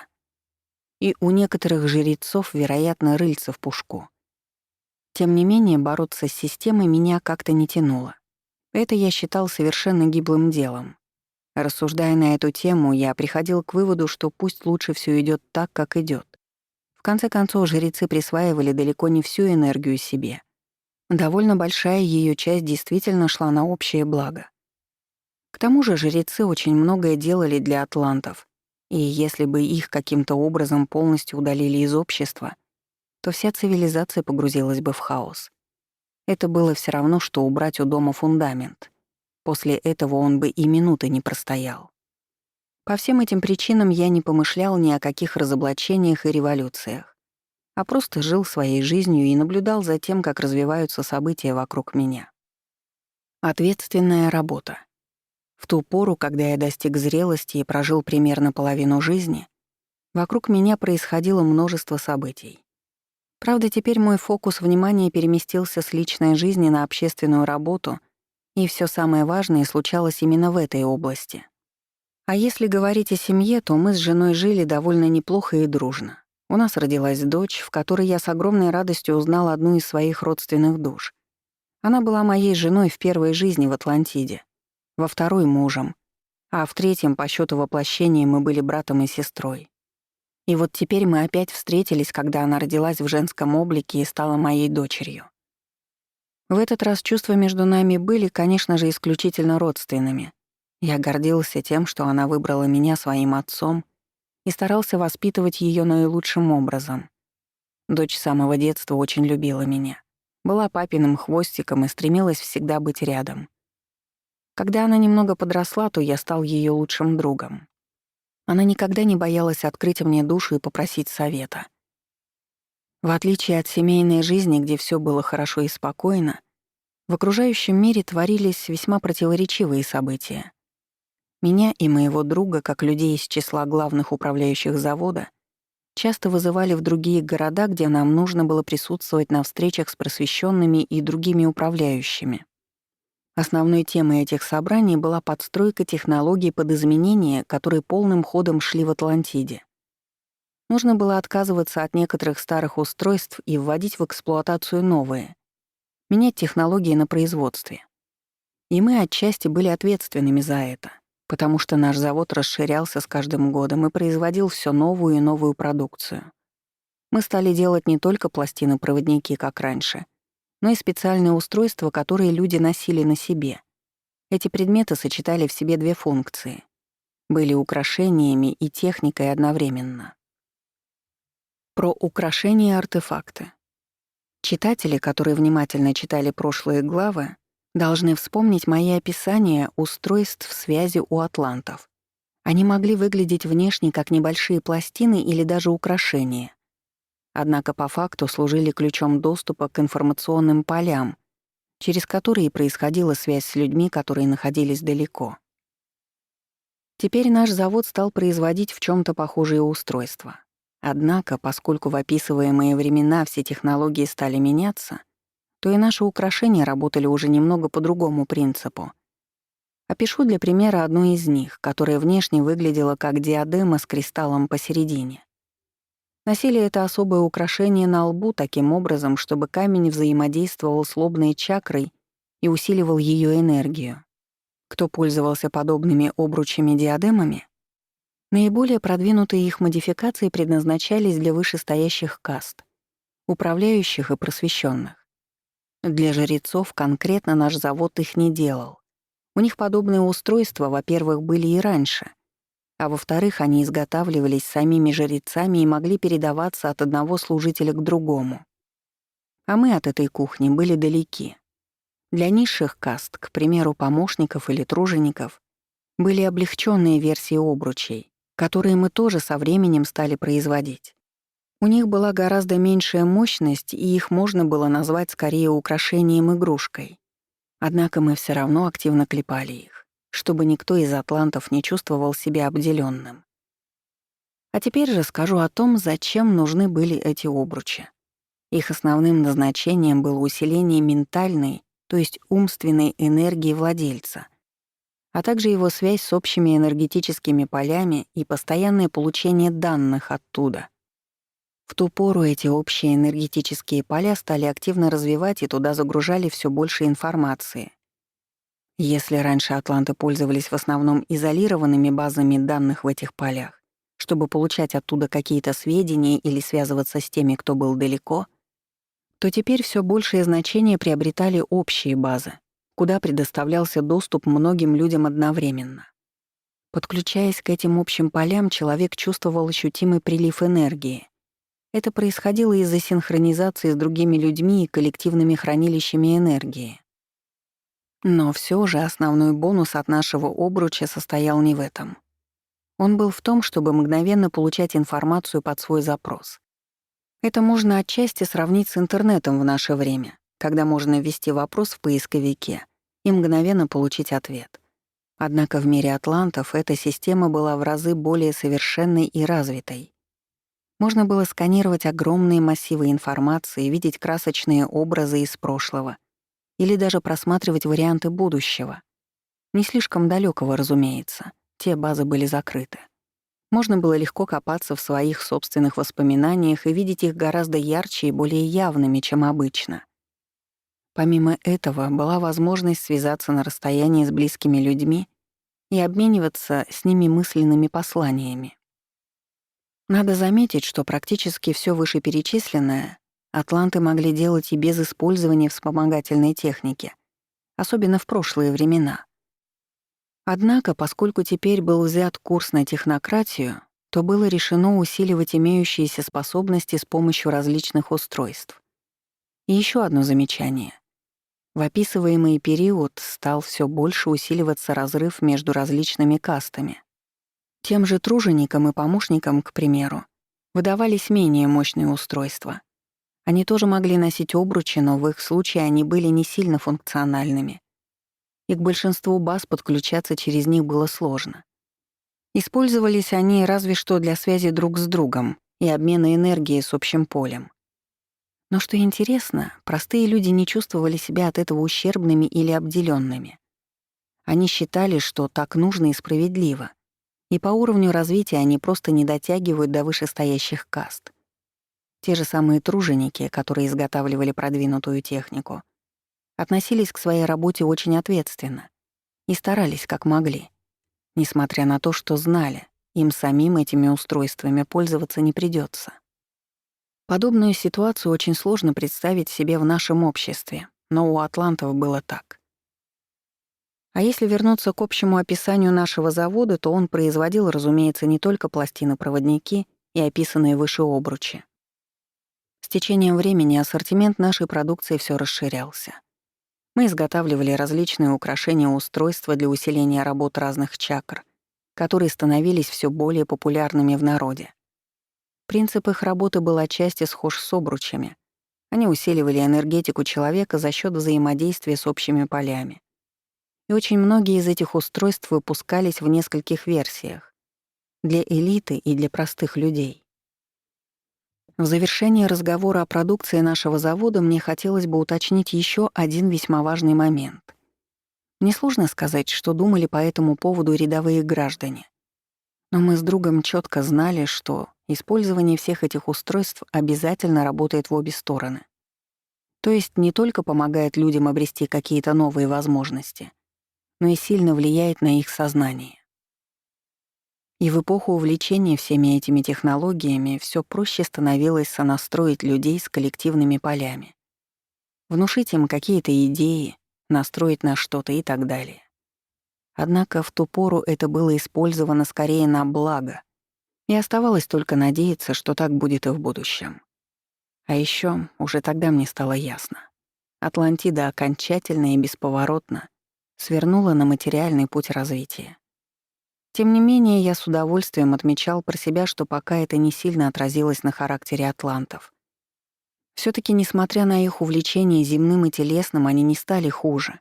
Они по-прежнему заботились друг о друге, проявляли терпимость и поддержку. Я не знал, сколько все это будет продолжаться, но радовался, что пока еще живу в довольно приятном и дружелюбном мире, где все действительно стремятся заботиться друг о друге. По крайней мере, у обычных атлантов было именно так. Глава 29. Авария в столице. Ну что ж, настало время рассказать о том, как завершилась моя 4-я по счету жизнь в Атлантиде и что произошло с ключевыми персонажами, которые были тогда рядом со мной. Мы с лучшим другом очень долгое время проработали на заводе, а ближе к пенсии нас позвали еще участвовать в совете, который управлял нашим городом.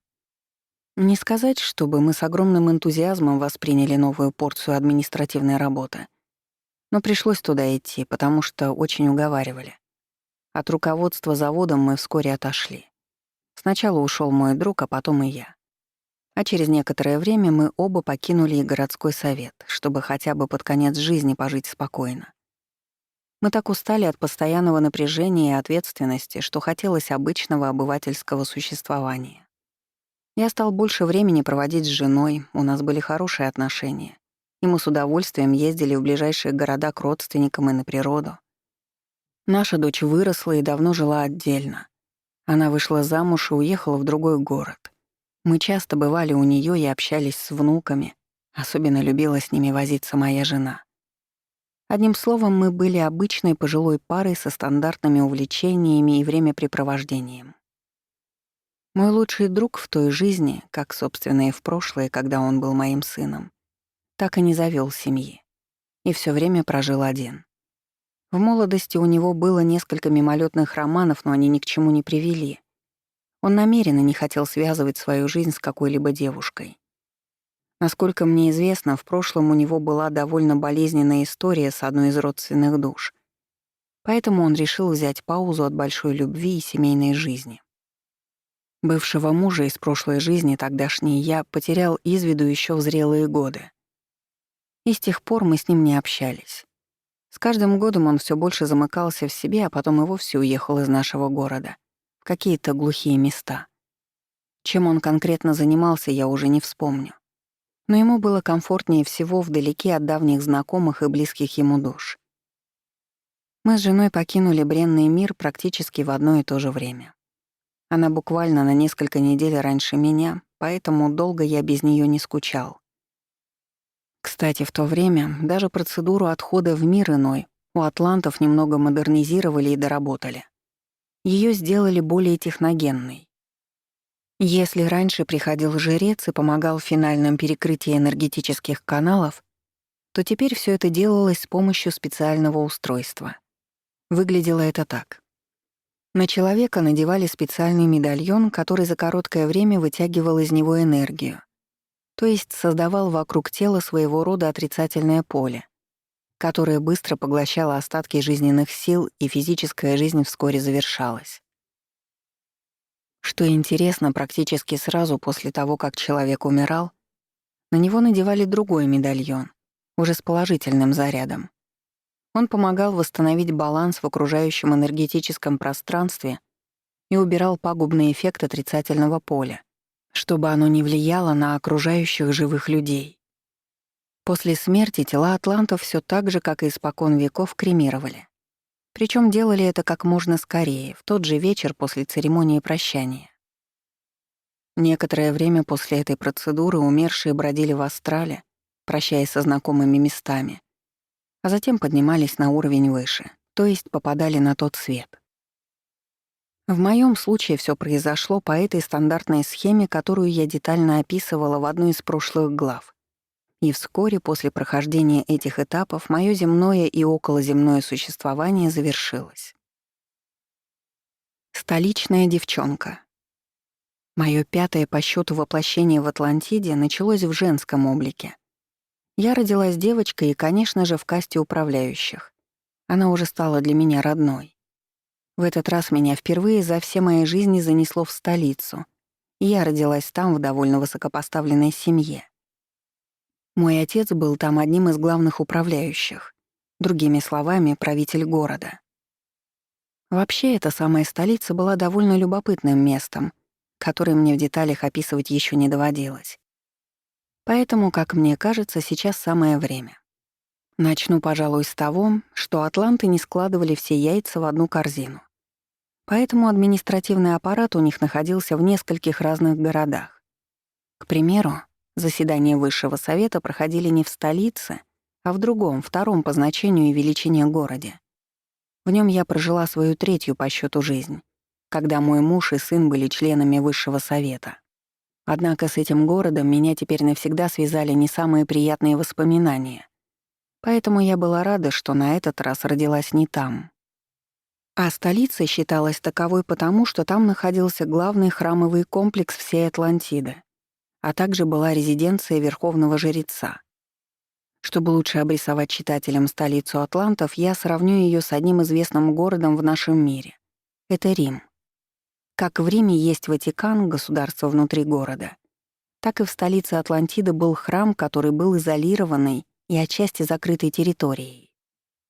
Там всем заправляли жрецы, а управляющие были лишь гостями. Город за пределами храма тоже был крупным и обширным. В нем жило множество людей, была самая красивая и помпезная архитектура, а также часто бывали проездом делегации из других городов. Помимо всего прочего, в столице была резиденция кураторов, где они жили во время своих визитов в Атлантиду. Как я уже не раз писала, постоянно кураторы в мире атлантов не находились, а прилетали делегациями разного состава время от времени. Так вот, эти делегации жили в столице в специально построенном для них комплексе резиденции. Обычному атланту из простой касты попасть в него было нереально. Туда могли пройти лишь представители высших каст — жрецы, просвещенные, управляющие. И то строго по приглашению. В целом, столица была довольно интересным местом, где вечно что-то происходило. Мой отец, как правитель этого города, был постоянно в делах и заботах. У него была очень большая команда, в состав которой входило большинство наших родственников. Но все равно дел хватало всем, и периодически даже случались авралы. На момент появления в семье у моих родителей уже был один сын, то есть мой брат, который был значительно старше меня по возрасту. Ему было по нашим меркам примерно 22-23 года. Брат уже давно работал и был весь в делах, поэтому с ним я виделась нечасто, как и с вечно занятым отцом.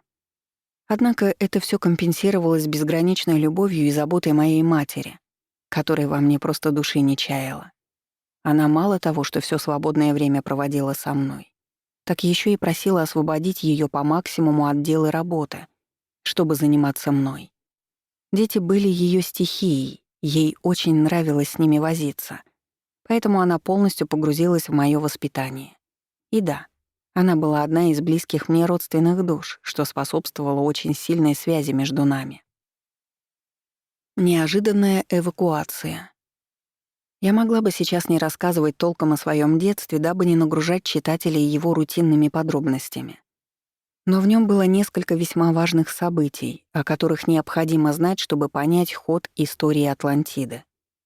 Итак, когда я была еще совсем маленьким ребенком, по нашим меркам мне было года 4, то столкнулась с таким явлением, как всеобщая эвакуация из города. Поначалу ничто не предвещало такого поворота событий. По крайней мере, для меня, проживающей счастливое детство. А потом все закрутилось как-то невероятно быстро. Но обо всем по порядку. Конечно, читателям стоит сейчас принять во внимание, что рассказ о тех событиях будет от лица маленького ребенка. Дети атлантов были гораздо более осознанными и развитыми, чем в нашем мире. Но все же и они воспринимали мир гораздо проще взрослых. Вдобавок о многих событиях и хитросплетениях мне тогда не сообщали, чтобы не пугать и не тревожить. По всем этим причинам я передам лишь то, что тогда запомнила. Итак, за некоторое время до описываемых событий я почувствовала что-то неладное. Все вокруг, включая отца, брата и мать, находились в тревожном и взвинченном состоянии. Я прекрасно считывала их эмоции, но мысли прочитать не могла. А подробностей мне никто не рассказывал. Вскоре после этого семьи наших родственников стали одна за другой уезжать из города. Помимо управляющих, столицу стали спешно покидать и представители других каст. Всех забирали большими самолетами, которые специально пригоняли в наши края. Обычные самолеты атлантов были, как правило, небольшими. Туда помещалось не более 7-10 человек. А сейчас прилетали целые лайнеры, которые по вместимости больше напоминали наши гражданские самолеты. Улицы города с каждым днем все больше пустели. Я чувствовала общую тревогу и постоянно спрашивала у родителей, что же происходит. Мне говорили, что сломалось какое-то оборудование, которое было частью энергетической системы. Поэтому стали происходить большие выбросы вредной для здоровья людей энергии. Именно поэтому всех и решили эвакуировать. А когда все починят, то можно будет вернуться обратно. Я поняла, что это было официальной версией происходящего. Однако у меня все же возникли подозрения, что на самом деле все гораздо сложнее. Я, как и все атланты, видела тонкие энергии, поэтому наблюдала какие-то темные сгустки в общем поле. И, судя по настроениям моих родителей, я делала выводы, что дело может быть намного серьезнее, чем просто сбой в работе оборудования. В городах атлантов был аналог электричества, от которого подпитывались множество их устройств. Он был беспроводной и напоминал волны энергии определенной частоты. Помимо этого, на других, более высоких частотах распространялось излучение пирамид, коллективных мысленных и энергетических полей и так далее. Эта система работала долгие годы, и я помнила ее по многим прошлым жизням. Но такого, как сейчас, не случалось никогда на моей памяти. Отец говорил мне, чтобы я не переживала. Эту проблему обязательно будут решать. В самом худшем случае, по его словам, мы просто будем жить в другом городе и всё. Однако я понимала, что очень многое он мне не рассказывает. Судя по его напряженному виду и постоянной печали на лице, происходило что-то действительно серьезное, с чем не знали, как поступить. Мы уезжали из города одними из последних. В тот момент он преобразился настолько, что его сложно было узнать. Энергетический фон был крайне засорен. Поскольку атланты буквально видели тонкие энергии, то было ощущение постоянного нахождения в мутной и грязной воде. Энергия вокруг была вязкая и тяжелая. В ней постоянно присутствовал какой-то шум и помехи. Других людей и их эмоции было практически невозможно ощутить. Все это тонуло во внешнем тумане. Все вокруг становились какие-то вялые, апатичные и сонные. Не хватало сил и энергии. Временами эта внешняя энергетическая пелена спадала, и все на короткое время становилось почти как раньше. Однако это длилось очень недолго, и вскоре ситуация возвращалась на круги своя. Когда мы, наконец, вырвались из города, то были почти без сил, утомленными и вымотанными. Нас вывезли в довольно далекую часть Атлантиды, где были небольшие города возле высоких гор. Там все было как прежде, и нас встретили как пострадавших и героев. Некоторое время всей нашей семьей плотно занимались местные жрецы и помощники. Жрецы проводили с нами ритуалы энергетического восстановления, а помощники заботились физически, готовили вкусную еду и отвары целебных трав, сопровождали нас на прогулках и показывали новые места. И все же я заметила, что простые люди смотрят на нас как-то со страхом, что ли. Они видели, что с нами произошла какая-то неведомая напасть. У нас непонятные шумы в энергополях. И самое главное, все это случилось в столице. Видимо, у помощников и даже у многих рядовых жрецов не укладывалось в голове, как такое может быть. Насколько я помню, столицу тогда почти полностью эвакуировали. Что интересно, ситуация со столичными жрецами была еще более странная, чем события с самим городом. Большинство из них уехало из главного храма задолго до описанных событий. Официальной причиной были командировки столичных жрецов в храмы других городов. По всей видимости, они, во-первых, знали обо всем заранее, а во-вторых, должны были донести какую-то информацию и указания свыше до провинциальных жрецов. При этом какая-то часть жрецов, включая верховного жреца, осталась в столице даже после того, как все оттуда уехали. Они забаррикадировались в главном храме и, очевидно, использовали какое-то свое оборудование для устранения общего энергетического шума. Помимо жрецов в городе также оставалась верхушка касты просвещенных. По официальной информации, именно они должны были все починить и справиться с последствиями. А вот чем они занимались по факту и какую роль играли во всем происходящем, было мне тогда неизвестно. Глава 30. Секретное задание. Наше пребывание в эвакуации изрядно затянулось, по крайней мере, мы с матерью. Напомню, тогда я была ребенком лет 4-5 по нашим меркам. Задержались там надолго. Отец и брат вскоре стали ездить в столицу в командировки, чтобы следить, как идет очистка города от последствий аварии и вредного излучения. Но окончательно туда тоже не переезжали. Технической частью работ в столице занимались просвещенные. Вернее, особая команда из подготовленных специалистов, которая там осталась. Судя по рассказам отца, им удалось все починить не с первого раза. И даже когда удалось, городу нужно было время на восстановление прошлого энергетического фона. О том, что же тогда произошло, в деталях отец при мне не сильно распространялся. Я узнала об этом позже и при других обстоятельствах. Опишу эту историю в продолжении своего повествования. А в те времена я была ребенком, поэтому и восприятие у меня было соответствующее. Через некоторое время после того, как мы оказались вдалеке от аварии и выбросов тяжелой энергии, я переключилась на другие мысли и события. Мы жили в красивом небольшом городке. Вокруг было столько прекрасного и интересного, поэтому я с удовольствием проводила каждый день, узнавая что-то новое. Вернулись домой мы лишь через несколько лет после отъезда. Помню, как я с нетерпением и даже небольшим страхом ждала того момента, когда увижу родной город. Я боялась, что он изменился и больше не будет таким живым, многолюдным и при этом уютным, каким я его запомнила в раннем детстве. Сразу после приезда я поняла, что мои опасения оправдались, но лишь отчасти. В столице действительно многое изменилось, и она уже не была такой, как раньше. Но, с другой стороны, в ней больше не чувствовалось того тяжелого энергетического тумана, который был сразу после аварии. Наоборот, вокруг была очень светлая и мощная энергетика. Она, как лучи солнца, озаряла весь город. Центр выхода этих энергетических лучей находился в главном храме. Теперь он очень явственно ощущался практически из любой точки города. Первое время эта, хоть и светлая, но крайне мощная энергетика слегка давила на человека, и к ней надо было привыкнуть. Отец предупреждал меня об этом, а также говорил, что теперь жители столицы будут в чем то отличаться от остальных атлантов, хотят они этого или нет.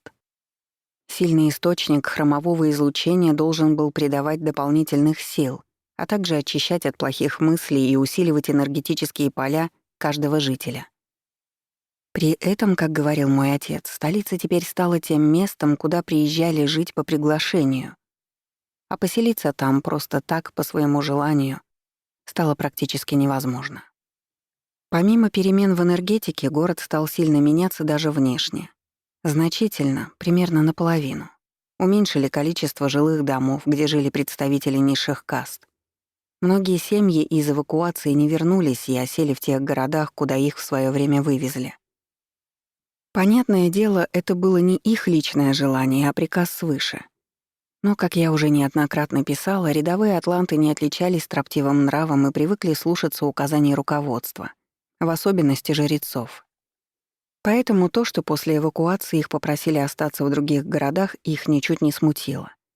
Вдобавок им создали хорошие условия и снабдили всем необходимым. А вместо тех жилых домов, которые сносили в столице, теперь строились различные общественные здания. Многие из них можно отдаленно сравнить с советскими дворцами съездов. Они были предназначены для атлантов из других городов, чьи делегации по приглашению прибывали в столицу, и для которых проводились встречи и собрания. Город, по задумкам руководства, теперь должен был превратиться из крупного жилого массива в место, куда приезжали в командировки для обучения, повышения квалификации, встреч с начальством и так далее. Одним словом, столицу планировалось превратить в своего рода административный центр. А то излучение, которое распространялось от храма, должно было помочь как постоянным жителям в их работе, так и приезжим на период обучения. Отец говорил мне, что теперь мы живем в особенном месте, подобного которому нет больше нигде. В этом есть свои плюсы и минусы, и это надо понимать. Кстати, система управления таким важным городом тоже поменялась. К примеру, если раньше мой папа был правителем и главой городского совета, то теперь у него появились соправители. Отца называли теперь не правителем города, а главным городским управляющим. Все решения он мог принимать не только с согласования городского совета, как раньше, но и после одобрения управляющего жреца и человека из команды просвещенных. Поскольку на столицу теперь возлагались большие надежды и ответственность, то ее должны были контролировать представители всех высших каст. Управляющий жрец был выделен специально для того, чтобы руководить развитием города. Это был не верховный жрец. Тот заведовал храмом и всем сословием жрецов, а служитель ниже по положению, который контролировал городское самоуправление. Примерно так же было и с просвещенными. Они выделили своего сотрудника, чтобы следить за столицей и действиями представителей других каст. Я думаю, мало кто из управляющих мог бы справляться с руководством столицы в таких условиях. Бесконечное согласование решений с множеством других начальников, получение приказов, которые не обсуждаются, и так далее. Но надо отдать должное моему отцу. Он мало того, что освоился в этом непростом окружении, так еще и успел со временем стать главным авторитетом, к которому все прислушивались. Когда я подросла и наблюдала за своим папой, то удивлялась, как он выплыл и вернул себе былое влияние и авторитет. Ему, несомненно, было очень непросто, и я понимала, что сама бы так вряд ли смогла. Тайные планы. Несмотря на то, что мой отец был постоянно в делах, за своими детьми он тоже следил и занимался их развитием. Мой брат со временем стал его правой рукой. Он был очень ответственным и умным парнем. У меня же с отцом отношения были весьма противоречивые. С одной стороны, я очень любила его и уважала. С другой, в отличие от брата, у меня был менее покладистый характер. Поэтому мы с папой часто спорили друг с другом. Он, как человек, который многие годы всеми руководил, привык, чтобы его слушались, а я часто хотела сделать все по-своему. Отец считал меня способной, но чересчур своевольной. Может быть, я стала такой в противовес ему и его манере всеми руководить даже дома. А может быть, это просто было поведение, характерное для меня во многих жизнях. Так или иначе, я периодически бунтовала, особенно в подростковом возрасте. Несмотря на эти конфликты, я уже с ранних лет работала в команде отца. Он часто давал мне ответственные поручения и даже мог практически единолично направить на важные переговоры. Я знаю, это звучит весьма странно, поэтому опишу подробно один такой случай. Мне было тогда лет 14-15 по нашим меркам.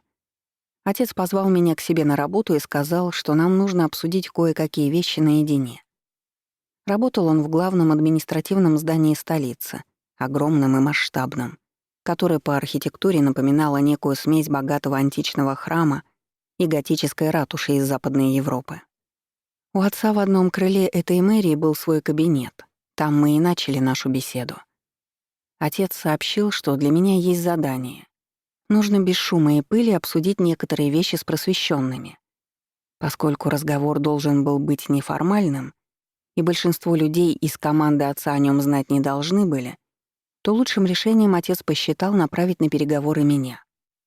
Я, конечно же, была в восторге от такой миссии, особенно с налетом секретности, и клятвенно обещала, что никому не расскажу об этой будущей встрече, включая мать и брата.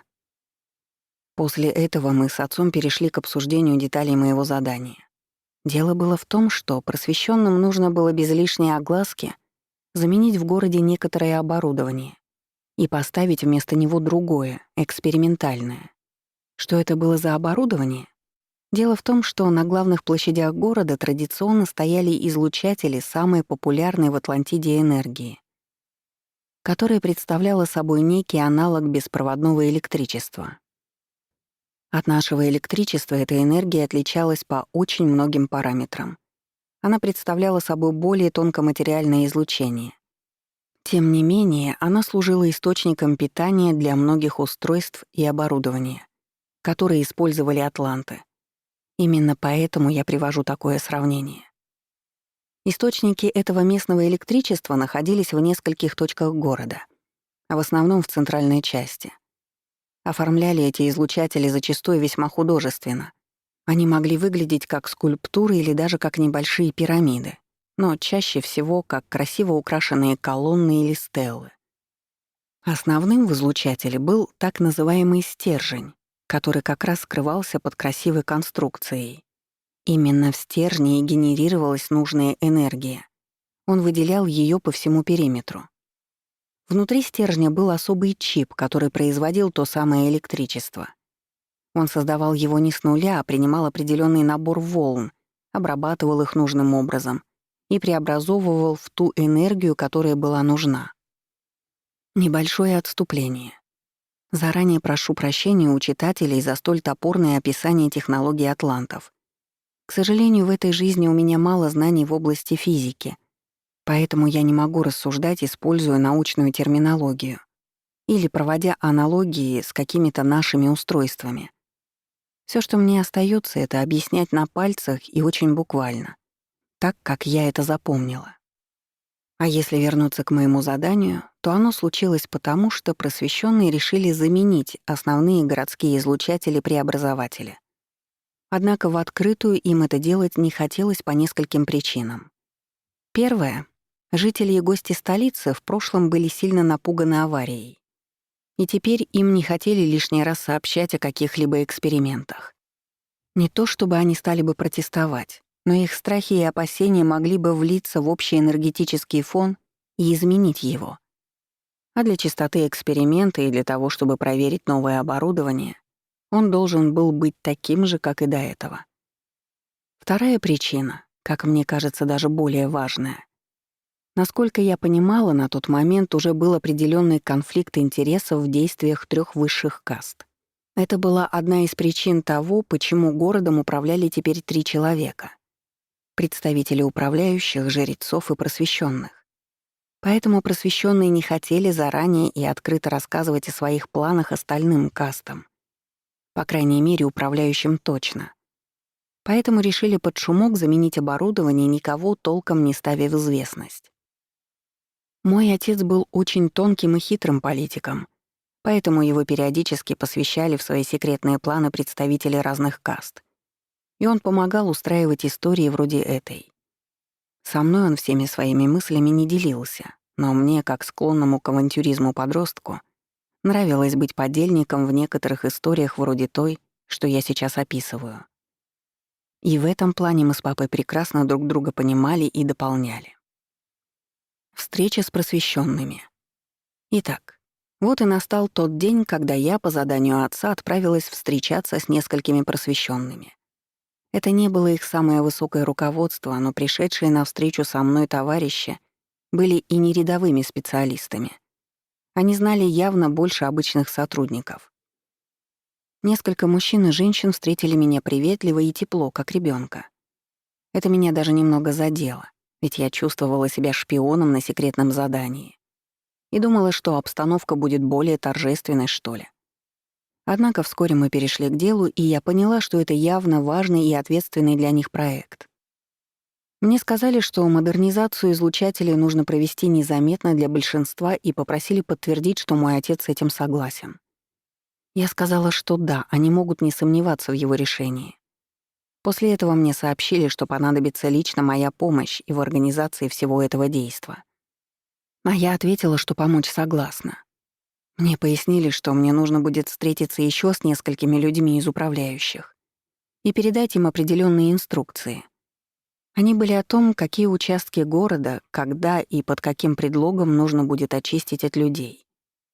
Организацией этого должны были заниматься управляющие. Они же должны были в итоге проследить, чтобы никто не застал просвещенных за работой. Как я поняла, переустановка оборудования на излучателях должна была идти в несколько этапов, которые проходили как в ночные, так и в дневные часы. Поэтому все необходимо было хорошо просчитать. Основная масса управляющих, не говоря о представителях более низших каст, так ничего об этом и не узнала. В те дни была приглашена большая делегация иногородних атлантов, для которых устроили праздник и торжественную встречу. Большинство этих мероприятий происходило либо на окраинах города, либо за его пределами, поэтому из центральной части всех по максимуму отозвали. Лично я тоже активно участвовала в увеселении публики. Была одним из организаторов мероприятий для детей и наших гостей. Детско-подростковый праздник был шумным и многолюдным, и все его участники отдохнули и повеселились на славу. По окончании всех общественных мероприятий я поняла, что замена оборудования прошла успешно. По крайней мере, я не слышала, чтобы в широкой общественности об этом узнали и говорили. А вот насколько это удалось скрыть от представителей различных высших каст, мне сказать сложно. Когда я спросила потом у отца, насколько хорошо все произошло, он сказал, что в целом проект завершили успешно, хоть и не без небольших огрехов. Более детальных сведений я от него так и не смогла добиться. После этого случая мне иногда доводилось встречать тех просвещенных, с кем довелось общаться в ходе спецоперации. Они всегда были рады меня видеть и широко мне улыбались, а также передавали папе привет. При всем при этом я чувствовала как будто небольшое напряжение, тщательно скрываемое за их радушием. Они как будто исподволь сканировали меня, чтобы понять, не вздумала ли я рассказать об этой истории кому-либо. Однако они могли быть спокойны. Выдавать наши секреты я не собиралась. Наверное, у многих читателей после прочтения этой главы может возникнуть вопрос: не мучили ли меня потом угрызения совести из-за того, что я помогла провернуть что-то незаконное? Или, быть может, я переживала, что меня, глупого подростка, хитро использовали взрослые дяди для своих темных дел? Но, если честно, не было ни того, ни другого. Я не считала, что просвещенные сделали что-то плохое. Насколько мне рассказывал отец, и позже выяснилось, что это была правда, в столицу планировалось привезти новые устройства и оборудование, и старые энергетические излучатели с ним бы попросту не справились. А что касается того, что это все было сделано тайно, что ж, я прекрасно понимала, что открытость и кристальная честность атлантов из высших каст явно остались в прошлом. И теперь нас ждут бесконечные интриги, особенно в высших эшелонах. А мне, как любопытному подростку, было интересно благодаря этому поучаствовать в целом приключении. Поэтому нет, об этой истории я не жалела. Глава 31. Безответная любовь. Как и в большинстве своих жизней, я была в ту пору активным и жизнерадостным человеком. К тому же склонным к авантюризму. Поэтому не стоит удивляться, что молодость моя проходила весьма бурно. Большой отпечаток на нее наложило то, что мой отец был одним из правителей столицы. Я с подросткового возраста помогала папе в его делах, и со временем количество моих заданий лишь росло. Когда я стала старше, отец стал иногда брать меня на различные деловые встречи, чтобы я наблюдала за тем, как он ведет дела. Я была ничуть не против, потому что мне было действительно интересно, и у него можно было многому научиться. Кстати, про образование. В одной из давних прошлых глав я писала о том, что дети управляющих не учились в общественных школах, как представители более нижестоящих каст. С ними индивидуально занимались жрецы, а потом они могли посещать специальные школы при храмах. В этой моей жизни все происходило примерно так же. Но новые времена вносили в процесс обучения определенные корректировки. Как и множество других вещей в Атлантиде, обучение теперь стало более технократическим. Да, ко мне периодически приходил жрец-учитель. Общался и давал задания, которые нужно было выполнять. Однако гораздо больше информации, чем в прошлых жизнях, я стала получать дистанционно через различные устройства. Был, к примеру, своего рода обучающий планшет. Я назвала его так, потому что можно очень отдаленно сравнить его с устройством из нашего мира. Выглядел он при этом похожим на старинное ручное зеркало и представлял собой широкую пластину из отполированного до блеска металла. Суть этого устройства была в том, что через него, как и через большинство других устройств атлантов, можно было подключиться к информационному полю и смотреть там различную информацию. Однако помимо этой функции в него добавили и новую — визуализацию. Если до этого при использовании техники большинство процессов происходило внутри сознания атланта, именно оно заглядывало в информационные поля и видело там разные данные, то теперь все было немного по-другому. Поток данных по-прежнему шел из информационного поля, но при этом картинка виделась не в голове, а на зеркале-планшете. Уточню. При этом планшет не показывал изображение как телевизор или компьютер в нашем мире. Возникала своего рода реакция взаимодействия между устройством и сознанием человека. И картинки виделись на экране, хотя при этом в физическом мире их не существовало. Мне кажется, эта технология была неким переходом между прошлыми устройствами атлантов, где вся работа происходила исключительно в сознании, а устройство служило лишь ключом доступа, и более приземленной техникой, вроде нашей, где вся отправка данных уже очень материальная. Мы нажимаем на кнопки, видим картинки на экране и так далее. А если вернуться к моему обучению, то очень многое из того, что мне необходимо было узнать, я скачивала из информационных полей с помощью своего планшета. Это была в основном информация, которая касалась управления. Я узнавала об устройстве городов, как технологическом, так и административном, и изучала прошлое крупных центров Атлантиды, особенно столицы.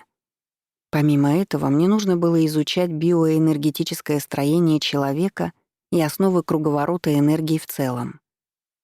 Безусловно, многое из этого я прекрасно знала в своих прошлых жизнях. Однако суть была в том, чтобы освежить забытое, а также узнать обо всех обновлениях и изменениях, которые происходили во многих сферах. Поэтому учиться мне приходилось действительно многому. Хитрый лис. Где-то к 15-16 годам, если их измерять по нашим меркам, основная часть моего обучения была закончена. Это не говорило о том, что больше я ничего не изучала. Нет, что-то новое мне приходилось узнавать всю жизнь. Просто наступил момент, когда большую часть времени я стала отдавать уже не получению знаний, а их использованию на практике. Думаю, несложно догадаться, что моя первая работа была в команде моего отца.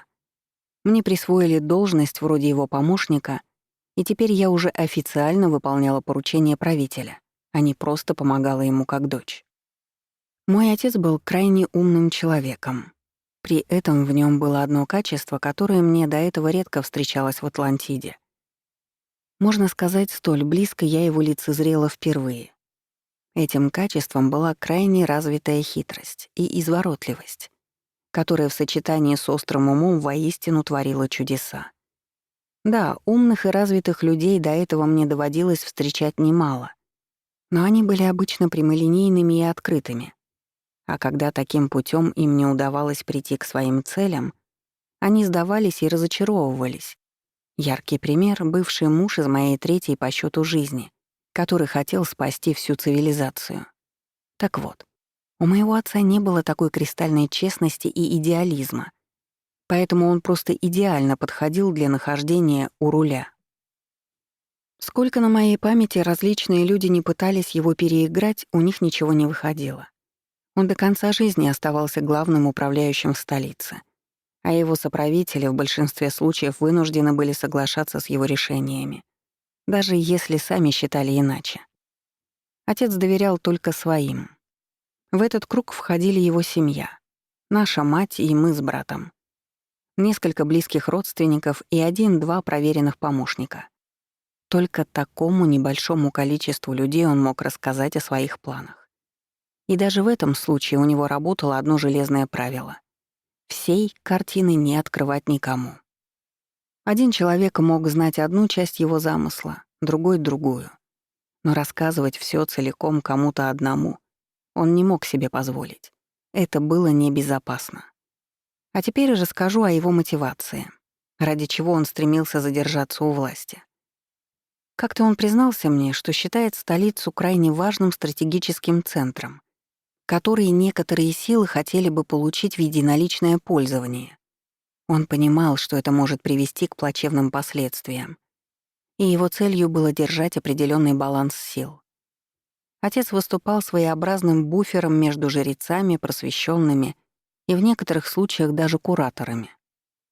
То, что все они одновременно стремились реализовывать в столице свои интересы, было плюсом. Конкуренция между различными лагерями не давала ни одному из них полного влияния. Отец, в свою очередь, тайно эту конкуренцию поддерживал, выступая то за одну, то за другую сторону.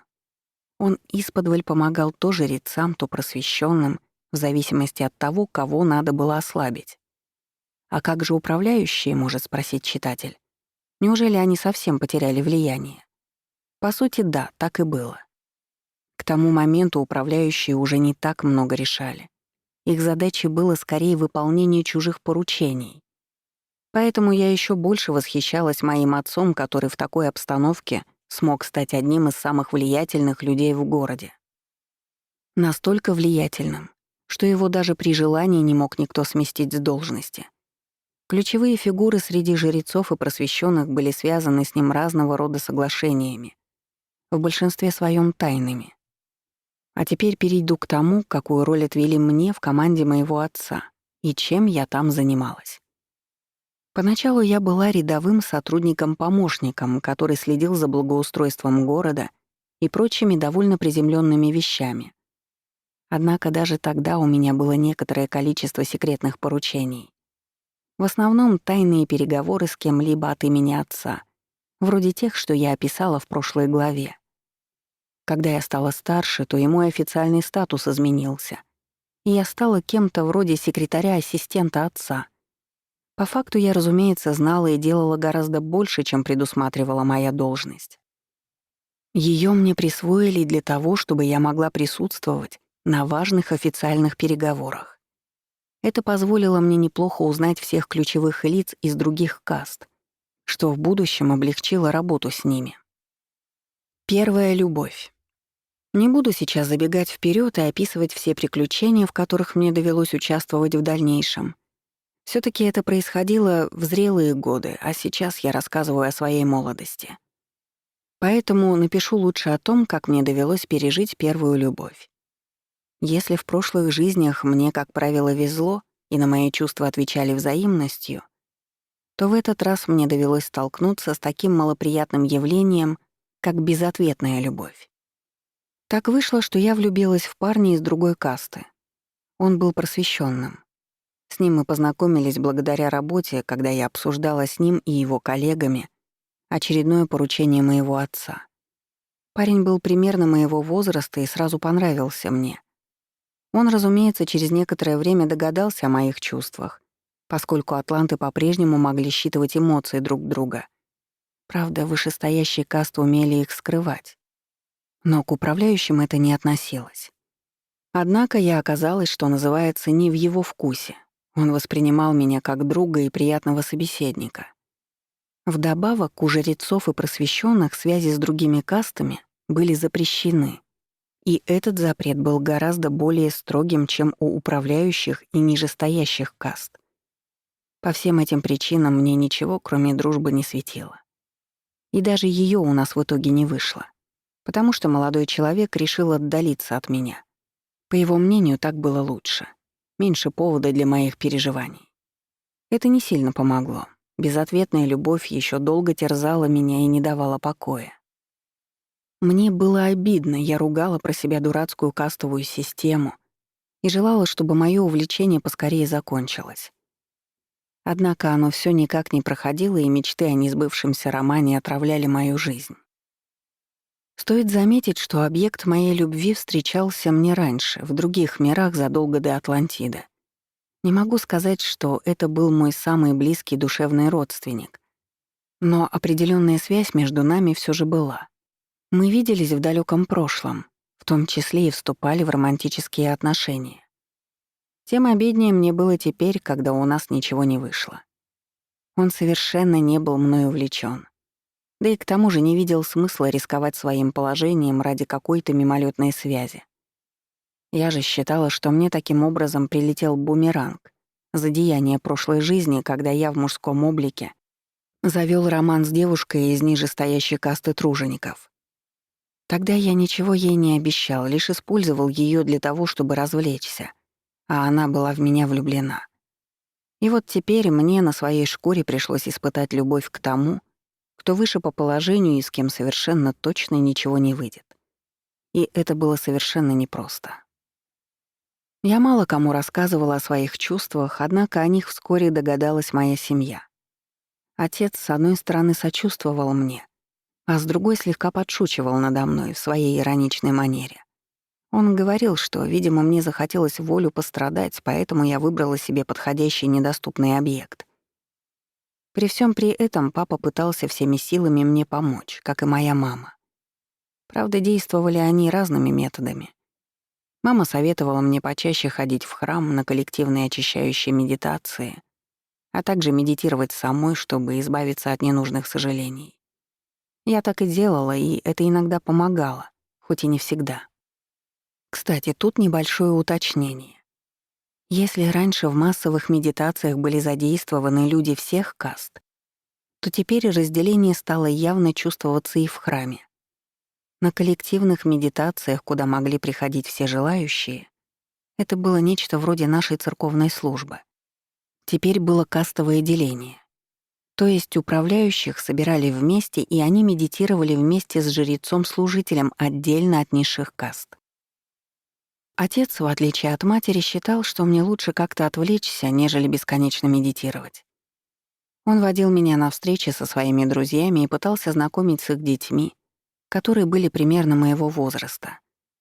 Говорил, что мне нужно больше тусоваться и проводить время с ровесниками, чтобы познакомиться с интересными ребятами. В итоге моя безответная любовь все таки прошла. Окончательно добило меня одно обстоятельство, после которого я слегка разочаровалась в просвещенных в целом. До этого я видела их в слегка романтическом ореоле, хотя мой отец и отзывался о них с определенной иронией. Он считал, что многие из них чересчур много мнят о себе. Так вот, моя картина мира разрушилась в тот момент, когда ко мне стал активно подкатывать один из друзей моей несостоявшейся любви. Тоже из касты просвещенных. Причем ничего серьезного он мне, разумеется, не предлагал, а лишь выдавал намеки из серии «Приходите вечером на сеновал». Я была, мягко говоря, шокирована подобным поведением. Во-первых, я считала, что у просвещенных подобные отношения попросту запрещены. А во-вторых, этот парень знал, что мне нравится его друг. Когда я ему рассказала обо всем этом, он лишь улыбнулся. Сказал, чтобы я не переживала, он умеет чистить в энергетике последствия запретных связей. И об этом никто не догадается. А то, что я увлечена его другом, — это ничего. Зато у меня, как я и мечтала, будет роман с просвещенным. Плюс я — девчонка хоть куда, смелая и дерзкая, а он таких любит. Он и сам похожего типажа, и мы с ним прекрасно сойдемся. Я ответила на это заманчивое предложение отказом. Сказала, что еще не оправилась от прошлой любви и новых связей не ищу. С тем парнем я ругаться не стала. Понимала, что в будущем нам придется иметь дело друг с другом. Но у меня внутри долго оставалось ощущение какой-то годливости. Я не ожидала такого поворота от представителя просвещенных, к которым всегда относилась с уважением. Понятное дело, что тот парень был исключением из правил. И в большинстве своем они себя так не вели. У него была репутация бедового, но все таки он был сыном одного из высокопоставленных людей и мог бы держать марку своей касты. После этого случая я очередной раз убедилась в том, что в Атлантиде многое стало другим. И прежних порядков уже не вернешь. Тем не менее, во многом эта ситуация мне даже помогла. Я перестала идеализировать просвещенных. А к жрецам я уже давно не питала особого трепета. И это помогло мне в будущем вести с ними дела. А с тем парнем, как ни странно, мы через некоторое время даже подружились. Несмотря на кастовые различия, у нас действительно было много общего в характере и мировоззрении. То самое шило кое-где. И он впоследствии неоднократно помогал мне и отцу в делах. Хотя романа у нас так и не случилось. Мне не хотелось вляпываться в запретные связи. К тому же, впереди меня ждали другие увлечения. Глава 32. Встреча с прошлым. Юность моей пятой по счету жизни в Атлантиде была весьма насыщенной. В этот период со мной случилась и безответная любовь, и разочарование в вышестоящих кастах, и познание новых граней окружающего мира. Можно было ожидать, что, когда я повзрослею, страсти немного улягутся, и я стану жить более спокойной жизнью. Однако этого не случилось. Скажу даже больше. Именно тогда со мной произошло одно очень значимое событие. Некая поворотная точка в моей личной истории. Я знала и помнила про него еще задолго до того, как стала в деталях смотреть своей жизни в Атлантиде. Это событие было очень важным для меня и эмоционально окрашенным. И в данной главе я начну свой рассказ о нем. Правая рука отца. В те времена, о которых пойдет речь, я официально считалась секретарем-помощником своего отца, который был одним из правителей столицы.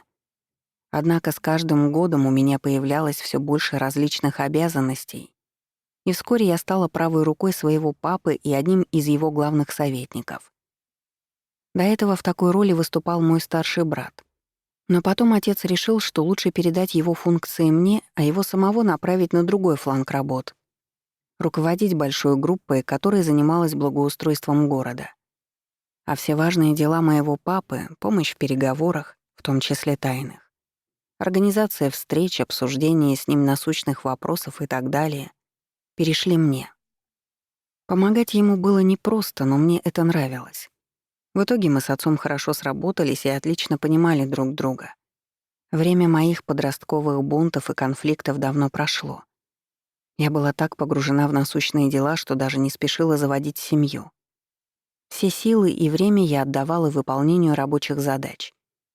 Вдобавок, крепко связывать себя с кем-либо меня не тянуло. У меня был молодой человек, хороший и заботливый парень. С ним мы довольно долго встречались. При этом он знал, что к семье и детям я пока не готова, и не торопил меня. Примерно такой была моя жизнь, когда и в моей личной судьбе, и в Атлантиде в целом стали происходить важные события. Все началось с прилета кураторов, причем очень большой их делегации. Гостей было так много, что они еле разместились в резиденции, которая была специально построена для них в столице. Разумеется, такое событие не могло пройти мимо нас с отцом, и мы с самого начала занимались его организацией. Напомню, что кураторы не находились на Земле постоянно. Они прилетали время от времени группами разного состава. В этот раз явно намечалось что-то экстраординарное, потому что размер их делегации был просто невиданным — человек 30-40, включая высокое начальство. Насколько я поняла, наибольший интерес для них в тот раз представлял главный храм. Они явно собирались проводить там переговоры со жрецами, а также, возможно, устанавливать и переустанавливать какое-то оборудование. Встреча с другими кастами тоже планировалась, но не в таком объеме. Самые важные вещи кураторы явно собирались обсуждать лишь со жрецами и, может быть, с просвещенными. Наша задача, как управляющих, была более скромной.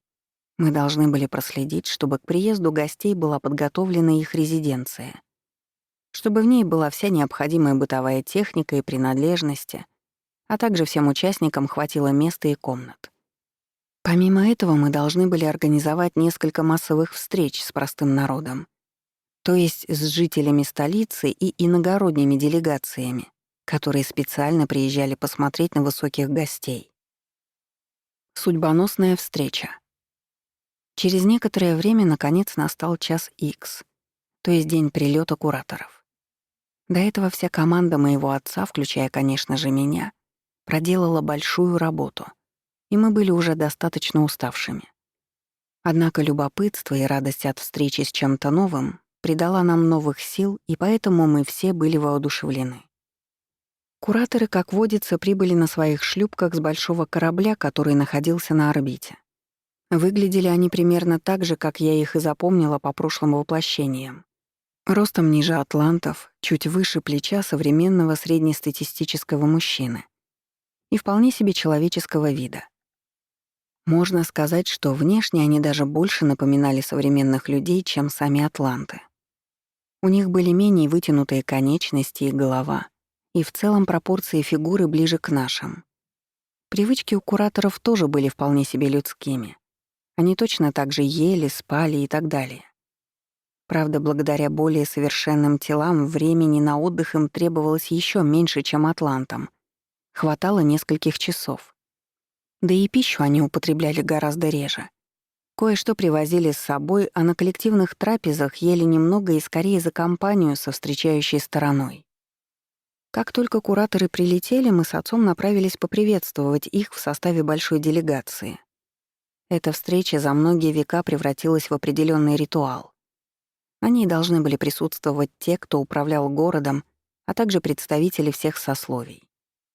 Атланты коллективно передавали кураторам энергетический привет, то есть при встрече все настраивались на высокие вибрации и дарили их гостям. Кураторы отвечали тем же. В этот раз их привет был особенно мощным из-за большого количества человек, и всех нас буквально накрыло волной их энергии. И встречающие, и сами кураторы выглядели радостными. Всем не терпелось начать общение. Однако моё собственное состояние чем дальше, тем больше выбивалось из общей картины. Вместо того, чтобы наблюдать за происходящими событиями, я помимо воли всё глубже и глубже погружалась в себя. Меня стало охватывать волнение, а подсознание буквально кричало: «Совсем скоро это должно случиться». Это был тот момент, которого я и боялась, и ждала одновременно. И всё же, несмотря на то, что моё видение говорило мне об этом, тогда мне хотелось полностью закрыться от всех предчувствий. Ещё хотя бы некоторое время пробыть в блаженной неизвестности. Меня так колбасило, что это почувствовали окружающие меня люди, отец и его команда. Они были очень увлечены встречей и своими задачами. Но моя вспышка эмоций была настолько яркой, что они ощутили её ударную волну. Времени выяснять, что и как, у них не было. Но меня необходимо было успокоить, чтобы на меня не стали оборачиваться все остальные присутствующие. Поэтому мои коллеги передали мне успокоительную энергию, как бы на время окутав ей меня, чтобы я не переживала так сильно. А встреча тем временем шла своим чередом. После приветствия кураторы должны были пройти в главный зал мэрии, обратиться ко всем собравшимся с официальной речью, а затем отбыть в храм общаться со жрецами. В первый день наша команда не должна была близко общаться с кураторами. Мы скорее создавали массовку из встречающих. Я стояла в толпе собравшихся под небольшой сценой, где выступали наши гости, и меня по-прежнему слегка потряхивало. Я понимала, что, по всей видимости, будущая встреча неизбежна, и думала, кто из них тот самый человек.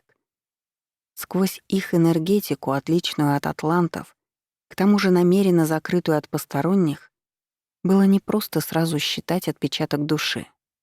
Однако, немного понаблюдав за их группой, я всё поняла. Я увидела одного мужчину. Вообще состав их группы был смешанным, были и мужчины, и женщины, который выглядел немного отстраненным от них всех. Я подумала, что в этот момент он, скорее всего, сканировал энергетику собравшихся атлантов и, по всей видимости, пытался почувствовать среди них меня. Я подняла взгляд, мы переглянулись, и я сразу же поняла — это он. Ошибки быть не может. Куратор сразу же на это отреагировал и послал мне мысль. «Всё хорошо, не переживай. Я рад тебя видеть. Я здесь, чтобы помочь тебе». На всякий случай уточню. Атланты не умели считывать мысли друг у друга, разве что немногие представители самых развитых каст. А мысли кураторов им прочитать тем более было не под силу по причине встроенной защиты их энергетики. Однако это не касалось тех моментов, когда кто-то из кураторов намеренно посылал свои мысли атлантам. Тогда они приходили в сознание предельно четко и ясно. В принципе, все общение примерно так и происходило. После того, как я получила мысленное послание, мне, с одной стороны, стало немного спокойнее. Я поняла, что первичное узнавание уже случилось, и дальше будет немного проще. Но, с другой стороны, во мне поднялась огромная волна давно забытой боли и тяжелых воспоминаний. Я думала, что эта боль осталась в прошлом, что я научилась принимать себя и свои поступки и смирилась с тем, какой я когда-то была. Но теперь я поняла, что была неправа. Всё нахлынуло с былой силой. Особенно, когда моё прошлое стояло передо мной. Давняя история. Кем же всё-таки был для меня тот куратор, могут спросить мои читатели. Конечно, мы с ним в своё время были парой и любили друг друга, но суть не в этом. В конце концов, в Атлантиде я встречала немало людей, с которыми меня в прошлом связывали романтические отношения. Но таких эмоций при встрече ни с кем из них я не испытывала. Можно было сказать, что столь бурную реакцию вызвало то, что этот человек был одной из моих самых близких родственных душ. Но и это не опишет всей картины. Основной причиной было всё-таки другое. Небольшое примечание перед тем, как я продолжу свой рассказ. Термин «родственная душа» с одной стороны очень правильный, но с другой он всё же многого не описывает. К примеру, то, что есть очень разная степень родства, как и у нас в обычной жизни. То есть могут быть братья или сестры-близнецы, могут быть просто родные братья и сестры, а также есть двоюродные, троюродные и так далее. Этот куратор, если смотреть родство душ, был и остается для меня одним из самых близких людей, которых очень немного. Что-то вроде родного брата.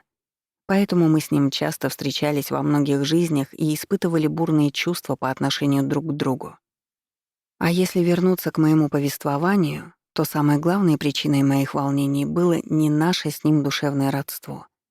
Важнее всего для меня была наша общая история, через которую мы прошли как через мясорубку вместе. И именно по итогам этих событий я оказалась в Атлантиде, где мне хотелось забыть прошлое и начать всё сначала. Он был тогда моим самым близким человеком, мужем, которого я предала, как и многих других. Я не знала, что с ним стало потом, простил ли он меня, как продолжилась его жизнь после того вреда, который я ему причинила. И вот теперь он был здесь, прямо передо мной. По всей видимости, я это поняла практически сразу, преисполненный благими намерениями, помочь мне или даже попытаться вытащить меня в лучшую жизнь. Я тогда не совсем понимала, как он оказался среди кураторов. Ведь мы жили с ним в другой цивилизации. Да, по уровню развития и технологиям она, вероятно, была к кураторам близка. Но всё же его попадание к ним, а затем и прилёт на Землю, были для меня загадкой. Я не понимала, как это произошло. А если совсем честно, то самым важным было для меня не то, как он оказался на Земле. Меня интересовало другое. Зачем он решил помогать мне после моего предательства и целенаправленно меня искал? Я уже тогда поняла, что его прилёт был вряд ли случайностью. Когда мы стояли вдалеке друг от друга, переглядывались и обменивались короткими мыслями, то получить ответы на все эти вопросы я никак не могла. Поэтому мне оставалось страдать от неизвестности и приступов прошлой боли, которые накатывали на меня при виде него. А ещё ждать встречи, которую, я была уверена, он мне назначит. Невесёлое свидание. В день прилёта кураторов увидеться у нас не получилось, так как вся их делегация после официальных мероприятий направилась в храм, где они провели всё оставшееся время. Ещё несколько дней я ждала, когда мне поступит от него официальное приглашение в их резиденцию. И оно таки пришло. Место, где останавливались кураторы, считалось стратегически важным объектом, и войти туда просто так, по своему желанию, было невозможно. Нет, там не было охранников, которые проверяли пропуска. Но зато работала очень навороченная система безопасности. Она считывала уникальный отпечаток душ входящих в резиденцию людей. И если их не было в списке приглашенных, то они просто не могли войти внутрь. А еще я подозреваю, что даже проскользнуть в открытую дверь для того, у кого не было пропуска, было нереально. Подобные продвинутые системы безопасности воздействуют прицельно на каждого нарушителя. Его мог бы охватить дикий страх, оцепенение, паралич мышц и так далее. При мне таких нелегальных попыток проникнуть к кураторам не было. Атланты были слишком благоразумными и законопослушными. Но если бы кто-то попытался, то я уверена, эта попытка не увенчалась бы успехом.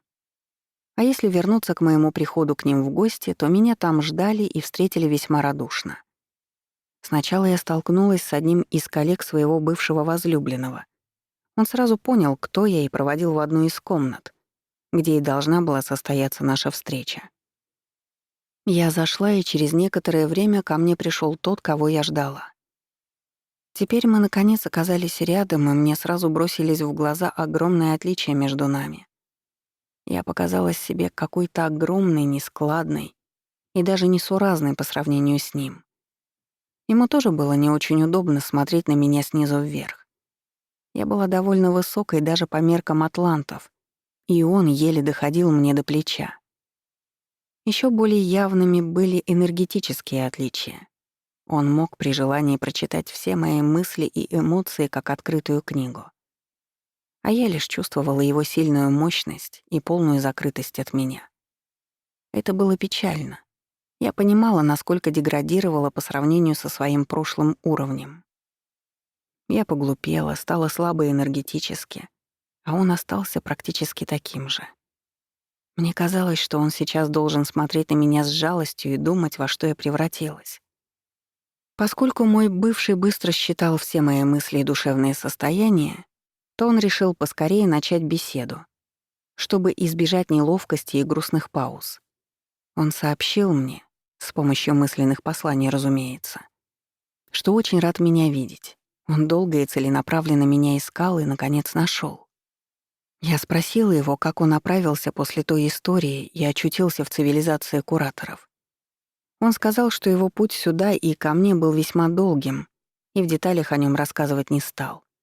Лишь показал мне вспышками основные моменты. Та цивилизация, где мы с ним раньше жили, напомню, все это было не на Земле. Через определенное время стала сотрудничать с цивилизацией кураторов. Потом у них наступило некое слияние и поглощение, и они стали частью одной империи. Поскольку все те планеты и миры находились на другой частоте, то время у них шло иным образом. Поэтому у него с момента нашего расставания прошло гораздо больше времени и жизни, чем у меня. В определенный период мой бывший возлюбленный задался целью меня найти. И через некоторое время ему попались базы данных с информацией об атлантах, подконтрольные кураторам цивилизации. Через эти базы ему удалось найти меня, а остальное было уже делом техники. Он напросился в делегацию и воспользовался этим приездом для того, чтобы встретиться со мной. А вот зачем он это сделал. Насколько я поняла, там был целый комплекс причин. И тяга к родственной душе, которая всегда присутствует. И чем ближе душевное родство, тем оно сильнее. И желание развязать кармический узел, и стремление помочь мне, и потребность встретиться, чтобы спокойно обсудить прошлое. В общем, поводов для того, чтобы меня увидеть, у него хватало. А я в тот момент опять почувствовала себя ужасным человеком. Мало того, что он до этого сильно пострадал от моих действий, так еще и пытался теперь мне помочь. Мне хотелось сжаться в комочек и пропасть насовсем из этой комнаты и из этого мира, чтобы перестать винить себя за прошлое и вообще никогда больше не сталкиваться с ним. Однако это было невозможно. И мне оставалось только собраться духом и слушать то, что он мне говорил. Глава 33. План побега. Перед тем, как я начну описывать дальнейшие события, мне хотелось бы уточнить один важный момент. А именно то, почему я так корила себя за прошлые ошибки. И любое напоминание о них, пусть даже в виде близкого человека, вызывало во мне такую боль. Да, с той поры прошло немало времени. Да, если взглянуть с более глубокого уровня, то все души, включая меня, попавшие в ту мясорубку, заранее знали о ней и проживали ту ситуацию, чтобы получить нужный опыт. Все это действительно так, но есть еще одно большое «но». Дело в том, что после попадания на Землю для меня начался новый цикл развития. Можно сказать, что моя душа отправила в наш мир свою частицу, которая должна была здесь воплощаться и получать опыт. И ей, этой частице, достались в наследство воспоминания о прошлых поступках и сожаления о них. Можно сказать, они намертво отпечатались во мне. Практически во всех жизнях, когда я дорастала до определенного уровня развития, эта история вспоминалась и отзывалась давно забытой болью. Это и есть то наказание, которое я назначила сама себе. Помнить о прошлом и проживать его раз за разом, испытывая угрызение совести. Причем, что интересно, уже после Атлантиды, в сравнительно недавних жизнях, мне не раз доводилось совершать плохие поступки. Я честно отрабатывала карму за них, попадая в похожие ситуации в следующих воплощениях. Но при этом ничто из тех грехов меня сейчас не терзает, хотя я их помню во всех красках. А вот те мои ошибки, которые я совершила в развитом виде до прихода на Землю, до сих пор отзываются во мне болью и сожалением. Так будет, видимо, все время, пока я здесь. Не потому, что я делала что-то плохое только тогда, нет. Я, в принципе, не считаю себя особенно хорошим человеком. Просто за те деяния я выбрала себе такое возмездие, и оно до сих пор работает. А если вернуться к моей встрече с родственной душой, то мой бывший возлюбленный тогда рассказал мне очень много важного и интересного. И даже поделился определенной инсайдерской информацией. Но все это было не главным в нашей беседе. Цель его приезда была в том, чтобы помочь мне вырваться с земли. Но обо всем по порядку. О том, как мне предложили побег. Мой бывший возлюбленный рассказал, что с того момента, как впервые узнал о моей жизни в Атлантиде, ему захотелось помочь мне вырваться отсюда и перевести меня в более развитый мир, подобный тому, где мы с ним существовали до этого. Он даже в пылу благородства решил, что смирится, если я не захочу быть с ним и откажусь от дальнейших встреч. Главное — вытащить меня в лучшую жизнь. Почему же он считал Атлантиду не самым лучшим местом для существования? Ведь в конце концов, если сравнить ее с нашим миром, то это была гуманная и светлая цивилизация.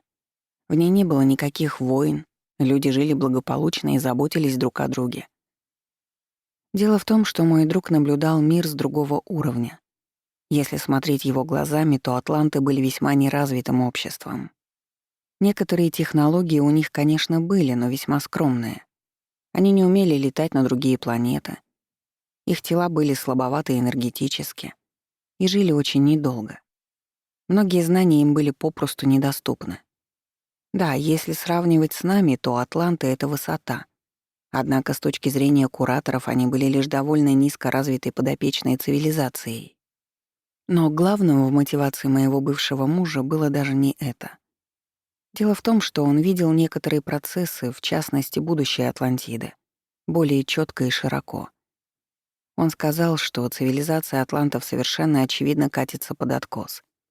Во всех вариантах ее ждет крах в той или иной форме. Сейчас кураторы прилетели с целью попытаться временно заморозить этот процесс, но надолго остановить его точно не получится. Поэтому то будущее, которое меня здесь ждет, это увязнуть в мире с низкими вибрациями, причем всерьез и надолго. Существование в такого рода местах отрицательно сказывается на уровне развития. Начинается деградация, слабеет связь с душой. Человек набирается различных деструктивных программ, и чем дальше, тем сложнее ему восстановиться. План моего друга заключался в том, чтобы получить для меня разрешение на выезд и спасти меня от этих нежелательных последствий. Это, конечно же, было не очень просто. Дело в том, что, оказавшись на какой-либо планете и в определенной ветке реальности, которая там находится, Человек становится как бы ее частью, срастаясь с ней. Можно даже сказать, что происходит определенный симбиоз. Энергетика человека сливается с энергетикой планеты, которая также является сознательным космическим существом. Его цели и задачи начинают вписываться в ее дальнейшую эволюцию и так далее. Примечание. Именно поэтому кураторы никогда долгое время не находились на Земле. Да и в целом нет такой практики, чтобы представители более развитых цивилизаций жили или подолгу гостили в более примитивных мирах. Дело в том, что общая энергетика планеты, ее, так сказать, средний уровень по больнице, неуловимо влияет на всех находящихся там. Это похоже на мощное течение реки, которому можно некоторое время сопротивляться, пока есть навыки и силы. Но потом оно неизбежно начинает сносить туда, куда оно течет, и вовлекать в свой поток. Поскольку никому из кураторов понижение уровня развития было не нужно, то и долгое пребывание на Земле не входило в их планы. Им было проще выполнить нужные задачи в короткий срок, а потом улететь. А если вернуться к нашему разговору, то мой бывший возлюбленный говорил мне, что видит, как я уже значительно увязла в энергосистемах Земли. Тем не менее, на его взгляд, вывести меня из них еще был шанс. Вернее, у меня пока еще была возможность переместиться в более развитый мир и существовать в нем полноценно. То есть за сравнительно короткое время дотянуть свой уровень до общего.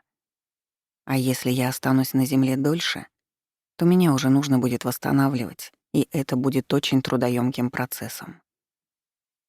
Я спросила его, правильно ли я понимаю, что он договорился о том, чтобы мне жить на планете, где сейчас находятся кураторы. Он ответил, что нет, не совсем так. Ему удалось получить для меня вид на жительство на одной из более развитых по сравнению с Землей планет, которая входила в ту же империю, что и несколько планет-кураторов. И если я покажу себя там с хорошей стороны, то у меня будет шанс жить там, где и он сейчас. А еще мы сможем опять быть вместе, если я того пожелаю. Что я ответила на такое, казалось бы, прекрасное предложение? Воссоединиться с близким человеком, развиваться и воплощаться в более развитом мире. Я сказала, что очень тронута его заботой и тем, на какие усилия и жертвы он пошел ради меня. А я знала, что они были. Но все таки я хочу остаться здесь. Почему я так решила? Дело в том, что на тот момент у меня была гораздо более сильная связь с высшими проявлениями моей души. И поэтому я неплохо понимала свои задачи и то, как мне правильнее будет поступить. И я знала, что мой переход в более развитые миры — это не решение проблемы, а всего лишь временное облегчение. И там мне также будет прилетать карма за прошлые деяния. Другими словами, те страдания, которые мне предстоит пережить, никуда не денутся, а лишь настигнут меня в другой форме. Неужели мой друг этого не понимал, могут спросить читатели. В конце концов, он был на тот момент гораздо более развитым. Я спросила его об этом, а в ответ он на время открыл мне свое сознание, чтобы я смогла увидеть ситуацию так, как воспринимал ее он. И вот я заглянула в глубину его души и, конечно же, ясно поняла, что он тоже все это знает. Просто его так замучила тоска по мне, что он был готов даже на короткое счастье, которое потом будет чревато еще большими проблемами. Он хотел, чтобы хоть на недолгое время все стало опять, как в лучшие времена. А потом будь что будет. Глупым ли это было? Наверное, со стороны может показаться и так. В конце концов, в нашем понимании любые представители высокоразвитых цивилизаций должны быть эдакими всезнающими, мудрыми, просвещенными и так далее. На самом деле это такие же души, как и мы, просто в более развитых телах и с более глубокими знаниями. И они точно так же могут поступать нелогично под действием чувств и эмоций. Мой бывший возлюбленный, хоть и понимал ситуацию лучше меня, все же вполне успешно обманывал себя. Он считал, что вывезет меня в лучшую жизнь. Там мы будем счастливы, а потом он обязательно что-нибудь придумает. В конце концов, есть способы, пусть и чреватые неприятностями впоследствии, отложить плохую карму, и мы можем ими воспользоваться. Главное, мы будем вместе, и у нас будет шанс начать все сначала. Я смотрела на мир его глазами, и мне становилось грустно. Было жаль его, жаль себя. Но все же я еще больше убеждалась в том, что лучшим вариантом для меня будет остаться в Атлантиде, а потом прожить ее и свое собственное крушение. То есть неизбежную деградацию и жизни в менее развитом облике. Разочарование и его последствия. Когда мой друг понял, что я твердо решила остаться, и у него ничего не выйдет, то как будто на время лишился сил и ушел в себя. В этот момент его сознание все еще полностью было открыто для меня, и я видела, как его буквально накрывает волной разочарования. Однако надо отдать ему должное, он довольно быстро взял себя в руки. Вскоре практически все его эмоции стали уже недоступны для просмотра. И мы решили, что надо переключиться на другие темы, хоть это было и сложно. Во избежание долгих неловких пауз он спросил, как у меня в целом дела и как я прожила свои здешние жизни, а я стала показывать ему мысленные картинки своего прошлого. Почти наверняка он мог с легкостью взломать моё сознание и посмотреть их сам, но все же ему хотелось узнать обо всем из моих собственных мысленных сообщений. После краткого рассказа о моем житье-бытие он более подробно описал мне эту командировку кураторов и цель их прилета на Землю. Сказал, что это некая последняя глобальная попытка все наладить. Вернее, даже не наладить, а оттянуть крушение Атлантиды на какое-то время. Это нужно было для того, чтобы вывести некоторых нужных людей, подобно тому, как он хотел забрать меня. Но самой главной целью было не это, а сбор особого рода ценной энергии с целью перевести ее в другое место. Куда точно, не знаю, но за пределы реальности атлантов. Помимо этого, кураторы делали определенную ревизию всей энергосистемы Земли. Она должна была еще некоторое время проработать на довольно высоких оборотах, особенно в столице. Поэтому некоторые места должны были стать источниками повышенного излучения энергии. И одним из таких мест, как читатели уже, наверное, догадались, планировалось сделать главный храм. Там предполагалось установить новое оборудование по излучению, фильтрации и сбору энергии. На какое-то время оно должно было повысить общие вибрации Атлантиды, а потом собрать нужную энергию и вывести ее в другие пространства. А как же кураторы смотрели на то, что ожидает простых атлантов?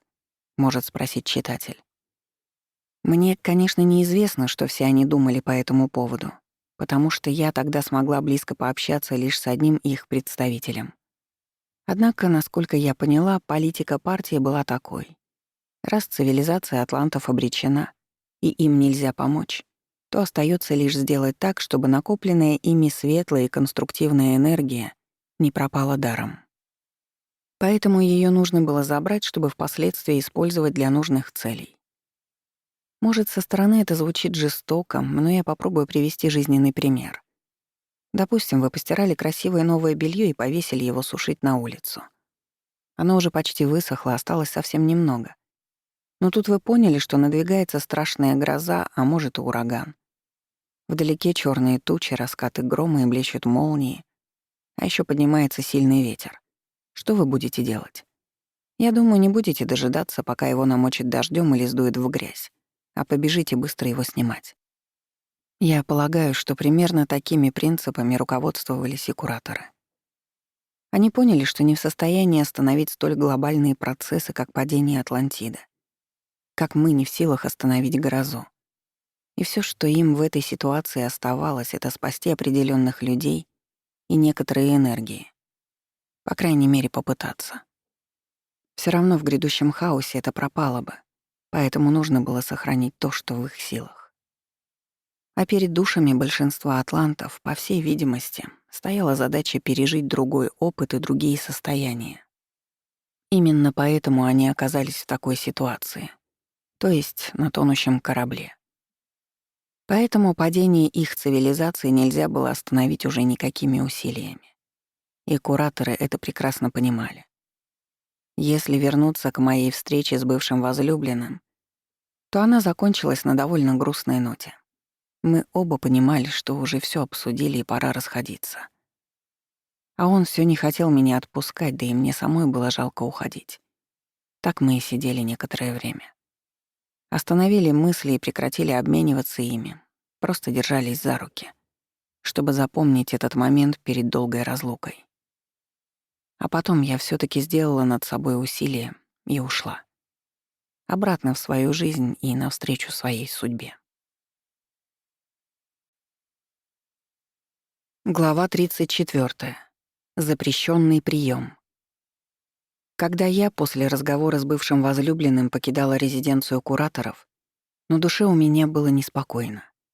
Меня терзали и тяжелые воспоминания о прошлом, и боль от предстоящего расставания с ним, и жалость к самой себе.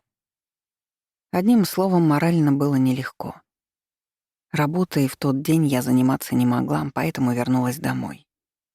Там меня поддержали мать с отцом и постарались успокоить. Отец, кажется, был даже как-то растроган и опечален, не в пример своему обычному уверенному состоянию. Он сказал, что понимает, как мне тяжело. Ему тоже пришлось пережить расставание с одной из самых близких душ. Обстоятельства он уточнять не стал. Поэтому ему известно, как это мучительно.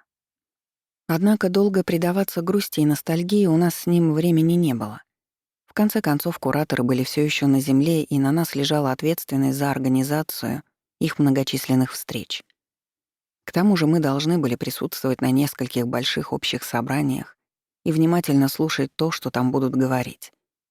Надо заметить, что на общих сборищах кураторы не рассказывали о своих планах так откровенно, как это делал мой бывший возлюбленный. Официальная политика партии у них была такой. Возможно, в будущем Атлантиду ждут некоторые неприятности, и они здесь, чтобы помочь их минимизировать. По их словам, самым важным условием была совместная деятельность. И все, кто занимал руководящие должности, должны были транслировать это в массы. В чем же заключались усилия, которые нужны были от простых атлантов? В первую очередь это были, конечно же, коллективные медитации на общее благо. Они призваны были увеличить количество светлой созидающей энергии и ее долю в общем круговороте. Поскольку в главном храме кураторы установили другие, еще более мощные излучающие установки, то задачей людей было буквально увидеть эту мощную позитивную энергию, на что атланты были еще вполне способны, подхватить ее и встроить фрагменты ее кода в свои тонкие тела. Таким образом, она могла и распространяться дальше и приносить максимальную пользу. Помимо этого были и другие типы медитаций о прекрасном коллективном будущем, о процветании народа и так далее. Атланты, в принципе, и так их периодически выполняли. Для этого как раз и существовал специальный календарь праздников. Но теперь их полагалось делать гораздо чаще. В общем, как читатели уже поняли, Атлантида должна была на некоторое время буквально потонуть в различных медитациях. Забегая вперед, скажу, что так и случилось. И из храма действительно вскоре шарахнуло крайне мощным излучением. И это вводило людей в состояние, близкое к эйфории. В медитацию входилось крайне легко, это прямо хотелось сделать. Везде чувствовался дух общего единения и поддержки. Поэтому многие атланты вспоминали впоследствии это время как счастливое и полное надежд. Что касается лично меня, то мне этот всеобщий подъем тоже помог. Он немного отвлек меня от душевной боли и тоски по близкому мне человеку, который покинул Атлантиду. Эта коллективная энергия была тем бальзамом на душу, благодаря которому и мне становилось легче. А если вернуться к тому времени, когда кураторы были еще в Атлантиде, то больше я близко со своей родственной душой не виделась и не общалась. Только наблюдала его пару раз в составе больших делегаций, и то не всегда. На многих встречах его не было. Дело в том, что его задачей была не дипломатия и переговоры, а настройка оборудования. Поэтому он большую часть времени был либо в храме, либо в резиденции кураторов. Провожали мы их делегацию такой же большой толпой, как и встречали. Были представители всех каст, торжественная обстановка и даже некоторая ностальгия. Говорю даже не про себя, а про большинство других людей. Сожаление о том, что они так быстро уезжают. Простой народ еще долго вспоминал этот приезд. Некоторые даже считали его признаком счастливых перемен, которые совсем скоро должны произойти. Жизнь после отъезда. Первое время после того, как кураторы улетели, было полным воодушевления и надежд. Я, хоть и знала больше рядовых граждан, все равно с удовольствием наблюдала за тем, как всех охватило желание сделать мир лучше. Разумеется, я понимала, что это вряд ли поможет избежать глобальных негативных событий.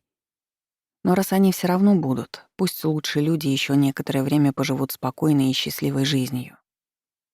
Прошло несколько лет, и общественная жизнь стала потихоньку возвращаться на круги своя. За это время был еще один приезд кураторов, правда, в очень небольшом составе и скорее технический. Он был совсем не помпезный. Прибыло несколько специалистов, которые опять направились в храм и провели почти все свое время там, а потом уехали. Видимо, они как раз выполнили дополнительную настройку оборудования. А еще в тот период мой отец сообщил мне весьма интересную информацию. Он мало с кем этим поделился, но я вошла в круг избранных, как дочь и ближайшее доверенное лицо. Так вот, моему отцу предложили после окончания воплощения и смерти покинуть Атлантиду, чтобы родиться на одной из планет кураторов. Насколько я помню, отец тогда всерьез раздумывал над этим и просчитывал, как ему лучше поступить. Он стал одним из тех ключевых людей, которых планировали вывести в более развитые миры. Если меня хотели перевести по личным причинам, то отца — как ценного специалиста, который способен принести пользу обществу. А еще мой папа знал гораздо больше, чем было положено управляющему. В обход всех правил ему ближе к концу жизни был предоставлен доступ к множеству закрытых баз данных в информационном поле.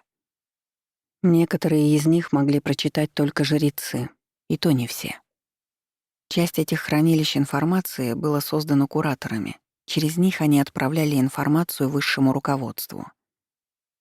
По итогам всех полученных знаний отец, по всей видимости, сделал для себя некоторые важные выводы. Я до сих пор удивляюсь его прозорливости. К примеру, он с определенной иронией смотрел тогда на кураторов.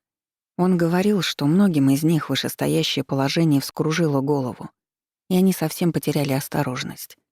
А именно, стали чрезмерно вовлекаться в управление Атлантидой и распоряжались ее энергиями чуть ли не как своей собственностью. Отец прекрасно знал, что столь глубокое погружение в реальность Земли приводило его к энергетическому срастанию с планетой. Он считал, что, скорее всего, многих кураторов в итоге забросит к нам, и они начнут воплощаться на Земле после того, как запустятся негативные сценарии. Забегая вперед, скажу, что он был тогда совершенно прав. Многие из кураторов в итоге остались здесь и, как и бывшие атланты, прожили множество жизней в человеческом облике, забыв, кто они и что изначально было их целью на Земле. Про то, как так вышло и почему, я обязательно напишу в более поздних главах. Сейчас углубляться в подробности не буду. Рассказываю о тех событиях, которые происходили в описываемый период. Глубокие знания моего отца, а также его обыкновение просчитывать любую ситуацию, не позволяли ему принимать важные решения мгновенно. Поэтому он не отвечал ни да, ни нет на предложение покинуть Атлантиду, а как будто тянул время. Я вскоре поняла, что это, вероятно, было частью одной из политических игр, которые он затеял. В конце концов, он был связан с очень многими, и со жрецами, и с просвещенными, и даже с кураторами. Поэтому должен был понять, как наилучшим образом завершить дела и нужен ли ему переезд на новое место. Помимо этого его мучил еще один вопрос. Кто унаследует его должность после него? Для всей его команды было совершенно очевидно, что практически никто больше не способен вести дела на таком высоком уровне. Развивать столицу оптимальным курсом, лавируя между многими противоречивыми силами. Лично я совершенно адекватно относилась к себе и понимала, что мне занять должность отца не под силу. Поэтому на нее даже не претендовала, так же, как и мой брат. А наш папа тем временем становился старше, и я видела, насколько он сильно устал от всего. Мы с братом и командой заменяли его где могли, но и этого уже было недостаточно. Он понимал, что скоро должен покинуть свой пост. В итоге так и случилось. И вместо него правителем столицы, со стороны управляющих, стал один довольно способный паренек. При этом он до конца жизни отца советовался с ним по самым важным вопросам. А мы с братом были заместителями нового правителя и помогали ему как могли. И все же, несмотря на все эти усилия, мы с печалью наблюдали, как влияние управляющих с каждым днем неумолимо уменьшается. В отличие от прошлого правителя, к новому прислушивались мало. Больше всех стремились руководить жрецы. В то время они уже практически подмяли под себя просвещенных, и те лишь выполняли их команды. Если раньше еще можно было как-то сыграть на конфликте интересов этих двух каст, то теперь это стало невозможным. Они превратились практически в одну организацию. И для нас это было весьма печально. Нового правителя города жрецы всеми силами стремились убедить в том, что его главная задача — слушать их мнение и соглашаться. Наш паренек, а он был действительно молод, когда занял эту должность, оказался весьма принципиальным и не хотел отступать под чужим натиском. Мы с напряжением ждали, чем закончится это противостояние, и не понимали, чего в итоге ожидать. Наше положение и дела усугубило то, что через некоторое время мой отец отошел в мир иной. Незадолго до смерти он сказал мне, что вероятнее всего примет предложение кураторов и не будет больше рождаться на Земле. Он признался, что видел свои будущие варианты жизни и здесь, и в них он может принести мало пользы. Вдобавок он сообщил, что ужасно устал от своих дел и интриг в этом воплощении. При всей его хитрости и расчетливости он старался делать все именно для общего блага, а не действовать в личных интересах. Но даже при тех сверхусилиях, которые он прилагал, ему удалось сделать весьма небольшой процент от того, что он планировал. Одним словом, мой папа был разочарован и считал, что здесь ему больше нечего ловить. Поэтому лучше переместиться в другое место. Попал он туда в итоге или нет, я тогда так и не поняла. Я знала лишь, что он до последнего колебался и несколько раз менял свое решение. В любом случае, окончательное «да» или «нет» ему предстояло сказать уже после смерти.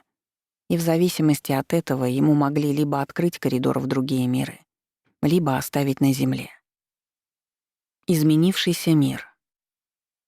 Время после ухода отца было для меня весьма сложным. Помню церемонию прощания с ним. Почтить его память и присутствовать при сжигании тела пришли массы людей. Он в этот момент присутствовал рядом с нами на тонком уровне, то есть находился в астрале. Все видели и приветствовали его, и посылали ему энергию своих благих пожеланий. Надо сказать, что простые люди его очень любили и искренне опечалились, когда он покинул земной мир. Тем не менее, все искренне желали ему удачи в дальнейшем бытии и посылали энергию своей благодарности. У нас с братом, помимо грусти от смерти отца, были еще весьма непростые мысли о том, как нашей команде теперь вести дела в столице. Новый управляющий был настроен решительно. Все так же защищать интересы людей и усмирять аппетиты вышестоящих каст. Однако мы все понимали, что у него вряд ли хватит способностей и сил вести дела, как это делал отец. И действительно, последствия не заставили себя долго ждать. Они начались буквально сразу, на одной из встреч, где все обсуждали будущее столицы. На ней присутствовал управляющий города со стороны жрецов, и даже пришел сам верховный жрец. У жрецов были планы максимально увеличить храмовые территории, а также приглашать как можно больше провинциальных служителей в столицу. Согласно их задумке, весь город со временем должен был стать неким придатком к главному храму, а административный центр желательно было сместить в другое место. Помимо этого, доступ в столицу для представителей других каст, кроме жрецов и просвещенных, также планировалось ограничить. Мы, как управляющие, были против такого развития событий. Мы уже собрались спорить со жрецами и обсуждать с ними все разногласия, как случилось неожиданное. Жрецы решили коллективно применить против нас один запрещенный прием. Он состоял в том, что они все вместе настроились на нас, а затем как бы окутали нас своей волей, подавив нашу. Это было похоже, наверное, на легкую степень гипноза. Мы все поняли, что просто не можем спорить с ними. У нас не хватает сил. Сознание стало сонное и податливое. Вероятно, если применить сравнение из нашего мира, то мы все разом как будто перепили успокоительного и не были способны на споры. Наша команда стала похожа на амёб, и в своем полусне мы формально согласились на все, что предлагали жрецы. Под конец этого заседания они немного разбудили нас и четко передали нам следующую мысль. Если мы будем сильно противиться их решениям, то с нами будут всегда проделывать на встречах подобный трюк. Если же мы признаем то, что основные решения теперь принимают они, тогда будем сотрудничать уже в более конструктивном виде. После этой встречи нас всех охватила злость и ощущение собственного бессилия. Мы понимали, что жаловаться некому. Они недаром привели верховного жреца. Это было знаком, что подобное поведение одобряется на самом высоком уровне. Кураторы тоже вряд ли стали бы с этим разбираться. К тому же они теперь приезжали весьма редко. Можно сказать, что мы, как управляющие, тогда четко поняли две вещи. Первое. От нас не так уж много теперь зависит, и надо это принять как данность. Второе. Все свои проблемы нам придется решать самим. Помощи и поддержки ждать особо неоткуда. Те же самые жрецы и просвещенные будут делать для управляющих что-то лишь в обмен на разные уступки и привилегии. Время бескорыстной поддержки с их стороны, если и было, то очень давно прошло. В общем, нашей команде пришлось проглотить горькую пилюлю и жить с этим дальше. Глава 35. Прерванная связь. Настал черед рассказать о том, как складывалась моя личная жизнь после отъезда кураторов и смерти отца. Замуж я в том воплощении так и не вышла и семью не завела. В молодости у меня не было такого желания, а позже я была поглощена рабочими вопросами. Вдобавок, после встречи с бывшим возлюбленным, который теперь был одним из кураторов, во мне как будто что-то перевернулось, и я больше не хотела влюбляться или заводить с кем-то длительные отношения. Долгое время после нашего рокового свидания я чувствовала его отголоски. Помимо воли постоянно приходили яркие воспоминания о прошлой любви, а также о последующем разрыве. Но воспоминания — это еще половина беды. Кроме них я четко ощущала связь с бывшим возлюбленным на тонком уровне.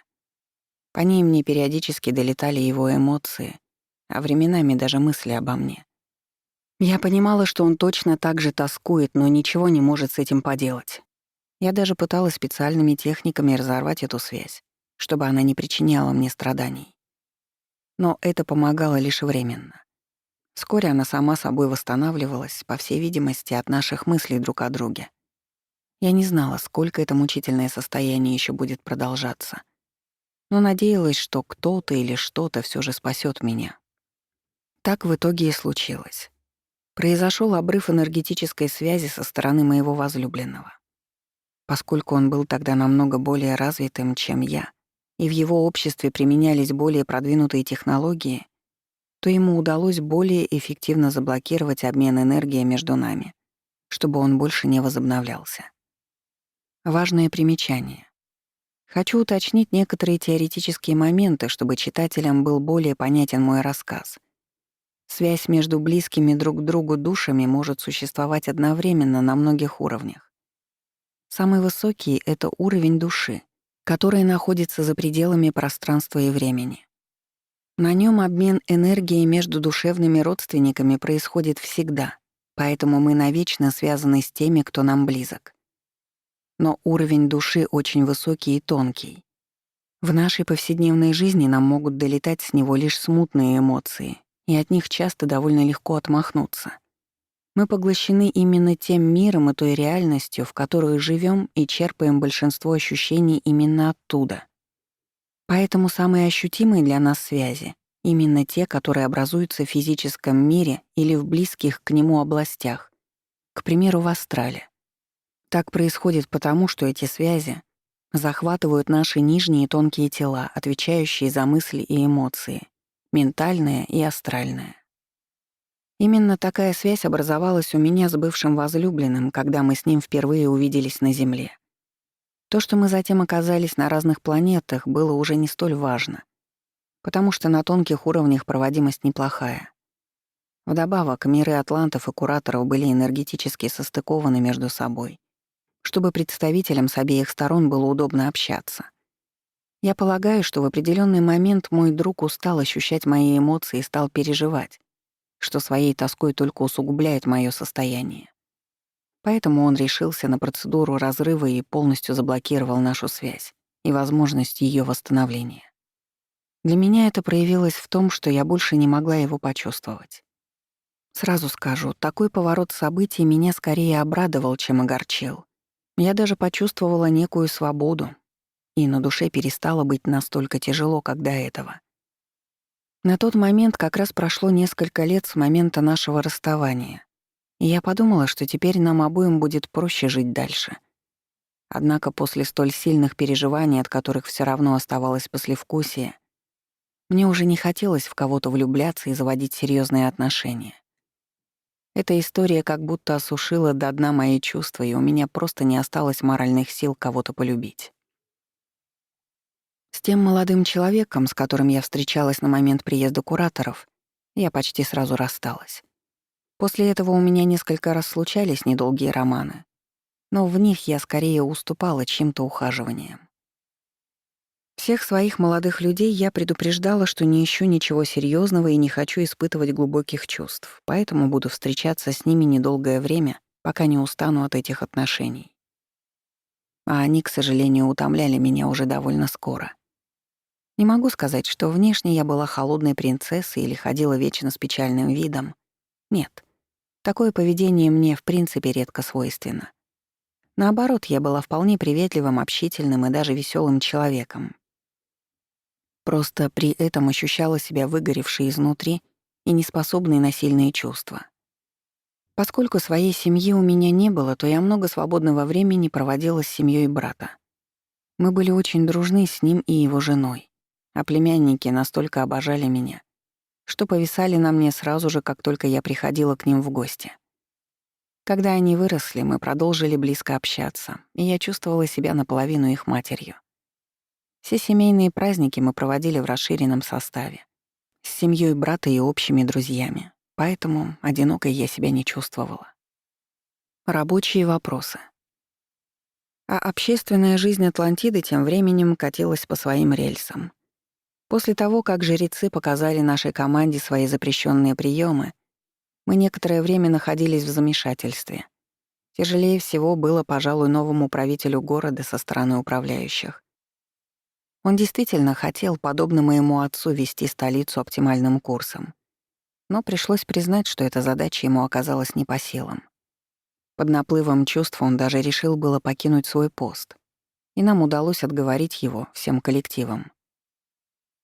Несмотря на то, что тогда мы все ощущали свое поражение, нам в итоге все же удалось частично помешать планам жрецов.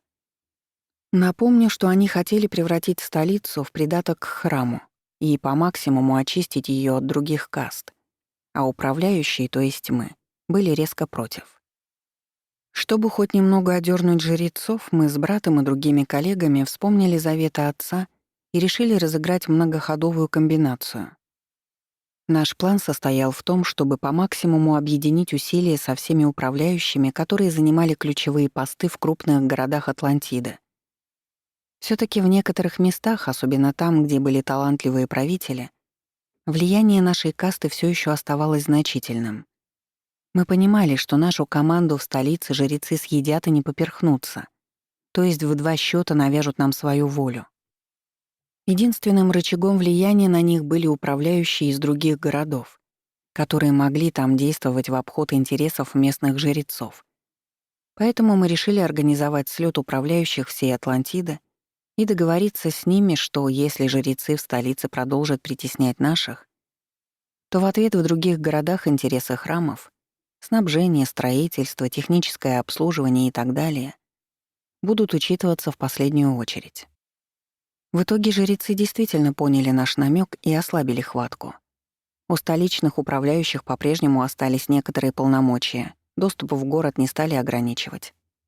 И он остался административным центром. Однако мы все прекрасно понимали, что эта победа временная и зыбкая. Мы всего лишь тянули время и пользовались тем, что жрецы пока еще не успели подмять под себя все рычаги управления в других местах. Сколько так будет продолжаться, никто не знал. Жрецы все активнее объединялись с просвещенными и пробовали разные подходы, чтобы укрепить свою власть. Однако, как ни странно, нам повезло. Относительное равновесие продлилось гораздо дольше, чем мы планировали. Наша удача заключалась в том, что в этот момент началась процедура смены верховного жреца. У жрецов тогда не было такого понятия, как пенсия. Верховный жрец находился у руля до последнего, а затем уходил в мир иной.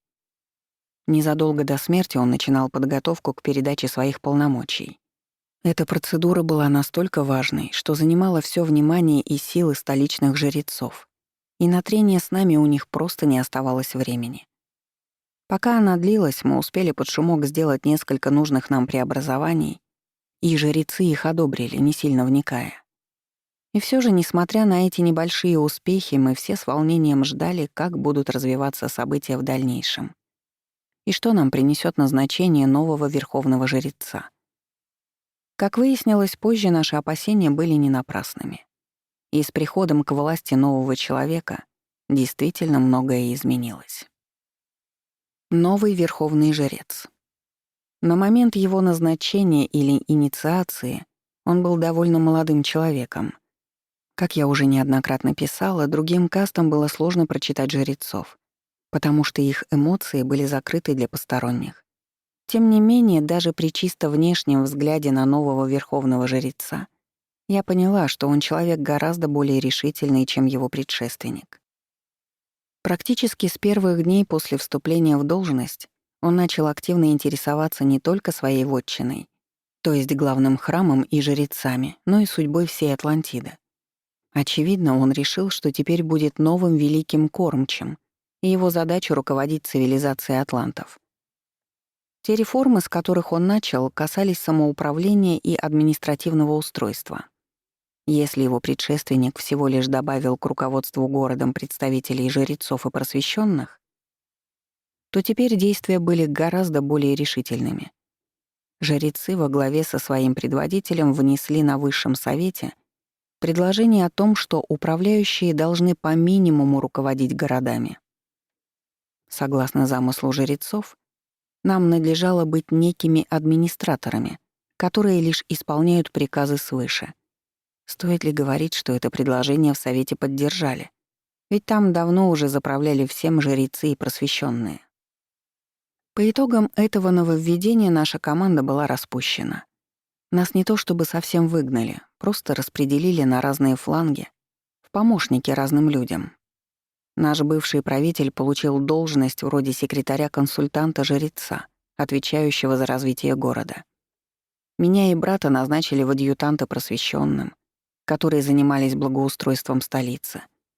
Мы должны были стать посредниками между ними и другими кастами и выполнять их указания. При этом сами мы практически ничего уже не решали. Что интересно, с управляющими в других городах обошлись более гуманно. Их команды не расформировали, как нашу, и они все так же работали вместе. Но свободу в принятии решений у них, конечно же, точно так же отобрали. Разве что сделали это более уважительно. Насколько я поняла, такое обращение со столичными управляющими было своеобразной местью за то, что мы попытались в свое время помешать жрецам в их планах. Они это запомнили, выбрали подходящий момент и ударили нам в спину. Большинство моих коллег восприняло свое новое положение весьма болезненно. Их начальники, как правило, не церемонились с ними. То есть формально, разумеется, обращались уважительно, но по факту поступали так, как считали нужным. А на мнение помощников-консультантов им было плевать. В итоге большинство столичных управляющих, которые раньше руководили городом, попросили перевести их на другие должности. Многие переехали к родственникам в другие места. Но мы с братом решили все таки остаться на родине и дожить свою жизнь там. Тем более, что на тот момент мы были уже не молоды. Из управления городом мы ушли, брат проработал на нескольких простых работах и вскоре вышел на пенсию. А я попросила перевести меня в инстанцию вроде нашего департамента образования и некоторое время трудилась там. Мы занимались реорганизацией школ, помогали составлять учебные программы, и я много времени проводила, общаясь с детьми. После долгих лет, полных проблем и интриг, эта работа была для меня как глоток свежего воздуха. В общественных школах учились представители низших каст. Высшие касты обучались отдельно, по индивидуальным программам. Но это я считала только плюсом. Дело в том, что на тот момент именно в среде простых людей еще сохранялась та атмосфера общности и приверженности светлым идеалам, за которую я так любила Атлантиду. Находясь на работе, я наблюдала детей с чистыми помыслами, которые искренне любили всех людей и верили в лучшее, а также мечтали, что когда вырастут, помогут строить высшим кастам светлое будущее, будут вносить в него свой маленький, но важный вклад. Кто-то может сказать, что это было жутко наивным, но я не осуждала и не переубеждала этих людей. Мне просто нравилось жить и работать рядом с ними и быть частью их дружного коллектива. Последние годы. Так я и дожила тогда свою жизнь в спокойной атмосфере и до последних дней занимаясь детьми. Самым сложным перед смертью было до конца отпустить все отрицательные эмоции, связанные с бывшим возлюбленным. Всё-таки во мне, как угли в почти потухшем костре, ещё тлели запоздалые сожаления о том, что всё вышло именно так. Пришлось значительно поработать над собой, чтобы наконец смириться с прошлым и настоящим, а также настроиться на следующие жизни и мои задачи в них. В итоге умирала я с чувством умиротворения и в окружении любимых людей, которые были со мной в той жизни. Из-за сильных переживаний, которые мне тогда выпали, моё тело постарело и стало сдавать намного раньше срока. Поэтому меня провожали на тот свет брат и его семья. Я уходила раньше них, хоть и была младше. При этом, к счастью, меня не мучили тяжелые заболевания. Я просто увидела, что ресурс моего тела почти иссяк, и поняла, что мне пора умирать. Жрец, который меня посетил, подтвердил мои догадки и дал добро на мой уход из жизни. Перед смертью, по традиции, на меня надели специальный медальон, о нем я подробно писала в прошлых главах. И сам процесс умирания прошел довольно легко. Наверное, многих читателей сейчас может интересовать вопрос, встретилась ли я после смерти со своим другом, куратором. Нет, этого не произошло. Дело в том, что у атлантов и кураторов были изолированные пространства посмертия. То есть та сеть тонких миров, где находились атланты между воплощениями, была закрытой. Выход в тонкие миры других планет оттуда был заблокирован. В тонкие миры кураторов можно было перейти только в случае, если откроют коридор. Но простым гражданам, вроде меня, он был закрыт. Вдобавок, мой бывший возлюбленный еще при жизни оборвал нашу связь. Поэтому я перестала ощущать его как в физическом мире, так и на том свете. Да, на уровне души мы по-прежнему были близки. Я могла в красках вспоминать прошлое с ним и понимать, сколько между нами общего. Но вот его текущая жизнь, эмоции, состояние были для меня закрыты. «Так что же получается, вы с ним так больше и не встретились?» — могут спросить читатели. Для тех, кто переживает, как мы дальше жили друг без друга, могу немного забежать вперед и сказать, что в итоге мы с ним таки встретились. Причем не просто увиделись мельком, а провели бок о бок множество жизней на Земле.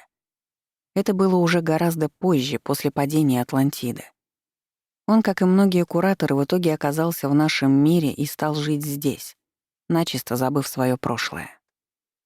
Кем мы с ним только ни были. И парой, и родственниками, и друзьями, и коллегами. Разве что последние несколько жизней наши пути разошлись. Но это уже другая история. Так что я думаю, в итоге случился некий компромисс между его желанием быть вместе и моим стремлением остаться на земле. Глава 36. Личный рай. Перед новым рождением я знала, что предстоящее воплощение мне снова предстоит провести в женском облике, поскольку так мне будет проще выполнить большинство своих новых задач. На этот раз, в отличие от прошлой жизни, оптимальным для меня было родиться в небольшом городке, подальше от столичных интриг и страстей, которыми я насытилась в прошлом, поближе к природе и простым людям.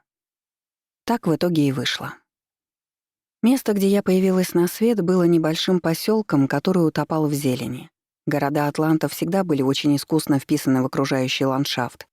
Но на моей новой родине было настолько мало домов и строений, что они даже не выбивались из природного пейзажа и буйной растительности.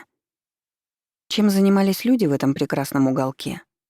В первую очередь оно было задумано как курортная зона, предназначенная для отдыха. Помимо этого, в лесах неподалеку было расположено что-то вроде центра повышения квалификации и медитации, где проводились выездные мероприятия. То есть группа атлантов приезжали туда на командные сборы, чтобы вместе помедитировать, решить рабочие вопросы, укрепить отношения в коллективе и так далее. Помимо того, что наш поселок был небольшим, красивым и там легко дышалось от позитивной энергетики, в нем был еще один большой для меня плюс — а именно, там было мало жрецов. После жизни в столице, где они под конец были чуть ли не основной частью населения, теперь я отдыхала от них. На моей родине не было даже полноценного храма. Присутствовало лишь небольшое святилище в лесу, где время от времени жрецы, обычно приезжие, местных было всего несколько, проводили коллективные медитации в основном в дни праздников. Моя новая семья хоть и принадлежала к касте управляющих, но все же была очень простой. Никто не занимал руководящих должностей, отец и мать работали в обслуживании курортного комплекса. У меня были старшие брат и сестра, и я была самым младшим ребенком в семье. В тот раз в моем окружении, по крайней мере в детстве, не было очень близких мне душ. Однако это не помешало мне провести ранние годы гармонично и счастливо. Поскольку у моих родителей было много дел на службе, а я в тот момент была еще маленьким ребенком, они часто брали меня с собой на работу. Пока они занимались своими обязанностями, то есть организовывали различные мероприятия, я играла возле утопающих в зелени строений курортного комплекса. Партнерами по играм для меня были насекомые и мелкие животные, а в основном ящерицы, которые бегали по всей округе. Мне нравилось временно подчинять себе их волю, это было крайне просто. Я как бы делала их продолжением себя, и в тот момент они бежали или летели туда, куда я хотела. Потом я отпускала гипноз, в них включалась их собственная встроенная программа, и они направлялись туда, куда изначально собирались. Через некоторое время я опять гипнотизировала их, и так могло продолжаться несколько часов. Конечно же, как и все атланты, я очень любила животных и никогда не причиняла им никакого вреда. Я просто была ребенком, и меня забавляло собирать большую кучу из муравьев, заставлять множество ящериц забираться на один куст и так далее. Помимо этого, мне нравилось общаться с природными духами, которые в изобилии обитали в тех местах. Они были астральными сущностями, в большинстве своем гораздо менее развитыми, чем атланты. Однако при этом они играли важную роль в общей экосистеме. Их энергии были связаны с животными и растениями, и они поддерживали определенный баланс на своем участке. Духи природы были дружелюбными и любопытными, как дети. Я подзывала их, и мы мысленно общались. Рассказывали друг другу разные истории и даже придумывали совместные игры, вроде пряток и догонялок.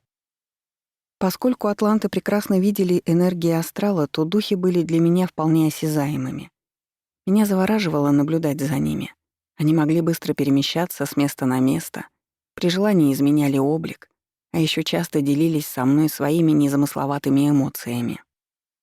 Так я и росла на природе и в гармонии с ней. Она привлекала меня даже больше, чем мир людей, ведь там я как будто восстанавливала равновесие, утраченное в бурной прошлой жизни, и чувствовала покой и гармонию. Мои родители видели это и поощряли мои увлечения. Когда я немного подросла, то мне частично доверили уход за растениями нашего курортного комплекса. Я высаживала возле домиков редкие виды цветов. У меня была легкая рука, и все прекрасно росло благодаря моей связи с природой и погружению в нее. Атлантида изнутри и снаружи. Кстати, раз я уж заговорила на эту тему, то опишу, каким был в тот период климат, флора и фауна в тогдашней Атлантиде. То место, где мы жили, было в зоне тропиков. Поэтому климат был теплый и влажный. Смены сезонов практически не чувствовалось. При этом не было изматывающей жары, периодически шли ливни, и это давало достаточно влаги для растений. В целом, это напоминало климат некоторых тропических островов в нашем мире. Леса вокруг нашего поселка были похожи на джунгли Амазонки. Из-за дождей все было покрыто густой растительностью, деревьями и лианами. При строительстве курортных домиков в природе старались наносить минимальный вред, так как атланты очень бережно к ней относились. Поселок занимал очень небольшую площадь по сравнению с лесом, и сильно расширить его никто бы не позволил. А теперь про фауну. Самым распространенным классом животных тогда были рептилии. Правда, возле нас крупные не водились, им было бы банально сложно продираться сквозь густой лес. Поэтому было много мелких ящериц, а в реках водились крокодилы. Это был вид, который отличался от наших более крупным размером и острой формой головы. Помимо них водились еще небольшие рептилии, которые были среднестатистическому атланту примерно по голень. Они охотились на мелких животных. Если использовать современную терминологию, то это были мелкие динозавры-хищники. Диких животных, конечно же, никто не боялся.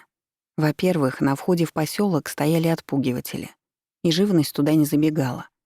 А во-вторых, любой атлант, даже ребенок, способен был своей волей остановить нападение мелкого хищника и отпугнуть его, если бы тот вдруг решил наброситься. Но такого практически не случалось. В-третьих, самые крупные хищные рептилии в те времена водились в других местах, а у нас их не было. Климат в те времена был схожим на всей планете, разве что были некоторые более засушливые области, а в предгорьях немного чувствовалась смена сезонов. Но даже там зимы, если их можно так назвать, были просто более прохладным и сухим сезоном. Холодов и снега не было в принципе. По сравнению с ранним периодом, так называемым «золотым веком Атлантиды», который я описывала в первых главах этого рассказа, климат изменился не слишком сильно, поскольку над поддержанием всей экосистемы постоянно работали просвещенные и отчасти кураторы, контролировавшие этот процесс. Она оставалась стабильной и максимально комфортной для людей. Дело в том, что любая планета представляет собой единую систему, где энергетические потоки и физические, то есть материальные проявления, тесно связаны между собой. Скажу даже больше. По сути, они одно и то же. Отличаются лишь тем, что есть более проявленная и сгущенная энергия, картинка того мира, в котором мы живем, а есть более текучая эфирная и астральная энергия, а также волны различных частот, которые за всем этим стоят.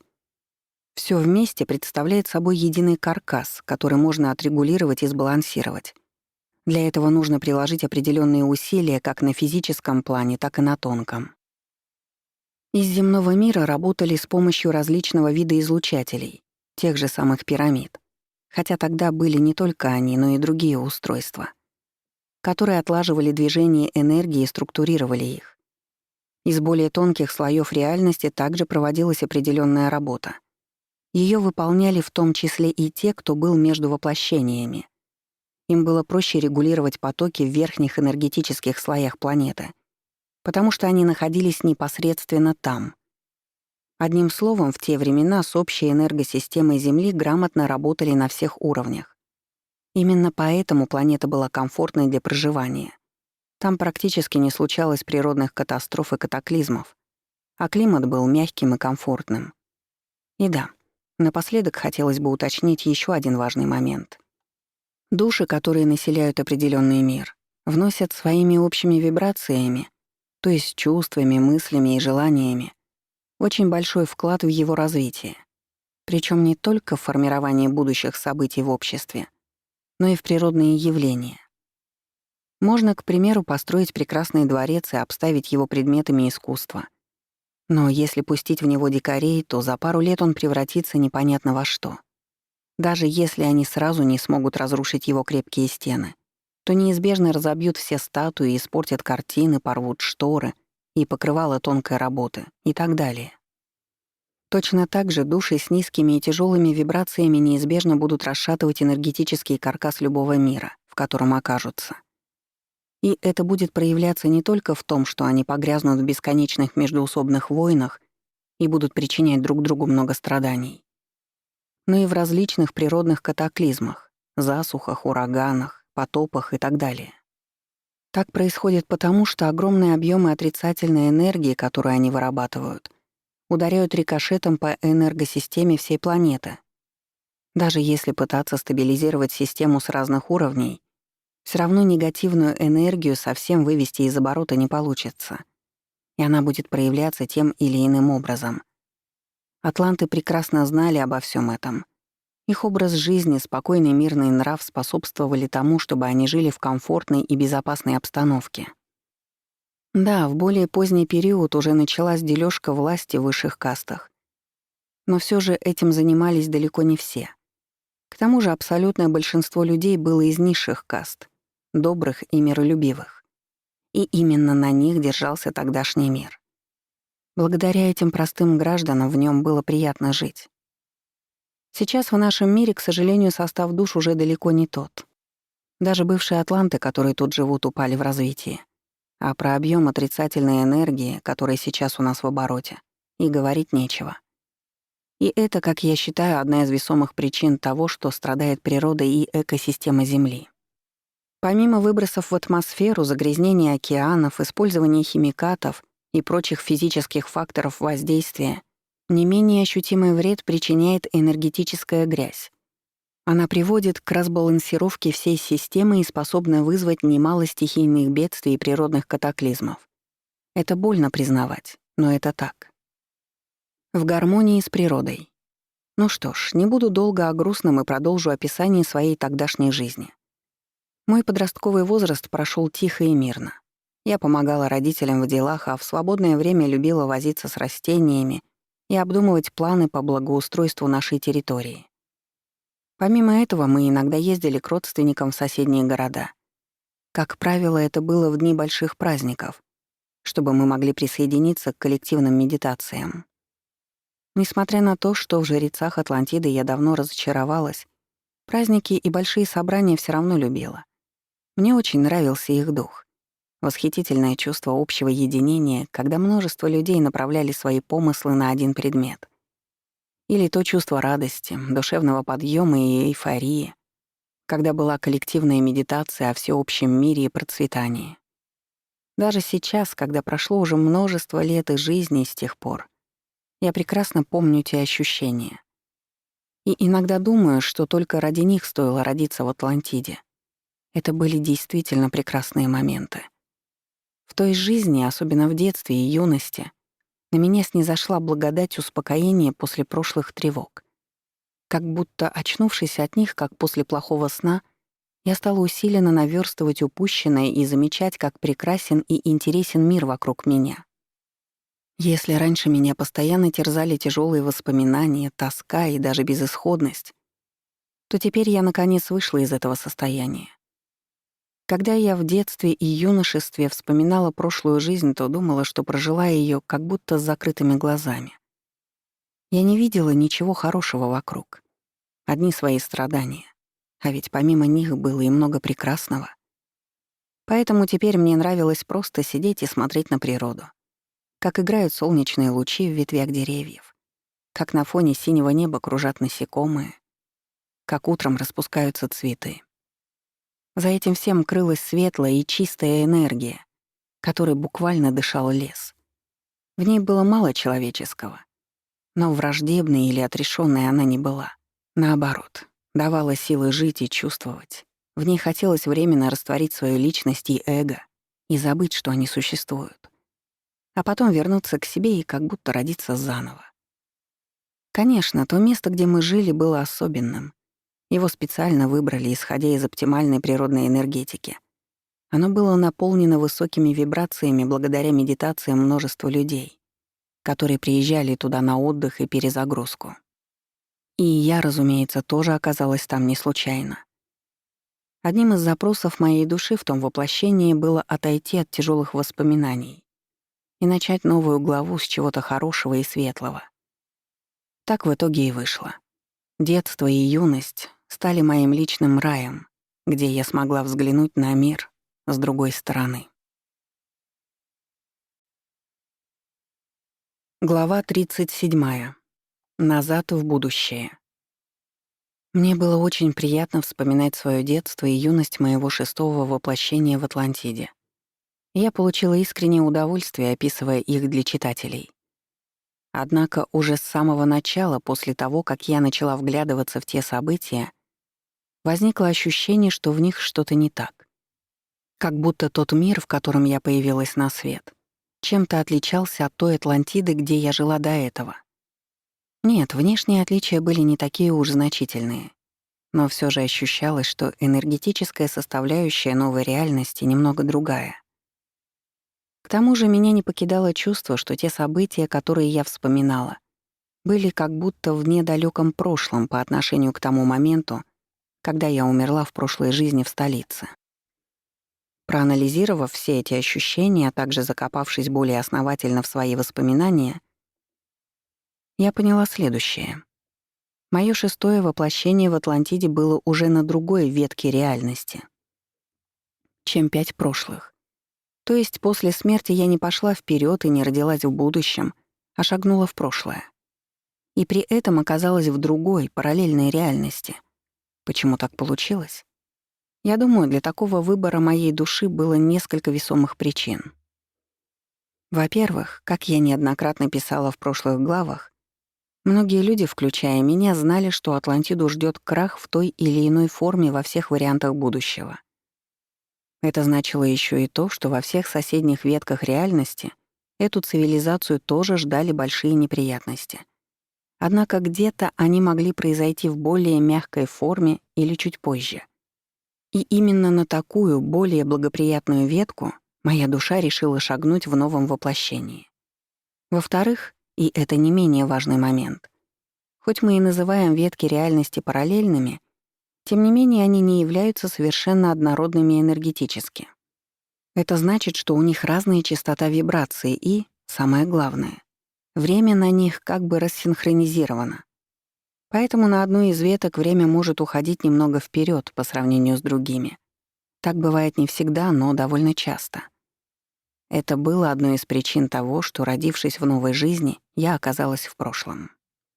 Помимо этого, мир вокруг меня был немного другим. Да, это была та же самая Атлантида, но многие знакомые города и места выглядели иным образом. Все это стало для меня особенно явным, когда я стала вспоминать дальнейшие события той жизни. Те моменты, когда я уже повзрослела и стала более самостоятельной. К тому же, тогда у меня было более четкое представление о том, зачем мне самой нужен был этот скачок во времени. Но обо всем по порядку. Новая реальность. Если в детском и подростковом возрасте меня, как я уже рассказывала, больше всего увлекало общение с природой и отдых от прошлых волнений и тревог, то в молодости я стала больше философствовать и задумываться о собственной жизни и судьбе. Я понимала, что попала в эту новую для себя реальность, в том числе и для того, чтобы немного потянуть время перед неминуемой катастрофой и насладиться напоследок Атлантидой в ее лучшем виде. Мне хотелось пожить еще немного в мирной цивилизации, где люди внимательны и добры друг к другу, перед тем, как оказаться в более враждебном мире. Мне было очевидно, что поскольку я попала на соседнюю ветку, то сценарии развития событий здесь будут схожими. Поэтому никакого светлого будущего в долгосрочной перспективе у Атлантиды здесь тоже не будет. Однако светлое настоящее, пусть даже на не слишком долгое время, меня тоже устраивало. Внешний вид природы и городов, сама система управления и многие другие вещи вокруг весьма были схожи с моей прошлой Атлантидой. Поэтому я чувствовала себя во вполне привычном месте и знакомом мире. Разве что в моей новой реальности был еще более стабильный и приятный климат, а о природе заботились еще бережнее. Расположение и названия крупных городов тоже практически полностью совпадали. Отличия были разве что в совсем небольших поселках, которых в одной из реальностей могло не быть. Облик улиц и домов, безусловно, мог отличаться, но это были уже небольшие детали. Практически то же самое было и с системой управления. В моей новой реальности самой авторитетной кастой были также жрецы. И был все тот же высший совет, чьи заседания становились уже практически номинальными. У руля были другие люди, но суть от этого не сильно менялась, и события развивались по схожему сценарию. Кураторы и ветки реальности. Я думаю, что читателям будет интересен еще один вопрос. Он касается кураторов, вернее, их взаимодействия с Атлантидой в каждой конкретной ветке реальности. То есть, к примеру, если они прилетали с визитом в одну версию Атлантиды, то как это отражалось на остальных? Дублировались ли они сами и их визит туда или нет?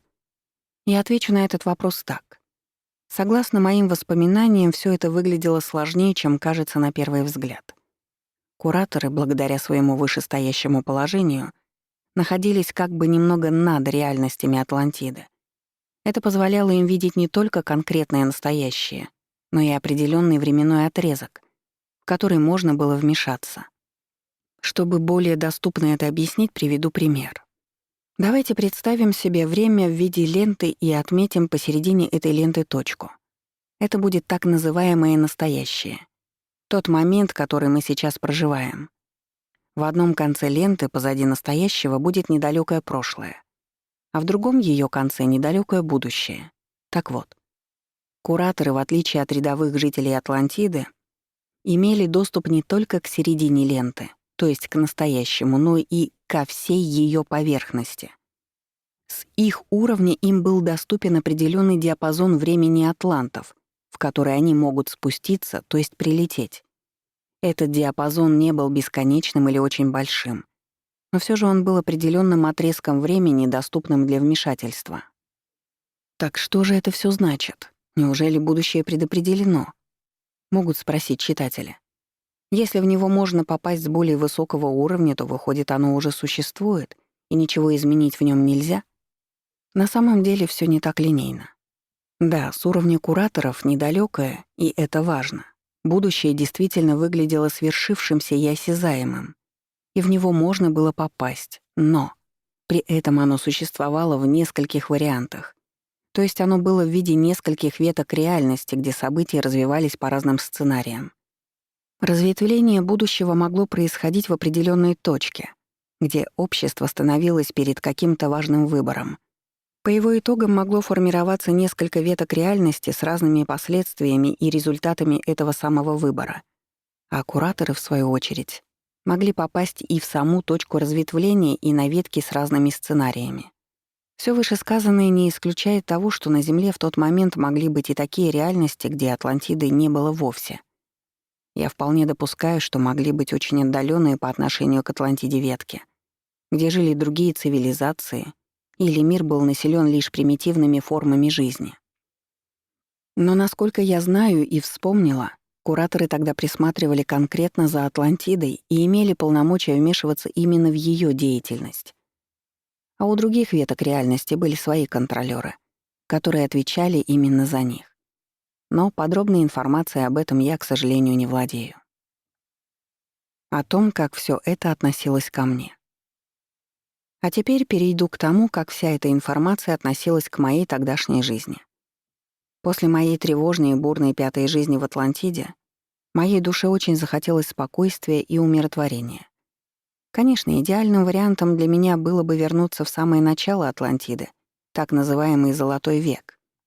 Его я описывала в первых главах этого повествования. И пожить там. Но поскольку это было уже очень далёкое на тот момент прошлое, оно было заблокировано даже для кураторов, а для простого атланта вроде меня тем более. Поэтому я при всем желании не смогла бы попасть туда и родиться там.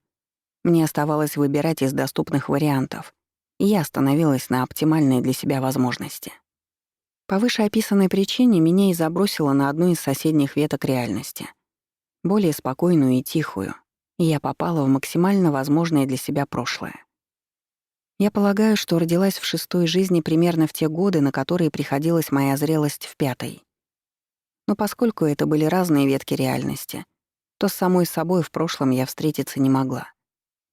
То же самое было и с моим окружением. Даже если бы в детстве моей новой жизни я приехала в столицу, то не встретила бы своего прошлого отца-правителя, бывшего возлюбленного куратора и так далее. Все Всех этих людей и событий там не было, хотя формально годы были одни и те же. О том, как образовалась эта новая для меня ветка реальности, я тоже неоднократно думала. Полагаю, что когда-то они с моей прошлой веткой составляли одно целое.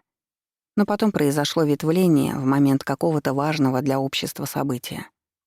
Тогда в одном варианте события пошли по одному сценарию, а в другом — по другому. И чем больше проходило времени, тем больше эти две ветки отличались друг от друга. Поначалу, то есть сразу после разделения, в них были одни и те же души, чье сознание просто распылилось по двум параллельным реальностям. Но потом, по мере дальнейшего развития событий, многие могли выбывать из одной ветки, потому что их жизнь там заканчивалась, и они умирали, и рождаться вновь только на другой. А кто-то, вероятно, продолжал проживать несколько параллельных жизней на двух ветках с разными сценариями. И вот прошло достаточно долгое время, когда эти две ветки уже достаточно далеко ушли друг от друга. Настолько, что на них даже слегка рассинхронизировалось время, и на одной оно ушло немного вперед. И именно в этот момент я решила совершить свой скачок, чтобы оттянуть неминуемое крушение Атлантиды, и перешла в более заторможенную и благоприятную ветку реальности. Пожалела ли я впоследствии о таком решении? Нет, я считала его довольно неплохим и была рада, что так вышло. В конце концов, даже ради счастливого детства на природе и жизни вдали от суеты стоило это все затеять. Да, в последующие годы это спокойствие немного пошатнулось, и меня опять ждали довольно яркие эмоции. Но все же небольшая передышка от страстей явно пошла мне на пользу. Глава 38. Город мастеров. Моё детство и подростковый возраст прошли тихо и мирно. На родине мне дышалось легко, и я мечтала провести в этом месте всю свою жизнь. Однако судьба распорядилась иначе, и я уехала из родных пенатов ещё в молодости. Чтобы объяснить, как и почему так вышло, расскажу небольшую предысторию. Итак, в той жизни я оказалась в довольно интересной и нестандартной ситуации. А именно, после смерти я совершила переход на другую ветку реальности и родилась в параллельной версии Атлантиды в недалёком прошлом по отношению к своей кончине. Меня радовало то, что эта ветка реальности более спокойная и дружелюбная. Вдобавок удалось выиграть время перед неминуемым крахом Атлантиды, который я уже тогда предчувствовала. По всем вышеперечисленным причинам мне хотелось прожить простую, скромную и тихую жизнь. Никуда не спешить, наслаждаться природой и общением с близкими. Я видела, что у меня есть неплохие шансы на такое будущее. Но помимо этого были и другие варианты. И так получилось, что в итоге сбылся один из беспокойных сценариев. Всё началось с того, что в нашей курортной зоне решили провести очередное корпоративное мероприятие. То есть приехал один рабочий коллектив атлантов с целью проведения совместных медитаций и укрепления командного духа. Это были управляющие из одного крупного города, не столицы. Их делегацию возглавлял местный правитель города. Мужчина зрелого возраста, по нашим меркам ему было около 40 лет. На тот момент я уже активно помогала родителям в размещении наших гостей и организации их мероприятий. Поэтому с той делегацией общалась очень плотно. И вот так вышло, что этот правитель внезапно сильно и бесповоротно в меня влюбился. За время моих воплощений в Атлантиде со мной случалось немало амурных историй и романов, но такая любовь в мой адрес была впервые. Не то чтобы меня никогда до этого никто сильно не любил. Нет, любили и, может, даже более глубоко. Но теперь я столкнулась с содержимостью, которая меня поначалу испугала. Практически с первых дней нашего знакомства этот мужчина буквально потерял голову. Настолько, что его коллеги стали над ним подшучивать, мол, их начальник совсем слетел с катушек от любви. Рабочие вопросы, командные сборы, коллективные медитации и прочие вещи, ради которых они все приехали, он попросту забросил. Его теперь интересовала только я. Могу сказать, что я однозначно не была рада подобному повороту событий. Меня пугала его безумная любовь. Хотелось спрятаться от неё и дождаться, пока он одумается и придёт в себя. Однако я с сожалением понимала, что основательно влипла. Судя по вариантам будущего, которые я видела, он вряд ли был способен остановиться. Как проявлялось внимание моего нового ухажёра? Не могу сказать, что он с утра до вечера преследовал меня или утомлял разговорами. Нет, мы виделись несколько раз в день в рамках моего обычного общения с их делегацией. Но при этом я чувствовала такие эмоции в свой адрес, что мне становилось не по себе. Он смотрел на меня глазами брошенного щенка, и я ощущала, что он растерян, чувствует себя идиотом, но при этом не может перестать думать обо мне. Он понимал, что ничего не может и не вправе от меня требовать, что я гораздо моложе его, и шансы на такую же сильную любовь с моей стороны очень невелики. Тем не менее, он не мог заставить себя думать ни о чем другом. В командных мероприятиях и медитациях практически не участвовал и в свободное время слонялся с печальным видом по нашему курортному поселку. Если бы дело происходило в нашем мире, то можно было бы предположить, что этот товарищ пытался как-то мной манипулировать и играл роль бедного несчастного, чтобы я сжалилась над ним, и мы начали встречаться. Но поскольку дело было в Атлантиде, то я могу с уверенностью сказать, его действительно так пробрало, что он не мог усилием воли это прекратить. Я чувствовала его эмоции и понимала, что они подлинные, а не наигранные. Вдобавок ко всему, я помнила этого человека по прошлым встречам с ним. В других мирах, задолго до Атлантиды. Он хоть и не был моей самой близкой душой, но определенная степень родства между нами все же была, и мы периодически встречались в разных жизнях. Я знала, что у него есть такая особенность — проявлять любовь подобным образом. И вот сейчас я столкнулась с этим во всей красе. Что я делала дальше? Я понимала в тот момент, что стою на своеобразной развилке своей судьбы. И от моего решения значительно зависит как моя, так и его дальнейшая жизнь. Я могла бы остаться в своем райском местечке и позволить ему самому решать проблему неразделенной любви. А могла из чувства сострадания поехать с ним и согласиться стать его женой. Я долго думала и в итоге выбрала второй вариант. Переезд и новая жизнь. Я приняла решение переехать вместе со своим поклонником в его город и жить там. На тот момент их делегация уже давно покинула наш курорт, а он оставался и ждал меня, взяв небольшой отпуск от всех своих обязанностей. В итоге через некоторое время мы уехали вместе и вскоре сыграли свадьбу. Несмотря на зрелый возраст, до этого он не был женат, и детей у него также не было. Поэтому для нас обоих это был первый брак. Любила ли я своего мужа? Не могу сказать, чтобы слишком сильно, но все же он мне нравился. И со временем мы с ним очень сблизились. Правда, его периодически накрывало. У него возникали порывы самобичевания за то, что он не смог сдержаться и буквально вынудил меня своим поведением уехать с ним. В такие минуты ему было крайне неудобно, и он считал, что испортил мне жизнь своим поступком. Я думаю, подобные приступы случались с ним потому, что он знал. Я его при всем желании не смогу полюбить так, как он меня.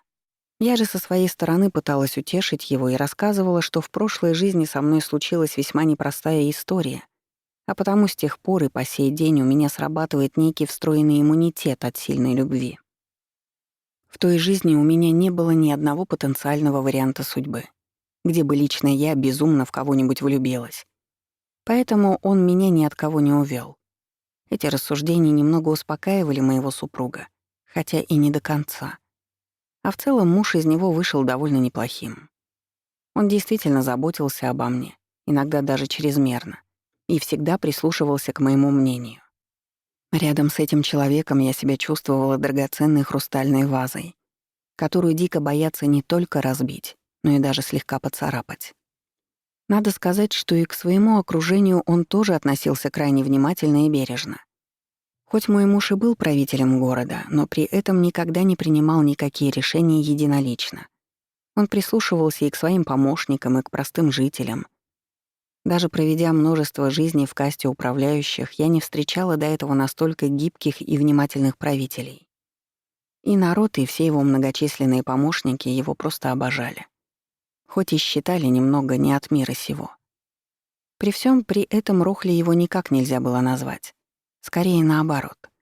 Когда им завладевала какая-то идея, и он четко понимал, что она будет оптимальной, то никогда не жалел красноречия, чтобы убедить в ней всех остальных.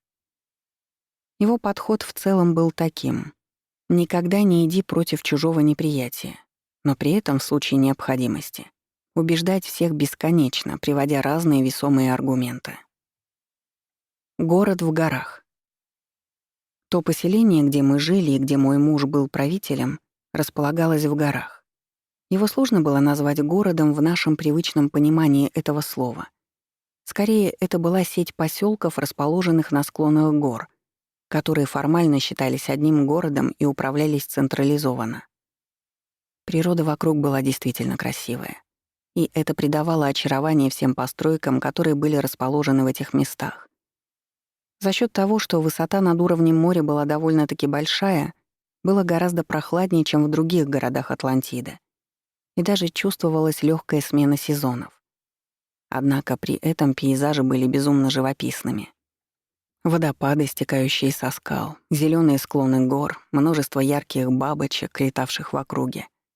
В общем, этими местами немудрено было залюбоваться, и жить там тоже было приятно. Поселки были построены таким образом, чтобы по минимуму наносить вред природе и ее экосистеме. Они были соединены между собой неким подобием канатной дороги. Вагончики летали над кронами деревьев, и с помощью них можно было попасть из одного района города в другой. Наши места можно было назвать слободой мастеров, поскольку основным занятием большинства жителей было ручное изготовление сложных артефактов. Как я уже не раз писала, в Атлантиде были заводы, которые производили разную технику или устройства. Однако было и то, что требовалось делать исключительно вручную. В наших местах как раз жило много квалифицированных мастеров, которые были способны выполнить эту сложную и тонкую работу. Большинство из них принадлежало к касте тружеников. Однако их контролировали просвещенные, которые были наблюдателями и главными технологами всех процессов. Что именно изготавливали в нашем городе? К примеру, ручные преобразователи частот. Это были небольшие жезлы, сделанные из кристаллических пород и отделанные особым сплавом металлов. По размеру они были немного длиннее ладони, поэтому их было удобно носить с собой. В тогдашнем обществе атлантов они были весьма популярными и использовались в разных целях. Благодаря особым материалам, из которых был изготовлен такой жезл, и его способности взаимодействия с разными энергетическими полями, как своего владельца, так и с общими хранилищами, он был почти как волшебная палочка, способная на разные удивительные вещи. Когда жезл активировался, то создавал вокруг себя особого рода силовое поле и мог менять энергетическую частоту окружающего пространства. Это позволяло создать временный коридор между физическим миром и ближайшими к нему по частоте слоями реальности, то есть эфирной прослойкой и астралом. При активации жезла можно было наблюдать любопытный визуальный эффект. Небольшой участок вокруг него начинал как будто плавиться. То есть если жезл подносили, к примеру, к стене, то она как будто слегка растворялась. Однако смысл использования этого артефакта был не в том, чтобы увидеть такую занятную картинку. В конце концов, атланты могли наблюдать энергию астрала обычным зрением, поэтому исключительно ради вау-эффекта собирать сложный прибор никто бы не стал. Суть жезла была в другом. Он позволял за счет энергетического воздействия через открытый астральный коридор повлиять на материю. Можно сказать, что ее структура перестраивалась изнутри, а это приводило к удивительным результатам. К примеру, камень можно было сделать временно мягким, как пластилин, и придать ему нужную форму. Или вручную создать сплав из двух металлов, не прибегая к высокой температуре. Конечно, в промышленных масштабах, то есть для больших строительств, для сборки сложного оборудования или перевозки тяжелых грузов, эти жезлы не применялись. В таких целях использовались другие, гораздо более мощные устройства. Жезлы были скорее для бытового использования. Они применялись при изготовлении украшений для дома, для создания ландшафтного дизайна из камней или декорирования помещений. Поскольку у многих атлантов были подобные хобби, то здесь такие жезлы были весьма кстати. Однако самое популярное их применение было все же не в этих областях, а в сфере здравоохранения. С помощью особой модификации жезла, которую производили чаще всего, было легко отладить потоки энергии человека на эфирном и астральном уровне, благодаря чему удавалось предотвратить и вылечить множество заболеваний. Это иногда делали и обычные обыватели, но чаще все же профессиональные врачеватели, которые за много лет наловчились работать таким образом. В основном они принадлежали к касте помощников. С помощью жезлов они убирали застои энергии, чистили сгустки отрицательного заряда, застрявшие в биополе, а также в целом гармонизировали состояние человека. Изготовление жезлов было делом ответственным, поэтому к нему относились с крайней серьезностью. Зачастую их делали те, кто занимался этим несколько воплощений подряд. Такие работники и их навыки очень ценились. Поэтому им создавали самые комфортные условия труда, к примеру, проживание в таком красивом и светлом месте, как наше. Кстати, небольшое замечание. Приборы подобного вида я уже описывала в начале своего повествования, когда писала про жрецов.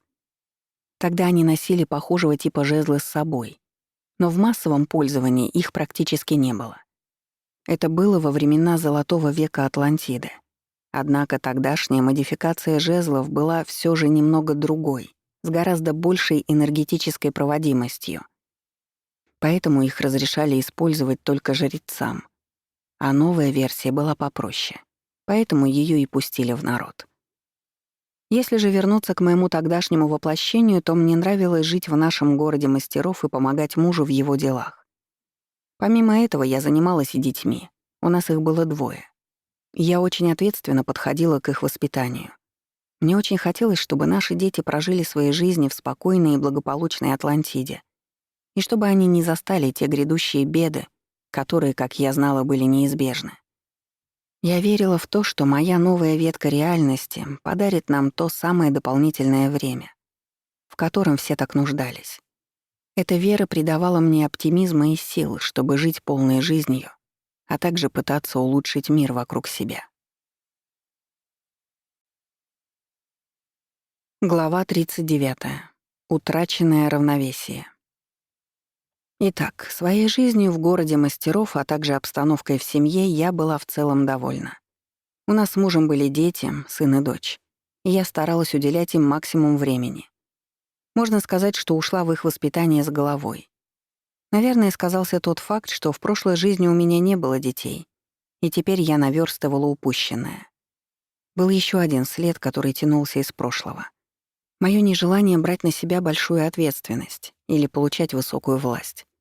Да, формально я всё так же принадлежала к касте управляющих и числилась одним из помощников своего мужа. Но всё же мои обязанности на работе были скромными, и я гораздо больше времени уделяла семье. Я настолько науправлялась до этого, что теперь хотелось отдохнуть. Я думала, что нет смысла очень детально описывать мою семейную жизнь. Потому что, как сказал классик, все счастливые семьи счастливы одинаково. Да и в общественной жизни в пору моей зрелости не происходило каких-то чрезмерно важных событий. Поэтому я на ней тоже останавливаться не буду, дабы не отнимать время читателей. Достойным вниманием, на мой взгляд, будет разве что период, когда я вступила в пожилой возраст. В тот момент моего супруга уже не было в живых. Поскольку он был старше меня, то и ушел из жизни гораздо раньше. С детьми я продолжала общаться, сын работал в нашем городе, а дочь вышла замуж и жила неподалеку, и довольно часто меня навещала. Я жила тихой и спокойной жизнью, практически все свое свободное время уделяла работе с растениями в саду. Я занималась не только своим собственным приусадебным участком, помимо этого меня иногда приглашали в качестве консультанта по ландшафтному дизайну. И я с радостью помогала другим. Одним словом, все шло достаточно размеренно. Но под конец жизни даже я, далекий от политики и сосредоточенный на своей жизни человек, заметила определенные изменения в окружающем мире. Не сказать, чтобы они были совсем критичными. Однако не обратить на них внимания было сложно. О том, что изменилось в Атлантиде. Так что же случилось и какие перемены произошли, могут спросить читатели. Если описывать в общем, то будет несколько важных пунктов. Во-первых, наступили чисто внешние изменения. Стало как будто расшатываться экосистема и меняться климат. Поскольку я в той жизни была очень сильно связана с природой и чутко ощущала энергетический фон животного и растительного мира, то мне сразу бросилось в глаза, когда он стал меняться. Причем произошло это не просто так, а было ожидаемым эффектом после некоторых нововведений. О них я скажу чуть позже. Климат стал менее стабильным, а погода более переменчивой. Если раньше в нашей местности было определенное расписание погоды для каждого сезона, и ее можно было точно предсказать буквально на год вперед, потому что все шло по графику, то теперь она стала меняться весьма неожиданно. Во-вторых, к власти стали массово приходить люди из касты просвещенных, оттесняя управляющих и лишая их полномочий. Хоть формально те и оставались на своих должностях. На моей прошлой ветке реальности под конец все стали решать жрецы, а просвещенные были скорее их подручными и слегка на вторых ролях. А здесь жрецы были более высокодуховными. Я это честно признавала, хоть и не питала к ним большой любви. И к власти не так уж сильно стремились. Но зато просвещенные разгулялись и решили взять управление Атлантидой в свои руки. Они взяли курс на перенастройку всей цивилизации, стремясь сделать ее более технократической. Как в свое время на прошлой ветке стало появляться множество вспомогательных артефактов, и прямое видение Атланты стали потихоньку заменять использованием различных устройств. Да, некоторое количество гаджетов было и до этого, но теперь их стали изобретать и производить в разы больше с легкой руки просвещенных. Помимо этого, просвещенные договорились со жрецами, что все фактическое управление берут на себя, а жрецы будут скорее духовными помощниками людей. Управляющие, как и на прошлой ветке, пали жертвой этих преобразований. У них отобрали практически всю имеющуюся власть. В-третьих, просвещенные стали пускаться в довольно неоднозначные эксперименты с энергией. Они даже, как ни странно, периодически докладывали об этом атлантам, хотя могли бы и скрыть все, как в моем прошлом мире. Суть их опытов была в том, чтобы использовать огромный потенциал той эфирной и астральной энергии, которая стояла за стихиями и природными процессами. То есть как бы изымать ее из природного оборота и использовать для технических целей, а затем опять возвращать в естественный круговорот. По сути, в этом методе не было ничего удивительного. На многих более развитых планетах делали так же. То есть там существовал как бы единый круговорот энергии между техническими нуждами цивилизации и природными процессами. Если очень грубо, то выглядело это так. Энергия стихий подзаряжала всю технику напрямую, без использования каких-то распределительных станций, которые бы собирали, преобразовывали и ретранслировали эту энергию.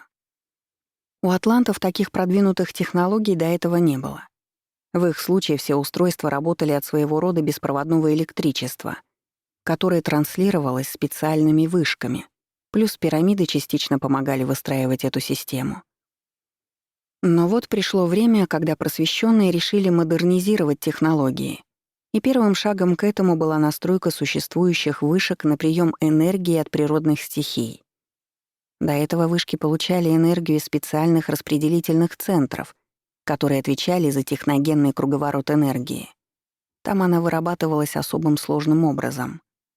Новая технология получения мощностей из природных стихий привела к тому, что периодически стали случаться разбалансировки многих процессов. Погода стала менее предсказуемой. В некоторых местах менялся климат и нарушалось равновесие в экосистемах, о чем я уже писала выше. Просвещенные говорили, что скоро они все наладят, и новая система будет работать как часы, но я им не слишком верила. Я думала, что они пошли на такие нововведения скорее не из желания усовершенствовать технологию, а потому что в текущих распределительных центрах стало меньше энергии. Кто-то, скорее всего, изымал ее оттуда. Запасов оставалось немного, вот и решили включить природную энергию в круговорот. При этом технология не была совершенной. После того, как энергия проходила через техногенный цикл, она возвращалась в природу в слегка замутненном виде. Из-за этого как раз и страдали естественные процессы, вроде выпадения дождей, направления ветров и так далее. Небольшое примечание. Когда я пишу о том, что атланты использовали энергию природы, я не имею в виду, что они строили гидроэлектростанции, устанавливали в полях ветряки и так далее. Нет, они скорее с помощью специального оборудования частично изымали эфирную и астральную энергию, которая стояла за природными процессами. Для этого не нужен был столь сложный материальный цикл, как в нашем мире, вроде постройки электростанции, потому что они использовали более продвинутую технологию. О том, как я покинула земной мир. Ну что ж, я вдоволь порассуждала о способах получения энергии, которыми пользовались в Атлантиде. По крайней мере, честно описала все, что вспомнила. А теперь настал черед рассказать о том, как подошла к концу и завершилась моя тогдашняя жизнь. В отличие от предыдущего воплощения, в этот раз я была вполне довольна тем, как провела отведенное мне на Земле время. У меня не было глубоких сожалений о чем либо важных невыполненных задач и тому подобного. Единственное, о чем я слегка сожалела, так это о том, что не уделяла максимум своего времени общению с природой, особенно в последние годы. Когда дети выросли и стали жить своей жизнью, я могла бы вместо того, чтобы долго общаться с многочисленными родственниками, почаще оставаться одна, медитировать, больше исследовать мир растений и животных и так далее. В общем, у меня было ощущение, что мне слегка не хватило времени в том воплощении, чтобы насладиться спокойствием и близостью к природе. Но поскольку время моей жизни на тот момент уже вышло, и мне предстоял переход в иной мир, то долго жалеть об этом смысла не было. Смерть моя прошла легко и даже, как ни странно, довольно приятно. В этой ветке реальности было все таки меньше технических устройств и автоматизации, даже с учетом последних изменений. Поэтому на умирающего не вешали медальон, который быстро выкачивал из него энергию. Нет, все было как в старые добрые времена. Приходил жрец, перекрывал энергетические каналы, и через некоторое время происходила безболезненная смерть от остановки сердца. В тот момент, когда я попрощалась с близкими и от меня ушел жрец, я почувствовала какое-то очень сильное облегчение. Больше никаких, пусть даже легких, уколов совести за неправильно потраченное время, никаких негативных мыслей. Наоборот, меня буквально накрыло радостью и счастьем от того, что я ухожу. Я предвкушала те моменты, когда буду свободна от тела и смогу долго летать в астрале, а потом поднимусь на тот свет, и там также буду наслаждаться спокойствием, подводя итоги текущей жизни. Я думала о том, что, возможно, в следующем воплощении встречу гораздо больше родственных душ, и с радостью предвкушала эти встречи. Можно сказать, что я смотрела в будущее с оптимизмом, даже несмотря на то, что там определенно вырисовывался крах Атлантиды.